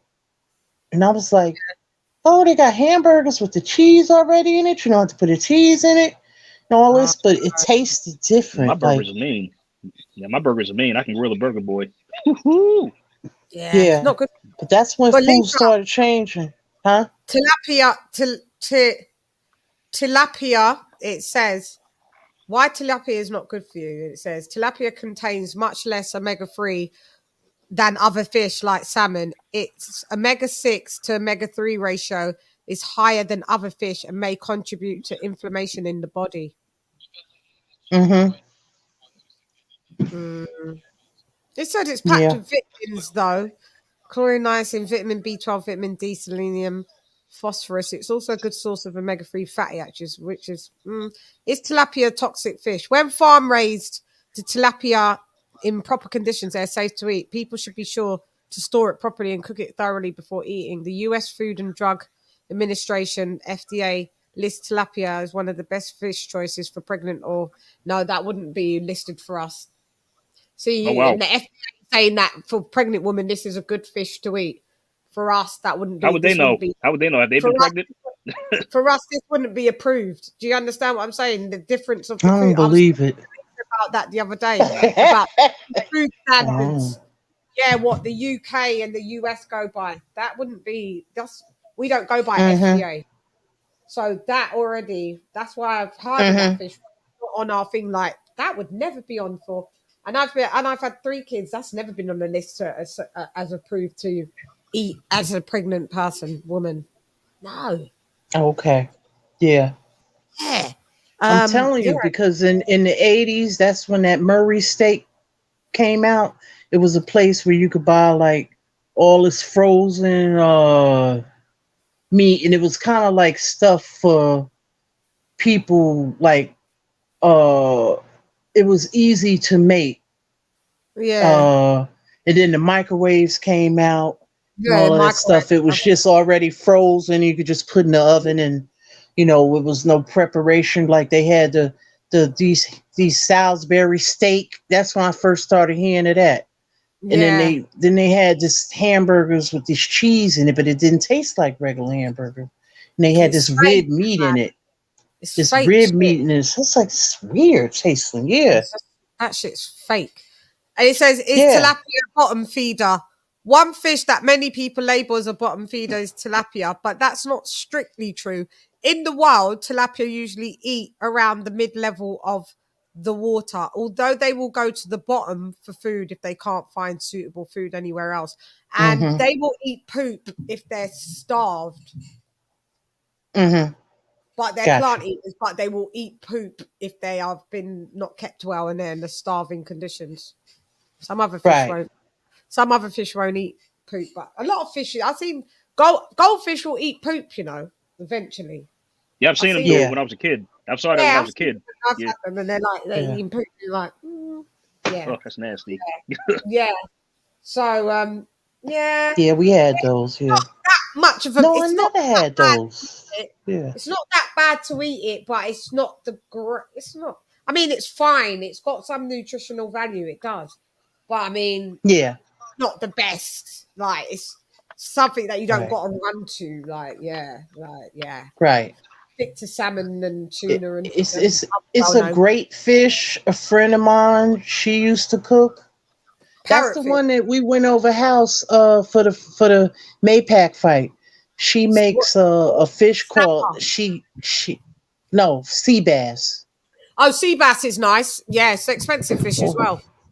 Yeah. Sea bass is nice. I like mine grilled, and it's very light to eat. It's a quite big long fish, nice white. Yeah. And then she would marinate it in like some mango sauce. Yeah. No, mango sauce, believe it or not. Y'all like shrimp? Yeah, it was. I love Yeah, shrimp. yeah, I like it. Yeah. We call it prawns here. We don't really call it shrimp, but we know what shrimp is. We don't call it shrimp though. So it called me crazy. Like I love prawns too, but like, oh god, I don't mean to sound like Rachel. What's the difference between them? I think shrimp's any difference really. I mean, it's funny because like I used to go to this Chinese restaurant near my old house, and like it was funny how like the waitress would always tell me how she would say it. I got to do the imitation now. I'm sorry. Hold on. She would say, "I have the honey one of prawns. Honey one of prawns." Oh, the Chinese lady. Yeah. What is a prawn? What's that? Prawns. The little. What's that? Little pink. It's kind of like shrimp, but a little different. Let me look it up now. Now I got to look it up. Shrimp has got legs in that, hasn't it? I think so. Yeah. Yeah, prawns. I've heard of crawfish. No, they're different. I've seen crawfish. Yeah. Yeah, crawfish is like shrimp. Yeah, because at the Chinese, they used to have a lot of Chinese buffets. I guess they still got them. I haven't been to them in years. A friend of mine used to eat the crawfish. I know in Louisiana that's a big thing. I like crawfish in my salads. I have crawfish. Okay, it's like shrimp, but it's kind of, it resembles shrimp, but it's not shrimp. It's still like a different crustacean. So but you guys don't really. I don't really hear Americans talking about prawns. I love prawns. They're good. But I don't really hear you guys talk about them. So I know it's not a big thing. No. Oh, but they have got legs in the original. I think you can get different sizes. So the main ones that I eat, like I make prawn curry. So let me just share this. So they can be big or small. Like they do come in different sizes. Yeah. Oh, we're more accustomed to. So the shrimp for us, we'd probably call the big prawn shrimp, but we don't. You guys, the Chinese, call it like shrimp fried rice. We call it prawn fried rice. So this would. One place I've always wanted to go. Like this is prawns. At least y'all know the movie Forrest Gump. Mm-hmm. Can you see it, Liz? Yeah. Yep, there it is. Yeah, I see it. Yep. And I see it. This says this is prawns here, but I mean, we do have these. We use these, and we take off the legs and stuff, but we don't call these. Yep. They're called them cuttlefish. Maybe we call them prawns. They're like giant prawns. We have these tiger prawns, the bit bigger, but we average out more like you want to have a barbecue, or you have that at the buffet. These ones, but this is the ones that we have day to day. We like make prawn mayonnaise, mix it with those are just like shrimp. Okay. Yeah, so that's what we. Yeah. But like one place I've always wanted to go. Like I asked though, like in the movie, like there was the Bubblegum Shrimp Company. Yeah, like they actually got that out in Cali, and actually I've always wanted to go. I've never been there. Yeah, don't they have one in New York? But these are bottom feeders, by the way. Yeah. Sadly, Any of those shrimps in that's bottom here. They eat poo and everything. Yeah, they call them chrysanthemum. What are they called? Crustaceans. Yeah. Crustaceans. They in the Old Testament, right? Lord, right to my belly. Have mercy. I know that's why I hate it. Lord. Roland said, "Are you better at eating at night than Roland? After you wake up 6 to 8 hours?" Yeah, I've been. What's up, Eric? Roland, you need to apologize to me. Roland, I've noticed you haven't apologized to me, so I'm waiting for the apology. You're just talking like everything's cool. That's why I'm not really referring to you. You're gonna need to sort out what and remember what you did the other day. And you knew that you did wrong, because you know why you know you did wrong? Because you didn't come back. And then you was in the chat talking that, and you haven't come back. If you didn't know that you did wrong, you would have been back straight away. You know you did wrong. So you thought, let me wait it out for 3 weeks, and then I'll roll back in like nothing's changed. No, I remember everything. Well, Chann, it's not just that. I didn't see that you said sorry earlier. So I didn't see that you said sorry earlier. Well, Chann, like it's not just that. It's not that you ever got. It's just very black people. Yeah. Go ahead, I know. I'm just saying this. Like, it's not that you never forget. It's black people never forget if you do us wrong. Yeah. Yes. One of our We things. don't. We're like elephants. We're like elephants, aren't we? We got good memories when it comes to that. Yeah, man. You got a fast metabolism. No, I ain't got fast metabolism. No, I do. What am I talking about? I'm chat shit. But that had more cheese than. That's the first time I've got a lasagna from them. That's nothing to write home about. I just it was ate so most of it because I was hungry. Yeah, it had more cheese than you're supposed to have cheese, pasta, and then pasta, and then meat. It barely had any minced meat in it. It didn't barely have any. It was just more thick layer of cheese. I can't. And then we're talking about mucus. So in the end, I'm eating it, and I'm like, maybe out of a 10, what would you give it? 5. Damn. Don't order from them again. I order from them like different stuff, but that's the first time I've got a lasagna, because I can make lasagna from scratch as well. It's just time consuming. Girl, I hate making that stuff.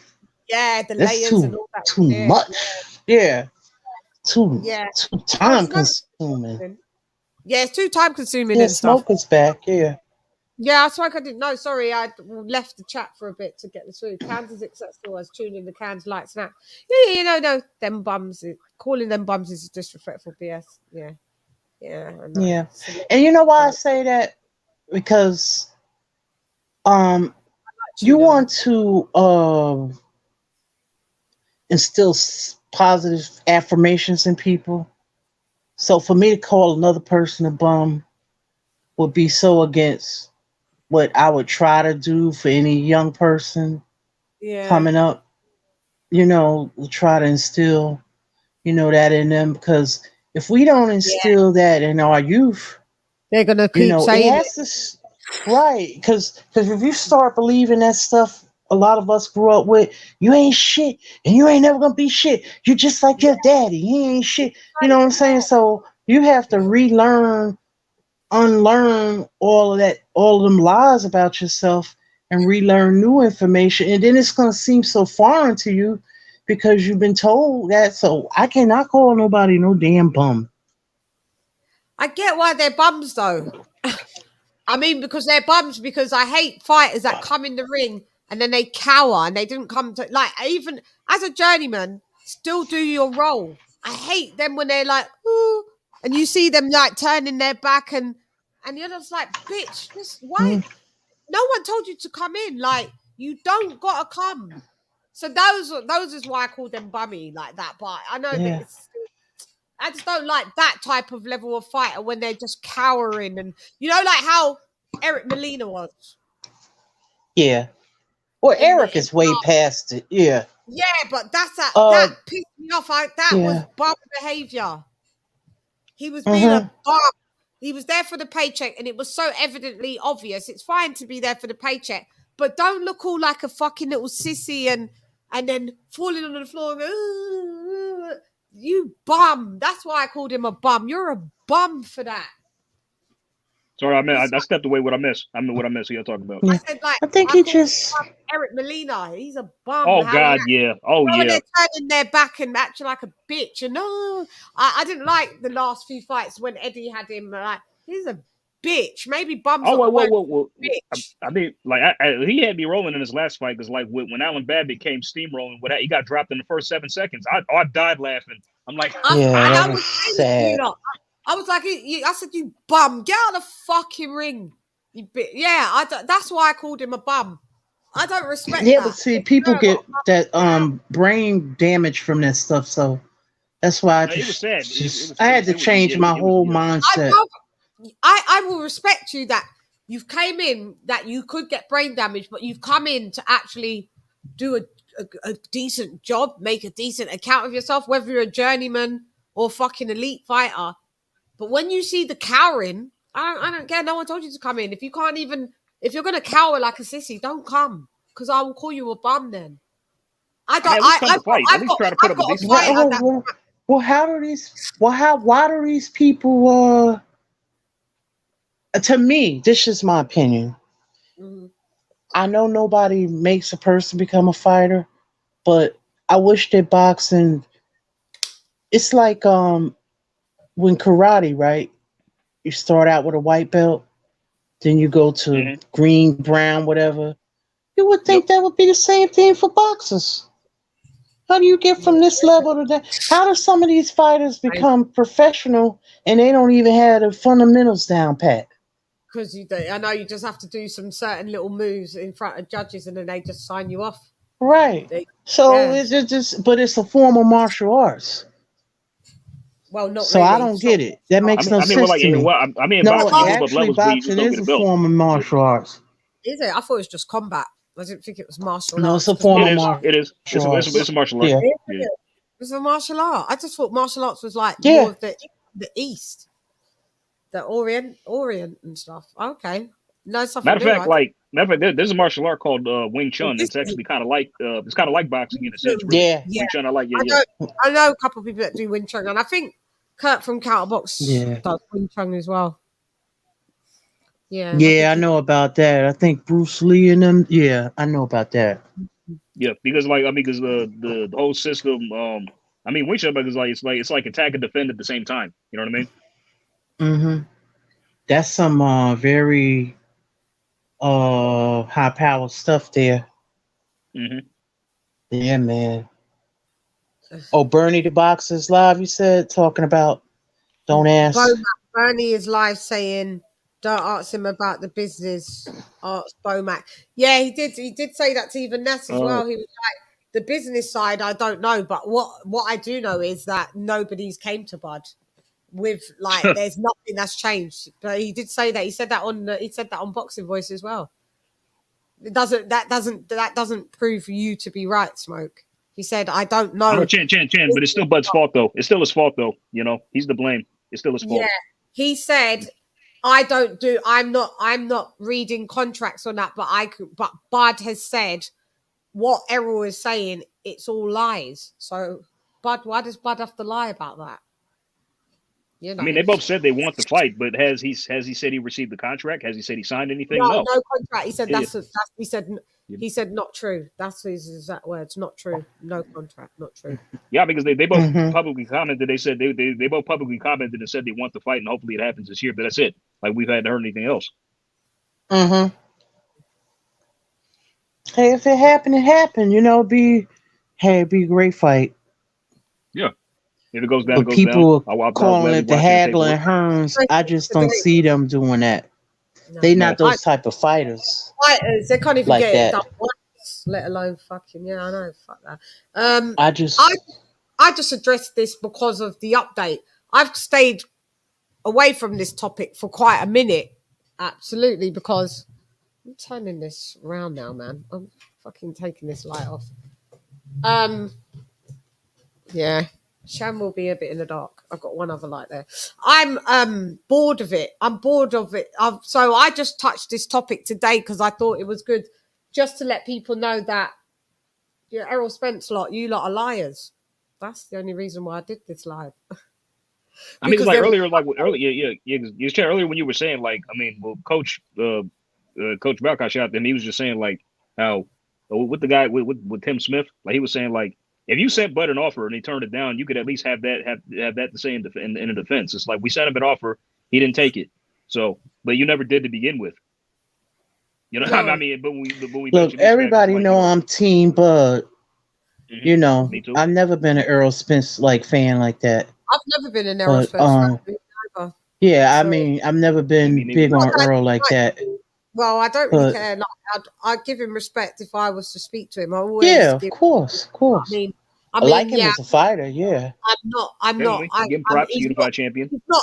He's not above criticism at all. I can critique him, and people try None to of act these like fighters are. Yeah. Yeah, people try to act like you're not. Oh, well, you're gonna have to get on, be Team Spence then. And even Thingy said that to me. No, I don't got to be Team Spence. I just got to be Team Boxing.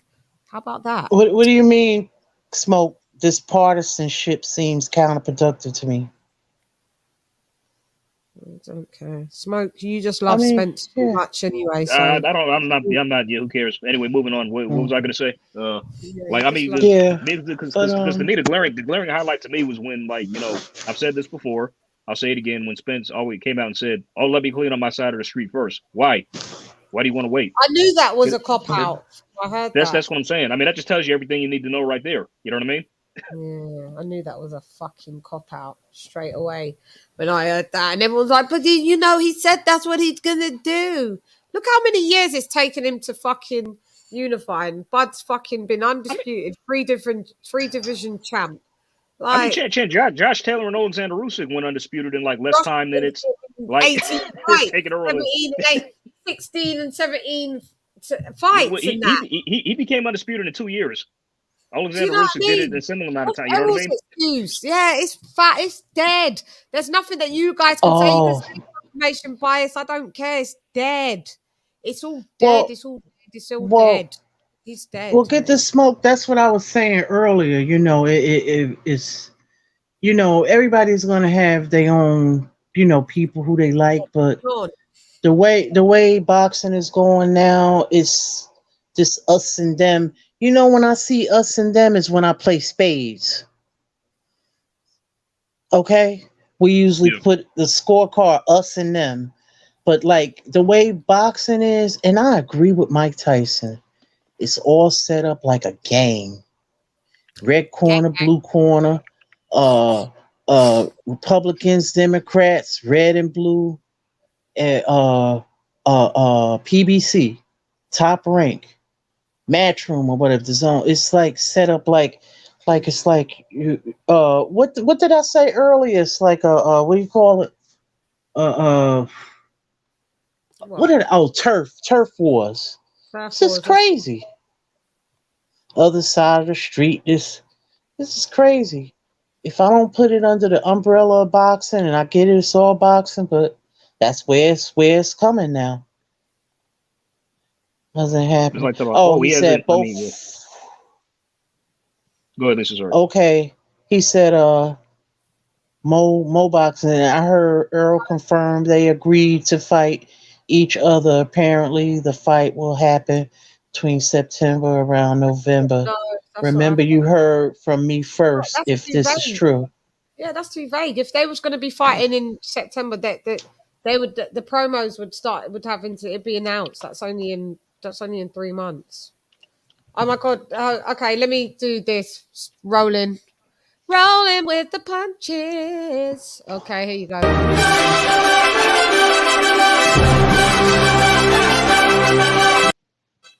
Sorry.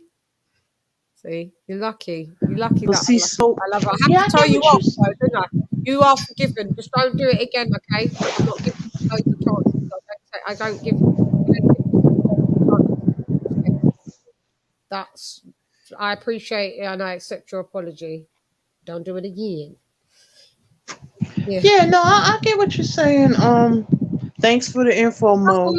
I mean, we'll see. We had them in your card, baby. It's no worries. Massively appreciated, Roland. It's all good. Every $1, $2, $4, $5, it's $1. It helps. Mo, I don't know. No, Mo. I can't be positive because it's lies. They're not going to do it. It's not. No, I'm not saying that the fight's not going to happen this year, but we can't just go, they said it's going to happen between September and November. Like, you may as well just have put December in it. Like, you don't really know. You're just guessing. Everyone's guessing. Between September and December. Until it's official, Mo, I'm not going by what people say online. I could care less. Until it's official, that's when I know. So I see an announcement at the press conference on it. Because you know how many times we have listened to Cappinger and all them people and shit wasn't right. Come on. Don't care about none of that. Unless it's official, then that's when we know. Now, as far as smoke, yeah, I get what you're saying about the constructs of the It's divisive. you know, the constructs of evil versus good, villain versus No, I get what you're saying, But you know what? At this point, we should be able to like who we want. Everybody got who they like. I never debated. I mean, me and my girlfriend used to debate when we was teenagers about about our favorite music artists. Yeah. But sports, it's on a whole nother level. I mean, like I can't even give. I can't even give. Oh, Jed represent. Yeah. I noticed that. Yeah, I noticed the outlaw boxing shirt. Yeah, he sent it me. I mean, like Lisa, I can't even like list my. Like, I'm asked a question, I can't even give an answer without somebody getting upset or enraged about it. You know what I mean? It's do you know? Sometimes I'm just like, I can't be bothered to do this job anymore. Sometimes I go like, I can't be bothered because it's all bullshit. You don't really get the fight. We have been getting some good fights, but people get on my nerves. It just like it's been a slow news month, I would say, because every time I look on on what there's nothing. That's why you don't really see me do too much. Hey guys. There's not that much to talk about. It's all really recycled stuff, nothing fresh. And then even when you do report like the fresh boxing news, no one it don't get views. No one wants to look at it. They only want to look at watch about Wilder, AJ, and Fury. Those are the only three names that trend, especially Fury. Personally, I don't give two shits about Wilder or Fury. Personally. Yeah. So what I'm saying is, I don't really do that many news reports because the stuff that there is to report, I realize you guys don't really care about boxing. You just care about Wilder or Fury. It's not even that much to say. Well, newsflash, the sport doesn't revolve around them. They're going to leave one day and boxing will continue. Yeah. So I just am like, oh, fuck it. I can't bother. I'll report bits when I... But they're not fighting right now. They don't have a fight on the docket, so they haven't been trending right now like that. They're trending still. It's been... Sis, they're trending still. Well, yeah, they're big names. Oh, okay, well, they're big names in boxing. They've got no fights and they still trend. This is what I'm saying. Like, if I put out something of Fury yesterday, it will garner views. I put out something of Fury, it'll be like 2.5 thousand views. I put out something of Inoue, it'll get 70 views. It's like, dudes, do you not like boxing? No, clearly not. You put Spence on, that'll do some views as well. It's just like, and yeah, it's dead. So I don't bother do too many reports. Boxing, yeah. Because why should I be breaking my neck reporting and fucking doing the editing and all of that and 10 people look at it? What's the point? There's no point. You know what you should do, Chann? You should start catfishing people, like making a title about Wilder, and then you should be on. Just kidding. Ha, gotcha. Yeah, no, but then you lose credibility when you do that, and nobody will tap in, click into anything that you do actually have that for you. But yeah, so it's just like, I just don't report as much. The bits that you see me report on is what I want to report on. Other than that, I ain't churning out 5, 6, 7 reports a day anymore. I do like 1 or 2, and sometimes I skip a day, and I feel bad for skipping a day, and then I'm like, oh, gotta give them something. What's there? Look. All right, let me do that. I do it. 40 views or something because no one cares about anything other than Wilder and Fury. Dead. They're not even fighting. They're 2 retired fighters. What type of subscribers do I have? No disrespect. You guys make it quite uninspiring. Start liking boxing. Jeez. I mean, I know the sport doesn't revolve around just one fighter. Yeah, but clearly it does. Clearly it does. I mean, to them it does. To them it does, which is kind of sad. This is what. Yeah, but what I'm saying is, to us it doesn't. To them it does. To them it does. But I'm putting out the content, and because of the way they think, it affects my content. So what's the point of me it's counterproductive. So I just don't put it out. There's no point. My audience doesn't like real boxing. I can see it. It reflects in my analytics. They're lame. No disrespect, subscribers, but you need to get going.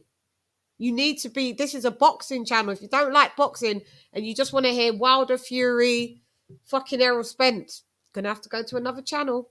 And some people did, because over the last couple of days, about 20 people unsubscribed.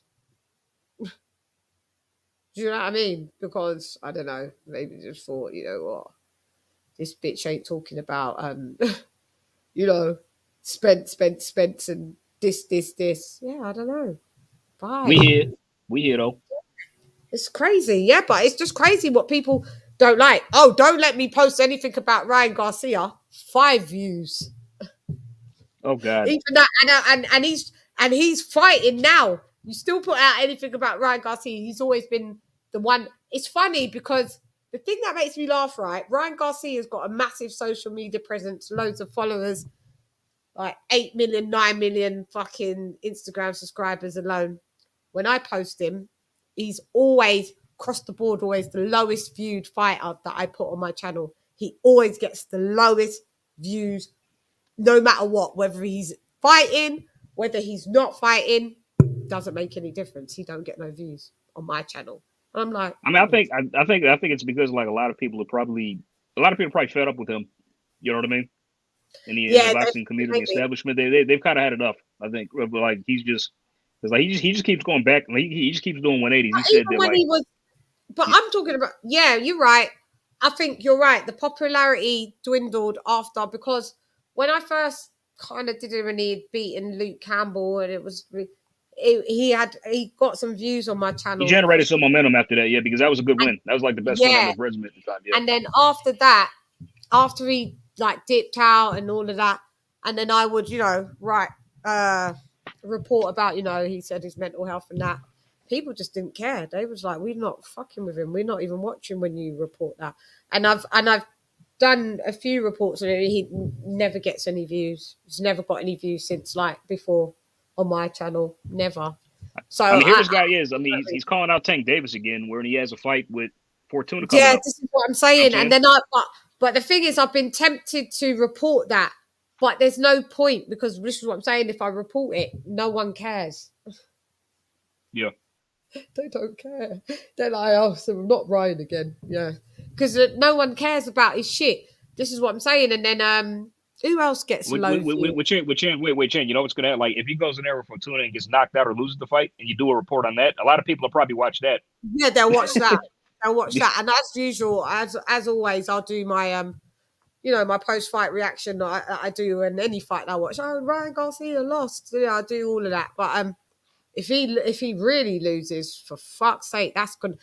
If that don't garner views, then I don't know. People really don't care about him. But I mean, yeah, Canelo used to do views. Not as much as, I'm not lying, guys. Canelo didn't do more views on my shit, and most people, if you go and look at other content creators, didn't do more views than like Tyson Fury.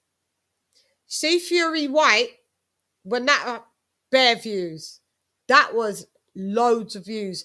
And then after he beat White, he still garners just loads of views. Yeah, Fury's the top one.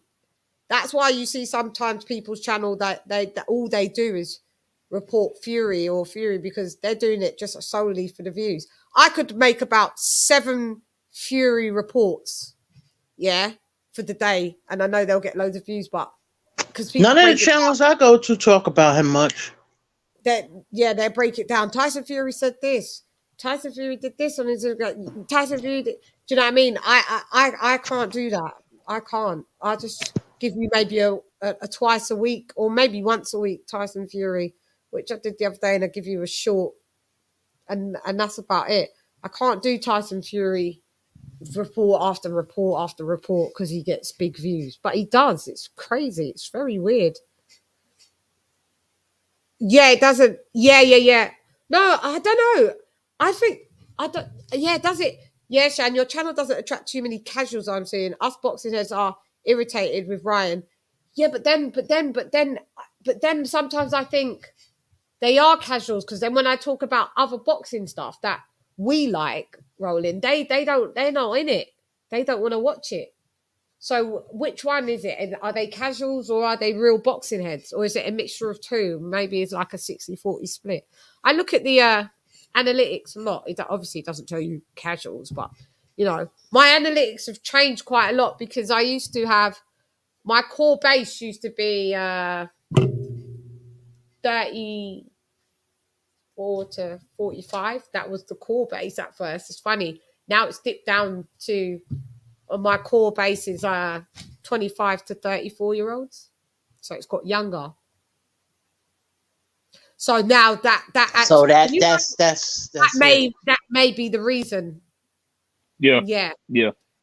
Because it didn't used to be like that. I used to have older people. I'm gonna have a look now because it can change. 1 month can be this, but it's been pretty consistent. That those are my so audience.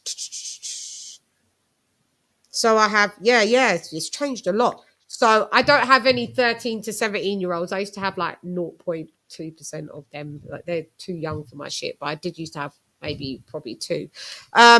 So 18 to 24-year-olds, I didn't used to have a few of them, but now that's at 15.5. That's leaped up. I didn't used to really have too much 18 to 24 a bit. I had mine usually started from 25 upwards. So then my core used to be 35 to 44.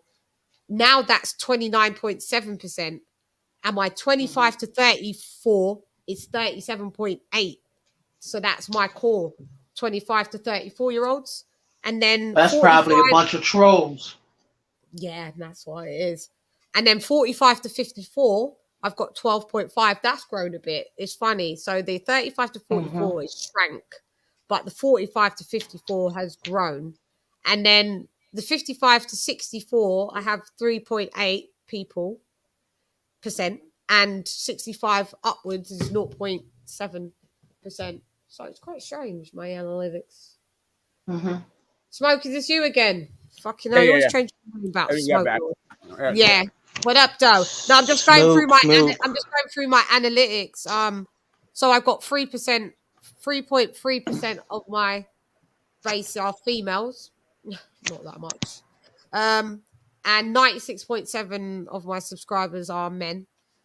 And then this has changed big time because before I had more UK people. Then it evened out with the US, and then US went a bit ahead, and then it went back to UK.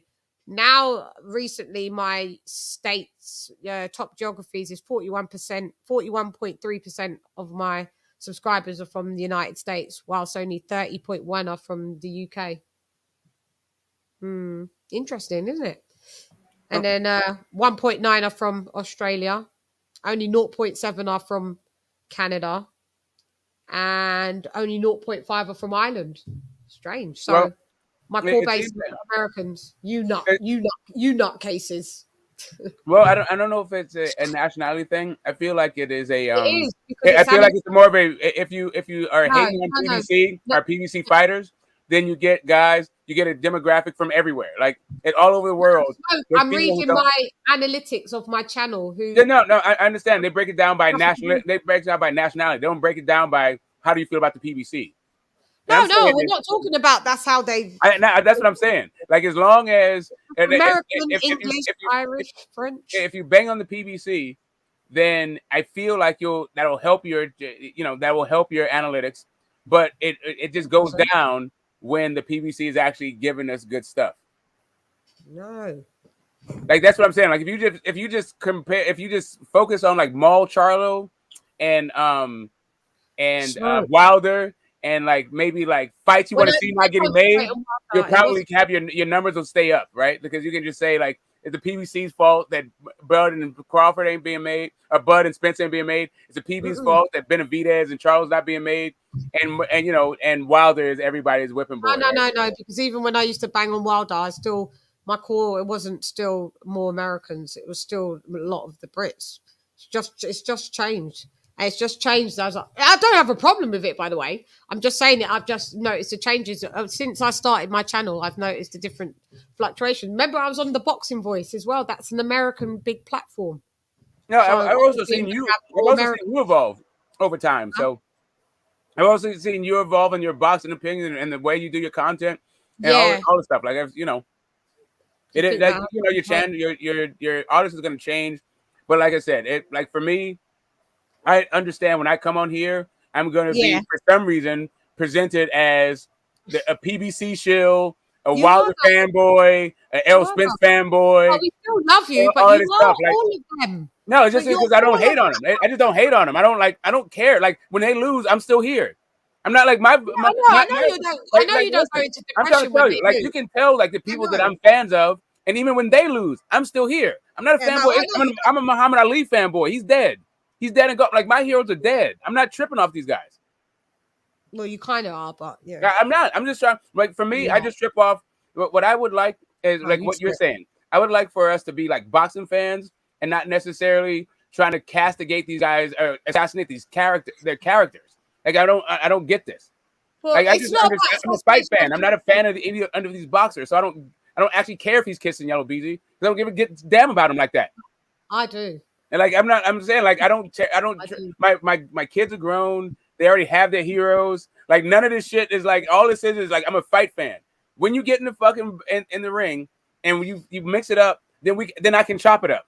All this other shit outside the ring. I didn't grow up seeing like my fighters like kissing rappers. I didn't. No, I hear you. Listen, I understand, and I understand. I grow up seeing that. So to me, I have to point out. I'm like, what the fuck's going on in boxing right now? This is new to me. Yeah. So as a former fanboy, like I was actually a boy when this happened. Like not even I was prepubescent, right? Like I was literally like the term fit. I don't understand fanboys as grown ass people, like as adults. Like I don't even understand that. But you're one though. But I'm not one. That's the whole thing. I just laugh at you.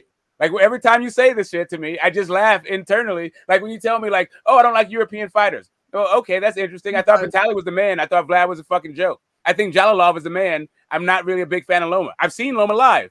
Like it's like all of this reductive, like easy fucking way to like dehumanize fans. It's what the YTBC is about. But for me, man, I've been. You're not that bad. You're not that bad. You're not that bad. You don't go into meltdown like if a thing. But I mean, when you ride, you do ride. You did ride for Wilder big time. You rid out, mate. No, I didn't even dig that. Listen. No, you rid out. You rid out. I just don't hate Wilder the way that you guys hate it. So that translated to dick riding. You rid out. You rid out. You think like how? I rooted for the guy. I didn't even know that he would win the fight. I just rooted for him. You think if we critique someone, we hate him? No, okay, no. What I'm saying is, okay, so there's a critique. There's a critique, and then there's an assassination of character. Like I said, I am a fight fan. I don't care about what they do out of the ring. So when you start talking about twerking and liars and all this other stuff, I totally don't care. I didn't see Mike or Mike Tyson calling people that they drug. Yeah, I wasn't a Mike Tyson fan. I thought like Mike Tyson made embarrassment. Like that. So I thought Mike Tyson was cringe. I was a Lennox Lewis fan. I'm not assassinating your character. You're doing that yourself, but by saying these wild accusations, you're absolutely assassinating. I didn't accuse anybody of anything. What accusation? No, not you. I'm talking about the boxer. The boxer. Yeah. I'm not assassinating the boxer's character. When someone comes out and says, a good guy is fucking drugged his fucking water and all of this. I don't know that. That's what I'm saying. And everyone sending death threats to him, knowing that we're in social media age and having death threats, and his son having death threats and all of that, and you know, people say, I don't know. Like that's what I'm saying. Now, did you go to those channels and say? But I don't even go. I'm telling you, I don't even assess whether or not he's a good guy. I'm not even doing that kind of stuff. I'm not sitting there saying like, oh yeah, this guy's a good guy. I don't know these people. I don't know if they're good guys. No, I'm saying, have you went to other channels that, what's the word you said? Assassinate other people's characters. Listen. I'm the YTBC weirdo. That's what I get called. I get called weirdo because literally I'm just like I don't understand channels, pro thingy channels. No, I do. And when they start assassinating AJ, you don't say don't assassinate AJ's character. I know you don't. Don't lie. Okay. So you don't. Right. So keep I don't saying go anything. I'm not a frequenter of channels. You guys come over to our channels and talk your shit and tell us that we're supposed to conform to what you guys do. But let us go over to your channels. Wait, let us go over to your channels. We type two letters AJ. You're blocked. Right. So if any channel that I am on, so any channel that allows you to be on the panel that actually tracks AJ, you will hear me say what I think about AJ, because what I think about AJ doesn't change from panel to panel. Yeah, I'm not like that. I've been doing this for too many years for me to be like that. You You know that I was like that. Like, yeah, but you I don't. assassinate character. What did I ever said? What have you ever heard me say anything about AJ's character? No, you used to call him that he's got no chin, and I that didn't say you he know. had no chin. Yeah, you did. All I said was, listen, the only thing I've even said about that AJ he that got people. Wilder and I didn't say. Okay, so I thought. Listen, when I thought he ducked Wilder for like 2 weeks. Said that for the 50 million. No, listen, I'm trying to tell you. I thought he ducked Wilder for like 2 weeks in 2018. Like this is not something. This is not a common refrain for me. Like when I saw Durag AJ say let's roll. When I saw Durag AJ say let's roll, and then I thought, hey, we're gonna get this fight. And then after that, I saw AJ say that 20 like that money is not enough. That's all I'm saying, bro. Like I'm not like a big hater of AJ. He said when I saw Durag AJ, I was like, yeah, listen.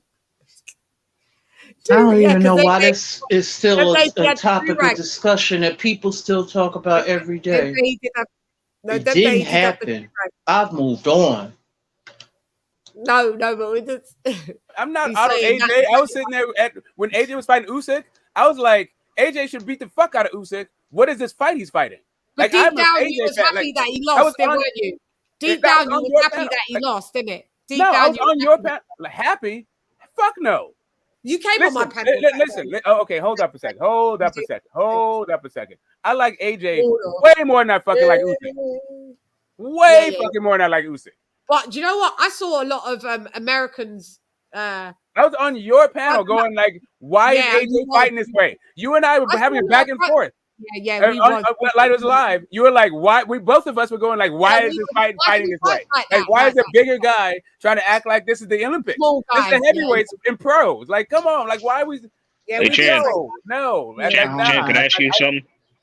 Yeah. I would have cheered right if quick. AJ came out as the number one guy. If AJ beat Wilder and Fury, I would have given him all of his props. I wouldn't have been like hating on AJ. Like, I just wanted to see the fights. We did too.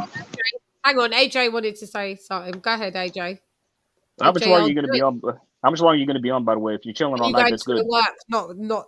I'm off. No, I'm off. I'm just curious. Like, if you're kicking it for hours, I'm down. I'm just curious. So. Oh, I'm not sure. You know, Lady Chann's always trying to get off, and then it goes off 22 hours after, and all. You know, she got a life out of this stuff. And YTBC fans, you hear her doing her analytics. She's like, I'm trying to talk boxing, and these dudes want me to bang on Wilder 24/7. They do. That's or praise Fury. It's bad. It's boring. Like, what type? I had to go in and be like, what type of subscribers do I got? This is terrible. Yeah. Cottage industry. They thought you were part of it. Like these, like blowing Fury and discarding Wilder. It's a cottage industry. But everybody knew that I didn't like Fury. I just didn't like the fact that I just never thought he cheated. But everybody knew my stance that I didn't like Wilder and I didn't like Fury. I didn't care that Fury was from the UK. I don't like him. Do you know what I mean? I've never capped about anyone. So I'm wondering when are they going to catch on, like, know that about my personality. Like, I always keep it 100. Like, I don't cap. I like you or I don't. But I can still be objective and say, you know, the good parts. Like, Wilder gets on my nerves, but when some people try and come with some other shit, like the Fury, he's thinking, I'll say, but at least he made 10 title defenses. Fury's only made 2. Like, you know, so you can shut up over there. Like, do you understand? I will always, like, keep facts for facts. I won't just shit on Wilder. I'll shit on Wilder for the things he needs to be shitted on. I'll shit on Fury for the things he needs to be shitted on. I shitted on AJ for the things he needs to be shitted on when he weren't fucking fighting the proper fight with Usyk. But I praise what needs to be. I always give credit where credit's due. So if they're coming to my channel thinking, yeah, she's just going to shit on Wilder and we're going to, no, then sorry, you're wrong. I shit on him and I'll shit on your fighter as well. If I can shit on my own, your fighters are nobodies. Like the fighter I was biased for was Nonito. So I couldn't give predictions and all that shit. Like Nonito is from, I'm from a specific gym in Oakland. Like where I got my inside boxing knowledge is from a gym in Oakland that Nonito is from, that Andre Ward is from, that Devin That's Haney why stuff. you So got there's certain guys that I don't like, but I like I knew he was fucking losing. Tuscaloosa. What the fuck they got to do with me? Errol Spence, what the Texas? Yeah, Texas don't have shit to do with me. Like I just like it is what it is. But I don't understand Roland this. Roland got me exactly right. I trip off of arguments. I don't trip off of these fucking boxers. I trip off the narratives that happen in media, and I trip off of like what I feel like is unsound reasoning when you're making an argument. But that's really it. Like I don't have any like personal vested interest. I was a Bud fan way before I even knew who the fuck Errol Spence was. But then you switch real quick. Go ahead, No, Lise. Bud has been my number one guy, pound for pound guy since 2017. When other people talk about Loma and Canelo, I've always said Bud. It's been a half a decade I've been saying Bud is the number one guy in the world. You spent the last 2 hours slagging him off, saying that he hasn't fought I didn't no one. slag anybody off. No, I was talking about. Listen, I was talking about his argument about Victor Postol versus Porter. There was nothing about whether or not I thought Bud's resume was better than Errol Spence's. Because if that's the question, like I said, and you heard me say, Bud is a walking, talking Hall of Famer. Active fighting. Yeah. We don't have very many of those right now. No, we don't. We don't. Go ahead, sis. You was going to say something. Well, I just feel like this, the boxing community here, like, who cares who you like? You like who you like. I mean, like, it's like, it's if I like somebody, I like them, but I don't really owe any explanations. Yeah, we don't. I mean, like, it's like, it's just great. Just people have certain preferences, or maybe just people that they like better, or maybe they boxing style, or maybe they just, I don't know. But it's like, it's just, it's crazy how over here, like, people argue every day about pointless stuff. But, yeah, that means nothing. But you know what I've realized on the American front is because I realized you guys have got states, so it becomes even more divisive. Like, I'm rocking for this guy because I'm from the state of Texas, and I'm rocking for this guy. Yeah. Exactly. Whereas in the UK, regionalism. In the UK, it's just the UK. So we just rock. If the fighter's from fucking if the fighter's from Newcastle, which is 5 hours away from me, right? 5 hours away from me, right? Mm-hmm. Still support. It doesn't matter because we're from the UK. You guys, it's separate every state. That fighter is not from my state, so I'm not rocking with the guy from Omaha, Nebraska, because I'm from fucking Louisiana. It's too much. We just rock because we're just one island. It's because it's literally because like boxing and like every boxing fan in general is like not everyone, but in general, boxing fans are also sports fans.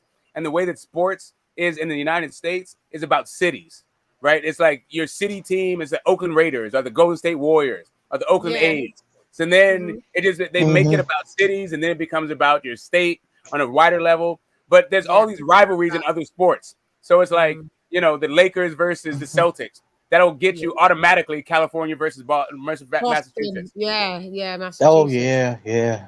So that's what it hit me the other day. I was like, and then as a related thing, you get the Raiders versus the Patriots because of that whole thing. Like it's just like it's how we consume sports in general here. That thing comes that's up. what it's your geographic, because you're split into states, and there's a lot of. You got 51 states or whatever you got. We got 50. We're trying to get 50. We do 2 at a time. So DC and Puerto Rico, they're up to bat. I thought Puerto Rico was already a state of yours. No, it's not. No, it's owned by the US, though, is it not? Yeah, and so is DC. Yeah, we have these US territories, Virgin Islands. We got Philippines. Yeah. We got all these territories that aren't really states yet. Yeah. Hawaii. So you've got 50. So Hawaii's the last one. Yeah, and you've got 50 different tribes on your land. So that's why it's like we're just a small little island.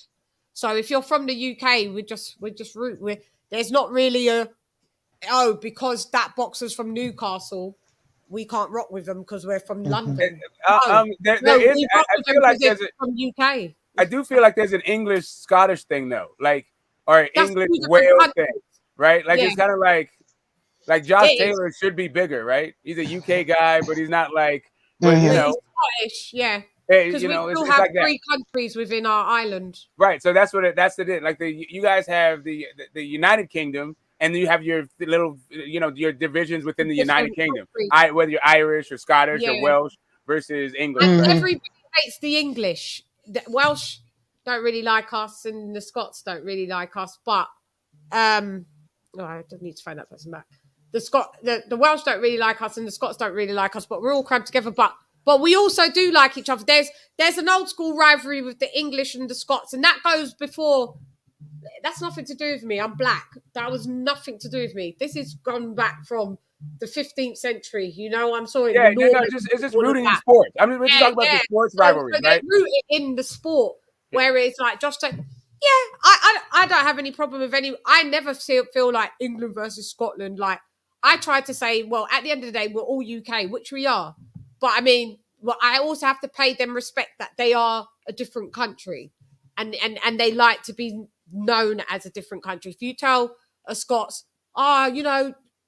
England and Britain, they'd be like, no, you're telling us that you want to claim us just because we're winning. But when we lose, we're Scottish. When we win, we're British. When we lose, we're Scottish. And it's a bit true. So I give them the respect, and they want to be a separate country, which they are. And the Welsh are, even though Welsh are just next door to us, it is. We do have 3 different countries within the UK. So, it's the United Kingdom versus United States when it comes to that kind of thing. And then it's kind of like, and then even within like England, you'll get like Liverpool versus like Man U or Arsenal or whatever the hell. Like like these different like small little coaches you have all for their guy versus Yeah, another guy. That's you live there, yeah. We'll have football clubs that will Premiership, meaning you'll have Man United that doesn't like Everton or something. But that's where it can be a little bit with the hooliganism that will be there. But on the whole, like we don't really separate our boxing. If you're from the UK and it doesn't matter which part of the UK, we're gonna rock. Doesn't matter if it's London, fucking Liverpool, Cheshire, fucking Blackpool, Derby. We're just all UK, and it's like Tyson Fury's from Manchester, Morecambe, innit? Like if he's still UK, I wouldn't go, well, he's from Manchester. I can do that, and I have done that. I'm like, he's a country guy. Like, don't relate. He's from the country. Do you know what I mean? Yeah, it's that sort of stuff. It's this little this weird like cultural conflicts within a country. That's all it's strange. Yeah. It's very strange. Yeah. Now that I think of it's strange. It's like people. I mean, I'm a fairly new sport fan. Well, not fairly new, but I like boxing. I don't really care for other sports, but that's like a person telling me like I can't like music from another country. That's the way I look at it. It's entertainment to me. So I like who the fuck I want to like, and ain't nobody gonna tell me shit.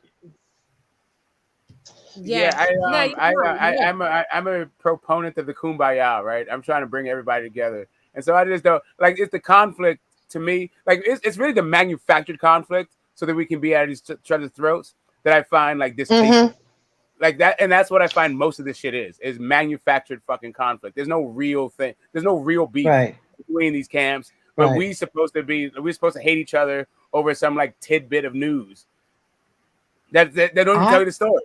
Like if you want me to care about your whole like negotiation, be transparent about your negotiation. Yeah. I just learned to live and let live in this community. People gonna say what they want to say. I can't be on every set. I can't debate and argue. Sometimes I'll come around when I feel like I gotta play, but it's just people are gonna believe what they want to believe. You can only deductive reasoning. You can read the articles, you can watch the interviews, but until these fights are official, you know what I mean? Like it's always going to be this is the lead up to the fight. It's going to be this, that, and the other. Yeah. But it's just ain't got time like for all of that. some people like thrive off of conflict, and boxing is here for them. I'm more of a kumbaya guy, so like I'm gonna go like so I may clash with somebody who's always trying to end with the things.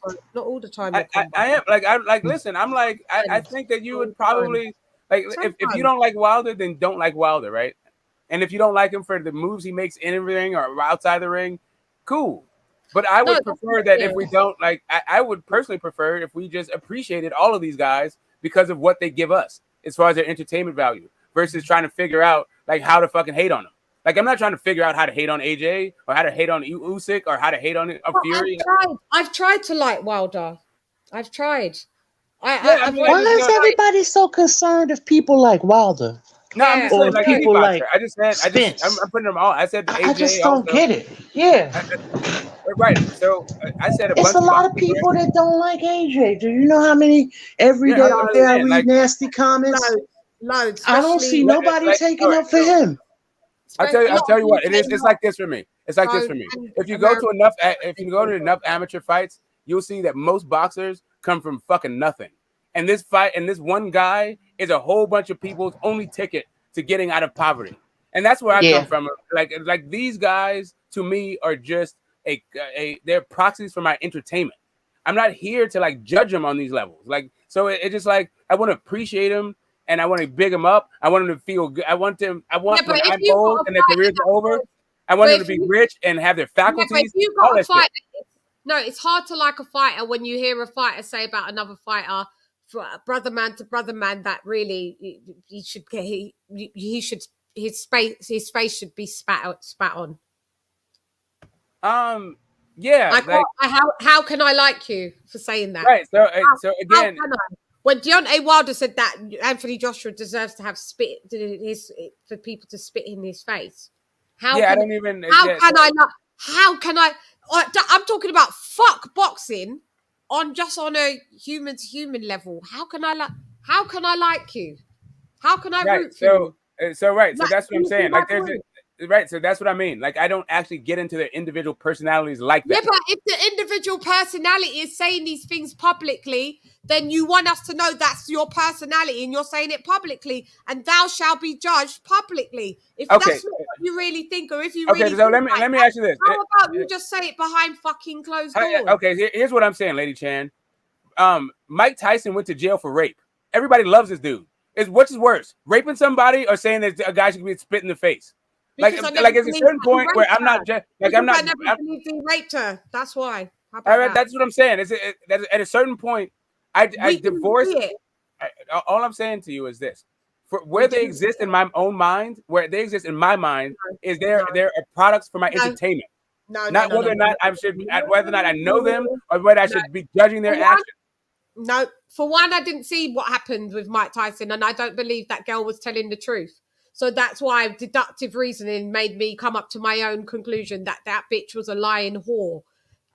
Two, when Deontay Wilder came out and said that Anthony Joshua's face should be spat on and we should all spit in his face, that is something that I didn't have to guess. He said that point blank, period. So how can I like you? How? So if you guys, it just leads me to think that I can't rock with some of you guys in real life because you're not of the integral value like me. I could only rock with some of you lot online. See, I don't come from where my online persona is different from my real life. Like me being how I am. I'm like this how I am. The same values that I portray online is the same values that I have in real. And if any motherfucker said that about my brother and said, oh, we should spit in his face, all his 32 teeth would be on the Ross Clark floor. Right, that is literally the difference. If you like these types of people and you go balls to the wall for these types of people, it makes me question what type of person you are. Right. No, I got it. I got what you're saying. You as in plural. Yeah. No, I got you. You're just speaking generally. I'm not taking it personally because, like I'm saying, I'm not interested in these people's personalities as personalities. I don't know them personally. Right, so all my interest with them really Like I may be abreast. Like when I come on channel, we may chop up all the extracurricular stuff. Like I've never heard what you just said about him saying AJ's face should be sped on, but it doesn't change my opinion because really my only thing, like 99.9% of my interest in this human is Deontay Wilder as a human being has to do with him being a boxer, and sometimes he talks about things that I care about, and that's it. Like I don't think he's a great champion of the causes that I care about. I think he's been fine for the heavyweight division inside the ring. That's it. Like I'm not like I don't want to hang out with the dude. I'm not trying to go to a movies with him. I don't want to have dinner with him. None of that shit. I don't want to. If you would go, but anyway. I'm just saying that I don't want to. If this is not a this is not a list. This is not on my bucket list. This is not on my list. Yeah, but if you but I would go. Right. Like if Wilder invited me to go anywhere, I'm not going. Great, I got you. But I would probably go out. I would probably go to dinner with Mark Wahlberg. Also, I'm not a fan of Mark Wahlberg. I just go for a fucking meal. I'll eat, and here's the thing. I have some questions for him. Smoke. Like, that's what I'm saying. I'm not there. I'm not personally invested on this level. You don't have to be anybody for me to go anywhere with you, as long as you've got a nice spirit. I'll go with anyone. I mean, like I said, I'm not. People's spirits are their issue. Wahlberg, you. I may not want to go with you anywhere. No, I feel you. I don't even have to make this personal if we can. Yeah, I don't mind it, but I'm just saying. I might not want to because you may not be. I'm not saying you are, but the things that you condone is something that I don't. So I couldn't see myself in real life rocking with certain people that I rock with on the net, but I probably wouldn't rock with them in real life because, like I say, the things that I have that I carry into online, I'm not from the internet age where we pretend to be bad online, but on offline we're pussies. Like, consistency. Oh yeah, I mean, yeah, man. Whatever I am online is what I am in my real life. Me too. Whatever I don't like online is what I don't like in real life. So if you're talking about this guy's a pussy or people should spit on him, and you've said that in a public forum, then I'm going to judge you for that on that, and I don't want to rock with you. I don't care what you do in the ring. Cool, I can separate and say, yeah, at least you made 10 title defenses against bums. Yes, I'm using the word because he fought them. Yeah, but at least, in context and and to me, that's just, the fact that you said that another black man should be spat on, I can't rock. Sorry. Yeah, and then when you allowed another man to get death threats and you didn't come out and say, do you know what? No matter what you think, whatever, it's gone. Leave Mark Breland alone. Up to this fucking Ross Clark day, you ain't said sorry. So for me, you're a little pussyhole, and I can't. Yeah. I'm saying I'm not choosing sides like this. I don't know. Like literally, LadyChann, I literally don't know, and I literally don't care. I've been watching boxing too damn long to be getting caught up in the fucking dramas with these fucking boxers. Because our boxers wasn't like this. They trash talked and said, "Oh, you're a faggot. Loose for 50 cuffs." We saw Mike Tyson, HASN, Rockman, Lennox Lewis. We saw that. But you never saw that. You never saw them trying to talk about people should be spat on. We never saw that. You said I'm going to fuck you until you like it. We didn't. I mean, when y'all get a chance, I got to say something. When you get a chance. We all know where everybody's staying with this. I don't even know why this is always rehashed or revisited. The spat on one's new for me. Yeah, I've never heard of it, and I've never spoken. So here's the thing. So when I understood that Wilder wasn't like the kind of guy that I would hang out with, he said a bunch of stuff that made me understand that I wouldn't necessarily want to hang out with him. But so what? It's just kind of like I don't necessarily want to hang out with AJ or Usyk or Fury or none of them. For real, if I got nothing better to do, sure. I would go out with all of the people. Usyk. I wouldn't mind hanging out with Usyk. He's got an interpreter. I wouldn't mind hanging out with AJ. What are you going to get an interpreter? I would love to hang out with Floyd Crawford as well. I wouldn't mind. Nah, I'm not trying to hang out yet. They're good people. They. What do you think of the statement? I'll eat your children. Yeah, I remember when Mike praised to Allah. Yeah, no, I didn't mind it. Yeah, people love this guy. He's beloved. Did you really think he was going to eat people's kids? I'm just talking. Okay, do you really think I that love people are Mike going to go Tyson. on AJ? It's easier to say to spit because the way what he said, yes, because he was so jealous. Mike Tyson was just saying it like, "I'll eat everyone's fucking kids. Don't fucking play with me." And when he No, he said what he said is, I'm going to F you until you like it. And like, if you want to Yeah, talk I about remember like whether or that. not I think this guy is like really a rapist, if you want to, like, that was pretty rapey. Like, what he said was pretty fucking rapey. Yeah, that was. But you know, at that time when that happened, let me just throw myself a little bone. I was a kid. So I was a kid. So, you know, I wasn't grown. So it was kind of like, now that I understand it, do I condone that type of talk? No, I don't. I'm just saying the guy's beloved. I'm just saying, like, I'm not trying to hang out with Mike Tyson. Just for FYI, I'm not trying to hang out with that dude. Like, there's a thing, and you're talking to somebody who didn't really even like him as a fighter. Like, I wasn't a Mike Tyson fan. I was a Lennox Lewis fan, and I still think that was the best choice. Like, but I had Evander Holyfield, I had Mike Tyson, and Lennox Lewis. I was like, yeah, I didn't like another heavyweight from Muhammad Ali until Lennox Lewis, and I still haven't liked another heavyweight really the way I like those dudes. Like, I'm on. Oh, I loved all the heavyweights back then. Yeah, I loved all the heavyweights back then. All of them. Yeah, I just wasn't. Not as much now. I mean, some of them, you know, but I just back then we had so many of them. I'm just not down for spitting on people. If I spit on you, that's the lowest. And I've spat on people before, and that's because there's no respect. I did it. Poo on you.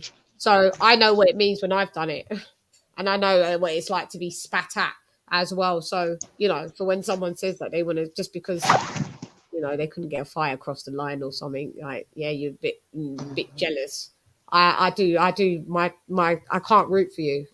It's just not in me. I can't go any further. Like, I try and force myself and go, well, you know, he's a brother man, like him, and like he's trying to do the thing. No, it's just something that it's against my moral code of conduct. I'm sorry, I like how I'm built. That's it. I don't rock that way. Can't tell me those types of things. And then your dad's a pastor.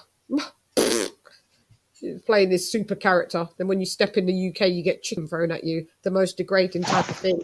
No cunt came to your rescue. Guess what? The cunt that was with you pulled out the camera and was recording you. And put it online. Bun you lot. Walking contradictions. Bun you lot. It's difference. We ain't built like, we're not built the same. You get me?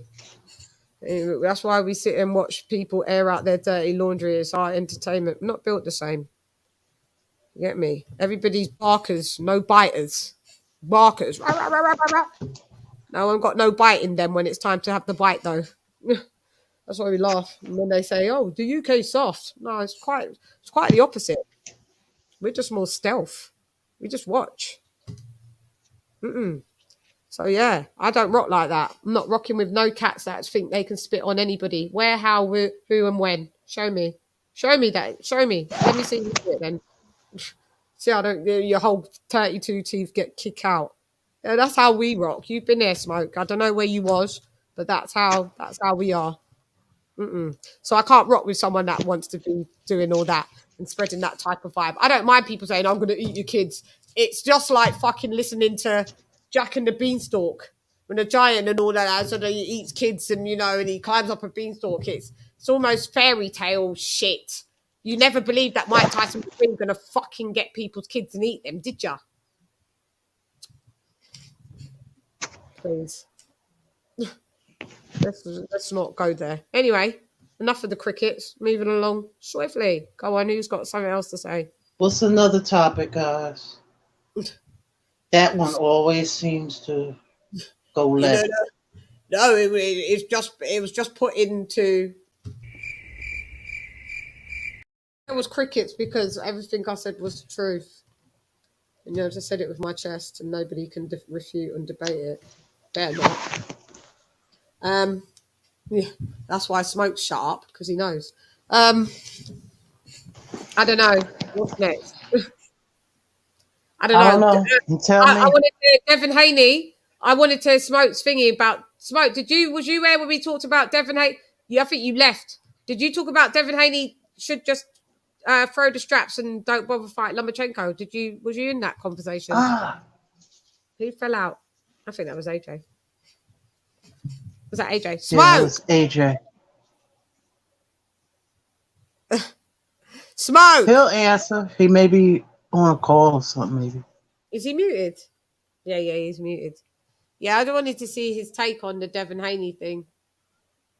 If he what he thought if Devin Haney. Yeah, just waking up and I'm still live in the building. But you didn't sleep. You didn't sleep that long, did ya? Because no. I've been on 5 hours, 6 hours. I mean, that wasn't that much of a long sleep. You only left like 4 hours ago. Smoke said he'd be right back. Oh, AJ's back. Yeah. I don't know what Devin. Can you guys hear me? Yeah. Yeah. Okay. I was having problems. I was having mic problems before.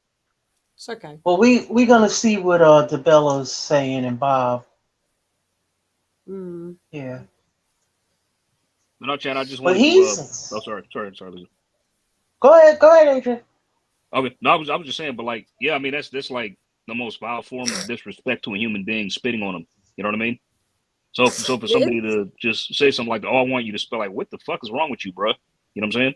I can't rock with that either. So I just wanted to say I 100% agree with everything you said. Yeah, frankly. I mean, if literally somebody did that to me, like in public, like my eyes would flash red and it's on. You know what I mean? I'm grabbing into the ground for murder, wouldn't you? I'll probably be arrested for beating them half to death. Yeah, for a pulp. You would. I think he was speaking from a biblical scripture. I don't care where you're speaking from. But I don't know which one it was. So I've put the Bible and smash his face in it. Let's see how biblical you can get after that. You don't spit on somebody or ask or say somebody should be spat on. You know what I mean? Yeah. It kind of reminds me, like a lot of people don't like remember this. It kind of reminds me when Errol Spence called Tim Bradley a coon. Yeah, because that's what they do. That's all they do. You don't rock with them. That's what you are, a coon. But these times they're the biggest coons because none of their gallem is even Ralph Clark Black. Yeah, but nobody wants to bring up this stuff. You know what I mean? Everybody wants to ignore this like this didn't happen. But that's the whole point of what I was saying to you, Mo, earlier. I really don't think he never wanted to work with Eddie. If he could have got Eddie out of it, you know. Or the PBC. Could be the PBC too. Called Eddie a white devil. No, but Eddie didn't make things all that great. Some of the things he said about him in the past. White devil. No.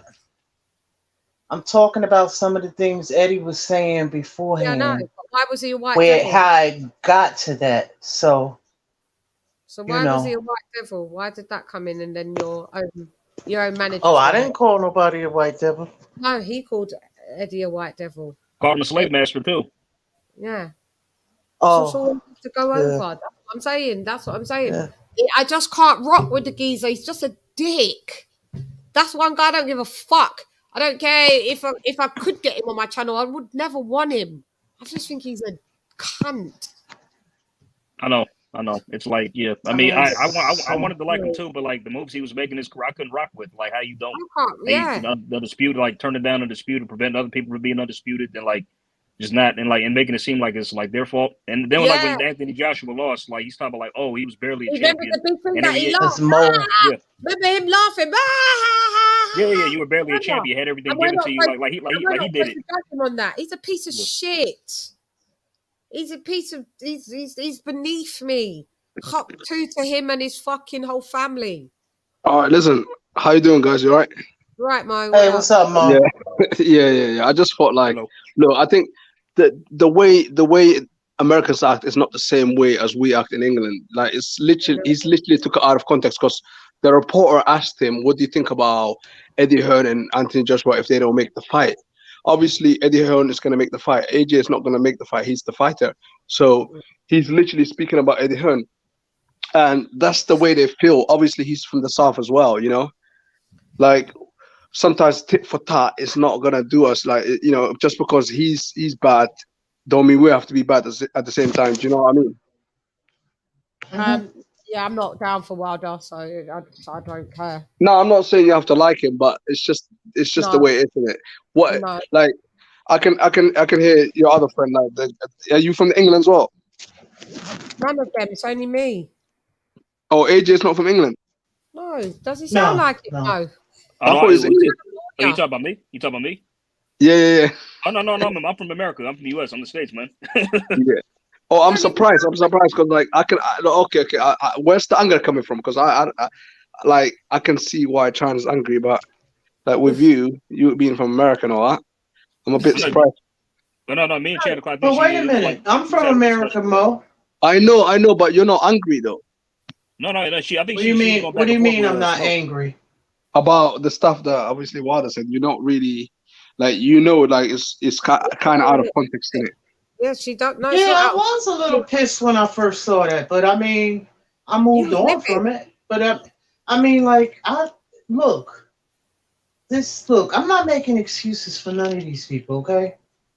Yeah. Listen, I'm Team AJ. We already know that. I've been an AJ fan. I've never been a Wilder fan. Are you saying that because they didn't seem angry, so you didn't think she was American? No. I know she's American. Like obviously, I know. But if you heard what I said before, if you heard what I said before, I can like who I want to like. That's like me. That's like somebody from America telling me I can't like Sade. But they told you from America that you shouldn't like AJ. I've heard them say. Yeah. They said to me like you're supposed to. No, I'm supposed to do shit. The only thing I'm supposed to do is stay black and die and pay these fucking taxes. At the end of the day, you can like. I ain't got to do shit nobody say. Fuck people. And here's the thing. I look at it like music because it's entertainment. That's like somebody telling me I gotta like, no, you gotta like Anita Baker better than Sade. Yeah, just like better than Sade. Yeah, I have my own individual choices as to who I choose to support and like. And nobody's gonna take that from me. Yeah, but what people are missing out as well, like about that spitting stuff as well. Like why Wilder was angry as well. It's like he reached out to AJ, and AJ was like, "Oh, okay, you have to talk to my promoter." He was trying to make the fight with him, and he's like, "Oh, talk to Eddie." You know, I don't like none of these like promotional companies. I don't like Matchroom, BBC, Top Rank, none of them. Golden Boy, I don't care for them, man. I don't care. I just want to see the best fight, the best. I like AJ. You know, I used to be a big AJ fanboy. I'm not gonna lie. You know, when he was in the Olympics and all that sort of stuff. You know, I'm also a Wilder fanboy as well. At the same time, but I do like boxing as well. You know, I'm a boxing addict. He's a piece of shit. And my question: who do you think wins in a fight with Wilder and AJ? That they fought? Wilder. I think it depends. It depends who lands first. Who lands first? Yeah, I think AJ. We haven't seen AJ getting stopped. You know, AJ gets up when he gets hit. Wilder gets up as well. I mean, no, he doesn't. You know, I wouldn't. I don't like it when people say like that AJ is chinny, because I don't think he's chinny. You know, last time. Any heavyweight, you know, is vulnerable to any punch. Look what Lucas Brown did on the weekend. People like to talk about AJ. AJ's got up every single time. AJ's never been knocked out. No, he hasn't. He's been knocked down. He's been knocked out. AJ actually. No, he hasn't. No, he hasn't. He hasn't been knocked out. I'm not saying that. I'm actually saying AJ got impressive actually chin, because that punch by Vladimir Klitschko back in 2017, that was like a knockout punch. Yeah, you know what? I would like to see Wilder take a shot like that. How would he have got that? But at the same, I don't think so. I think Wilder would get up as well, because if you look at, we said we don't think he would have. We said no, he wouldn't have. Who said that? We just said no, he wouldn't have. No, I'm saying to myself, I think he would have got up as well. A lesser punch. Fury hit him with a lesser punch, and he was out cold. Yeah, but what people don't realize though, like when you look at the you know, when you look at the replay, he gets up. He actually gets up. Everyone gets up after being knocked out. They still get up. Most people do get up, but he was knocked out. Fury got knocked out. He got up, but he was still knocked out. He wasn't knocked out like Pacquiao. That was down cold. Yeah, that's what I'm saying. And he got knocked out. He fell on his face. Usually, when you get knocked down and you go down on your face, that's pretty much it. And to be honest, like when you went down on his face and he was out for a while. Wilder I thought the man was dead. If boxing was Yeah. fair, Yeah, Wilder still got knocked out. Do you want yeah, me to yeah. play He got knocked No, out, but listen. Do you Yeah. want me to play it? Sorry, He listen. got knocked out. Sorry, go ahead. go Mo. ahead, go ahead. No, I was gonna say, listen. I was gonna say, if boxing was fair, Wilder would have won the first fight by knockout. The second fight, Fury would have won, regardless of what I think about it. The third fight, Wilder would have won that by knockout. But unfortunately, boxing it doesn't work like that. Wait. What do you get? The Wilder would have won the third fight by knockout. The third fight, that was a knockout because when Wilder put him down in the third fight, the referee gave him the chance to get up. Then immediately, 10 seconds later, Fury went down again in another fight. The referee would wave that off.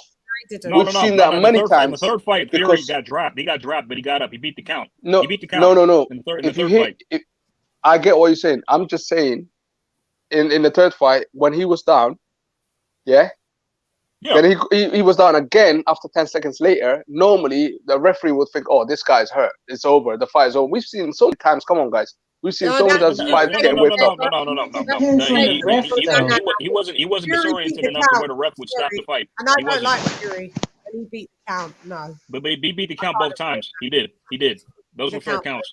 Even though he got dropped twice in succession, like it depending on what referee. This is why like I don't like to argue because you know what? There's no middle ground because I'm saying. We do with fact. You're saying an opinion. We're talking a fact. I can play it. He beat the count. Okay. The fact is that Fury was knocked out in the first fight. And he beat the count. Yeah. How did he beat the count when the referee is still talking to him and he's saying, "Go down there, go this way, go"? You know, he's literally. Because it's what referees do. He gets up, go run there, go. Okay, look. And that's what referees are supposed to do to check your neurological signs. Look, okay. Do you remember the? If you know about boxing, you know they do. Yeah. That's what they've been doing since the. Okay. Do you remember the Povetkin against Dillian White the first fight? As soon as he went down, the referee just waved off. He didn't want to know about counting. You can see that Depends on the referee too. Depends on the referee. The referee's going to show you. A decent referee knows the difference between a super clean that you could see Dillian White's eyes were gone, like not getting up, like not getting up. Yeah, like not getting up. Yeah, Fury still held his knee up. You can't do that if you're totally knocked out. Dillian White didn't have no knees up because he was. Okay, so are we gonna? Forget? Okay, are we gonna forget that Fury said that I was out for 5 seconds? Yes, he was out, but he wasn't out to the level. Then does that mean a no knockout? Then this is what when we pick and choose. No, he was out. We're not picking and choosing. He was out for 4 seconds, and he got up by the time it was 9. He was out for 4 seconds.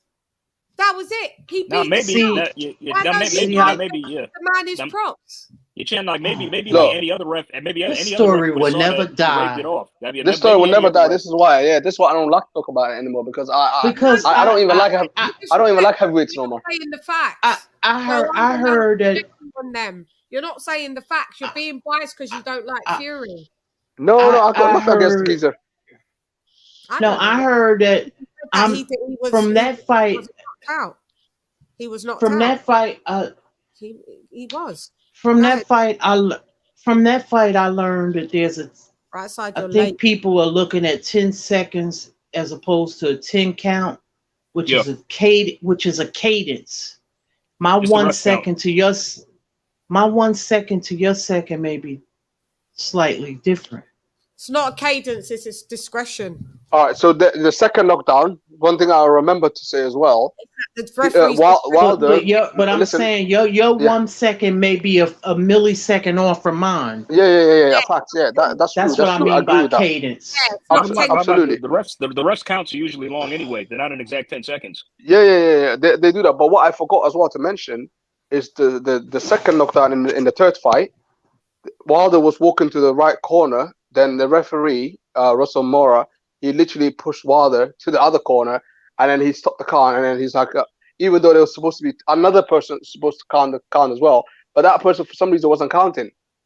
So that was a bit suspicious. Normally, there's a count man that counts it. That man wasn't counting. So Russell Mora, like, literally dragged Wilder back to the right corner, even though Wilder was going there. But he's the one that pushed him away. there's so much videos on the internet. Like, you know, the evidence is out there. I'm just saying, if it was Look, a it's fair just a world, conspiracy. This whole no, it's not fight has been a conspiracy. conspiracy.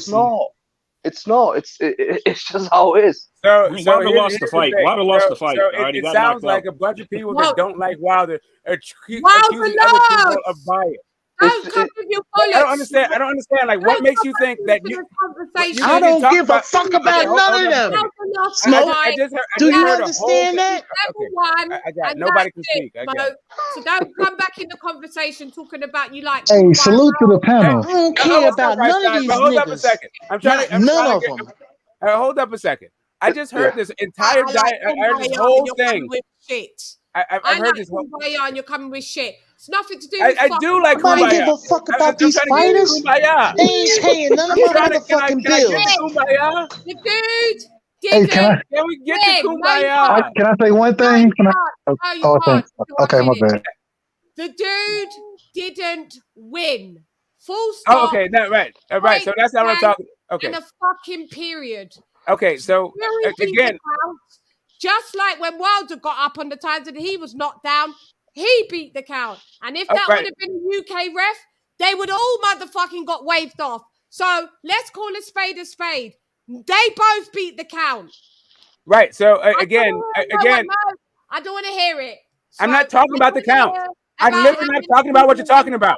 If I can make my own point, it has nothing to do with beating the count.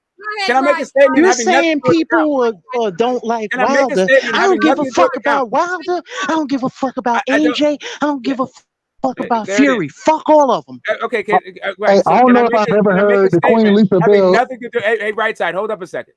Damn. I'd like to make a statement having nothing to do with the count. Because we've Right. for a minute. What I would like to say, what I would like to just say is, I find it like, and I'm trying to get to Kumbaya. I'm just going to keep on interrupting you because I know what you're going to say. It's bullshit. You don't. Okay, what am I going to say, LadyChann?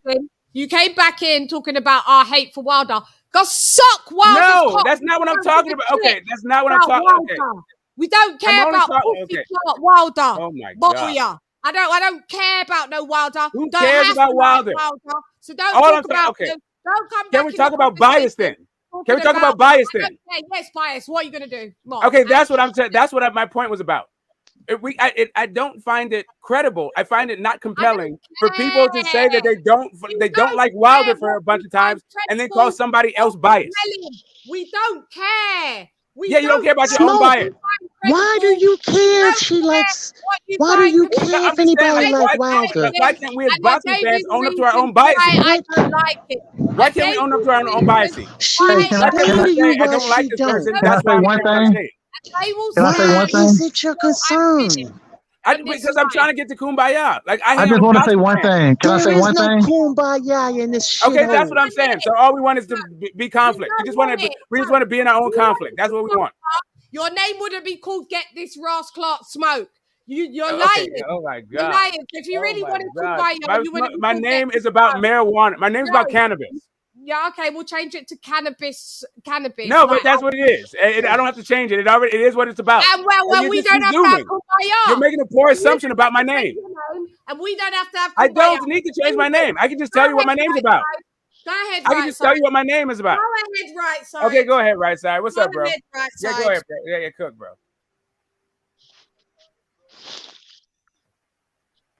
Right side. Now that right side is shy now. Look. I didn't mean to start all this shit. Yeah, I do apologize. Yeah, I understand. Wave this shit off, bro. Oh, my bad. I was on mute. My bad, guys. My bad. So real quick, man. Shout out to LadyChann. Hey, I appreciate you for always letting me on, rocking with you. Lisa Bell, the queen in the building. Not sure if I've ever heard you cuss. I don't know if I've ever heard that. Now I've heard it a couple times.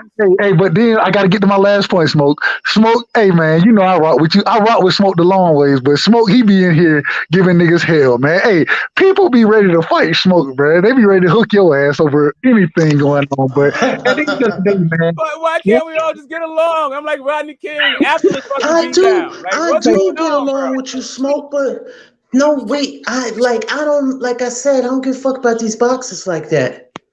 Hey, at the end of the day, man. At the end of the day, Why can't you say I'm saying all this shit because I don't like Hold on, Smoke. Yeah, sorry, right, go ahead. At the end of the day, man, we just got to keep the facts. You know what I'm saying? Regardless of the counts and the different opinions we may have of what happened, at the end of the day, Tyson Fury won those fights, bro. So give that man his credit and let it go. Let's just let it go, man. At the end of the day, give Tyson Fury his credit, let it go, and because we'll never come to an agreement as far as the Deontay Wilder. People hold strong opinions about this shit. They hold strong opinions. I'm pretty neutral myself. I don't care who won that fight. You know what I'm saying? I was rooting for Deontay Wilder, but I thought Tyson Fury was the clear, obvious, better boxer in the fight. So it is what it is. It is what it is. So at the end of the day, all I'm saying is damn, Smoke, man, you know I rock with you, but you be having niggas up in arms about That's not me. That's Mo that have him up there. That wasn't even me. I was just trying to get a word in edgewise. This is Mo. This is all Mo. And the reason. I'm just getting. Listen, I always get the blame though. I totally get the blame. Oh, listen. The reason, not me. The reason why I came on the panel. The reason why I came on the panel. I got the name that says that I got the name for fame, I guess, or whatever. Listen, the reason why I came on the panel is LadyChann was saying about Wilder spitting on obviously AJ and Hearn. He was talking about that's the whole subject. I didn't even want to talk about the Fury or all the other fights. Yeah, it's over now, all right? There's no point arguing because we're never gonna get into an agreement anyway. You know what I mean? But at the same time, man, we still chop up Melvin. That's what I wanted. Yeah. Chavez. Yeah. We so basically, that was up. Like this is boxing fans. Yeah, and I don't think Wilder meant to say that about AJ. You know. Why? How do you know? Do you know him? Because he said about Hearn. Hearn is the one that's supposed to make the fight. Do you know him? Why are you making excuses? Okay, who makes the fight? Okay, who's? How did you just come up? This is why I have to duppy people. How do you know he didn't mean to say it? Do you know him? Because he was talking about who's going to make the fight. Do you know him? I want to know the guy. The guy asked him. The guy asked him a question, and he said that look, if they don't make the fight, who makes the fight? Eddie Hearn makes the fight. So who's talking about Eddie Hearn? It can't be AJ, can it? That he didn't what? So he didn't say that he wanted to spit. He's not talking about AJ. He's talking about Eddie Hearn. No, he said that people should spit on AJ. Listen, I saw. Okay? I'm gonna keep it real. I saw Wilder on I think it was Barbershop a while back. Well, several months ago, right before the Fury fight. One of his homeboys, somebody mentioned Anthony Joshua, and the guy called Anthony Joshua Uncle Tom. He didn't correct that guy. I would correct that. I would say don't say that. So I don't put no capes and shields up for these fighters because they're fighters. Yeah. Mm-hmm. I'm not standing in the front of the bullet for them. If I just see something that's just unjust or something, I'll just say, well, you say this one is chinny or whatever, but they all been put on their pockets or whatever. So, you know. Yeah, I don't tolerate that. I don't tolerate the word coon or Uncle Tom, all that sort of stuff. I'm against that stuff. So if anybody said that around me, I would say that don't say that around me. Why would I say coon? Do you know that the some people slave masters used to call slave coons. Yeah. So why would I say that? I'm against that. Another black person that. Hey, this is the internet era. Okay, this is Ask ERROL Spence. He did. Can I change the topic a little to lower the temperature in the building? Do you mind, LadyChann? Yeah, go ahead, because Yeah. I'm just trying to lower. I like that duppy. I like that duppy phrase you did. I got a duppy people. Oh man, I never heard that before. I like that one. Yeah, turn them into ghosts, huh? I feel that shit. Go ahead. Sorry, right side. Go ahead. You good. Just trying to get to and y'all might have covered this today. I'm late. I jumped on earlier. You was here early, and I said to come on. You said, wait 1 minute. So I don't know if you went 80 days around the world and thought, but this is not going to be on for 20 hours, right side. No, I apologize, man. I went. Dev had some interviews I wanted to look at, so I apologize. I really do. But I did want to jump back on to show you some love. I did want to jump back on to show you some love, but I apologize for that. Go ahead. No worries. What to lower the temperature? The lower the temperature, man. So with this Devin Haney Kambosos fight, we're hearing it may not happen. What do y'all think about Devin Haney versus Lomachenko? How do y'all see that fight? What do y'all think about it? I don't want to see that fight. Lomachenko does not deserve that fight. Simple as that. Yeah, I'm with Mo on that. Sorry. Do you know why? Do you know why? Because Lomachenko, basically he lost like 2 fights ago, and then he fights Nakatani and Comey. X fighters that Teofimo Lopez beat them already. Why don't he rematch Teofimo Lopez? Beat Teofimo Lopez, then he deserves to fight Devin Haney. But Teofimo doesn't want the fight. 140 though. He moved up to 140. He got out the division. Okay, then Lomachenko needs to fight somebody else, somebody that's legitimate. He can't just be fighting like Nakatani and then Comey. I agree. That's not good enough for me. I don't think he deserves it, but at this current moment in time, outside of Tank Davis and Ryan Garcia, which I don't think that Top Rank is going to make those fights happen. Outside of those guys, I don't know who else. I think that it'll be a more interesting fight with Devin Haney and Lomachenko than Devin Haney and Kambosos. I think that'll be. I don't think it's interesting at all. I think he's going to get outboxed so easily. I agree with it. It's going to be worse than Kambosos. I don't know if it's going to be worse, but I could see it being very similar. Loma way better than Kambosos. Well, the problem is I don't know. Kambosos. I'm not saying that Devin can't beat him, but Loma is a much better fighter than Kambosos. I agree with that 100%. I agree with that 100%. That's why I want to see that fight. I want to see it. And you know what? I don't want to see it. I don't want to see it. You know what? The whole mess, like LadyChann was saying earlier, Lomachenko started that shit. This could have been sorted ages ago. This guy keeps getting chance after chance after chance. Like in the second pro fight, he had like a title shot. Then he loses, and then that loss against Salido gets deleted. Facts. ESPN is always running narrative after narrative. That's why I don't even look at the pound for pound thing. Like I don't even believe in pound for pound no more. Yeah, me too. I've given up on the pound for pound thing. I don't even. This is nothing but a popularity contest. Yeah, it's bullshit. Well, no, it's a marketing asset for large like media chain. Like if you're ESPN or Ring Magazine, then sure, put out your pound for pound list. But if you're a fan and you're getting your blood pressure high over this shit, then you're a fucking mark. That's what I'm saying. Like I just want us to stop being fucking marks to these fucking competing. We're being manipulated. That's all I'm saying. Well, let me ask you something, Smoke. I just want us as fans to be in a place where if we have our opinions, it's not based on being victims of a marketing campaign. That's all. Okay, gotcha. Now let me ask you something. I saw that Jamel Charlo was removed from the ESPN's list.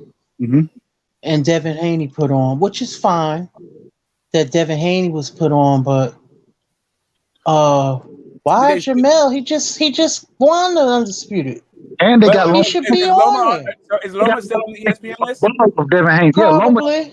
Loma is so what they need to who they should have removed, in my opinion, is Lomachenko. Is Pivot even in there? Is Pivot? Yeah, Bivol was on there, and then a new way was pushed up to number 2. Number 2, I bet Canelo is above Pivot. Yeah, Canelo. Canelo's how could that be possible? That's what I mean. How could that be possible? When you lost because he's still an undisputed fighter and his body of work. Probably. This is the problem with boxing. Yeah. This is the issue. As soon as he goes up, the belts. He needs to drop the belts. Why has he got a belt when he's at 175? Like this is why boxing don't make no sense. Because he didn't drop the belts yet at 168. So super middleweight. He's still undisputed at super middleweight. So he was willing to keep those belts. So basically, for what I'm understanding, is like he thought he was gonna beat Bivol, then he was gonna go up to like cruiserweight. And he was even talking about like fighting Usyk, like 101 pounds or something like that. That was some nonsense. I never believed in that fight at all. He doesn't beat Usyk at all. That's just fantasy. That's what I mean. That's fantasy shit. I don't think he beat none of those heavyweights. It's just too small. Usyk beats the shit out of Canelo, bro. He got definitely, man. He got a jab. He bigger, I don't think he beat none of those heavyweights. They just too big. He doesn't even beat all the cruiserweights. Forget heavyweights. I think he can beat Makabu. I think he can beat Makabu. Makabu, probably. I watched that fight. That man, he's unfortunately no disrespect whatsoever. Respectfully, he's not a good fighter, bro. He's definitely not a good fighter. Yeah, he is. You're right. He ain't good. I mean, I don't know him like that. Yeah, I know his brother more. Makabu, whatever his name. His brother is Marbacoli. Oh, Macaulay. McCauley Ain't that can his cousin? fight though. He can fight. I Now like he McCauley. can he got pack a punch. To be honest, Yeah. McCauley is not even all that. To be honest, like I he don't lost, like he got knocked out. He got knocked out by Michael Hunter, man. Let's be real out here. Tony Yoka, I'm questioning Tony Yoka now. Michael Hunter's good though. I mean, those Michael Hunter's a good when it fighter. comes Michael to the Hunter's a real good fighter. heavyweights, He slipped a bit, but Michael Hunter's Yeah. not a trained boxer. He's not. He's not. Nah, He's good. Michael Hunter can fight. when it comes to heavyweights, in I- conventional fight. yeah, when it comes to these heavyweights, anything can happen because they hit so hard. It depends. So I agree to some degree, but I look at somebody like a Trevor Bryant who about to fight Buwasi. Man, hey, Trevor Triple Bryant. G, I mean, not Triple Buwasi. D. The boys. I mean, the boys. Yeah, Man, yeah. Trevor Bryant finna get stopped, man. This man finna get stopped. I'm picking him to get knocked out. Knocked out. You know what some people are What saying? if he don't get knocked out? If he, I'd be happy that he don't. I'm rooting for Trevor. I'm rooting for the young brother, or he ain't really young, but I'm rooting for the brother. But he don't come in. He's not always in tip top shape. And Yeah, that's true. outside of that, go ahead. My bad, Queen. Go ahead. Right. No, sorry. I was the one that was interjecting right side. You go ahead. Yeah, you're right. He's never in shape is all I wanted to say. Nah, and because he's not in shape, he does have a good jab, but he has piss poor defense as well. I just, man, I want to believe in him. I want to, just because he an American heavyweight, but I believe he could get Daniel Bois. I mean, Daniel, say the man last name for me, somebody. Dubois. He could have beat the shit out of Trevor Bryant, bro. He could have stopped this man in 6 rounds. That's what's gonna happen. Yeah, like Trevor Bryant is no Joe Joyce. Facts. But you never know, man. Yeah, it's boxing and it's heavyweight boxing. Anything's possible. Yeah. Yeah, and especially the heavyweight division. It is the theater of the unexpected, but like what we expect is for for Triple D to beat the entire fuck out of Trevor Bryant, and then also like further relegate Don King into obscurity, to a footnote in boxing history. Oh, Don King, man, I like Don King would never be a footnote. Man, I love Don King. He was talking hella shit earlier. I watched that. I want him to be around for a long. He come up with the Queen, mate. That's why he's like, I met the Queen a few years back, but you know, him and the Queen's like 5-6 years older than him. Old cheers. When he started talking about the 13 colonies, I was done.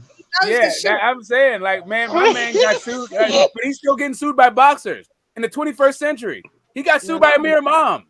Like, listen. You're right, Smoke. I forgot about that. My man's hustle is Why do people still keep signing with him? Why do people reference. still keep signing with him after all these years? I just don't get it. I mean, Don King is a legend, man. He a legend. Even though, look, the man sued more times than damn anybody you know. He's still a legend in the sport. He put great heavyweight fights together early in the year. He definitely did that, and so I respect for it. But at the end of the day, at this current moment in time, it's not your day, brother. It's not your day. What time is the fight on? What time is the fight on? Is that the UK time or is it the American time? Who's showing that this fight? is a question. It's not Miami. Is it on Miami? It's not Miami, right? Yeah, but what time are they focusing on? I don't know about the UK. Normal time for us. Main event 10 p.m. It's in, ain't it? Okay. I don't have BT. No, it's in America, ain't it, Mo? Yeah, it's in America, but apparently I heard that there might be like focusing on our time though. That's what I heard. Yeah, I heard it was on our time as well. But it's in America. But what I was gonna say is like, I was gonna say there's this heavyweight boxer, that's really really good, but he looks absolutely huge, fat, but he's really good. His name is Mactruck, Takari Scott. He's really really good. Who? Takari Scott, aka Mactruck. He knocks people out clean. He's from Georgia too, so he's good. Mactruck, he's really really good. He's gonna be on undercard. Mactruck. Yeah, Mactruck. Yeah, but his name is. I never heard of him. Chad, I got it. I found the time. He's short. He's short, but big. He's fat, but he is powerful. But when he hits you, you stay hit. Whoa, 25 stone. He's so fucking short. Lord have mercy. Oh, I know that Matt, he fought the other day. He's fucking fat as fuck. Yeah, but he's fast, but he hits hard, man, and he's fast. He got fast hands. He's good, and he's Oh boy. Mac Truck is good, man. Yeah, bro, I'm saying he gonna struggle. Go ahead, Queen. My bad. 300 pounds. He's good, man. Watch him. You think they're gonna put Big Baby Miller in there? Where he at? Because I heard he was coming back. He's coming back here. He's gonna fight on Thriller. Oh, Lord. He ain't gonna get his money. I don't know what time. What time it start, bro? Okay, so main card 8 p.m. Eastern Time, 1 a.m. British Standard Time, and the main event 11 p.m. Eastern Time, 4 a.m. British Standard Time. Yeah. Well then, we're fucked then, Mo. It's late Well, for fuck. us. I'm gonna sleep a bit, and then obviously then I'm gonna have to wake up about 3 a.m. or something like that. That sounds really bad, but I'm not sure if that's a fight that I feel more invested to stay up for. It's on Fight TV for us. It's on Fight They're TV not for us. paying people. Yeah. That's horrible. They're not paying people. That's on Fight TV for you guys. How much you have to pay for it? Doesn't say. I got to go to the website, but yeah, let me check. Oh, that's TV? right. Don King Fight be TV. doing pay-per-views. That's right. Yeah, Oh, you're talking about Trevor Bryan, Triple D? All right, Triple D? Yeah. Yep. I don't understand. Some fight on Fight TV. Mo, it must be on Fight TV for us. No, it's on BT for us. I'm sure it's on It should be on BT Sport. If not, It is. It is for you guys. You can always Yeah, watch it's on it. BT. You can always watch it on VIP. You know. I You know. saw some Oh, fight wait on a Fight minute. TV. I want to say Don maybe it was King like Errol won the versus purse Danny or bid. something. No. Don but in King the end- won the purse bid, though. Frank in the end did because Don King put up a dispute. It's $29. They're charging us $29. $29.99. Remember, so it went back to Frank, Frank got it back. It went to Frank in the end. Well, if Frank would have had it free, right? Yeah. Oh, It's not a I bit. don't know, man. I thought that when Don King brought it to arbitration, and then in the end it went back. I don't know. Yeah, maybe it is. That's It a don't make mess. sense, man. It don't make sense at all. But if it's shown on BT, that has to be because it's Frank. Yeah.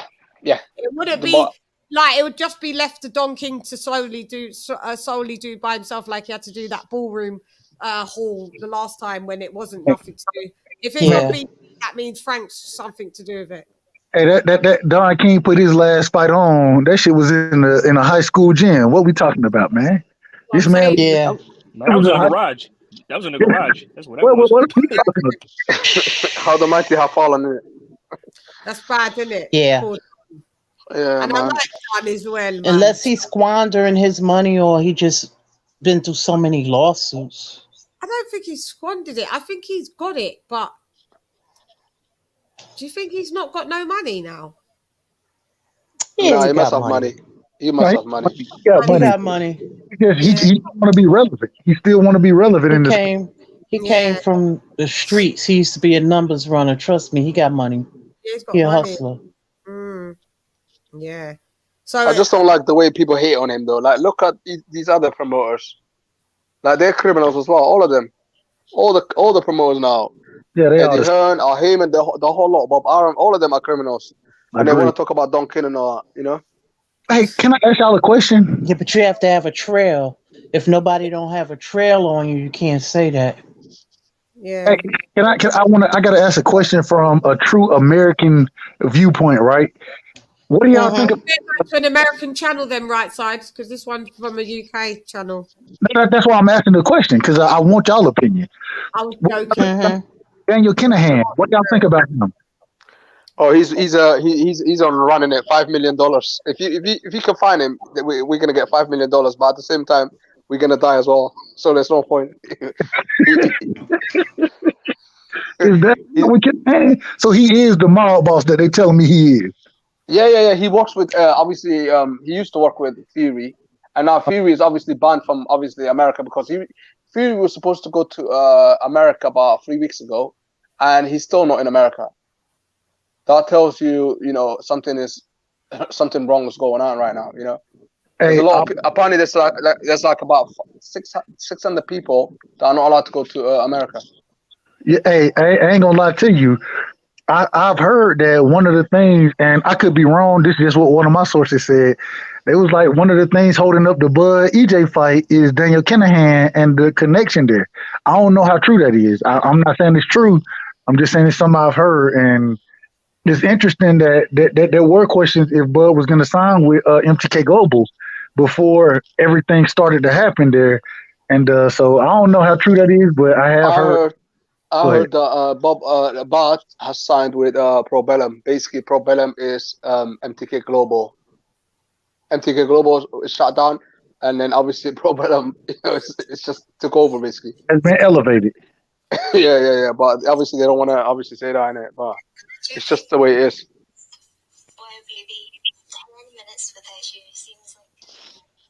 I don't know how true it is, but I've heard similar things. So I hope it ain't. And I just want to see that fight happen. So yeah, we don't want Daniel Kinahan in boxing, man. It's not looking good. He's gonna ruin like a lot of fighters, and that's why probably some people are saying that's why Fury is retired because of Kinahan and all that sort of stuff. Okay. People are scared. People are scared to talk about him anyway. Up here, I think he just says this stuff because he's full of shit. Like who the dude has said a whole bunch of stuff that's just been like patently like I don't know, man. For some reason we're supposed to go up and like take up the banner or the flag for these guys when what they're saying is absolute fucking nonsense. Like Tyson Fury as a boxer to me is like he's cool. He's very cool. Like I would like to see who's going to be the number one guy of the generation. But I also want to see who's the number 2 guy, the number 3 guy, the number 4 guy. He's not the end all and be all for the heavyweight division. I don't give a fuck. Let's just get these fights and let's stop acting like this irrational shit they say has some basis in reality. When you got people over there. When you drop the belt is when I think you're retiring. As long as you're holding on to the belt, stop with the whole I'm retiring shit. Yeah. Me too. I hate it. That's why. Yeah, it's lame. Yeah, but you got people on ESPN. You had Andre Ward, and I love Andre Ward. I remember he said Fury could do anything. I know. He hasn't done enough to do.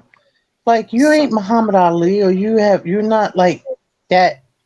Like they saying that. Yeah. But they're just saying. Hold up. They're saying that he's he could do what he wants to do. No, he hasn't done enough. It's a lot of people that you could still fight. So here's the thing. That's why people revere Ali because he fought everybody. So go everybody. ahead. So here's the thing about ESPN and the way they market these days. Ali cannot rest, and he also can't be great. Everybody's better than Ali at fucking ESPN now. And also, let the dude fucking rest in peace and let him be fucking great because none of these dudes are as good as Ali. You don't have to keep mentioning Ali to fucking pick up Loma or Shakur or Fury or whatever. I'm just saying, nobody's ever said Wilder and Ali. Nobody mentioned Ali and Wilder in the same sentence. Who the fuck did that? Yes, they have. Some people did, but it doesn't matter, innit? But the one I'm trying to tell you who. I can tell you people. I can tell you exactly. You're getting mad. You just said Andre Ward. Remember Malik said. Oh God, Smoke. We've heard it. Let's not argue again, and let's not argue because you know what? It's not going. Okay, yeah, I want to address this. Do you remember Malik Scott said it? Was one of the people Smoke? He said when Malik Scott said what? That Wilder is 10 times better in the ring than Muhammad Ali and 10 Holy fuck! Oh my God! He never said that. Trainer. If he said that, get a new trainer. Yes, he did. Yeah, he did say that. When? I'm not telling you you're wrong. Show me. I can't.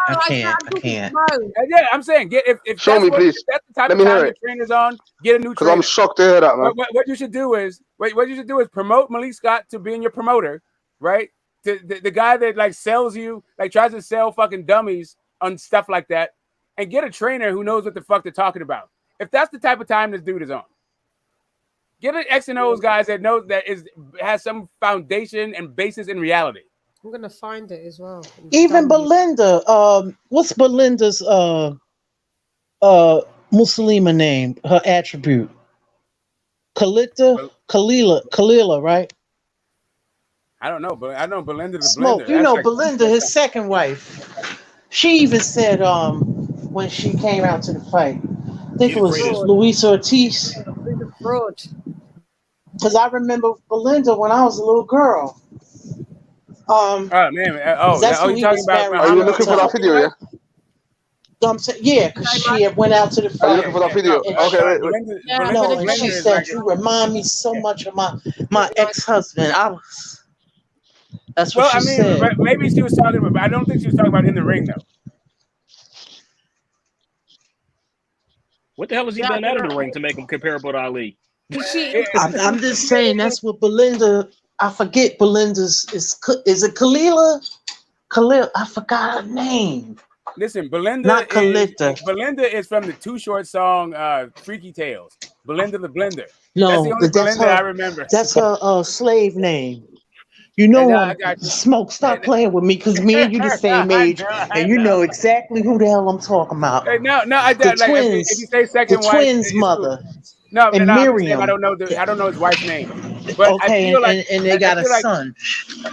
So when we're talking about that whole slave stuff, Sporting Icon talking about the Wilder. This is not my, but shouts out to Sporting Icons. I'm sure it'd be cool for me to play it Sporting. But okay, you know the twins, the one that's fighting now, the grandson. Wait. Before you play, can I say something quickly? Heavyweight champion of the world. You're watching Sports Icons. Subscribe. Let's go, champ. Let's go, champ. Okay. Let's go, champ. Still a while? Can you pause it 1 second quickly? Can you pause it? Okay. Can you pause it? I just want to say something. Yeah. No disrespect to Sport Icon, but he's going to be talking. There's no evidence, and he's going to bring out like an article that says, and we know the Sun and Daily Mail what they say about certain things. They have their own agenda. So this is not really evidence, but yeah, you can play it. Hey, really, I'm impressed that Sporting Icons is still with us after that Dillian White fucking fiasco. Like I thought Sporting Icons would have found the closest bridge to jump off of after Tyson Fury absolutely murdered that dude. But whatever. Peace to Sporting Icons. He's still with us. Okay. Anyway, let's entertain us. Hey, question, LadyChann. Question for you. How good is Cordina? Can he go challenge Shakur Stevenson and stop Shakur Stevenson like he did Ogawa?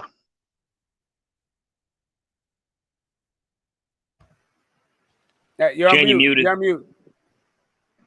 Hell to the no. I think Shakur's better than him. Hey, they say, Cordina he got heavy hands. He can punch. He can punch, though. Yeah, you gotta sell the knockout, baby. Sell the knockout, but you're not gonna sell the points, right? He fights Shakur, he loses that belt. Facts. I agree with that. It would be a good fight, but Shakur will get the win. Like, because he ain't a trash boxer. It's just that nobody had seen him. We'd seen him at British European level, and we'd never seen him any further, even though he's an Olympian, right? Technically sound, he's really good, but he suffers like Floyd, brittle hands. So he kept on breaking his hand and having hand surgery. So the last fight that we saw him in, he was more pity patty with the geezer that he fought in the bubble, and he had some stints of inactivity because of the hand. So even though there was high hopes for him to be at world level, and now he's 29 or 30, he had so much time off because of the hands. He only got to like that certain level, British, European level. So we just based it on that. Before having the brittle hands, he could punch. He's not known as a massive power puncher, but he's not known as a pillow-fisted guy.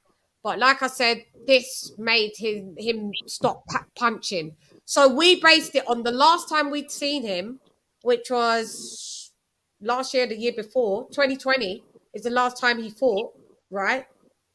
To now, we wasn't expecting that. You couldn't have predicted that at all. Hey, when he knocked Ogawa out in the second, like he did, I was shocked. I thought Ogawa was gonna.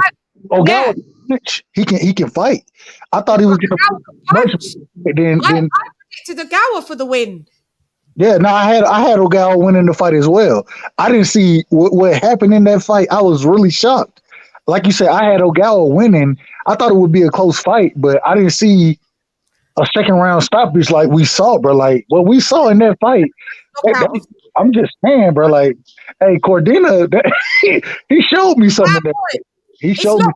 It's not gonna be a wash with like Shakur's not gonna wash him, and Shakur, he's got a chin. Shakur's not gonna knock him out either. I don't think he gets stopped, but he will get outboxed. I think it will be something like a 8-4. Is Cordina? Is he better than Oscar Valdez? I would say I Similar. would say in certain aspects he's more all-rounded, better, more. I think Cordina's better. I think Cordina, yeah, I would say Cordina's better. Oscar Valdez is better at one thing, and Cordina's good at a good few. the thing is though, Oscar Valdez it takes a while. Like he has to hit you more. He has to hit you more than once to knock you out. Like he has to really hurt you. With Cortina, his power is just like it's like suddenly like hit him with a peach of a punch, like just out of nowhere and knocked him out clean. But Valdez, like he has to hit you like quite a lot. Yeah, he's more. Oh, Chann, can I say something? Yeah, hang on. It's more like Go ahead. Valdez needs you to help. Go ahead, AJ. Valdez needs you to help him and to assist in your own destruction, right? Like he'll walk you onto something, but that's a Reynoso preparation thing.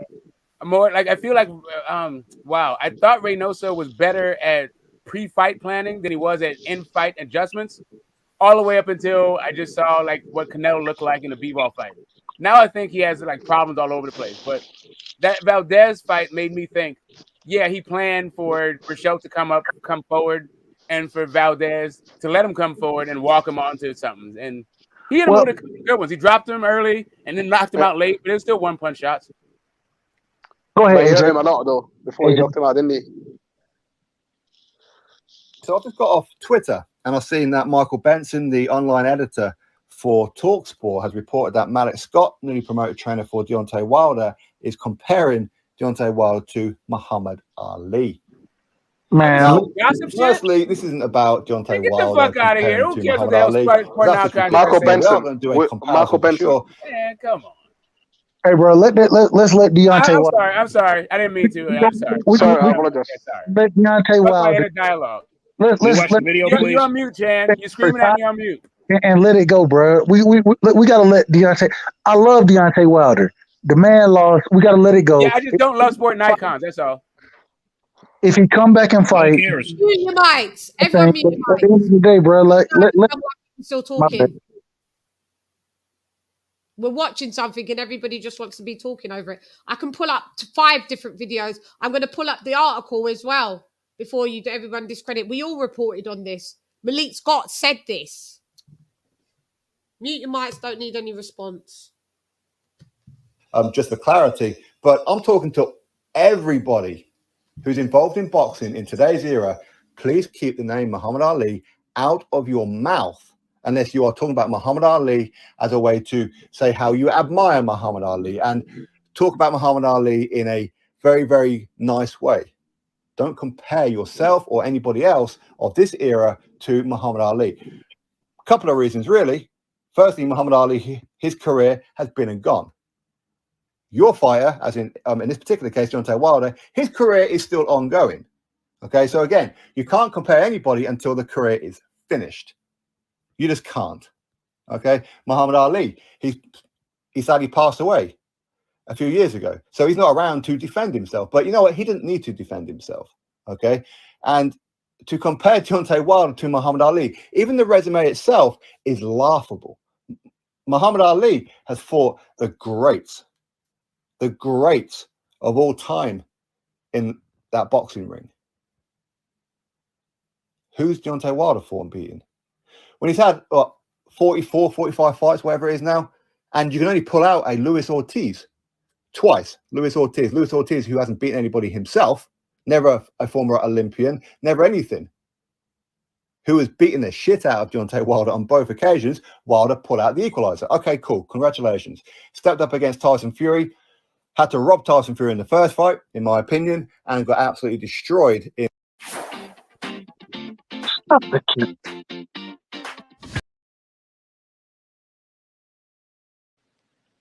Yeah, man. Like that dude has been on and that's what I'm saying. Like talking trash Do you want me about. to find the article? Do you want me to find the article? I seen it anyway. I seen the interview. I seen the interview. I don't think you're lying, LadyChann. I don't think you're lying. Can I say something? Can I say something? I watched. Mm. I watched the interview. It was on 78 Sports TV. I watched that interview. All right. When he said that, he don't mean literally Muhammad Ali. He's more talking about like outside the ring what Deontay Wilder means to the people of America and all that sort of stuff. He's not like this. That's what I'm saying. That's why like the reporters No. How do you know that? How do you know that? I watched it. I lived during the Muhammad Ali era. Stop. Knock it off. I lived during the Ali era, and I knew what he meant to the people. There's just no comparison. He said Ali was larger than 10 life. times better in the ring and 10 times better out of the ring, more impactful than Muhammad Ali. Everybody reported on it. I've watched Malik Scott not say that once, say it twice, say it 3 times. I reported on it. No. Even if he said it, who cares about Malik Scott anyway? Like, why are we putting so much stock on it? Who cares? But that was the whole point. We're saying that he shouldn't be saying it. He shouldn't be comparing himself to. Nobody should be compared. So how comes you wasn't saying it's fine for Tyson Fury to be compared? You was just saying no. How come? But Wilder can be compared to it, but Tyson Fury can't. Because Tyson Fury hasn't defended his titles, does he? He doesn't speak for the people. I see that you're a bit of a Wilder fan. Wait. Do you remember? How does Wilder speak for the people? Mo, how does Wilder speak for the people? Quickly, I just want to say one thing, and I'm going to be quiet. Ali, they use Muhammad Ali as a catalyst to help free hostages.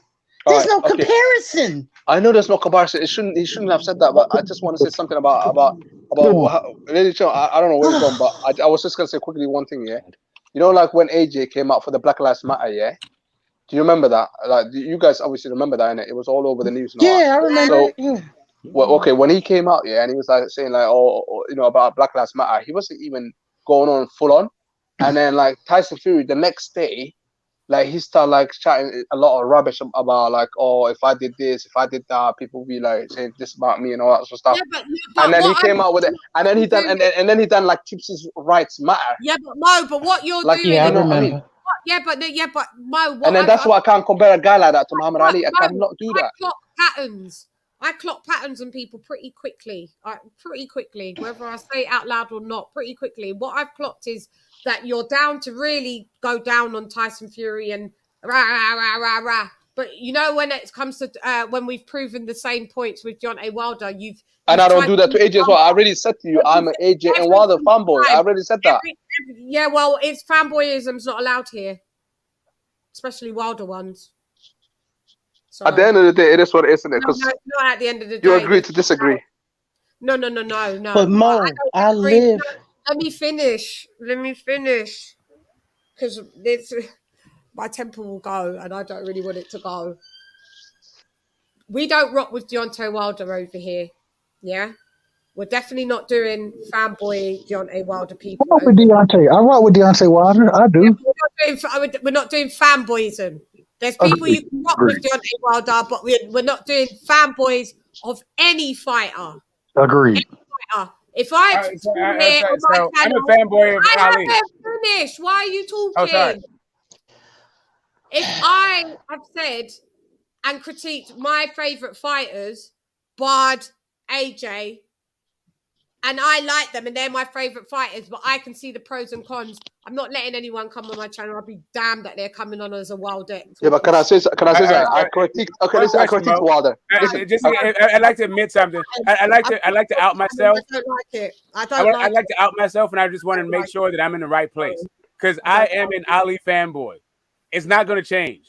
That dude is one of my personal You heroes. can be a fanboy of an old fighter. We've accepted that. Okay, great, awesome. Go ahead, Mo. Yeah, that's not a problem. I was gonna say I don't understand about this whole behavior. Yeah, listen. I critiqued Wilder because I didn't think he should have went with Malik Scott. That it's as simple as that. I didn't like it. He went with him, but obviously you have to respect that. About him saying that about spitting. I saw you in the chat. How? Show me who. I've shown you. I've shown you sporting icons just before I showed. Oh, sporting icons is this everything that I've done. You're a fanboy. You're a Wildette. It's not appreciated. We don't like that here. Well, that's you know who Well, listen. I don't like it. So it's Okay, not listen. well. You know who made that word up? Spotted Icons. Yeah, it's not well. It's I not know well. them. Listen, I know them man for years. Like, you know, I used to watch them man for years. Like, these guys are so biased, man. So are you. Like, I'm not new to this internet. No, listen. So are I say you. how it is. I say how it is. No, Listen. You don't. Listen. When I came to this internet, yeah, I used to listen. I used to be fair.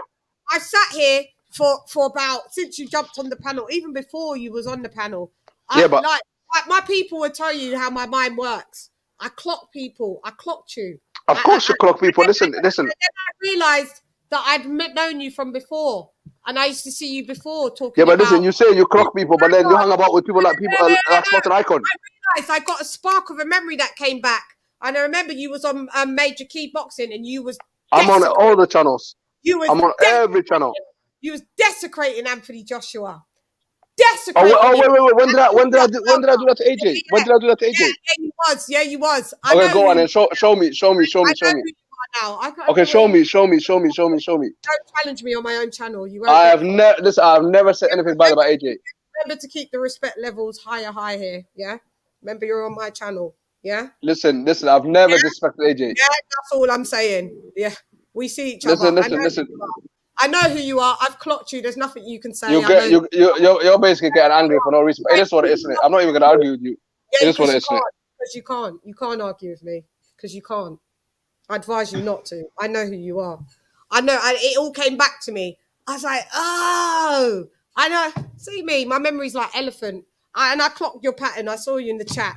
Dude, everything that we've said about Wilder, you've tried to refute. And this ain't the channel where we're going to be talking about Tyson Fury's a bum, Tyson Fury's this and Tyson Fury's that, and Tyson Fury and Deontay Wilder is the best thing since sliced bread. No, dude, we're not doing it. We don't do Wildets here. I despise them. I detest them. I don't like them. And if you're one of them, then you shouldn't be on this channel. Hey, LadyChann on niggas next to me. She on their neck.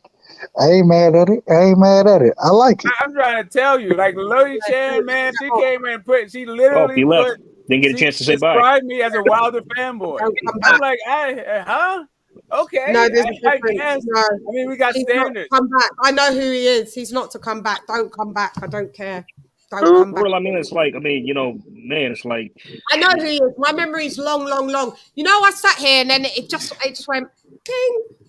Like I just got the memory. I was like, oh snap! I know who that geezer is.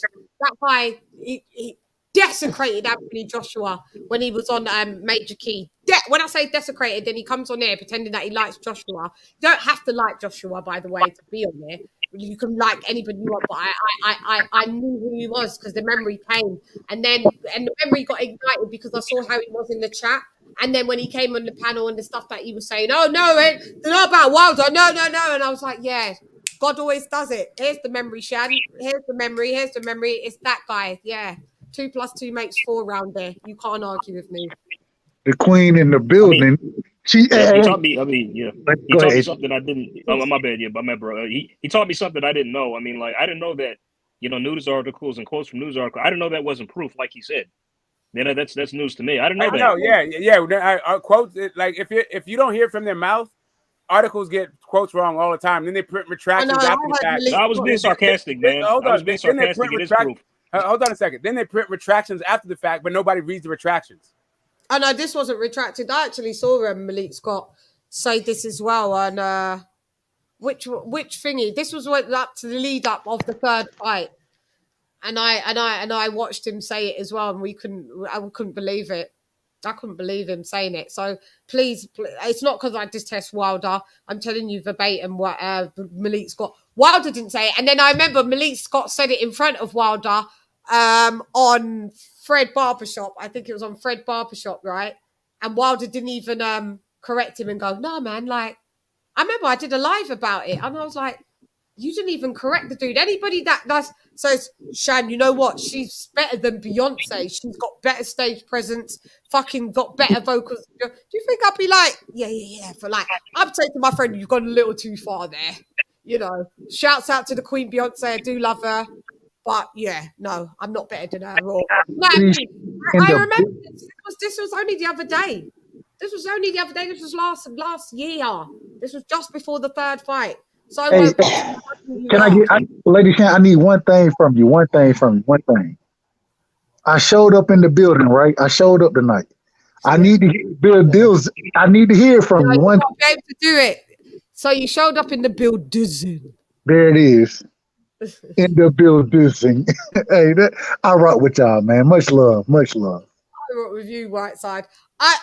My feathers have been ruffled for the last 2 hours. Hey, listen, like I can tell. Right I can side tell. every now and again, like he's all about the love. Like you'll get some conflict. Now, Smokey. God, dude, like if you find yourself on the wrong side or right side, then I don't know. I don't know what's up with you. Hold, Smoke. And this the craziest thing. Me and Smoke usually agree on shit. We'll argue about the shit we agree on. The majority of we agree on shit. The problem is that that's me. I hold a strong line. Smoke hold a strong line. We agree, and then we disagree, and then we argue about it. But at the end of the day, it ain't never hard feelings. It ain't never. We've never been on the wrong side of each other. We've just been like at each other on a particular topic. Matter of fact, we end up arguing with each other against other niggas the majority of the time. That's usually how it happens. So I respect Smoke a lot, man. Smoke, he's a good brother. He's a good brother.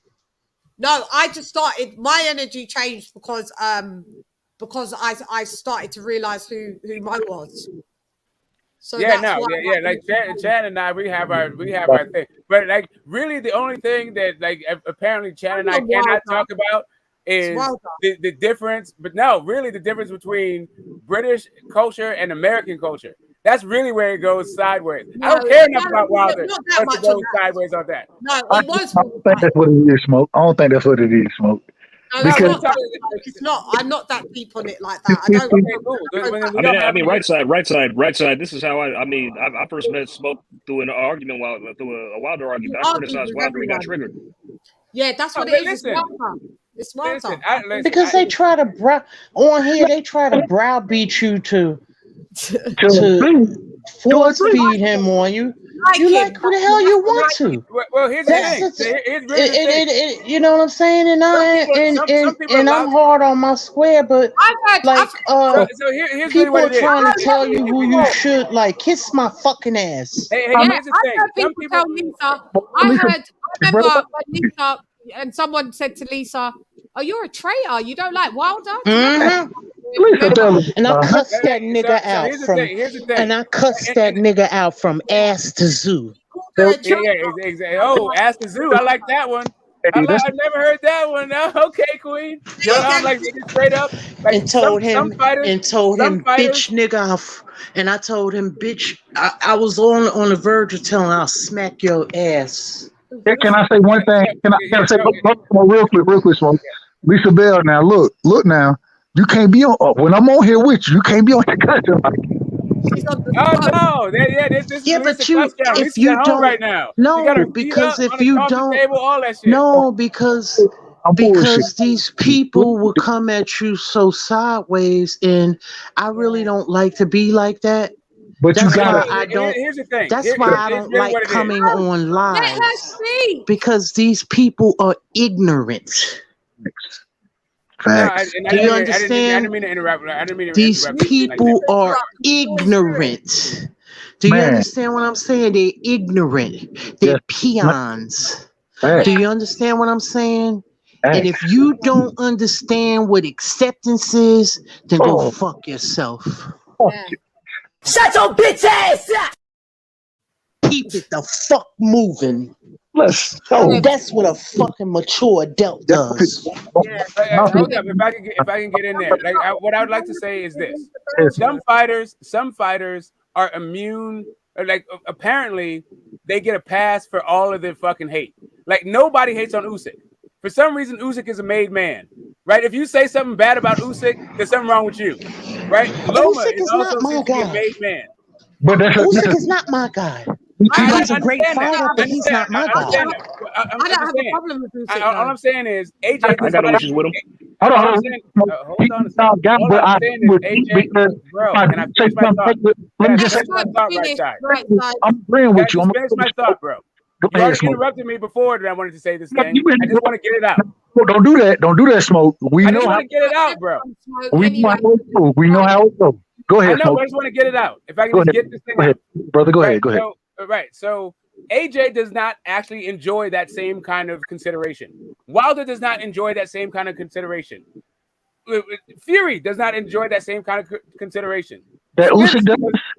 Right? But like some guys, if you talk trash about them, there's something wrong with you. Other guys, if you talk trash about them, is maybe something wrong with you, maybe something wrong with them. Well, it's like guess that. what? And all I'm saying, that's where we're at in this sort of new era of boxing.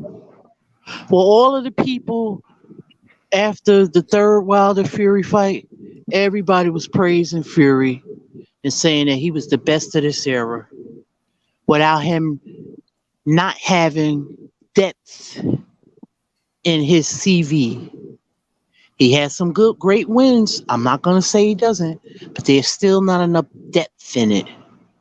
It's like the cherry, it's like a hollow tree. And everybody was, oh, he's the best, this and that and other. They was comparing him to all-time greats. I know. I'm hearing Fury can drop off an era and dominate. That's what I'm hearing today.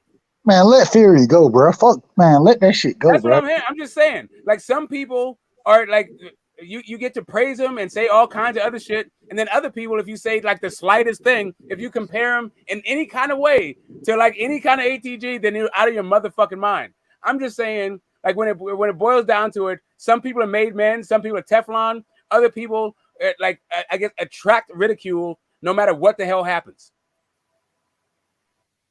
Because you're teetering the borderlines of fanboyism, and I was just calming down. So don't go back into that realm. No. I mean, but just observation about what's today's that? boxing Hold on. scenario. We don't need the observation. We don't Okay, need it. all right, Yeah, all we don't right. want it. That's all I got is observations. I don't know what else to give Yeah. you outside my observations. Just give us your time and shut up sometimes. Yeah, but just to add to Lisa's point, how she was saying like how everybody's like after after Fury beat Wilder last time, and everybody's going overboard saying, "Oh, he's the best." I'm like, wait a minute, he just knocked out a guy he stopped like several months before. Just when it's going down, you just bring it back up. Yeah, Just I mean, shut Wilder's not that. To me, Wilder's not that good. Outside of saying he has all-time great power, I don't know what else you're gonna say about him.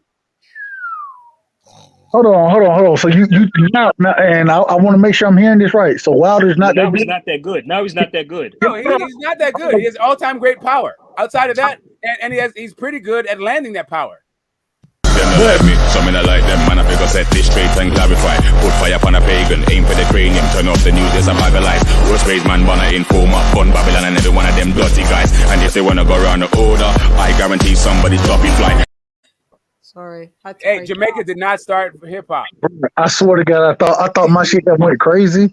I was like, yeah, you heard me, LadyChann. You got it. Yeah.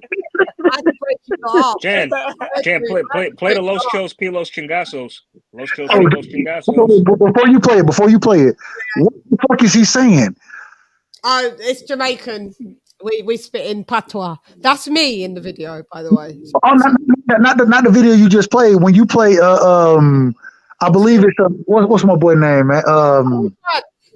Hang on. Oh fuck, what's his name? Los Pintos Gatos. Oh, Plant. Hey, talk about Caleb Plant. What is he saying? Do y'all know what he's saying? I don't. Listos pelos chingazos. Listos pelos chingazos. Well, he said it wrong. Ready for the rolling with the punches. Like I'm ready for the punches. Oh, so that's actual Spanish? That's actual Spanish? Yeah, but he said it wrong because he said pelos, which is hair. It's listos palos. When I heard it the first time, I was like, "Ain't no way that shit is Spanish, bro. That shit is not." Listos pelos chingazos. Right side. I'm right side. I'm not even here. In the world, he didn't even try and roll an R or he didn't even sound Spanish. That's what made it that much more funny, bro. Right side, I was like, your right side, I was like, don't. I'm not even Mexican. I'm like, bro, don't do that again. Don't say that again. He's like, listos pelos chingazos. Like, Hey. yeah. Like, You know what? His Spanish is better than Virgil Ortiz's, though. Like, you listen to Virgil Ortiz try to speak Spanish afterwards. That's the thing. That was absolute embarrassing. Him trying to speak Spanish after. Ryan Garcia don't speak it either. Oh shit! No, but at least Ryan Garcia doesn't try. Virgil Ortiz tried to do it in a post-fight interview and just gave up mid-sentence. It was like, sorry, guys. Like, it was bad, bro. Oh, I didn't know he couldn't speak Spanish. Sorry, you're not a credible source in the chat. Oh, who is that in the man? Y'all got me crying. Somebody saying fight is almost finished. When you said you're not a credible source. Oh, I know. This is my friend. Sorry, I was just about to block you, David. You're lucky. You're lucky, David. It's my friend. He calls me Lady Cap. That's my actual. Not Lady Cap. Not Lady Cap. He calls me Lady Cap. Block the shit out of his ass. Sorry. Yeah. Hang on. What have you said? Respect. Lady Cap in the boot soon. Spence and Bud is almost a done deal. No, but this you is don't know that. This is my Tiafimo fanboy friend. I want to believe that Spence and Bud, I want to believe that, but until I done seen this shit being, regardless of what I hear, I done heard, it's gonna be in Vegas. This the only thing that's, man, until I see that motherfucking fight announced, bro, I got questions about it. I got questions until I see it announced. Until I see it announced. I want to see it announced before I give any fighter anything, until anybody get any credit, bro. I want to see this shit announced officially. You feel me? Like, of course. Get it official, man. Because I want to see that. That's the fight I want to see. And this is the craziest thing. I'm picking, and LadyChann, I heard you earlier today. You was like, I know you rock with EJ. Okay, I got EJ winning the fight. I got him winning the fight. I know you're Errol Spence. I don't mind that you like Errol Spence. I don't think you're a boy. But yeah, I knew you was an Errol Spence supporter. Yeah. No, but this the problem. This the problem. I got EJ winning the fight. I got him winning the fight. But I rock with Bud and EJ the exact same way. I rock with them the exact same way. And I love both of them. And like Errol just a little bit better. No. In this fight, and this is the way I break it down. Smoke done heard me break this down before. If it comes down to a boxing match, if Bud keeps it boxing, I got Bud winning the fight. My problem is Bud has too much dog in him, and he wants to make it a fight. And he's good at fighting, but in this situation, if he makes it a fight, I think he loses against EJ. And I think if he boxes, I got Bud winning. I just think that Bud's gonna make it a fight. And when it comes down to the fight, I like EJ to win that fight. If Bud boxes, though, I like Bud to win it. It's just. I heard you were saying this on Marks the other night. Say it again. I think you were saying this on Marks the other night. Yeah, I was listening. On Mark channel. Yeah, I was. Yeah. I got you. I don't agree, but I appreciate I respect your opinion. So tell me, how do you see Bud winning the fight? How do you see Bud winning it? I see Bud winning it by I tell you what, I always give Errol credit that I feel that he's slightly better on the inside than Bud, but the difference is that I find that Errol Spence is very static, so Bud is very elusive, and he's just got better. He's so accurate with like his his lateral movement. He'll know how to just move like a quarter of an inch back. I disagree. Like it's impeccable how he does that, and I feel that Errol Spence is too static Errol Spence is easier to hit than Bud. This is the problem. At 40, I agree with you. At 47, from what I've seen from Bud at 47, his lateral movement is not what it was at 40.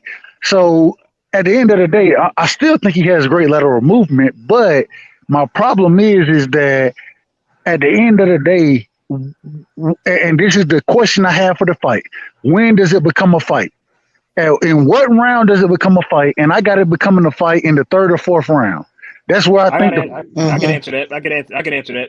Go ahead, bro. It all depends on who lands the bigger shot first.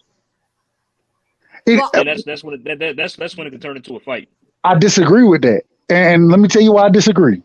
Even if Bud, if EJ lands a shot and it's not what we would consider a big shot, Bud, he want that smoke, bro. Like Bud want the smoke, and that's what I love about Bud is that he want the smoke. My problem is, that could be his detriment. You're right. Yeah, but it. Sorry, go ahead. I was just gonna say my only problem is because he wants that smoke. I don't think it has to be a big shot. Any shot that's a flush shot, I think that it's gonna make Bud fight. And I hope if I'm wrong about it, then I have no problem with it. I ain't got no dog in this fight. At the end of the day, though, I just think that Bud like to fight way more than he needs to fight in this fight. If he boxes, I like Bud, but Bud got too much fight in him, which is a good thing, but it's a bad thing in certain fights. And I think it's going to be at his detriment in this fight. I think he's going to want to fight EJ. And once he starts to fight with EJ, it's not going to be in his advantage just because EJ has more volume. He's not the... Who hits harder, EJ or Sean Porter?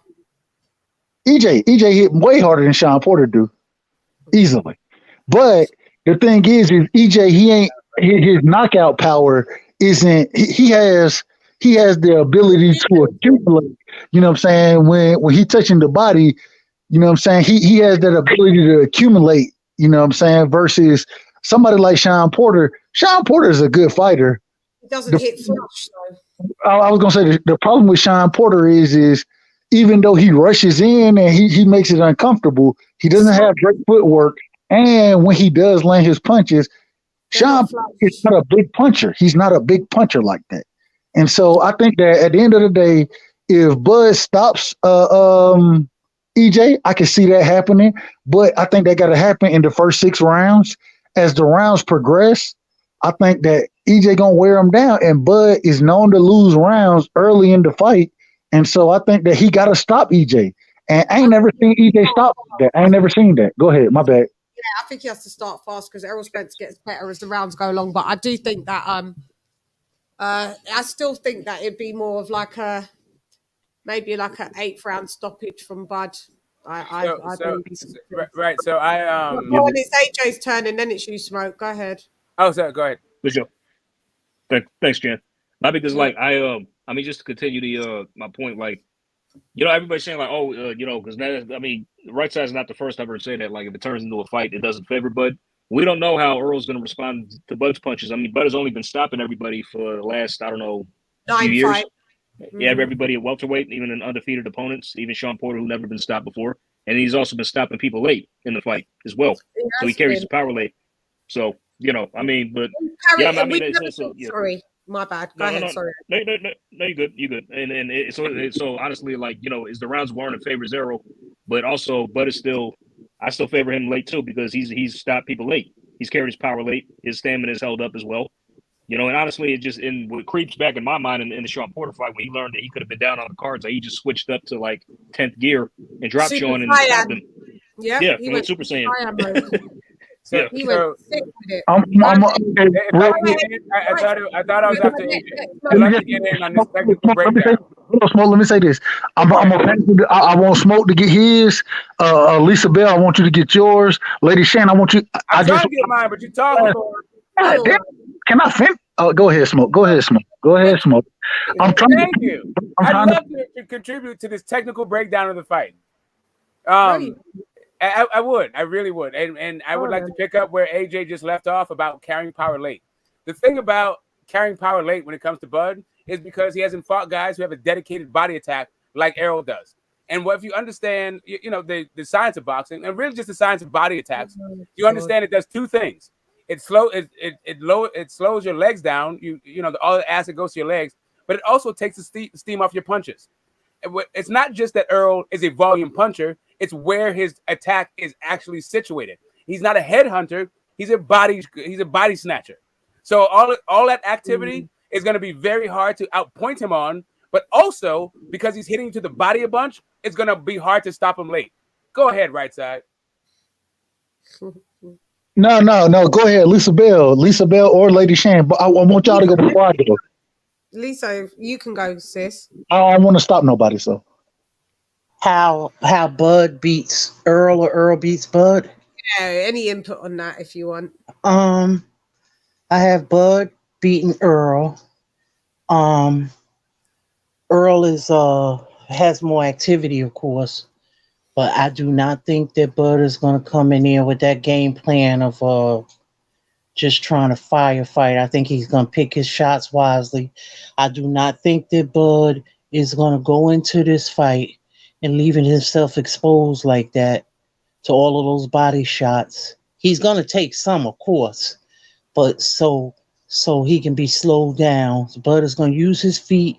He's gonna box him beautifully. He's gonna use his lateral movement. He's going to, of course, switch stances.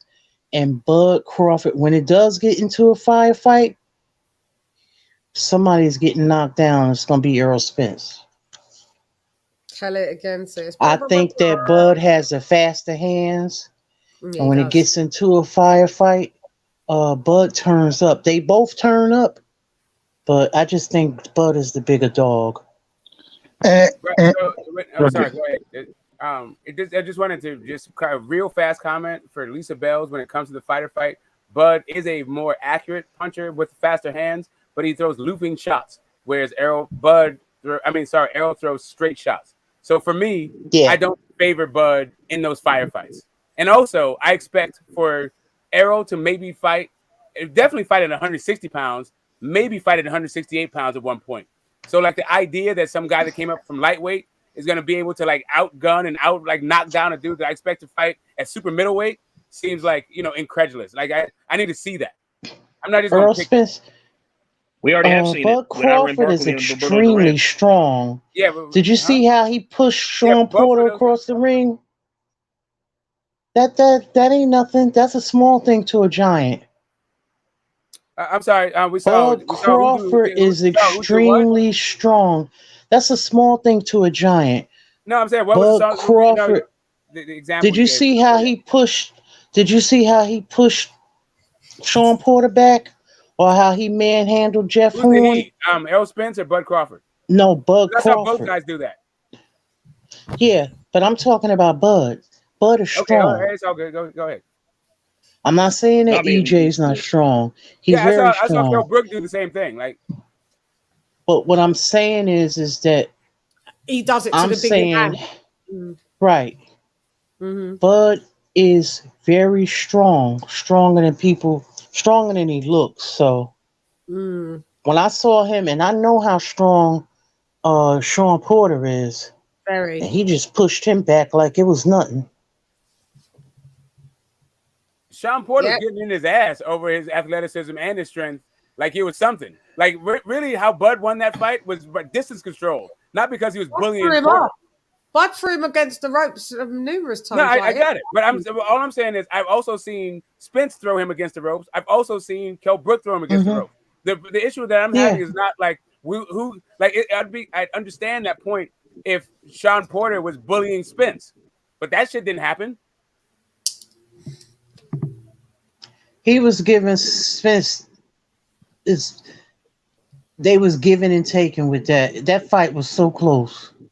It was a close fight. Knockdown. I had Bud 2 rounds by the time before the stoppage. No, I think they're talking about. No, I'm talking about Porter and Spence. The knockdown solidified it, but Spence's punches are more sharper and more accurate. What Sean's issue is that he smothers. Sean's issue is that he swims. He smothers his stuff. Smothers his work. Yeah, exactly. Like all that. Like I feel like Bud won that fight off of distance control and precision punching, and the fact that there's a rift in the team between Porter and his dad, between the Porters, right? No, okay, I understand that might. I understand that may run counter to your narrative about what happened, but can I have my own opinion? It's not a narrative. What happened in the fight. Okay, great, right? But we're talking about the conclusion, like the conclusions we draw from the facts. But with the same facts, the same group of facts, let's all operate from that group, right? So in my estimation of my opinion of what happened is I saw from what I saw Bud winning that fight based on his distance control, based on him keeping Porter at the end of his shots from distance, right? But when Porter was able to break that distance, he was winning the fight to the point where two of the judges had Bud up by 1 round by the end of the stoppage. One judge had him up by 2 rounds or 3 rounds. I don't know if it's 2 or 3 rounds, but it's somewhere in the Lady Chann's like reasonable thing. Like what Lady Chann's score was close to what the judge's scorecard was also. The point that I'm trying to make, the difference between Porter and Spence is Spence does all of his work behind a jab. He's not trying to leap his way in and like take a whole bunch of damage on the way in. He works behind his jab. The other part of it is he has a dedicated body attack. If you look at the number of jabs or body shots that Porter threw, you will understand that the way that Porter went about his work is probably not the way that Spence is going to go about his work when it comes to Bud. I mean, well, how do you know that Spence is going to land body shots, as much body shots on Bud than he landed on Porter? We don't. I didn't say he's going to land as much as he did on Bud that he did on Porter. I mean, but I'm talking you're saying body attack. I'm talking about attempting shots. Forget about landed shots. I'm talking about the idea that you even throw the jab or even target the body. Spence is going to do that way more often than Porter did, because that's Spence's game, not Porter's game. Outlaw boxing, just go on, carry on talking. We see you, Chann. No. I mean, but the example I gave earlier, like, Bo, you said like how you never seen like a lightweight beat somebody who could probably like move up to middleweight. We did see that with Roberto Duran and Iran Barkley way back in the 80s. You're literally changing the subject to something lightweight versus that. Like, no, I'm not. I'm just saying. I was answering your question from earlier. No, I didn't say I would never see that. I didn't say that I'd never see that. I said that I'm not picking that. You can see it. If you're going to be the next Roberto Duran, that's cool. But we also saw Roberto Duran say no more. We're not going back there. We're not trying to go back there. We're not trying to go back there. What I'm going to tell you, though, is that, God damn it, Devin Haney, that's the motherfucking nigga right now. Don't fuck somebody who gonna fuck with Devin Haney? Who gonna fuck with him? That's what I'm trying to ask you. Hey, Chann, can I get it on the big screen one more time? I mean, don't do it. Don't do it. Don't put his ass on the big screen. Much love, Smoke. Aren't I good enough, Smoke? What?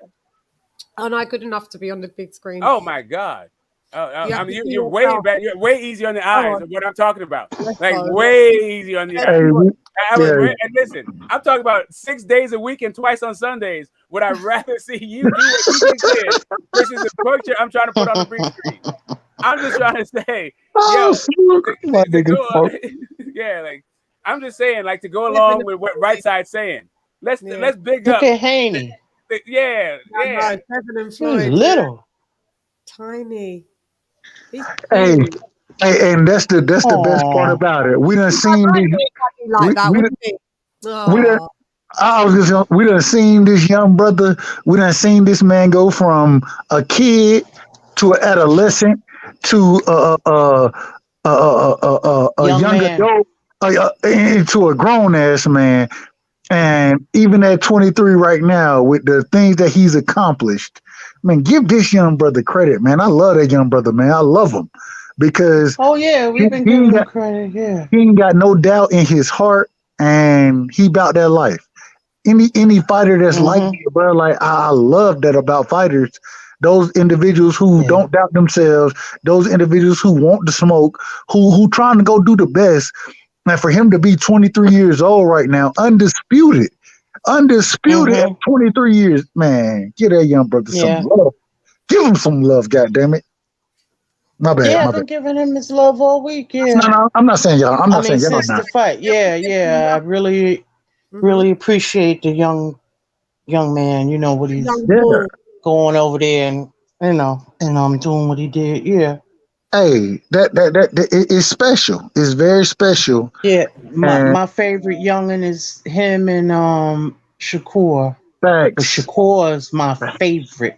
Hold up, man. Devin Haney, Devin the Dream. So let me ask you, Lisa, the Queen, Lisa Bell. Let me ask you, Queen. Listen, I'm from Devin Brick Haney. City, so I am repping Mm-hmm. Shakur. You And got not Devin because it's Haney or Shakur Stevenson. Who you got in the fight? Devin Haney or Shakur Stevenson? Shakur. I ain't It's mad at Brick that. City, baby. It's I ain't Brick mad City, at baby. You said I Brick got City. Dev. I got Out here Dev. in that It's Garden Brick State. City. See what we're I talking got about? Dev. That's I got Dirty Brick Jersey Dev. City, we're talking baby. about right now. And, That's and, Dirty and Yeah, I'm gonna Jersey. just now That's we tell you. talking Dallas about I'm Brick stuff gonna right just City now. tell you. now. Okay, hold on. Let me just break. When I look at that fight, I get Born and Shakur. raised. I give Shakur I'm a a ton Jersey of credit. girl. I ain't mad at that. I ain't mad. I'm a Georgia boy, but I ain't mad at who you give your credit to. I ain't And I mad at got family from where you at. Because I know where you from. where I'm from. Warner Robins. Warner Robins, Georgia, I got, baby. but guess where my family from? Yeah, they're What playing is somewhere Per- nobody ever heard of Guess unless where you my know. family Hold from? on, chill, smoke. Hold on, what it? Perry, Georgia. Guess where I stay at? Guess where I stay at? Where? Perry, Georgia, nigga. I Okay. stay in You Perry. probably know my family. You fucking country ass bumpkins. I never heard what the fuck you talking about. I'm American through and Chill, through. smoke, chill, I never smoke. been nowhere Chill, near smoke, what the chill, fuck you smoke. guys Hey, talking about right now. smoke. I don't want to have to roast your ass right now. So we gonna me and Lisa Bell, we vibing right Goddamn, now. man, we was on that Oakland smoke a second ago. Devin Haney. We may He's be from my related. He's from where I'm from. I'm on that Garden State. We versus may be Oakland. related. See, the queen know what's going on down here. Perry, Georgia. Dead ass. Swear to God, I ain't gonna put my address out there like that. But I will say 31069. That's my area code. You feel me? Mm-hmm. 319. And you heard what I said. We may be kinfolk. Facts. But that's where the love come from. That's why we rock with each other like we rock with each other. That's why, because real recognize real.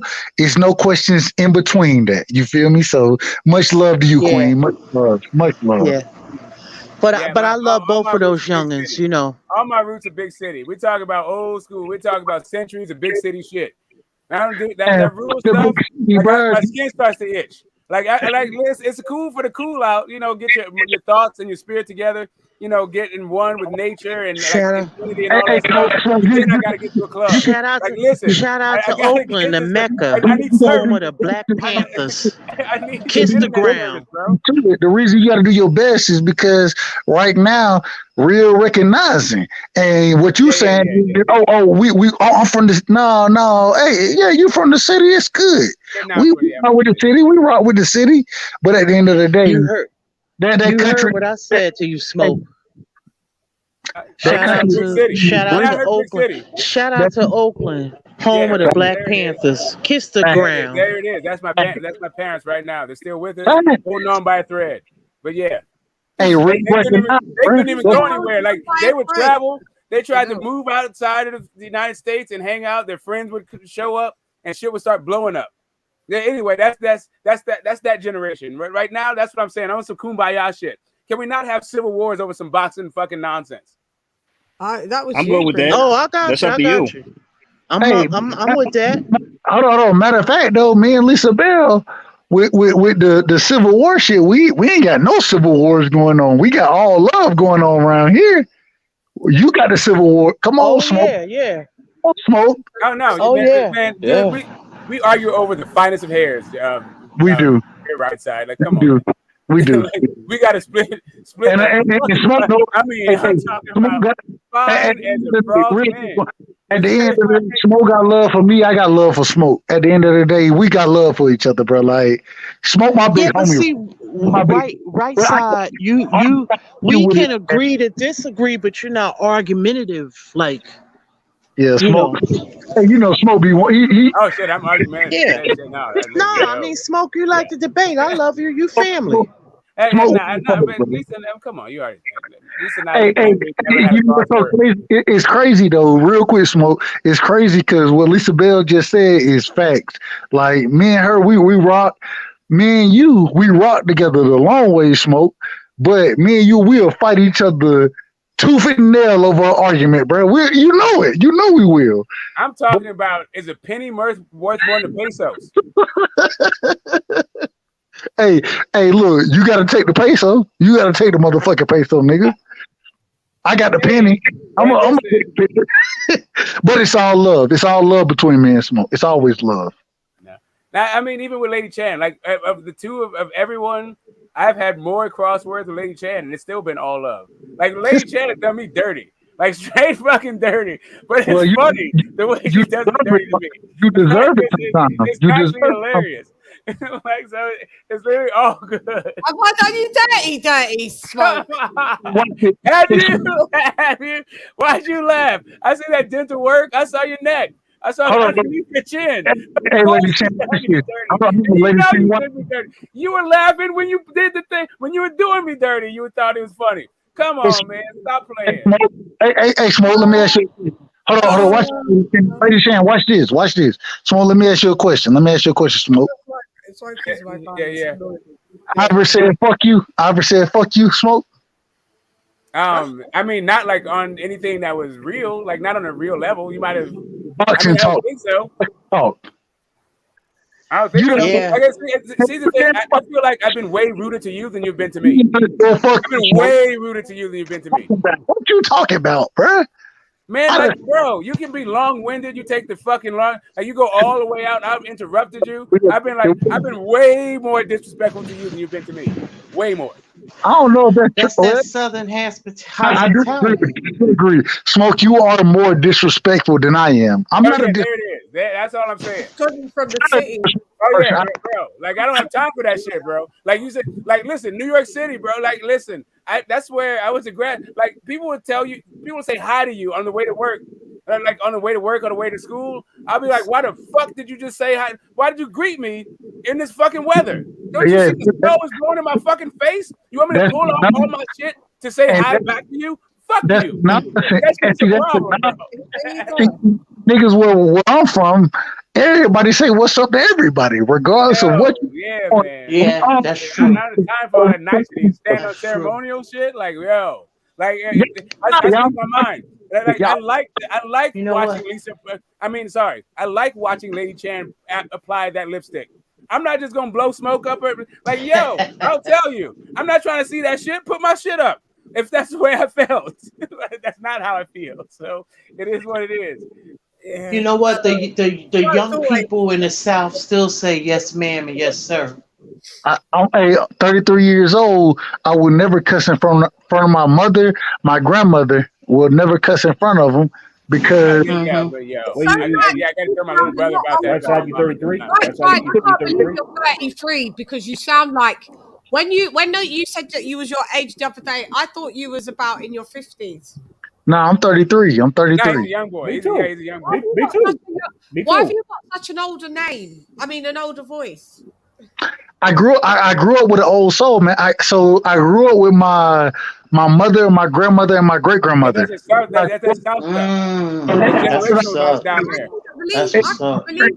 Real quick, lady. It's certain things that were instilled in me as a child that still rocks today. You know what I mean? Like I just said, I will never go cuss in front of my grandmother, my mother. I can't do that. The reason being is because that was instilled in me as a child. You know what I mean? Like, I'm gonna be. I'm very respectful. Like I was taught to be respectful. Not older, the actual sounding of your voice. No, I got an old soul. I grew up with old people. Yeah. When you grow up with old people, you got an old soul. So I grew up with old people, and so I come off with that old soul mentality. But at the same time, being my age, you know, I rock like I rock just because I grew up with that discipline. I grew up with so blessed to have seen your great grandmother. Big Mom was the like tall, little. What are you like? What's your look? Say it again. Are you tall? Put your camera on. No, he's 6'6". Okay. He's tall as shit. Oh shit. Hang on, let's stay there because I have to blow it up to see how. Because I like you. You look like AJ. Do I? Does he look like me? No, he looks like your boy Counterpunch. He looks like Kurt DeVille. No, not to me. That's it. You look like Kurt. Yeah, he young. Yeah, You young. Yeah, you tall. Yeah. Right Yeah. side. How tall are you, right side? Yeah. He does look like Kurt. That's That it. right side's like 6'6". Are you 6'6", right side? Man. How come you're not talking? Right side, we can't hear you. I can't hear you, man. You might be on mute. Yeah, put you on mute. Can y'all hear me now? Can y'all hear me? Yeah. No, I'm 6'5", but I played. Matter of fact, I played basketball. I had a knee injury that fucked my shit up. But yeah, I'm You don't look nothing like your voice. For one, I thought you were more like a dark skinned brother. It's mad when you hear people's voice and then you get the image in your head of what they will look like, and they never look like. Nobody ever looks like what they sound like. I don't think. Do I look like how I sound? I don't know how you look, so I can't say. I showed my face earlier. AJ. Hold on. You look like right side a bit. Give me a second. Hold on. Here's AJ. I look like right side. He sounded like there was a cause for concern. Hang on, stay there, AJ, because I have to blow it up so right side can see you. Yes, Oh, sir. we got Durag AJ. He looks like. What's up? Durag AJ Part 2. Chewing That's on Durag bubble AJ. He looks like. Durag AJ. Right side could be in the same family though. Yeah. Do I? That's true. Yes. No, Yeah. I ain't gonna to you. It's crazy because you look like my cousin. I ain't gonna lie to you. You look Yeah, man, he looks like one of my kids' friends. You definitely my kid's age. Now I got it. I need to stop arguing with you. Yeah, I'm arguing with my fucking kids' friends right now. What the fuck is going on? I'm 33. I'm 33 too. So yeah.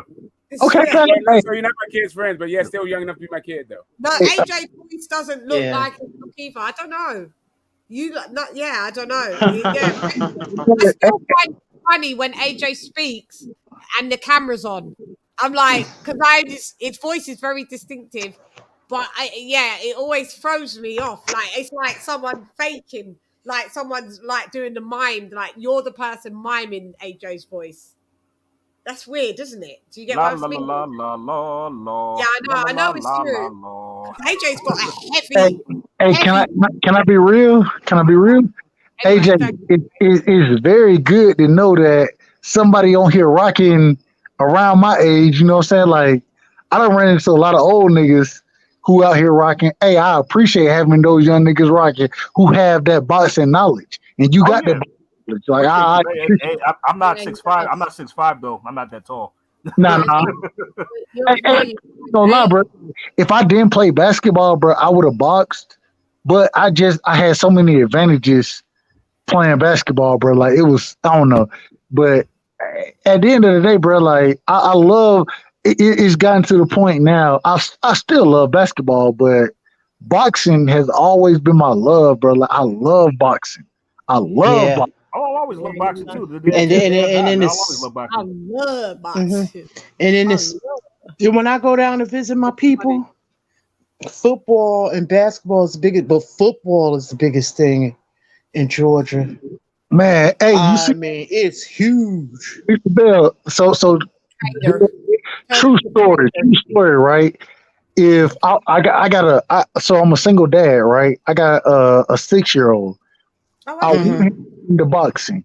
Man, this nigga has no chance to be a boxer. He's not gonna be a boxer. He's either how do you know? Let him grow, bro. Hold on, condemn him. Not now, bro. You never know what the boxing landscape's gonna look like as he grows up. Let me tell you why I say that. Because the people who grow up around, what do they love? They love 3 things. It's either baseball, is basketball, or is football. And because that's what his friends are into, that's what he's into. And so I push him more toward basketball because I can teach basketball more than anything else. But at the end of the day, he will never be a boxer. I love boxing. My son will never be a boxer. I know that. Floyd Mayweather Jr. would never be. Morning here in the UK. Beautiful. The sun's up, huh? Good morning, Queen. Yeah, that's what's up. Yeah, man. Listen, shout out to you for keeping the home for us to like chop up all this nonsense. But yeah, Floyd, my icon right now, the photo would not be a boxer. He wouldn't be who he was today if his father didn't force him to be that way. His father forced him into a gym. It wasn't because that was his love. Yeah. It's not because all the kids were playing that shit. It's because his dad made him. But I'm not forcing nobody into anything. Floyd Mayweather Jr. At the end of when I'm talking about my son, at the end of the day, what he loves is what I want him to do. Regardless, he's seen boxing, he's seen basketball, he seen football, soccer, tennis. The nigga playing, he in tennis camp this coming week. You feel me? Tennis, and whatever he want to do is what I want to push on him. But I want him to want to make that happen. I don't. I got in my mind, I got a mindset of what I want him to do. If it's in my perfect world, the nigga gonna be a basketball player. I can coach him up left and right. But I want him to love what he does. 100-yard chest passes. Chill, bro. Hold on, let me just finish, bro. I got a mindset of regardless of what I want him to love what he does. And once he tells me what he loves, that's what I'm gonna push. If it's soccer, I ain't never coached a day in my life in soccer. I guarantee I'll be coaching that nigga in soccer though. You know what I'm saying? Here's the thing. Go ahead. I'm gonna tell you something, right side. My middle son was a great climber. It took him to walls and all this shit. This dude wanted to free climb rocks and shit off mountains. I discouraged the fuck out of him. I couldn't do it. Like I'm not that. There's a threshold for my own personal pain when it came to like supporting my kids' dreams. I couldn't do it. Why couldn't you support that though? Why wouldn't you support something that he loves? I'll tell you why. Because I saw this dude fall out of a tree. I don't care what you saw him. I'm not trying to do that, bro. Like, listen. I'm just telling you. Go ahead. Listen. I wasn't discouraging it. I just wasn't supporting it. This is the problem, though. Right. And right now, my son, he tell me he loves soccer. The nigga his soccer camp is coming up next week. You feel me? Yeah, I love soccer. That's just safe as fuck. Hold on, though. But listen, if he loves soccer, I don't know shit about soccer. You feel me? I don't know shit about it. I can learn it as much as I can learn it. But at the end of the day, if my son loves that, if that's what he want to do, that's what I'm gonna support him on, regardless of what he want. If he want to be, I want him to be a basketball player. That's what I want. If he's not dead, I'm okay with that. I'm okay with him not doing what I want. If the nigga end up being at 7 years old, the nigga is a master at 4. The little boy instead of nigger every minute.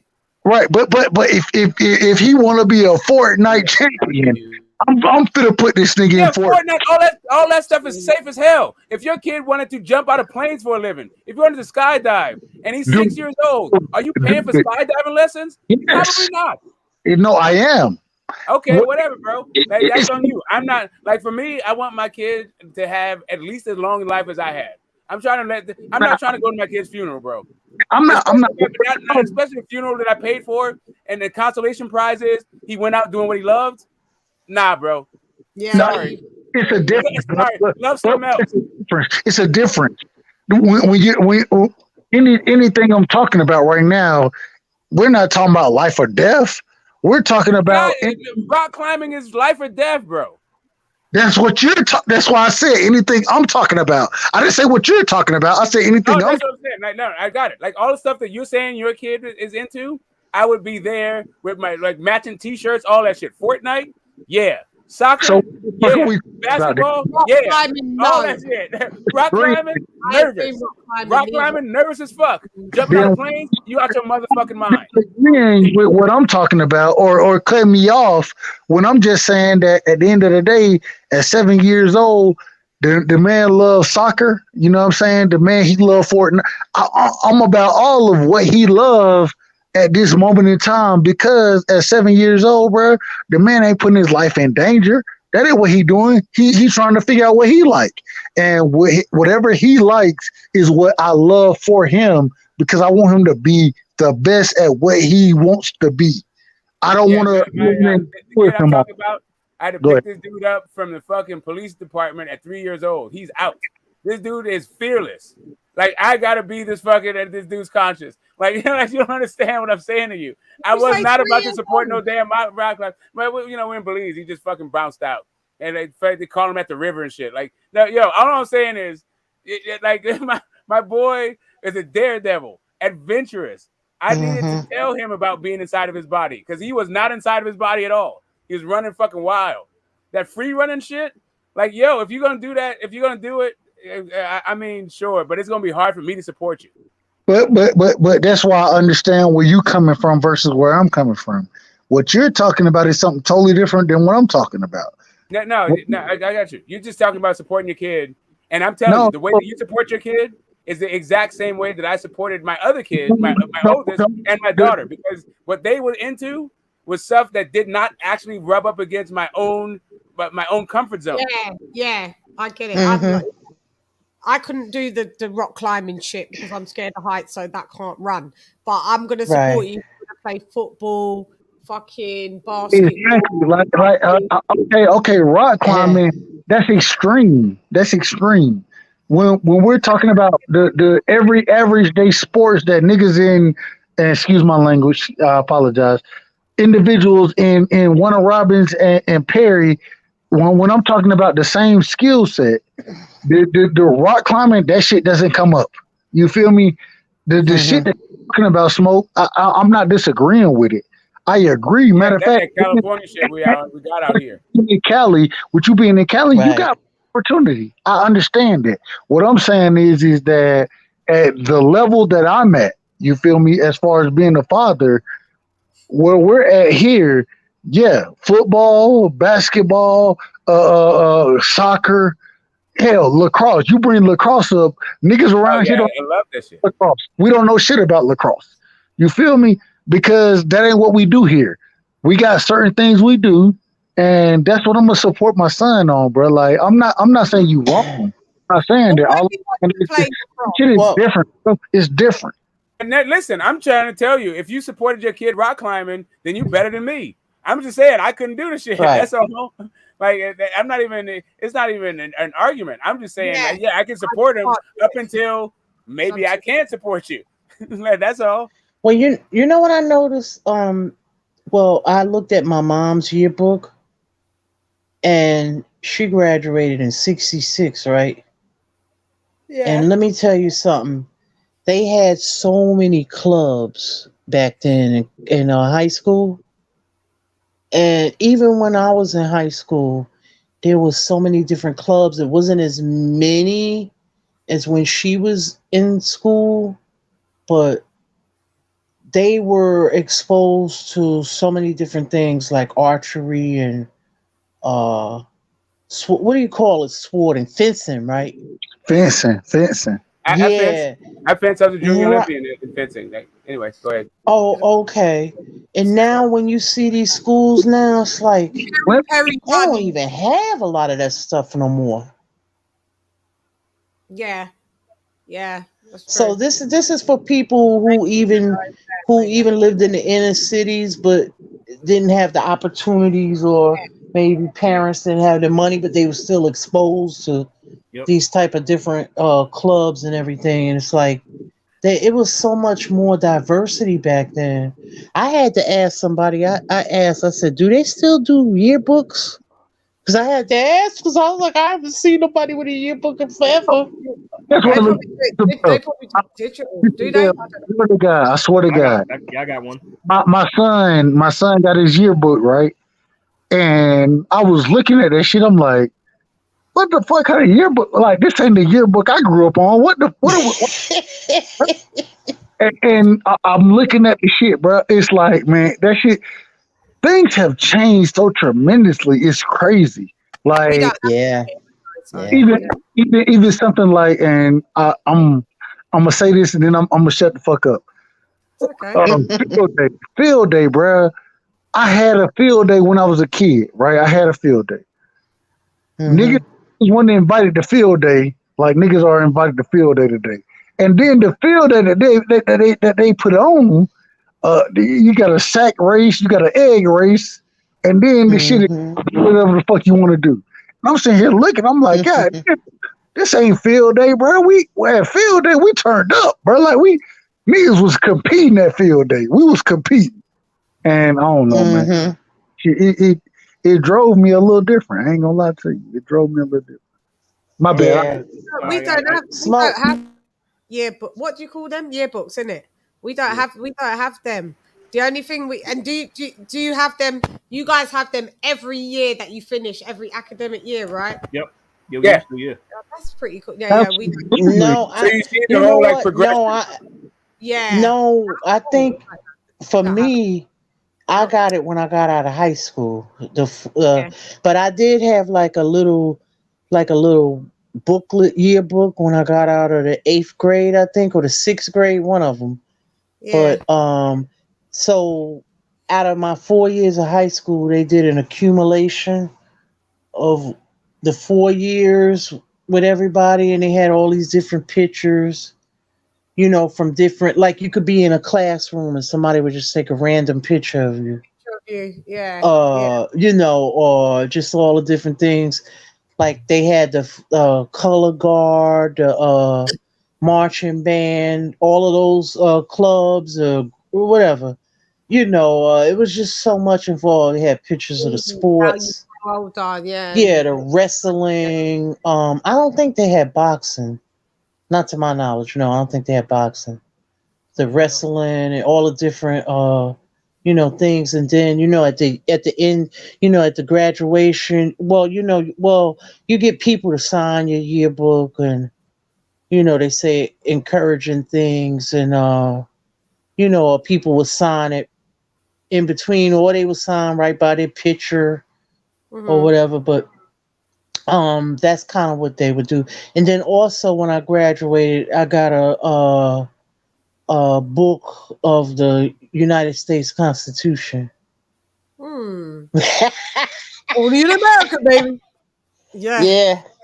Keep up to date with them constitutions, mate. Not like they're changing, are they? By the way, Chad, Chad, no, they get ratified. They get ratified. It's changed a couple of times, at least in my lifetime, but that was like when we were babies.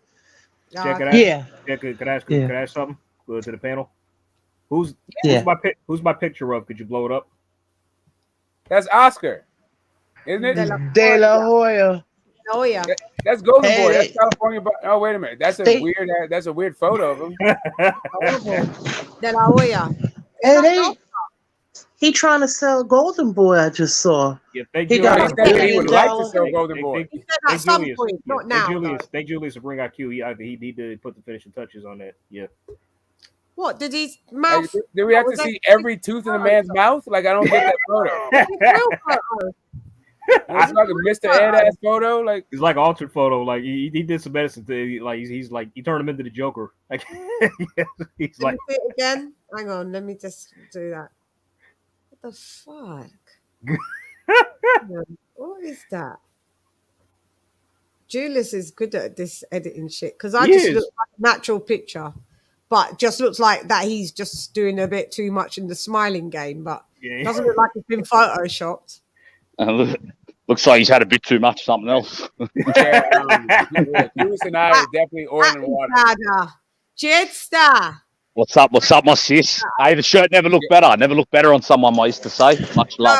Telling them that. What's up, Jay? What's up, Lisa Lay? What's going on? Chilling. What's going on, bar? The one AJ lad. GTS, what's going on, bar? Hold up. Hey, and this, correct me if I'm wrong. This is is it outside boxing? What is it? What's your name, bro? Outlaw. Tell me you ain't tell me that Dev was gonna get washed by Cambosis. Did you tell me that? He did not. You must be on that. You must be on that pipe, my bro. You must be on my pipe because I'm telling people for months Haney was going to school him. So put the down, lad. Yeah, you got with Carl. You get Jed. He's never Carl. Yeah, it's Carl. No, Jed's always been real. Jed's always like. No, for all you guys that don't understand, not only is Jed a real one, but that dude is connected to a gym that cranks out real ones in Australia. He's not in no fanboy shit. It was Zone 6 and No, Zone 6 is yeah, you know that guy. That's my guy. Don't It get was me wrong, Zone Zone 6 is my and guy. Tony that said, But Zone is out there with his picks and the way he feels about his picks. And it was Tony. Oh yeah, Tony is he's a league of Zone. Oh Lord Jesus, Tony, man. Oh my It's God. the Jim there, bro. Jess was talking about. Tony, let me blow it up. Tony, yeah, that's what we. Yeah, Tony. Like that's what I'm saying. As soon all I got to do is say it, and then all of a sudden you see it. Yeah, there you go. Jed is 6'5" as well. He's the new generation of champions. Right side. He's the That's same the new height as generation you. of champs. Do you see how big he is? Do you see how little the kids look? That's how you know Jed's massive. Them kids look like they look tiny. He's the same size as you, right side. So you got the tall geezers in the building. Yeah, this is boxing over here. This is not fanboys and all that stuff. Yo, at a certain point, like I don't mind it, and I don't really care. It is what it is. It's the way it's the way that we promote fighters and the sport these days. But that's not where I come from. Like, I mean, we all started there, right? But it's just I left that shit there as a kid. Yeah, the fanboyism. Yeah, I think my favorite fight. I love Floyd. I know his faults outside the ring. I do, and his bullshit. But I think if I met him, right, I would be. I wouldn't even be able to speak. I'd be a dick. I know it. Because even thinking of it, I'm literally, hang on, let me get I'm literally cheesing right now. Like, I'd be so like, I wouldn't know what to do. Because I was talking all that shit about going to dinner with fighters, but I want to ride on a big boy jet. Like, I don't necessarily need to hang out with Floyd, but I do want to go on one of them shopping sprees on a big boy jet. I got my own credit card, but can I just get a ride? Can I just hang out one time? Yeah, I got my own bits and pieces. I got my own cards. Let me just come for the ride. Yeah. Yeah. That'd be amazing. But yeah. I would like to meet Floyd Mayweather. I would really like to meet him. Would we ever get maybe you never know, you never get to know who you're gonna meet, but I would like to meet him for sure. What boxer would you guys like to meet, if any? Any? Is there anyone of intrigue? Would you have liked to have met Muhammad Ali then? That would have been amazing. I did. I met Ali and Frazier. Yeah. I met Ali and Frazier. So like it's all downhill from there, right? Oh God! So everybody else. No, sorry, not Ali and Frazier. Ali and Foreman. I didn't meet Frazier. I met Foreman. Foreman. Yeah. Hey! Can I drop my last few gems? Of course you can. Of course you can. Go ahead. Right side in the building. Go on, right side. No, somebody got an echo. Somebody got an echo. It's you. Because you're repeating yourself. You must be hearing yourself because we can't hear no echo. Right side's tripping. Hey, y'all right. That was me. I got a bad man. Salute to LadyChann. Man, salute to Lisa Bell. Much love to all y'all. Smoke. Much love, AJ. Much love, man. Anybody else on the panel? Much love to all y'all, man. I'm out for the night, but I'm definitely rocking with you. And I love y'all, man. Much love to all y'all. Right back at love you, you more, right side. See you in these YouTube streets. Love you more. Yeah. Love you more, kinfolk. Have a blessed evening. Thanks. Much love to all y'all, man. And I'm out for the night. Likewise. Likewise. Right you guys in the sticks. Hey, there's the culture conflict for me.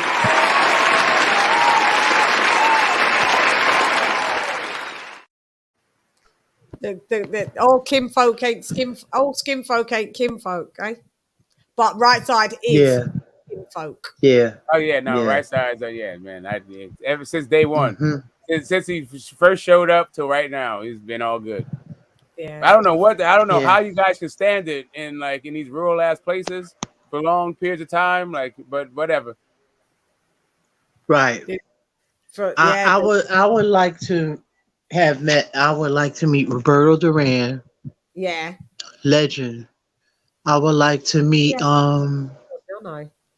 but he's still around. Yeah. Who else? I'm just trying to think, man. Andre Ward. Yeah, I'd love Andre to meet Ward. him. Yeah, What he's a about very Keith Thurman? cerebral brother. Huh? Keith Thurman? Because I know you like Keith Nope. Thurman. No, I you ain't don't think I ain't studying Keith Thurman. Oh, okay. I would like to meet I like Keith Thurman. Joshua. I'd like to meet Joshua. I'd like to meet Bud. I'd like to meet, as I said, Floyd. I'd like to meet I'd like to meet Andre Ward. I'd like to meet like a lot of boxers. I wouldn't mind. I wouldn't mind to meet them, you know? Yeah. Some more than others, but I wouldn't mind to meet quite a good bunch of them because it's a sport that I like. Right. So I wouldn't mind meeting the players within the sport, you know, like face to face. Mike Tyson would be my dream meet. Yeah. I'd like to meet Mike Tyson as well. Mike is a mess. Mike Tyson's a G. I'd like to meet Mike Tyson as well. I would. I'd love to meet Mike Tyson. I'd like to meet... Can I get the big screen one more time, Lady Chann? Yeah, where are you? Hang on. Yeah, that's that's what Duran's looking like these days. Yeah, I know. I've seen him. He was in Dubai. I didn't see him in Dubai, but he was in Dubai when it was a thing happening a couple of months ago when Bud and everybody was out there. Eddie Hearn,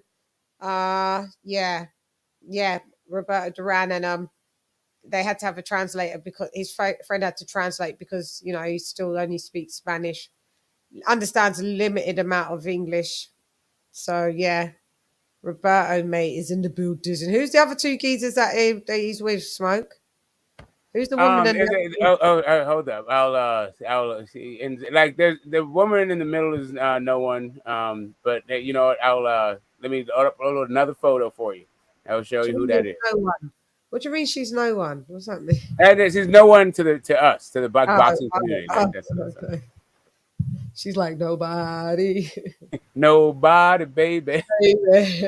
She ain't nobody. That's what it's like. Yeah, I'm talking about flat, uninspired, all that shit.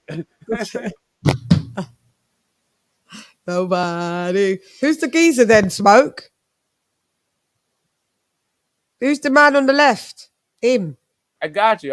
Hold up 1 second. Are you doing something? Okay, I was wondering. Yeah. Can you believe I've been on this long, right? And I've only had 2 subscribers. That's subscribed, you cunts. You total cunts, aren't you? 2 of you. Is that it? 2 of you. Who's been watching then? What you need to do right now is change the title to Wilder's Chatting Shit Again. And then you'll be all right. 4,000 fucking subscribers. I know. It's under false pretenses now. I see people do stuff like that though. I see them put captions out and they're not talking about anything that's in the caption. I'm like, okay. That's deception. Decepticons, transform. AJ, you still awake? I think AJ fell asleep. Is AJ even on? Yeah, he is with that face. That's him with the face, isn't it? Do you see how sunny it is, man? Wait, hang on. Let me just. Yeah, he may have stepped. Or maybe he's stepped away. But yeah, he either. I think he wait, but maybe he stepped away. He's got a big peak of returning followers, which is 3.4 thousand new returned followers. That's a lot. I'm just looking at analytics. When I get bored, I look at numbers. Okay. What else can we look? Smoke, hurry up! And you lot have gone radio silent. Understanding your performance, 11.3 thousand views from recommendations. Oh, so YouTube, we've been oh yeah, guys, yeah. So listen, we're gonna I'm you know I've been trying to get this phone call business in the building, and I bought this little fucking and it does do it, but it's just it's too complicated. So I bought the Rodecaster. We are going to have phone calls. It's being delivered next week. Yeah, next week, Wednesday. And all it is plug and play Bluetooth. You know what everyone uses, you know. So I'm excited about this new gadget. It's just hook up Bluetooth. People call straight onto the show. That's going to be fun, right? If people phone, got to build up the callers. Oh yeah, that's gonna be great. Yeah.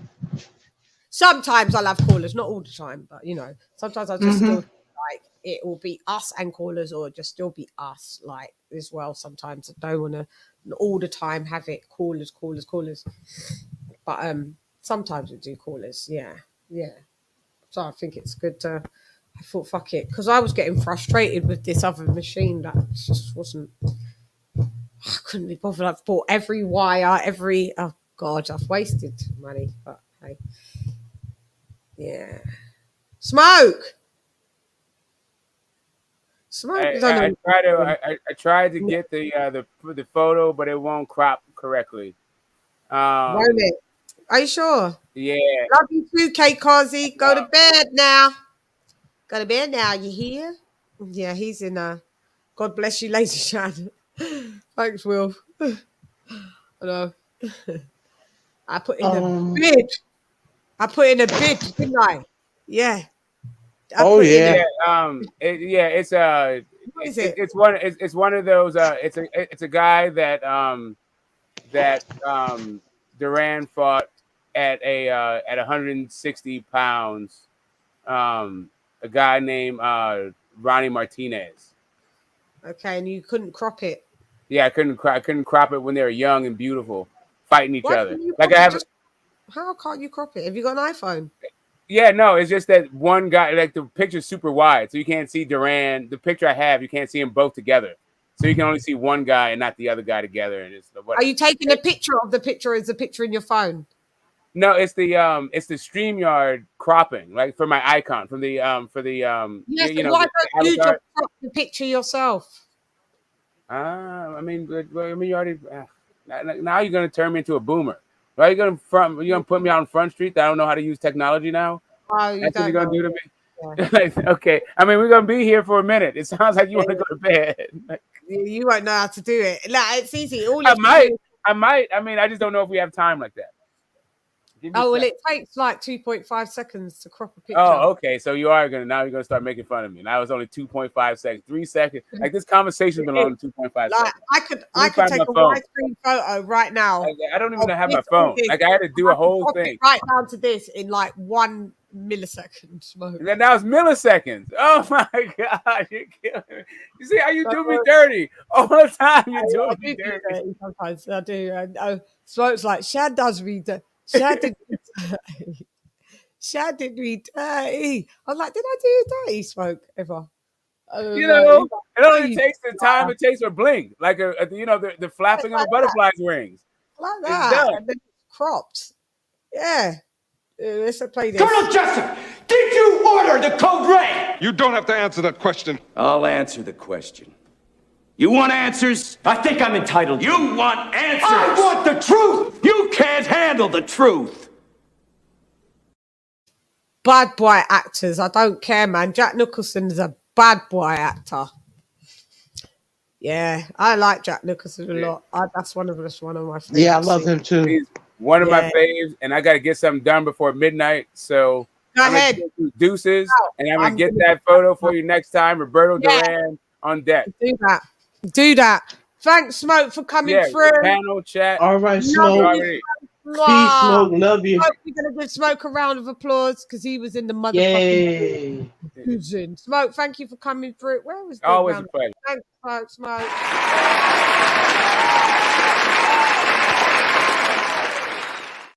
Well, I think hey, Chann, you wrapping up? You wrapping up? Yeah, I think we're all going to go to bed. Yeah. I've got to be like damn, my friend. 8 hours? Holy shit. Yeah, I think 8 hours. Oh my God. My friend will be round at fucking... Oh, Chann, please get a nap in, man. 3:30 p.m., which is in 9 hours, but I haven't slept. So yeah, please get some rest. Get a nap. Get some rest. Get some rest, please. We'll be like this. Oh my gosh. God. Wow. Yeah, I know. But, we chopped it up, man. We chopped it up. So this is who we need to thank. Give me to remind us who we need to thank. So I'd like to thank my sister Lisa Bales in the building. D was here in the building. AJ All Day was in the building. Outlaw Boxing was in the building. Smoke Get This Smoke was in the building. Right Side was in the building. Jed, Electro Jed was in the building. Malachi for New Media Today USA Boxing was in the building. Mo Boxing, you're a fraud. showed up. Building. Ty made an appearance. Ty, you was in the motherfucking building. Ben Israel, you was in the building. Yeah. Ugh. That was a bit crazy. It was a bit of fun.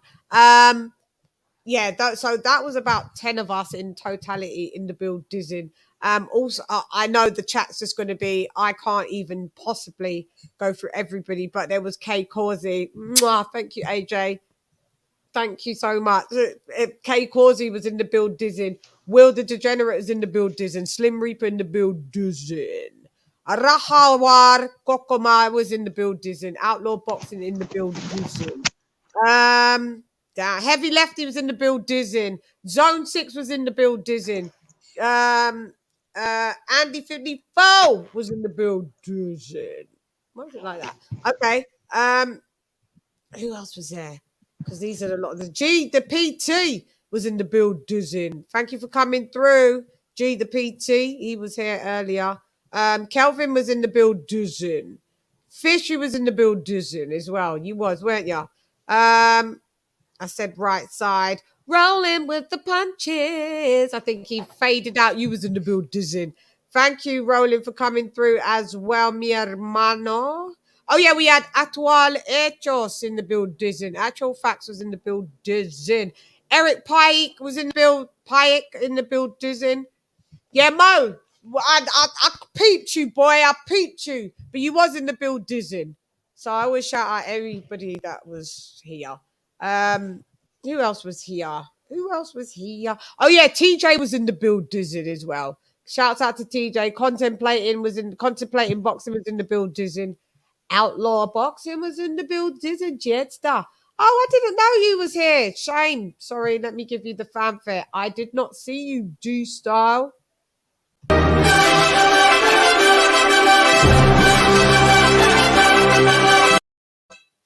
I think I was eating. I think I must have gone to the door. I didn't see this. D-Style Boxing was in the building. Thank you, D-Style. I know you're not watching now, but if you ever watch this long-ass live on playback, you'll see that I did thank you. Thank you very much for the $2 super chat. Massively appreciated. Muy apreciada, mi hermano. Who else was here in the building? Oh, yeah, we had Sammy Ali was in the building. Matthew Martinez was in the building. Militant Mind was in the building. Ben Israel. Oh, Ben, you are hilarious, I tell you. Fucking hell. D Young, thank you for joining us on the panel as well. Uche, Jeannie, you was in the building. Rodney War Eagle 205 was in the building. There was a lot of you guys. I could go on and on. And Tony's review, you was in the building. Tony, you bust us up, mate. We've been laughing. You're supposed to get your ass on the panel. So I'm going to have a bit of... Tony, you are fucking crazy. You're in the build, but you was in the building. Ashley 54 was in the build. Dizzing. I'm just looking. Oh yeah, Hap, where was you? You didn't come on the panel. Hap, thank you. You was in the build dizzing. Mr. T, you was in the build dizzing. Canna was in the build dizzing. Yeah, that was right. You guys were all here as well. Mitch L was in the build dizzing. Who else was in there? Silvestri, you was in the build dizzing as well. I said Fish in the build dizzing. Bobby, you was in the build dizzing. Wasted Talent in the build dizzing. Oh, some nice new names I haven't seen. You guys are gonna have to subscribe. If you was in the build dizzing, you have to subscribe. What's going on? And like and comment when it gets on to playback. You comment in the comment section, which I know some of y'all will. Sawab. Oh yeah, Sawab, you was in the build dizzing. I forgot. I did say you, didn't I? But I've said you now. Sawab was in the build dizzing. Militant Mind. Who else was there? Yeah, there's a good. Oh yeah, Tony Montana. Say hello to my little friend. He was in the build dizzing. Thank you for coming through. And those are all. So we give everybody a round of motherfucking applause.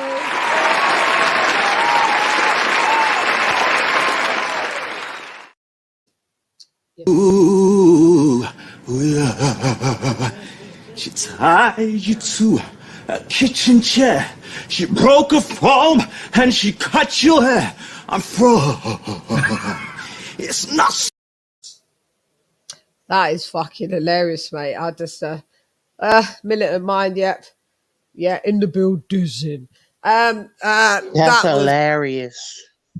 It's not over. Don't know what that guy thought he was doing. That's fucking hilarious. But there's some more that will be adding. There's some more sound bites that I do need to add. I've got a few, but I don't play them all. But yeah, guys, massively appreciated, sis. Love you. Thank you for coming through. Jed, love you. Thank you. Love you more. Through. Love you, Jed. Shouts out to my daughter that is, still not well. Bless her little cotton socks. Get better soon, Maish. Get better soon. I'll call her later on. Later on, I told her to get that Nurofen down her. Oh, I've got some. Queen. Yeah, I got some and I got paracetamol, but I don't know if I'll take them. No, I don't know. I might take them. I said, no, you won't. You won't. Might. You will. If you want to get better, you will take them. And then she was laughing laughing. Yeah, take them. And I said, make sure you drink so much water that you need to pee every 20 minutes, even if you're not thirsty, so you can dilute and flush out the virus quicker. So it just doesn't, because I said the longer it stays in your body, it starts to mutate. So flush it, drink. She's like, okay, Mom. So make sure you do that, Maish. Not that I don't think you're watching. Maybe she is. But shalom. Yeah, shalom back to you, Mai. So thank you very much for joining us. You're a new name, so hopefully, I think you have subscribed because this is on subscriber mode only, actually. So the people that was here before, I think before I put it on, they said their little comments and they jetted off. But thank you so much, guys. So you know how we do it. Anyway, I'm gone. Hey, girls. Fucking 8 hours and 22 minutes. Who the fuck am I? Hey, girl, it's LadyChann rep on this. Come box with Chann. Jan. Oh, yeah. Social media. Twitter, Instagram at LadyChann. Reddit at LadyChann. LinkedIn at LadyChann. Twitch at LadyChann. I'm here. www.dundhamseason.com. Please buy your Dundham Season merch. We've got everything from basketball socks to jackets to trackies to everything, and it's pretty fly. So, and also join membership. We've got some new stuff coming in the building. But anyway, I'm gone. Are you girl? It's LadyChann rep nonetheless. Come box with Chann. Jan! LadyChann has left the motherfucking building after 8 hours and 24 minutes. Jan! LadyChann! Fight!